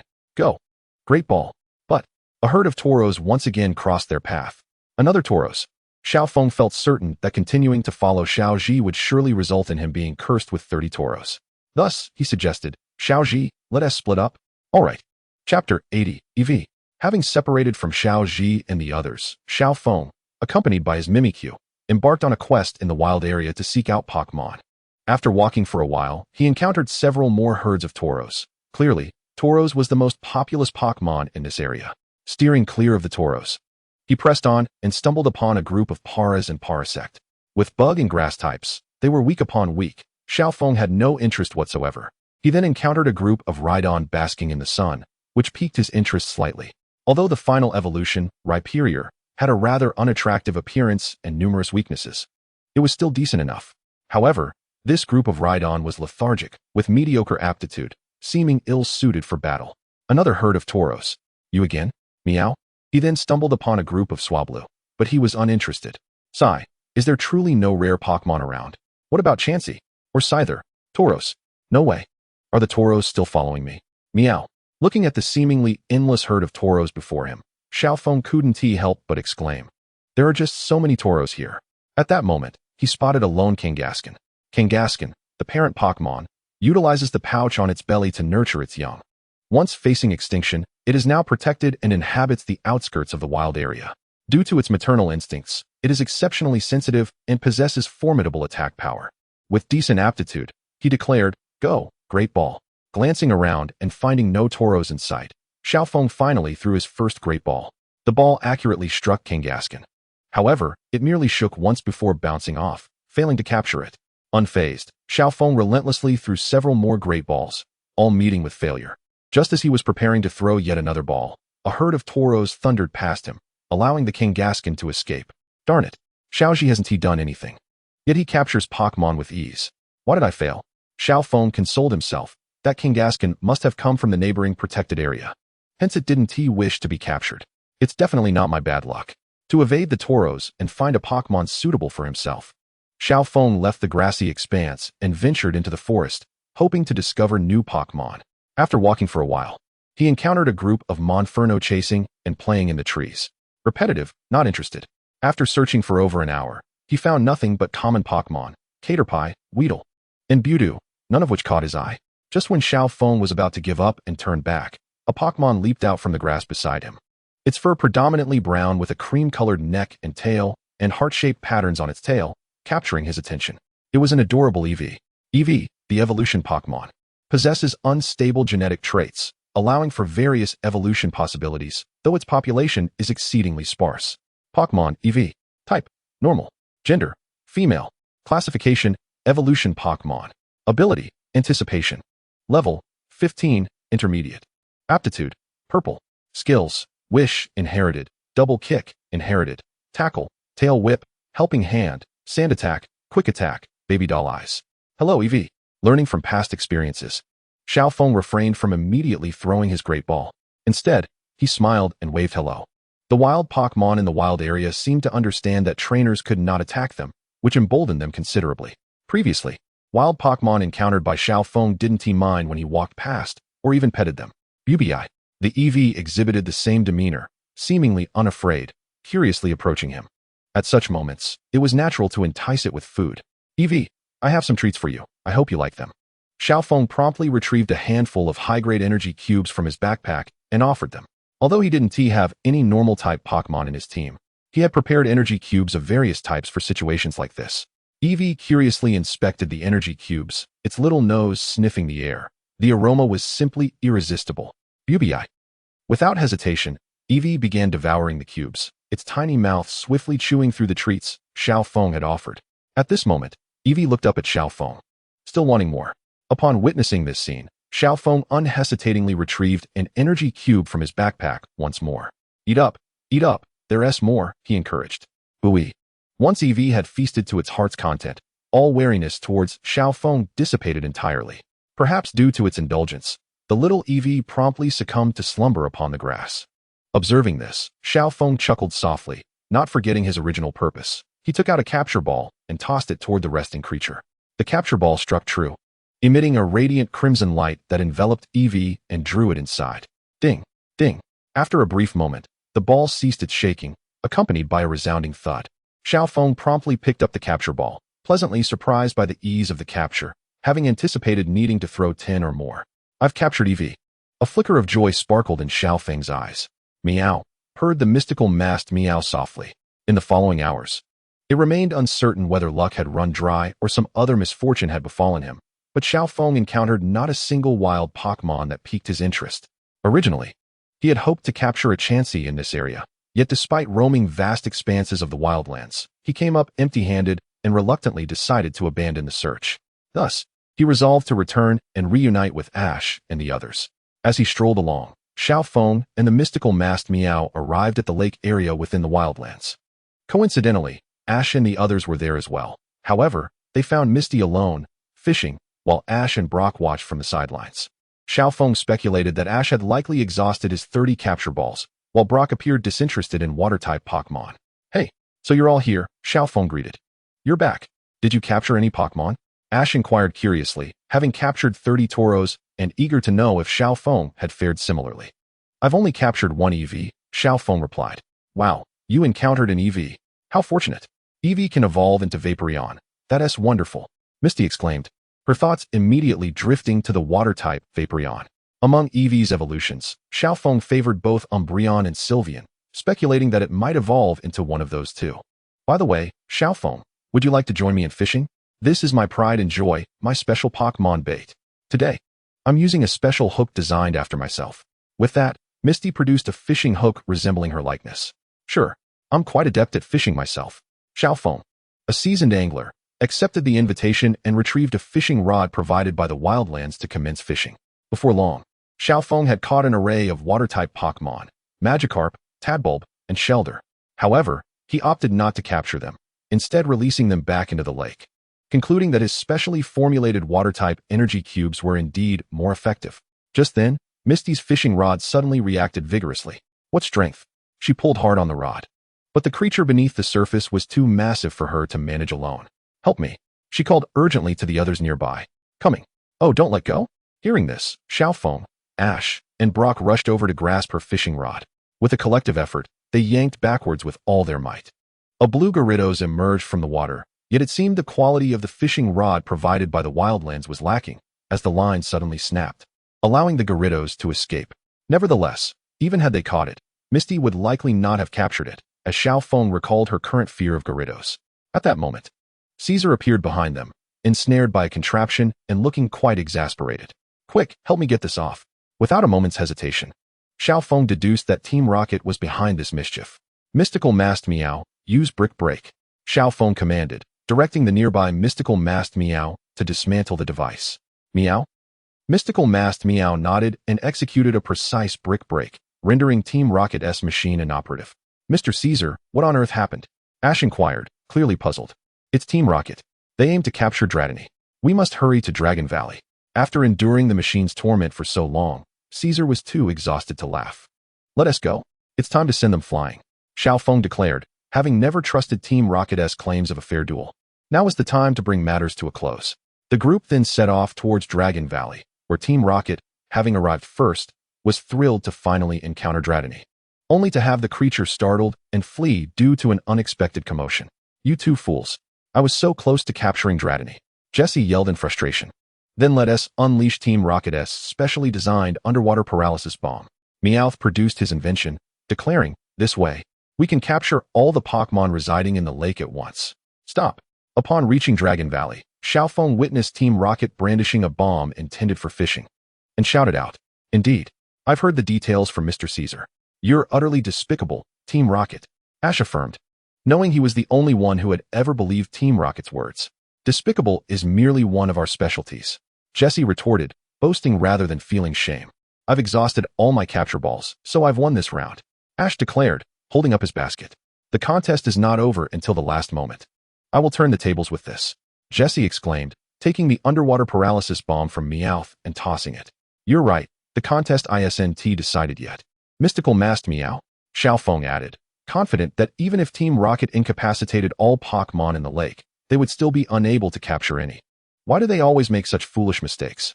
Meow. Mystical Mast Meow extended a hand, unleashing a powerful psychic energy that caught the bomb thrown by Jesse.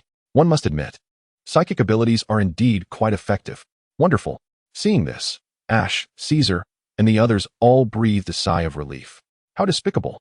How can you wield such ridiculous powers? Jesse protested. Exactly. It's outrageous. Meowth echoed in agreement. You have no right to complain. Xiao Feng rolled his eyes, thoroughly unimpressed. Team Rocket, here is your bomb back. With that, Xiao Feng gestured lightly, returning the bomb to Team Rocket. The timing was impeccable. Jesse instinctively caught it, only for the countdown to reach its climax. With a resounding explosion, Team Rocket was launched into the sky, transforming into a twinkling star. What an annoying sensation. They lamented. Goodbye. This time, we triumphed. Xiao Feng and Mystical Mast Meow waved goodbye to them. At that moment, a Dragonair emerged from the lake, and Caesar recognized it as the very one he had encountered 30 years prior. The two embraced, tears streaming down their faces as they reminisced about the past. Just then, a Dratini swam over, calling out to Caesar. Dratini, is this perhaps your child? Caesar asked in astonishment. Upon hearing this, Dragonair nodded slightly. Is that so? How wonderful. Xiao Feng mused, as information about Dragonair and Dratini materialized before his eyes. Dragonair, type, dragon, ability, shed skin, level, 40, quality, green. Dratini, type, dragon, ability, shed skin, level, 12, quality, blue. Pondering thoughtfully, he concluded that the Dratini and Dragonair here indeed possessed average qualities, yet were still quite rare as quasi-deities. Regrettably, since he already had a Dratini, he found himself disinterested in them. We shall keep the encounter with the mini-dragon and Hakron a secret from everyone, Xiao Feng expressed as he re-established contact with Professor Okito. Indeed, we also wish to prevent further devastation of the wilds. Xiao Ji and Xiao Xian nodded in agreement. It seems everyone has matured significantly, Professor Okito remarked with a hint of nostalgia. By the way, Xiao Feng, Xiao Ji, have you sent any Pokemon over? Yes. Professor Okito, could you please take care of them? Xiao Feng mentioned that he had just assisted EV in exchanging for a luxury ball, and it had automatically returned. The hunting ball, being a wild Pokemon ball, requires the information to be recorded or the Pokemon caught to be transferred to one's own Pokeball. Hence, capturing Pokemon in the wilds doesn't result in immediate transfer when the limit is exceeded. I sent them over just now. They should have arrived, right? Xiaoji chuckled awkwardly. Why are there only Tauros? Professor Okito was suddenly knocked off screen by a stampede of Tauros. Xiaofeng promptly ended the call, hoping Professor Okito was unharmed. Chapter 81, The Bicycle Path. Upon departing from the wilds, Xiaofeng bid farewell to Xiao Ji and the others, embarking on a new journey. After several days of arduous travel, they finally exited the Pokemon protection area, returning to Shallow Red City, and continued their quest toward the next destination, the Crimson Lotus Gym. One day, Xiaofeng and his magical masked Meow arrived before a grand sea bridge, only to be halted by the staff present. After a brief inquiry, they learned that to cross to the other side, only a designated bicycle lane was currently open. As the name implies, one must possess a bicycle to gain passage. After all, the bridge's winding structure extended a straight-line distance of 20 kilometers to several dozen kilometers long. Thus, walking would render them unable to reach the opposite shore before dusk. However, Xiaofeng had no intention of purchasing a bicycle, for his Charizard was not merely ornamental. It could effortlessly soar across, and at a rapid pace. At that moment, a group of flamboyantly dressed bicycle racers encircled Xiaofeng and Magical Mask Meow. A youth with a lightning bird-themed bicycle and a red mop of hair removed his sunglasses and said, "You look unfamiliar. You're not from around here, are you?" Xiaofeng nodded. "Indeed, I am but a traveler passing through. Do you have any guidance?" As he had anticipated, these racers were likely seeking a battle with him. Thus, he patiently engaged in conversation, for he had been confined within the Pokemon protection area without opportunity for training. "I am Masha of the Bicycle Racing Clan. If you wish to cross the sea bridge, you must defeat me." Another girl with long, deep green hair riding a bicycle resembling a Shelmet chimed in. "Precisely. You must vanquish us in a Pokemon duel. I am Misa of the Bicycle Racing Clan." A battle posed no issue. Xiaofeng stroked his chin, pondering why he had been stopped despite not riding a bicycle. The group soon found themselves at a nearby battleground, with Xiaofeng facing Masha and Misa across the arena. "Very well, let us begin," Xiaofeng casually declared. "I shall take the lead. Go, Geodude. It's your time to shine." Masha sent forth her Pokemon. Geodude resembled a massive sphere enveloped in rocks, with its limbs and head extending like a tortoise from the cracks in the stone. Geodude, type, rock, ground, ability, sturdy. Level, 41, potential, blue. As Geodude was the final evolution of Geodude, its prowess was commendable. After a brief assessment, Xiaofeng threw forth his Pokeball. "I choose you, Infernape." As Infernape emerged, it immediately locked its gaze on Geodude, entering a battle stance. "Infernape, despite the type advantage, my Geodude will not be defeated," Masha declared confidently. Indeed, this group of bicycle racers, through years of battling, had reached the level of elite trainers. "Geodude, use Rock Slide." Xiaofeng commanded. "Infernape, evade." Geodude leapt into the air, crashing down with its formidable weight of 300 kilograms aimed at Infernape. Nevertheless, Infernape was remarkably agile, swiftly dodging the onslaught. Seizing the opportunity, Xiaofeng called out now. "Infernape, use Cross Chop." With a roar, Infernape crossed its arms over its chest, forming a distinct cross shape, and struck Geodude. Although it was a fighting-type move with a double effectiveness, Geodude's high physical defense mitigated the damage substantially. Such a feeble cross-chop will have little effect against Geodude's tough shell. Masha paused before issuing her next command. "All right, Geodude, use Tackle." Geodude transformed into a rolling stone, colliding forcefully with Infernape. However, Tackle, being a low-power move, failed to inflict significant damage on Infernape. "Now, Infernape, use Bulk Up." Upon Xiaofeng's command, Infernape summoned all its strength, tensing its muscles to enhance both its attack and defense. "Geodude, use Heavy Slam." Charge in for close combat. Geodude leapt high and descended heavily to the ground, sending shockwaves through the arena.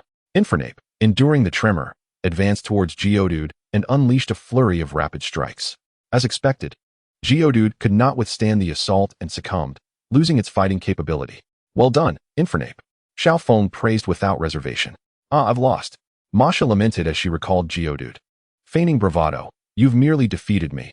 Misa is far stronger than I, and you will not prevail. Is that so? Then allow me to witness it. Xiao Feng replied with fervor. Now it's my turn. Go, Shelmet, let us see what you can do. The deep green-haired Misa stepped forward, sending forth her Pokmon. What emerged was a large, upright dual-shelled creature, its shell adorned with large, sharp spikes, revealing a black pearl-like body with a face when opened. Shelmet, type, water ice. Ability, shell armor, level, 43, potential, blue. Noting that Xiao Feng did not intend to switch Pokmon, Misa initiated the attack. Shelmet, use Aurora Beam. Infernape, defend. Shelmet unleashed a rainbow beam imbued with cold energy towards Infernape. Calmly, Infernape conjured a light green spherical barrier, successfully shielding itself from the attack. Infernape, use Cross Chop. Shelmet, withdraw into your shell for defense. With a roar, Infernape crossed its arms and charged at Shelmet. In response, Shelmet promptly closed its hardened shell to bolster its defense. Infernape's Cross Chop struck Shelmet's shell with a thunderous sound, but Shelmet's impressive defense absorbed the blow without sustaining any visible damage. My Shelmet's defense surpasses that of Geodude. Infernape cannot harm it. Misa laughed. Yet Xiao Feng was aware that prolonged defense often leads to vulnerability.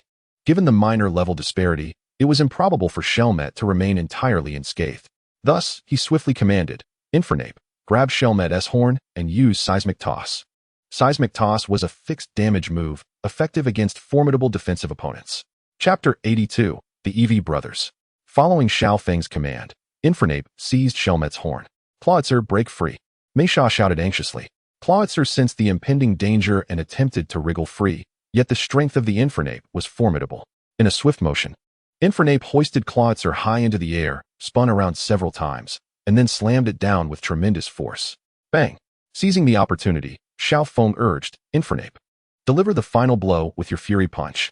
Without granting Clawitzer a moment's respite, Infernape unleashed a shadowy fist that struck Clawitzer with great intensity. Consequently, Clawitzer succumbed to its incapacitation.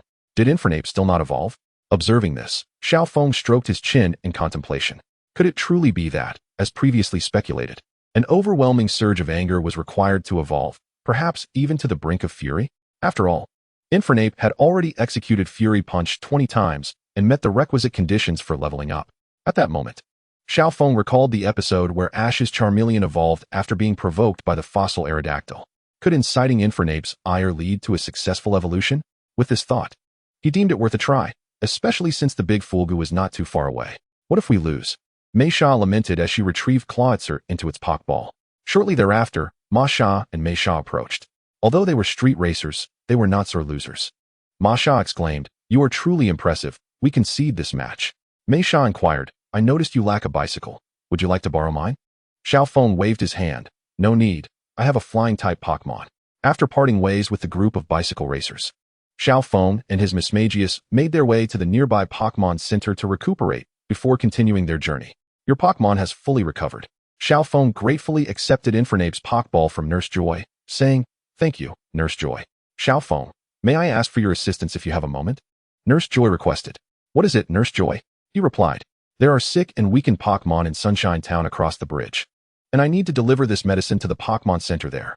I would ordinarily go myself, but I'm short-staffed and cannot leave.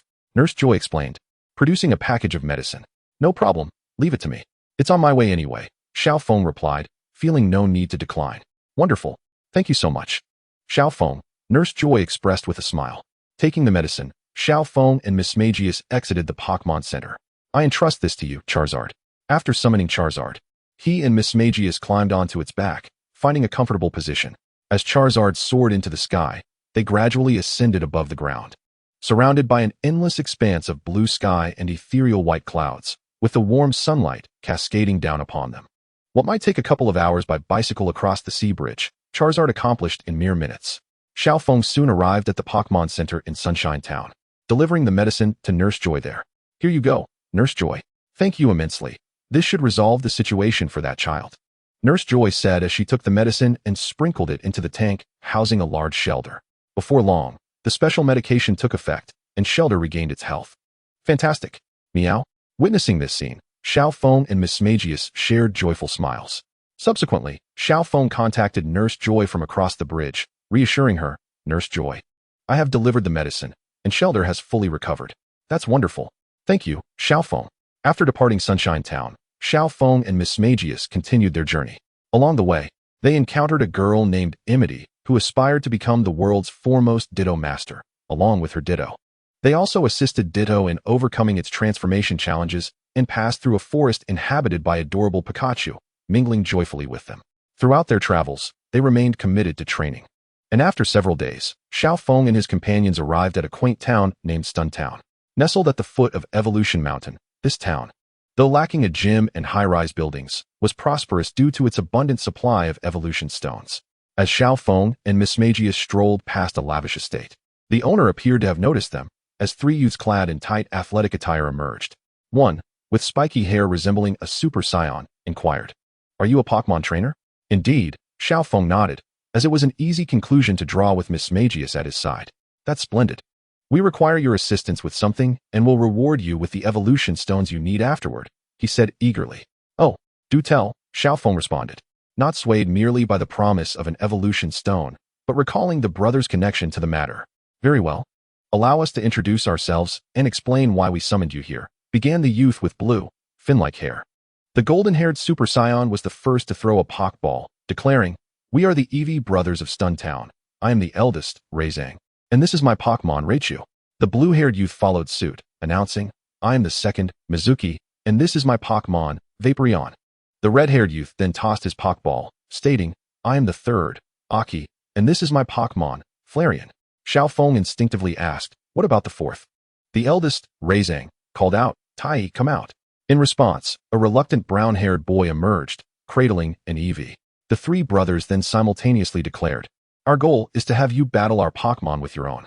Reizang continued, "All our Eevee are strong, but Tai's Eevee refuses to evolve." Mizuki added, "Indeed. If Eevee does not evolve, victory in battle is unattainable. To grow stronger, Tai's Eevee must evolve." Aki chimed in, "Everyone is eager to see what Tai's Eevee will evolve into, and Tai's choice will determine which of our three Eevee is the strongest. Thus, we intend to find a trainer to battle, to showcase which evolution is superior." Chapter 83, vs Raichu, Vaporeon, Flareon. Xiaofeng scrutinized the Eevee brothers. It was evident that Tai's three brothers held a deep affection for their Eevee, as one could easily discern that their pants' colors matched their Eevee's hues. And even their hairstyles mirrored those of their respective Eevee. Undoubtedly, they were true fans of Raichu, Vaporeon, and Flareon. Naturally, these brothers wished for Tai's Eevee to evolve into a form akin to theirs. However, it appeared that Tai had yet to decide how his Eevee should evolve. More accurately, he had not considered evolving his Eevee at all. Faced with this opportunity for experience, Xiaofeng readily agreed. A battle would be no problem. "That is splendid. Please, come inside." They beckoned, leading Xiaofeng into the estate's interior. "Tai, the wisest among us, should undoubtedly choose to evolve into the water-type Vaporeon. Your Vaporeon stands no chance against my Raichu. Tai should select the strongest, Raichu." "Nonsense. My Flareon is the mightiest." As they strolled along, the three brothers fell into yet another spirited debate, each unwilling to concede, leaving Tai in a state of utter bewilderment. According to Xiaofeng, Tai's partner should have been Agumon, shouldn't it? Soon, the group arrived at the backyard, revealing a mixed battleground. This so-called mixed battleground was a composite arena composed of grass, pools, and rocks, allowing Pokemon of various types to exhibit their prowess. Observing the scene, Xiaofeng wasted no time and took his position in the command zone, inquiring, "Which of you three will go first?" "Meow," chimed in the nearby Mewtwo, echoing the sentiment. The three brothers exchanged glances, and without hesitation, Leizong proclaimed, as the eldest, "It is only natural that I take the first turn." Upon hearing this, Mizuki and Aki could only retreat to the sidelines with resignation. Leizong sent forth a Raichu. Raichu. Type, electric, ability, static, level, 35, quality, blue. Faced with the trio, their team, comprising the same type Zapdos, Milotic, and Charizard, clearly held a significant level advantage, rendering the matchup rather unexciting. It would be best to summon Dragonair instead. Although its base stats might not match up, the dragon type's resistance to electric, water, and fire would level the playing field and provide some valuable training. After a moment of contemplation, Xiaofeng hurled a luxury ball. "Go, Dragonair." With a flash of white light, Dragonair materialized on the battlefield. "What an exceedingly rare Dragonair," Leizong remarked in surprise. He had only seen one on television before. However, He was aware that despite its rarity, Dragonair's combat prowess was not particularly formidable. Once both Pokmon were prepared, the battle commenced in earnest. Watch closely, Tai. This is the might of evolution. Raichu. Use Volt Tackle. Lazong recognized the dragon type's resistance to electric moves, thus refraining from ordering Raichu to utilize its most proficient electric type attack. Raichu suddenly bristled with energy, unleashing a barrage of golden spikes that shot towards Dragonair. Simultaneously, Xiaofeng commanded, Dragonair, unleash a twister. Dragonair flicked its slender tail, summoning a tornado that dispersed the incoming spikes and swept towards Raichu. Raichu, dodge with quick attack. Hearing this, Xiaofeng swiftly ordered, Dragonair, pursue with extreme speed. In a critical moment, Raichu nimbly evaded the approaching twister. However, Dragonair's speed proved even swifter, as Raichu sidestepped the tornado. Dragonair seized the opportunity and crashed into Raichu with great force. Bang! Raichu was sent flying, landing hard on the grass. Raichu! Lazong exclaimed in alarm. Observing this, Xiaofeng pressed the advantage, commanding, Dragonair, use Dragon Dive. With a roar, Dragonair emanated a blue light, enveloping itself in draconic energy, and charged at Raichu with incredible speed. With a resounding crash, Raichu was once again sent hurtling away, attempting to rise, but ultimately collapsing under the weight of defeat. Lazong cradled the unconscious Raichu, his expression one of disappointment. Alas, my Raichu has fallen. Xiaofeng nodded slightly. Thank you for the match. After all, his Pokemon held a type advantage, and with Dragonair's level eclipsing that of Raichu, defeating it was hardly an arduous task. Now it's my turn. At that moment, the second eldest, Mizuki, stepped into the command zone, brimming with eagerness. Beside him, Vaporeon leaped onto the battlefield, ready to face Dragonair. Vaporeon, type, water, ability, water absorb, level, 35, quality, blue. Glancing over Vaporeon's stats, Xiaofeng softly declared, Dragonair, continue the battle. Woo! Dragonair replied with a gentle call, nodding in affirmation. It had sustained no damage in the previous encounter and felt fit enough to take on 10 more. Meanwhile, Mizuki shouted, Vaporeon, use Aurora Beam. Water and ice were intricately intertwined, and water-type Pokemon typically possess some ice-type moves, making it logical to employ an ice-type attack against a dragon-type. Vaporeon unleashed a dazzling beam of multicolored light, aimed directly at Dragonair. Anticipating Vaporeon's assault, Dragonair skillfully evaded with a swift move. Well done, Dragonair. Use Dragon Dive. Upon hearing Xiaofeng's command, Dragonair exuded an intimidating aura as it charged at Vaporeon with all its might. Vaporeon, counter with Water Pulse. Mizuki ordered, causing a vibrating sphere of water to launch from Vaporeon's mouth. However, Dragonair braved the attack, enduring the Water Pulse thanks to its resistance to water-type moves, and emerged unscathed. Subsequently, Dragonair's Dragon Dive struck Vaporeon, sending it flying. Nevertheless, Vaporeon proved resilient and did not succumb to defeat. Observing this, Mizuki decided to exploit Vaporeon's inherent advantage and sought a chance to counterattack. Vaporeon, dive into the pool. Splash. As Vaporeon leaped into the pool, its entire form mysteriously vanished. It appeared that Vaporeon had merged with the water in the pool. Xiaofeng was well aware of Vaporeon's species ability. Yet, Xiaofeng's keen eyes could discern its hiding spot. Though he deemed it unnecessary to complicate matters, he promptly commanded, Dragonair, use Thunderbolt on the pool. Dragon-type Pokemon had a broad range of move compatibility, and Dragonair naturally knew electric-type moves, even capable of learning many fire and ice-type moves. What? Vaporeon, get out of the pool. Mizuki shouted in alarm, surprised that Dragonair could wield Thunderbolt. In response, Dragonair unleashed a brilliant bolt of yellow electricity, aimed at the pool. Hearing Mizuki's voice, Vaporeon attempted to leap from the water's surface to avoid the impending attack, but it was a moment too late. The high-voltage current surged through the water, instantly transforming the pool into a golden hue. As Vaporeon struggled to emerge from the pool, it was visibly battered and bruised. Witnessing this, Xiaofeng wasted no time. Issuing the final command, Dragonair, deliver the finishing blow with Dragon Tail. Woo! Dragonair soared into the air, its tail glowing a pale blue as it struck Vaporeon. Having endured considerable damage, Vaporeon could no longer withstand the onslaught and collapsed, spiraling into unconsciousness. Vaporeon. Mizuki rushed over to scoop up his defeated Pokemon, sighing in frustration. I concede, your Dragonair is truly formidable, having bested both my Vaporeon and my brother's Raichu. Hearing this, Lazong shot a bemused glance at his younger sibling. Clearly, this was a loss for Mizuki alone. Why drag him into it? Finally, it was Aki's turn. Enthusiastically, he dashed to the command zone, convinced that if he triumphed, it would prove his Flareon to be the mightiest. Flareon, type, fire, ability, flash fire, level, 35, quality, blue. Observing the spirited Dragonair, Xiaofeng gently inquired, Dragonair, do you wish to continue battling? Woo. Dragonair turned back, effortlessly nodding in agreement. His Pokmon's daily fitness training had never faltered. It certainly wouldn't be like some random Pokmon, panting after a mere skirmish. As the battle commenced, Aki was the first to issue a command, Flareon, use Fire Spin. The fiery EV unleashed a tremendous burst of flames, instantly igniting the grass on the ground and forming a ring of fire that ensnared the Dragonair. Swiftly responding, Dragonair utilized its water tail. The tip of its tail was enveloped in a torrent of water, and with a powerful swing, it extinguished the flames before it. Remarkable. I hadn't anticipated your Dragonair possessing water-type abilities, praised Aki, who promptly issued his next command. EV, employ Quick Attack to close in and then execute Fire Fong. In an instant, EV transformed into a streak of orange-yellow light, crashing into Dragonair.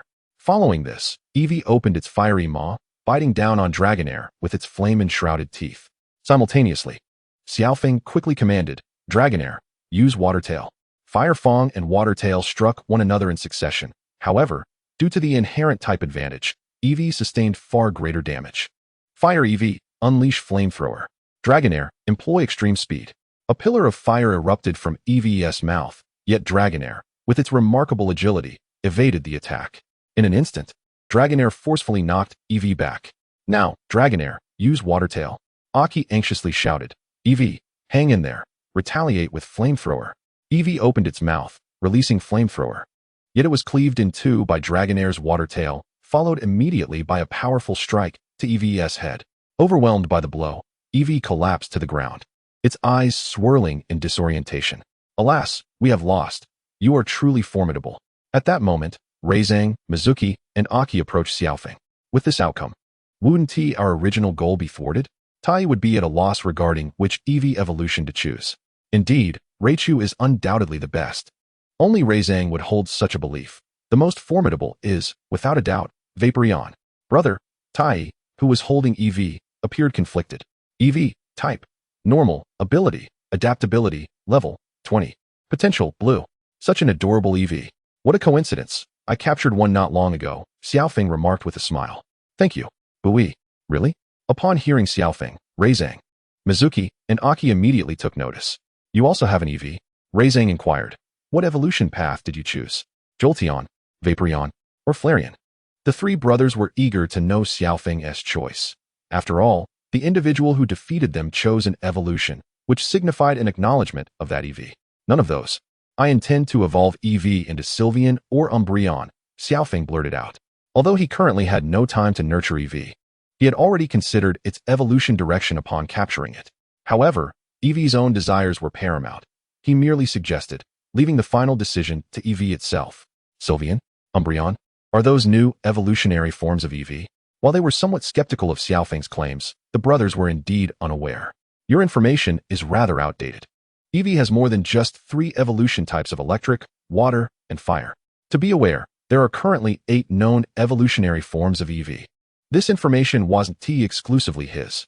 After all, this is a real world, and the evolution conditions for EV are not stringent, having long been discovered by many.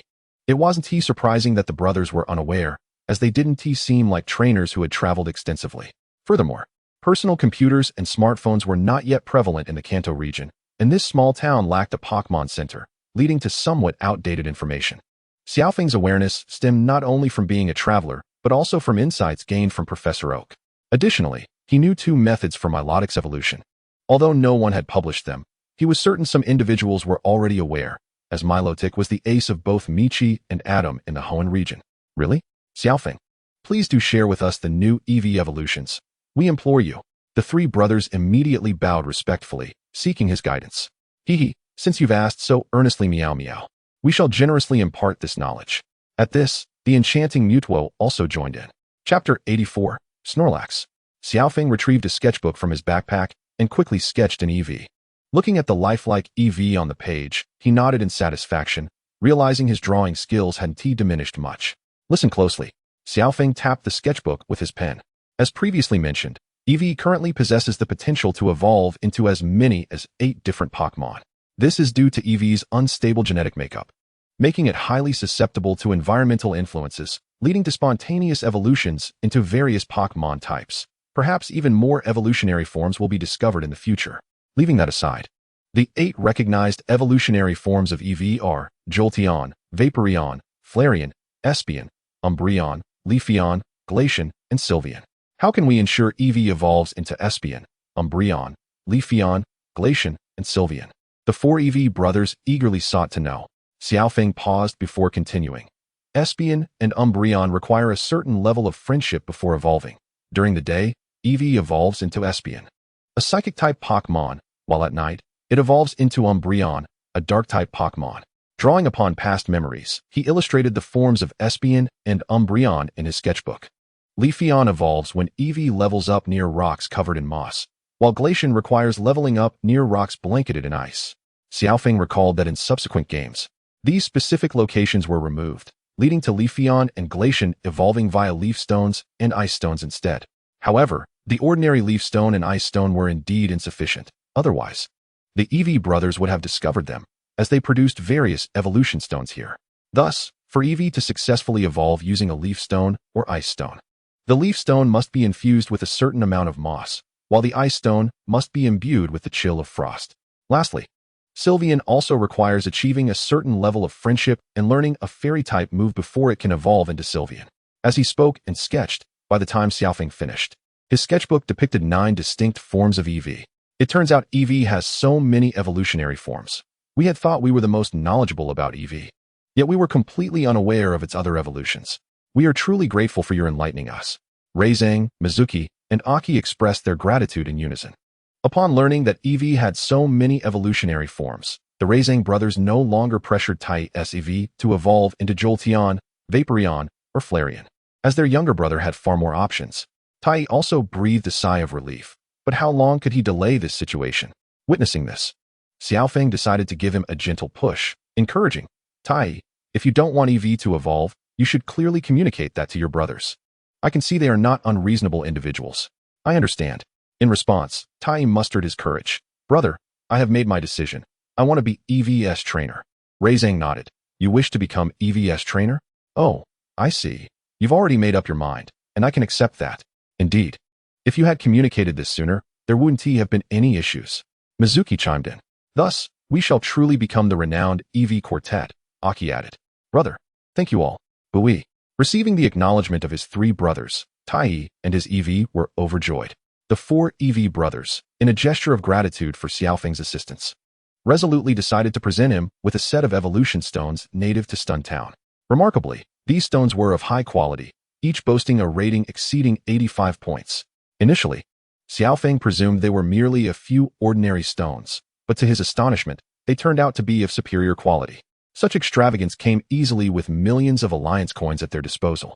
However, the set consisted solely of the Thunderstone, Waterstone, Firestone, and Leafstone, as these were the only types produced by the local evolution mountain.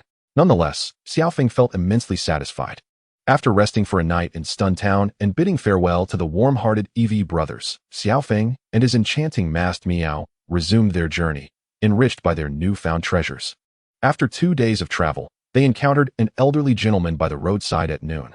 Ah, young lad, you have arrived just in time, he exclaimed. Intrigued, Xiao Feng and masked Meow approached and inquired, Grandpa, do you need something from us? Just listen, the old man replied, producing a flute and beginning to play. The melodious notes resonated, refreshing the spirits of Xiao Feng and masked Meow. How delightful, exclaimed masked Meow. Now, for my performance fee, I would only require a piece of bread. Upon finishing his tune, the old man requested food as compensation, proving that no meal comes without a price. Here you go, Grandpa. Xiao Feng offered the bread, and despite the somewhat forced nature of the transaction, he didn't mind, especially since the music was indeed lovely. Thank you, young man, the old man said, devouring the bread with gusto. Xiao Feng smirked, wondering if he might choke on it. After bidding farewell to the elderly gentleman, they continued their journey and soon stumbled upon a peculiar little town. Eager to have lunch, Xiao Feng and masked Meow hurried inside, only to find the place unusually deserted. Not only were there scant pedestrians, but the bakeries and vegetable shops appeared as if they had been completely wiped clean of goods. The restaurant Xiaofeng sought was also firmly shut, showing no signs of opening. After wandering through the town for a considerable time, Xiaofeng finally spotted a squinting old man and promptly asked, "Sir, what has happened to this town? Why are all the shops closed? The river has dried up, and there are no crops to harvest. The remaining food supplies are scant, barely enough for survival," the old man explained. "Has this dire situation persisted for long? I thought there had been ample rainfall recently," Xiaofeng inquired, perplexed, as he remembered the frequent rains upon arriving in Qianhong City. "It's because this river, which flows through our town, dried up suddenly 2 weeks ago," the old man said, leading Xiaofeng to the riverbank. Xiaofeng surveyed the surroundings and noticed that most of the crops in the fields were on the verge of withering, and the riverbed lay bare, a stark image of drought. "Without water, it is indeed impossible to cultivate crops," he acknowledged with a nod. "Yes, it's quite troubling," the old man concurred. "Have you investigated upstream?" Xiaofeng pressed, furrowing his brow. "People from our town seldom venture upstream. We are unaware of what might have transpired," the old man responded, a hint of worry in his voice. "I shall go upstream and investigate," Xiaofeng resolved, feeling compelled to act, believing himself to be a kind-hearted individual. After bidding farewell to the old man, Xiaofeng and Master Meow made their way along the dry riverbed. After more than half an hour of walking, they encountered a thicket of green thorns obstructing their path. Upon closer inspection, Xiaofeng realized that a vast area of forest was ensnared by these thorns. "Master Meow, please clear a path." Meow, responding promptly. Master Meow unleashed a flurry of claws, forging ahead. Upon reaching the end of the thicket, Xiaofeng discovered a nearly dried-up spring, blocked by a massive figure. Snorlax, type, normal.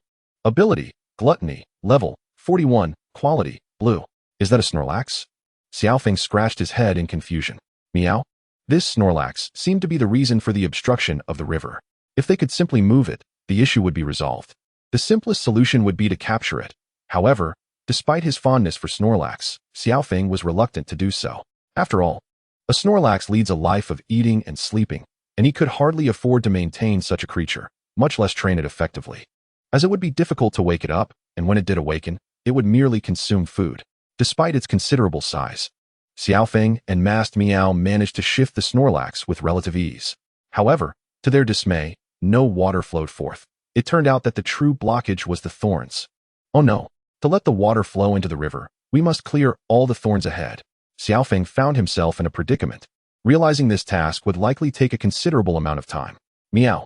Just then, Master Meow picked up a sign from the ground and handed it to Xiaofeng. Upon receiving it, Xiaofeng read aloud, "If you need assistance, please use the Pokmon flute to awaken me." The Pokmon flute? Xiaofeng recalled his Pokédex, which, as expected, contained information about the flute. The device chimed in. The Pokmon flute is used to awaken sleeping Pokmon. Only this flute can rouse Snorlax. Xiaofeng noted that this flute resembled the one used by the singing old man he had encountered earlier. He then remembered that in the animated series, it was Snorlax that devoured the thorns. Thus, Xiaofeng hurried back to find the old man and brought him to Snorlax, requesting, "Please use the Pokmon flute to awaken this Snorlax." "My Snorlax, you've grown since I last saw you. The child who sleeps the most grows the fastest," the old man remarked with nostalgia. Xiaofeng, slightly puzzled but suspecting he understood the situation, asked, "Grandpa, could this Snorlax be yours?" "Indeed, it is my Pokmon. This child sleeps so soundly that I can only awaken it once a month," the old man replied. "Once a month? This Snorlax truly can sleep." After Xiaofeng explained the situation, the old man then played the Pokmon flute, rousing Snorlax from its slumber. As Xiaofeng had anticipated, the awakened Snorlax quickly began to consume the surrounding thorns. Soon, thanks to Snorlax's efforts, the thorns were entirely devoured, and the river began to flow once more. Fantastic news. Our town can finally return to normal. Let us all celebrate together. You shall feast on bread and hot soup to your heart's content. Upon returning to the town, the residents, thrilled by the news, warmly welcomed Xiaofeng and his companion. After resting for a night, Xiaofeng and Master Meow set forth towards their next destination, the Red Lotus Island Gym. After 2 more days of arduous travel, they found themselves traversing a dense forest. As Xiaofeng glanced at the sky, he realized it had unknowingly become evening. Recognizing the need for rest, he and Master Meow sought a suitable clearing to set up camp for the night. "Let us camp here. Everyone come out." Xiaofeng expressed his satisfaction with the environment, as a clear stream ran alongside the clearing, making it an ideal spot for camping. With a flourish, he tossed all the Pokeballs skyward, and in a dazzling display of white light, Charizard, Milotic, Dragonair, Zapdos, and Infernape materialized before Xiaofeng. The air resonated with their spirited cries, roar wolf whale chirp phew. Charizard and Infernape promptly set about gathering firewood nearby, while the whimsical Mimikyu took up a water bucket and ventured to the riverbank to fetch water. Having spent so much time together, the Pokmon instinctively knew their tasks without needing any direction from Xiaofeng. Meanwhile, the less active Milotic, Dragonair, and Zapdos remained vigilant, keeping watch and eagerly anticipating their meal. Xiaofeng found a flat spot and set up a tent. 10 minutes later, having secured the tent, he clapped his hands, pleased to see that they had collected an ample supply of firewood and fetched water. He began preparing dinner for the evening. First, he boiled a pot of fragrant rice, then took out fresh vegetables, potatoes, and carrots, stir-frying them with some tofu-based meat, and finally simmered a velvety corn chowder. In no time, an enticing aroma filled the air. He then retrieved 6 specially crafted energy cubes tailored to each Pokmon's type from his backpack, completing a delectable dinner spread. As the Pokmon gathered at the table, awaiting Xiaofeng's signal to commence the meal, he removed his apron and declared, "All right, everyone, it's time to eat." Meow roar wolf whale chirp phew. Instantly, they dove into their feast with enthusiasm. After a hearty meal and some well-deserved rest, Xiaofeng instructed his Pokmon to engage in their training for the day.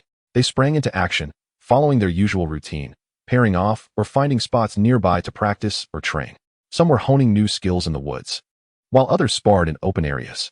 The Pokmon had grown accustomed to their daily training and required no prompting from Xiaofeng to pursue their exercises. Chapter 85. The clumsy bear's time flew by, and 2 weeks had passed since Xiaofeng arrived in this forest. Initially, he had planned to camp for just one night before continuing his journey, but before he could depart, he stumbled upon a formidable group of Teddiursa, known for their fierce temperament. Seizing the opportunity, Xiaofeng resolutely decided to remain and train intensively for a while longer. The Teddiursa were notoriously aggressive Pokmon, quick to unleash devastating attacks without hesitation. However, this suited Xiaofeng's intent perfectly, as real battles yield superior results compared to mere sparring sessions. Moreover, the forest was vast, teeming with high-level Pokmon. During this period, his Pokmon engaged in daily training and ventured deeper into the forest to seek out suitable wild Pokmon for battles. Although it was arduous, the results of their specialized training were remarkably evident. Mimikyu, finish it off with your trick or treat. Meow. With a crisp snap of its fingers, an explosive floral bomb materialized before the Rampardos. The explosion echoed through the forest as the Rampardos succumbed to defeat. In Xiaofeng's eyes, Mimikyu had finally ascended to the quasi-champion level. A smile of joy spread across his face as he approached Mimikyu and gently patted its head. "Well done, Mimikyu." Meow. Mimikyu responded softly, then leapt into Xiaofeng's embrace, seeking affection. All right, let us head back for dinner." After this tender interaction, Xiaofeng did not forget about the Rampardos. He promptly treated its injuries and offered it some energy cubes before taking his leave, grateful for its assistance. As the sun dipped below the horizon, casting a warm glow across the sky, Xiaofeng and Mimikyu returned to their makeshift home after a day of intensive training. "We're back." Xiaofeng's voice echoed in the camp. Meow. Roar. Upon hearing his call, Charizard, who had been lifting weights nearby, immediately responded. Chirp. The Zapdos, soaring high above, descended gracefully to the ground. During this time of calcium supplementation, Zapdos had grown considerably. Meanwhile, Milotic, Dragonair, and Infernape were engaged in practice nearby, with Milotic sparring against Dragonair and Infernape.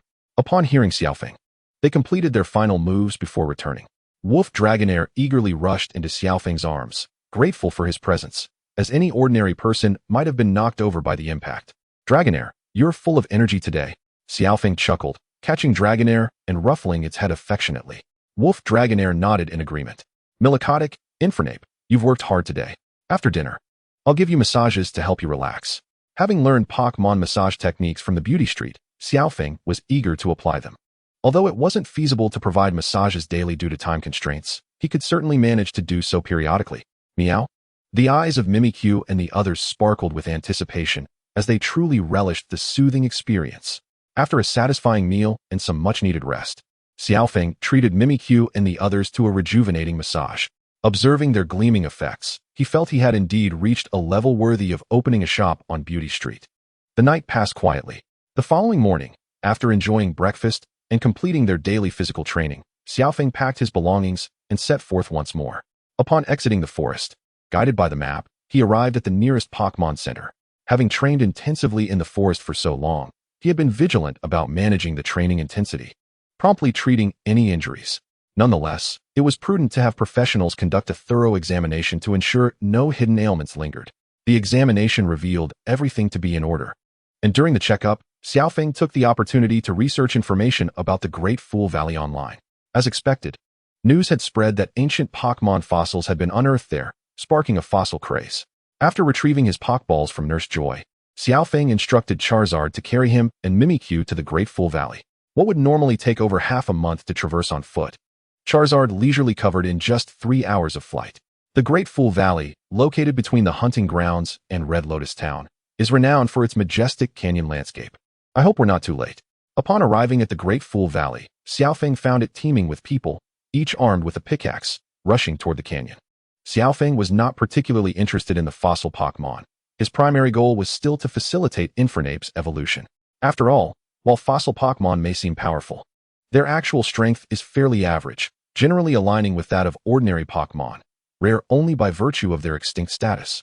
However, he was aware that these fossil Pokemon were not truly extinct. Many still slumbered across the globe, and with the successful development of fossil restoration technology, their numbers would likely increase. Nevertheless, he considered digging up a few fossils to sell. Surely, museums would purchase them at a premium. With this in mind, Xiaofeng donned the mining gear he had previously bought in Pewter City. Clad in his mining outfit, he led Mimikyu and Infernape toward the canyon. Equipped with 3 pickaxes, one previously used by his Charmeleon, now left for Infernape, eliminating the need for another purchase. Hey, Xiaofeng, you're here too. As he walked, a familiar voice called out from behind him, and even before he turned around, Xiaofeng knew who it was. Shigeru. Xiaofeng turned his head and saw Xiao Mao clad in denim, hefting a pickaxe, standing right behind him. Is that you? Have you come to excavate fossils as well? Of course. I've already collected all 8 badges. You need to catch up, Xiaofeng. I'm looking forward to our rematch at the court's conference, Xiao Mao replied. Aware that he was unlikely to be a match for Xiaofeng at this point, so he refrained from challenging him immediately. All right then, Xiaofeng waved his hand dismissively, uncertain if they would even cross paths at the court's conference, remembering that Xiao Mao had been eliminated in the top 32. As they conversed, a familiar voice echoed from behind them. Xiaofeng, Xiao Mao, what are you two doing here? It was Ash, accompanied by Misty and Brock, with Pikachu in tow. Why are you both dressed like that? And what has to deal with that big fool? Ash asked, finally noticing something amiss with their mining attire. Xiao Mao quickly seized the opportunity to mock him. No way. You really don't know about this. Ash. Mocking Ash was Xiao Mao's innate talent. And whenever they crossed paths, he would effortlessly launch into a teasing tirade. Xiaofeng had grown accustomed to their banter over the years. Chapter 86, Secret Amber. Due to the discovery of fossils of extinct Pokemon in the Great Fool Valley, a fervor for fossil hunting had emerged. Knowing that Xiao Mao wouldn't explain anything to Ash, Xiaofeng decided to elaborate. Fossils of Pokemon. Ash appeared visibly perplexed. No time for idle chatter. If we continue, the important fossils will be snatched away by others. I can't waste time with a tardy trainer like you. With a provocative glance at Ash, Xiao Mao departed. What did you say? Ash, filled with fury, was about to charge after him, but was held back by Misty and Brock. In that case, I'll excavate Pokemon fossils faster than that guy Xiao Mao and show him what, Ash declared, his determination palpable as he set off after Xiao Mao. Let us go, Miss Smagius and Infernape.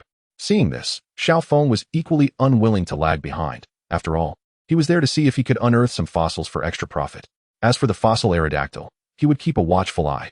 Knowing Team Rocket would surely stir up trouble, let me find a suitable spot for excavation. Ah, this will do.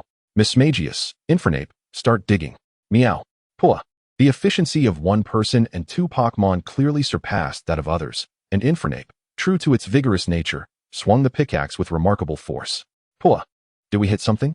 Xiaofeng was astonished at how quickly he had unearthed a fossil.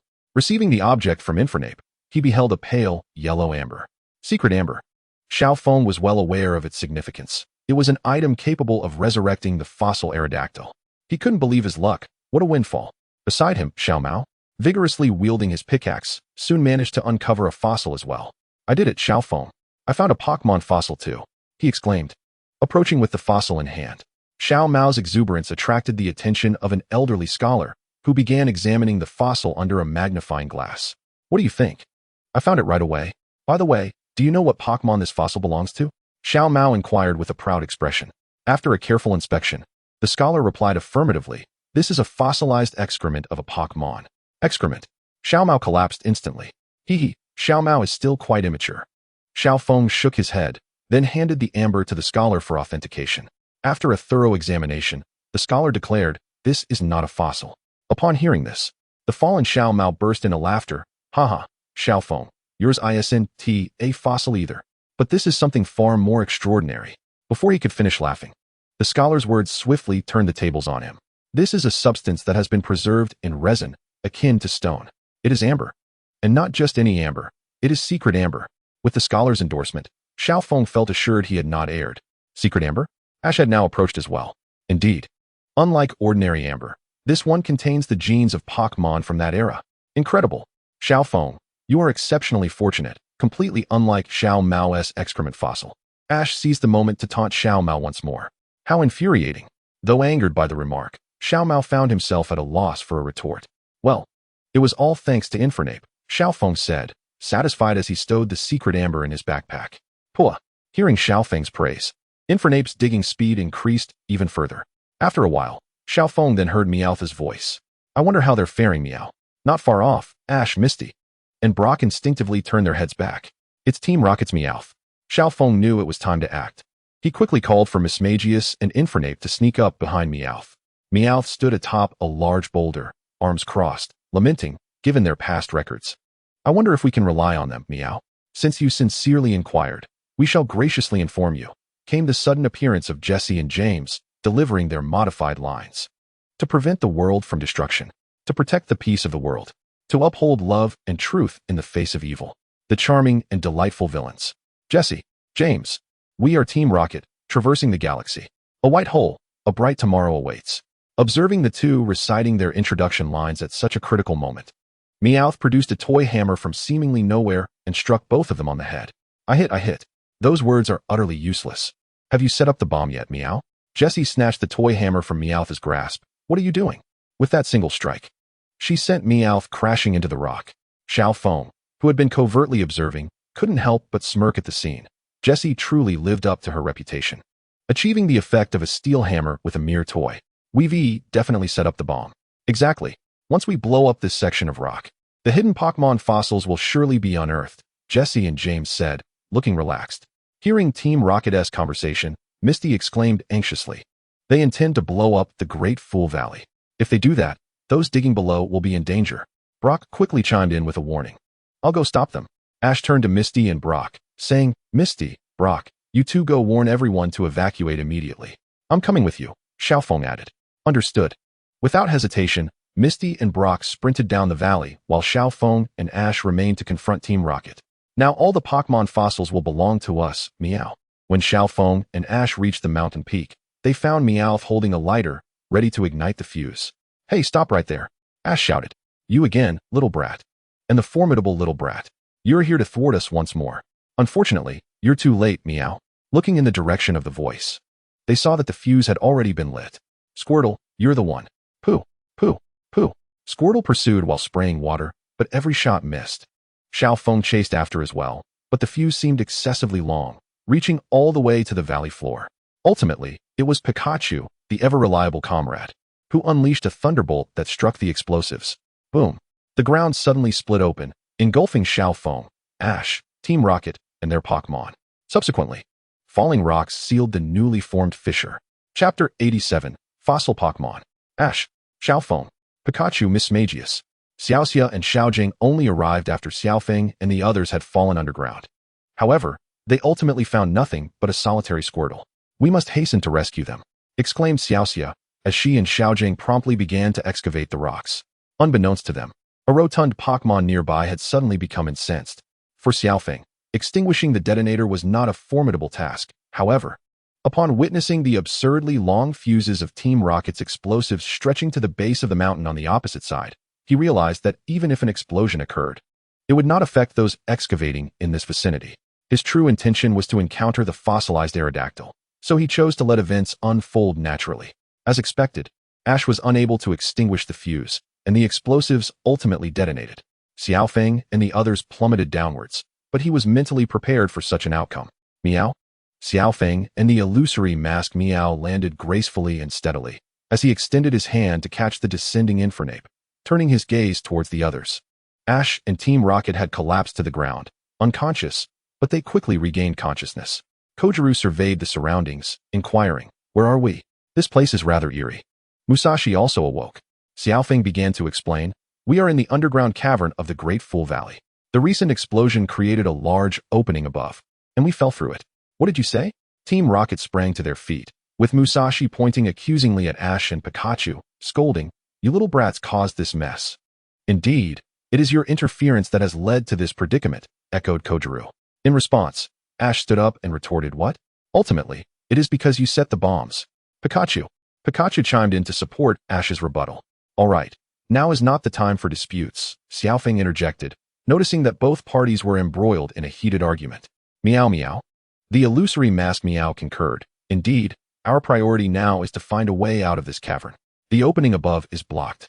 Upon hearing this, the group looked up to see that the entrance was obstructed by a multitude of rocks, with only a faint glimmer of light filtering through. However, for Xiaofeng, escaping from this place was not a simple endeavor. Unlike Ash and Team Rocket, he did not possess a single flying Pokemon capable of carrying them. And since the time for departure had not yet arrived, he chose to remain silent. Humph. Observing this scene, Kojiru crossed his arms, wearing an expression of knowing anticipation. As expected of the clever Kojiru, "You must have devised a plan, right?" Musashi eagerly inquired, as Kojiru rarely displayed such confidence. Upon hearing her question, Kojiru opened his eyes and looked at her, softly uttering 4 words, "No hope left." In shock, Musashi angrily grasped Kojiru by the neck, shaking him vigorously. "No hope left? Then don't wear that expression." At that moment, the illusory masked Meow sensed a presence nearby and called out, alerting the others. "Meow meow." Just as it finished speaking, numerous red lights emerged from the dark corners surrounding them, creating a particularly frightening spectacle in the eerie cavern. "Are they coming?" Xiaofeng was well aware of what it was. "What is that?" Musashi quickly clutched Kojiru. The eerie red glow gradually approached, revealing their forms one by one. As anticipated, it was indeed a Kabuto, a Kabutops, an Omanite, and an Omastar, 4 types of fossil Pokemon. However, each Pokemon before them had bloodshot eyes, exuding an aggressive demeanor, clearly not friendly. "These are Pokemon?" Ash asked in confusion. In response, Xiaofeng confirmed, "Indeed, they are Kabuto, Kabutops, Omanite, and Omastar." "Oh." Ash instinctively pulled out his Pokédex, scanning each of these unfamiliar Pokemon before him. The voice of the Pokédex chimed in, "Kabuto, Kabutops, Omanite, Omastar, believed to have gone extinct tens of thousands of years ago. Their ecology remains a mystery, and to this day, some believe they may still exist in certain locations." Upon hearing the Pokédex's introduction, Musashi and Kojiru erupted into cheers. "Fantastic. We are about to become the discoverers of surviving fossil Pokemon, etching our names in history. Our boss will surely elevate our status and grant us promotions and raises. Then I can upgrade my cat food." Meow Meow began to daydream. "Meow?" The illusory masked Meow glanced disdainfully at Meow Meow, regarding the lowly cat food with contempt. At that moment, Ash reminded them, "But they don't seem very friendly towards us. Look at their eyes. They're all bloodshot and clearly not in a good mood. We must have woken them from their slumber. They seem to have a case of morning grumpiness." Xiaofeng and the illusory masked Meow remained unfazed. Meow? Although this group of fossil Pokemon possessed considerable strength, being rock and water types, they would not withstand even a single blow from them. "Forget it, just catch them. Go, Pokeball." Musashi and Kojiru were not inclined to heed any advice, for they would dare to confront even Arceus itself. Unfortunately, the balls they threw were not Master Balls and were swiftly swatted back by Kabutops swinging its scythe. Team Rocket's actions only served to enrage the fossil Pokemon, who all glared at Xiaofeng and his companions with bloodshot eyes, inching closer. "We're doomed. We're finished." The 3 members of Team Rocket were thrown into a state of panic. "In that case, Charmeleon, it's up to you." Ash promptly retrieved a Pokeball from his waist, releasing his Charmeleon. However, much to his dismay, Charmeleon ignored Ash's commands and instead lay down on a nearby rocky platform, falling asleep. "Is it not working?" Ash sighed. Witnessing this, Xiaofeng found himself at a loss for words. Such a Pokemon in his team would undoubtedly receive the harshest reprimands. He recalled the explanation from the anime, stating that Ash's trainer level was insufficient, yet upon evolution, a Pokemon's personality should change. However, it seemed Charmeleon had not forgotten its previous bond. Overall, Xiaofeng felt that Charmeleon was somewhat ungrateful. After all, when it was still a Charmander, It had been abandoned by its previous trainer, only for Ash to arrive just in time to rescue it. Yet, after evolving, it became disobedient and even turned against its own trainer. Or perhaps Ash's badges were merely for show. It's a conundrum. Chapter 88. Evolution, the Abandoned Monkey. Infernape, I entrust this to you, Xiaofeng said to the Infernape beside him. Pahaha. Upon hearing Xiaofeng's words, Infernape immediately stood up, confronting the group of fossil Pokmon. Infernape, use Absorb Punch. Faced with the aggressively approaching fossil Pokmon, Xiaofeng swiftly commanded. Infernape charged forward, engaging in a brawl with the group of fossil Pokmon. However, 2 fists were no match for 4 hands, outnumbered. Infernape was compelled to use Absorb Punch while simultaneously defending. Pikachu, you should help out as well. Arbok, Weezing, you join in too. Pikachu. Pikachu unleashed a thunderbolt directed at Kabutops, but it merely rubbed its chest, appearing utterly unscathed. Feeling disheartened, Pikachu leaped back into Ash's arms. Meanwhile, Arbok and Weezing were even more ridiculous, not daring to engage and instead being treated like punching bags by the Kabutops and the others. Whether from being struck or incensed by the actors nearby, Infernape's fury escalated, with prominent veins bulging on its forehead. In a flash, the fiery monkey unleashed its fury swipes. Whoosh! Bang! Bang! In the blink of an eye, the fiery monkey struck several fossil helmets and ammonite beasts with astonishing speed. Nearby, 2 scythe helmets joined the fray, swinging their dual scythes toward the fiery monkey from both sides. Defend yourself, fiery monkey. With a fierce roar, the fiery monkey swiftly conjured a pale green spherical barrier to shield itself, successfully repelling the attacks from the scythe helmets. Suddenly, a tremendous roar resonated from the depths of the cave. The previously aggressive fossil Pokmon, upon hearing this, scattered in fright like mice fleeing from a cat. What on earth is happening? Ash pondered, his face a mask of confusion. A miracle had transpired. They were saved. Musashi and Kojiro embraced one another in celebration, rejoicing in their narrow escape. You are celebrating far too soon. Something is approaching. Xiaofeng, fully aware that it was the fossil pterosaur, noted that the sounds of battle had indeed awakened it. Just as Xiaofeng finished speaking, a piercing sound sliced through the air, followed by a massive figure hurtling toward them, crashing into the slumbering Charmeleon and leaving a distinct scar upon its head. The beast then landed atop a great rock, emitting a thunderous roar. At that moment, Xiaofeng and the others finally discerned its true form, a nearly 2-meter-tall, gray-scaled Pokmon resembling a bipedal dragon, with sharp claws adorning its wings and serrated teeth. It was none other than a fossil pterosaur, a creature said to have soared through the vast skies of antiquity, shrieking as it flew, an ancient monarch of the skies. Ash instinctively retrieved his Pokédex for scanning. The device chimed. Fossil pterosaur, identified as a carnivorous Pokmon due to its sharp fangs, is believed to utilize its claws to capture prey. It wants to devour us. As the colossal and fearsome figure approached, Ash and the Team Rocket trio felt a wave of terror wash over them. Roar! With a furious cry, the fossil pterosaur charged at Xiaofeng and the others. Don't come near us, Musashi shrieked. My meat is inedible, Kojiro added. Realizing the imminent danger, Xiaofeng and his companions fled in haste. The fossil pterosaur, boasting an impressive speed characteristic of its 130 base speed, swiftly sent them tumbling in disarray. Seizing the opportunity, Xiaofeng feigned unconsciousness. Prior to arriving at the Great Fool's Valley, he had conspired with the magical masquerade Meowth to stage a performance, with the ultimate goal of facilitating the fiery monkey's evolution. Otherwise, he would have summoned the magical Meowth long ago. Meow.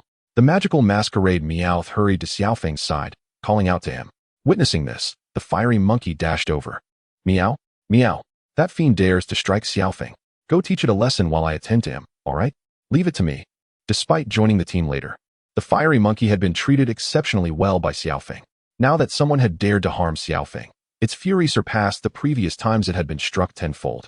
Clenching its fists, the fiery monkey's eyes subtly glimmered with a crimson hue, and it directed a chilling gaze toward the fossil pterosaur hovering above. Just then, Ash heard the voices of Misty and Brock from the cave's opening. I'm here. Come quick and rescue me, Ash shouted, unintentionally drawing the attention of the fossil pterosaur, which seized him and whisked him into the sky. Meanwhile, the cave's opening was soon excavated, and the fossil pterosaur took flight toward it.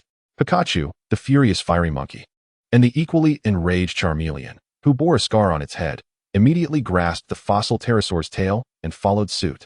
Meow, the magical masquerade Meowth gently called out. Oh, they have all gone out. Then we shall depart as well, magical masquerade Meowth. staging the performance in full. The magical masquerade Meowth leaped from the cave with Xiaofeng on its back. What about us? The Team Rocket trio, still trapped within the cave, shouted in despair. How infuriating. The soaring fossil pterosaur shed the 3 Pokmon clinging to its tail, landing on a rock not far ahead. Help! Help! Ash cried out in vain. Roar! Roar! Arg! The furious fiery monkey and Charmeleon bellowed from their elevated position, directing their anger toward the fossil pterosaur. Roar! The fossil pterosaur taunted, making faces at the fiery monkey and Charmeleon, bullying them for their inability to fly and reach it.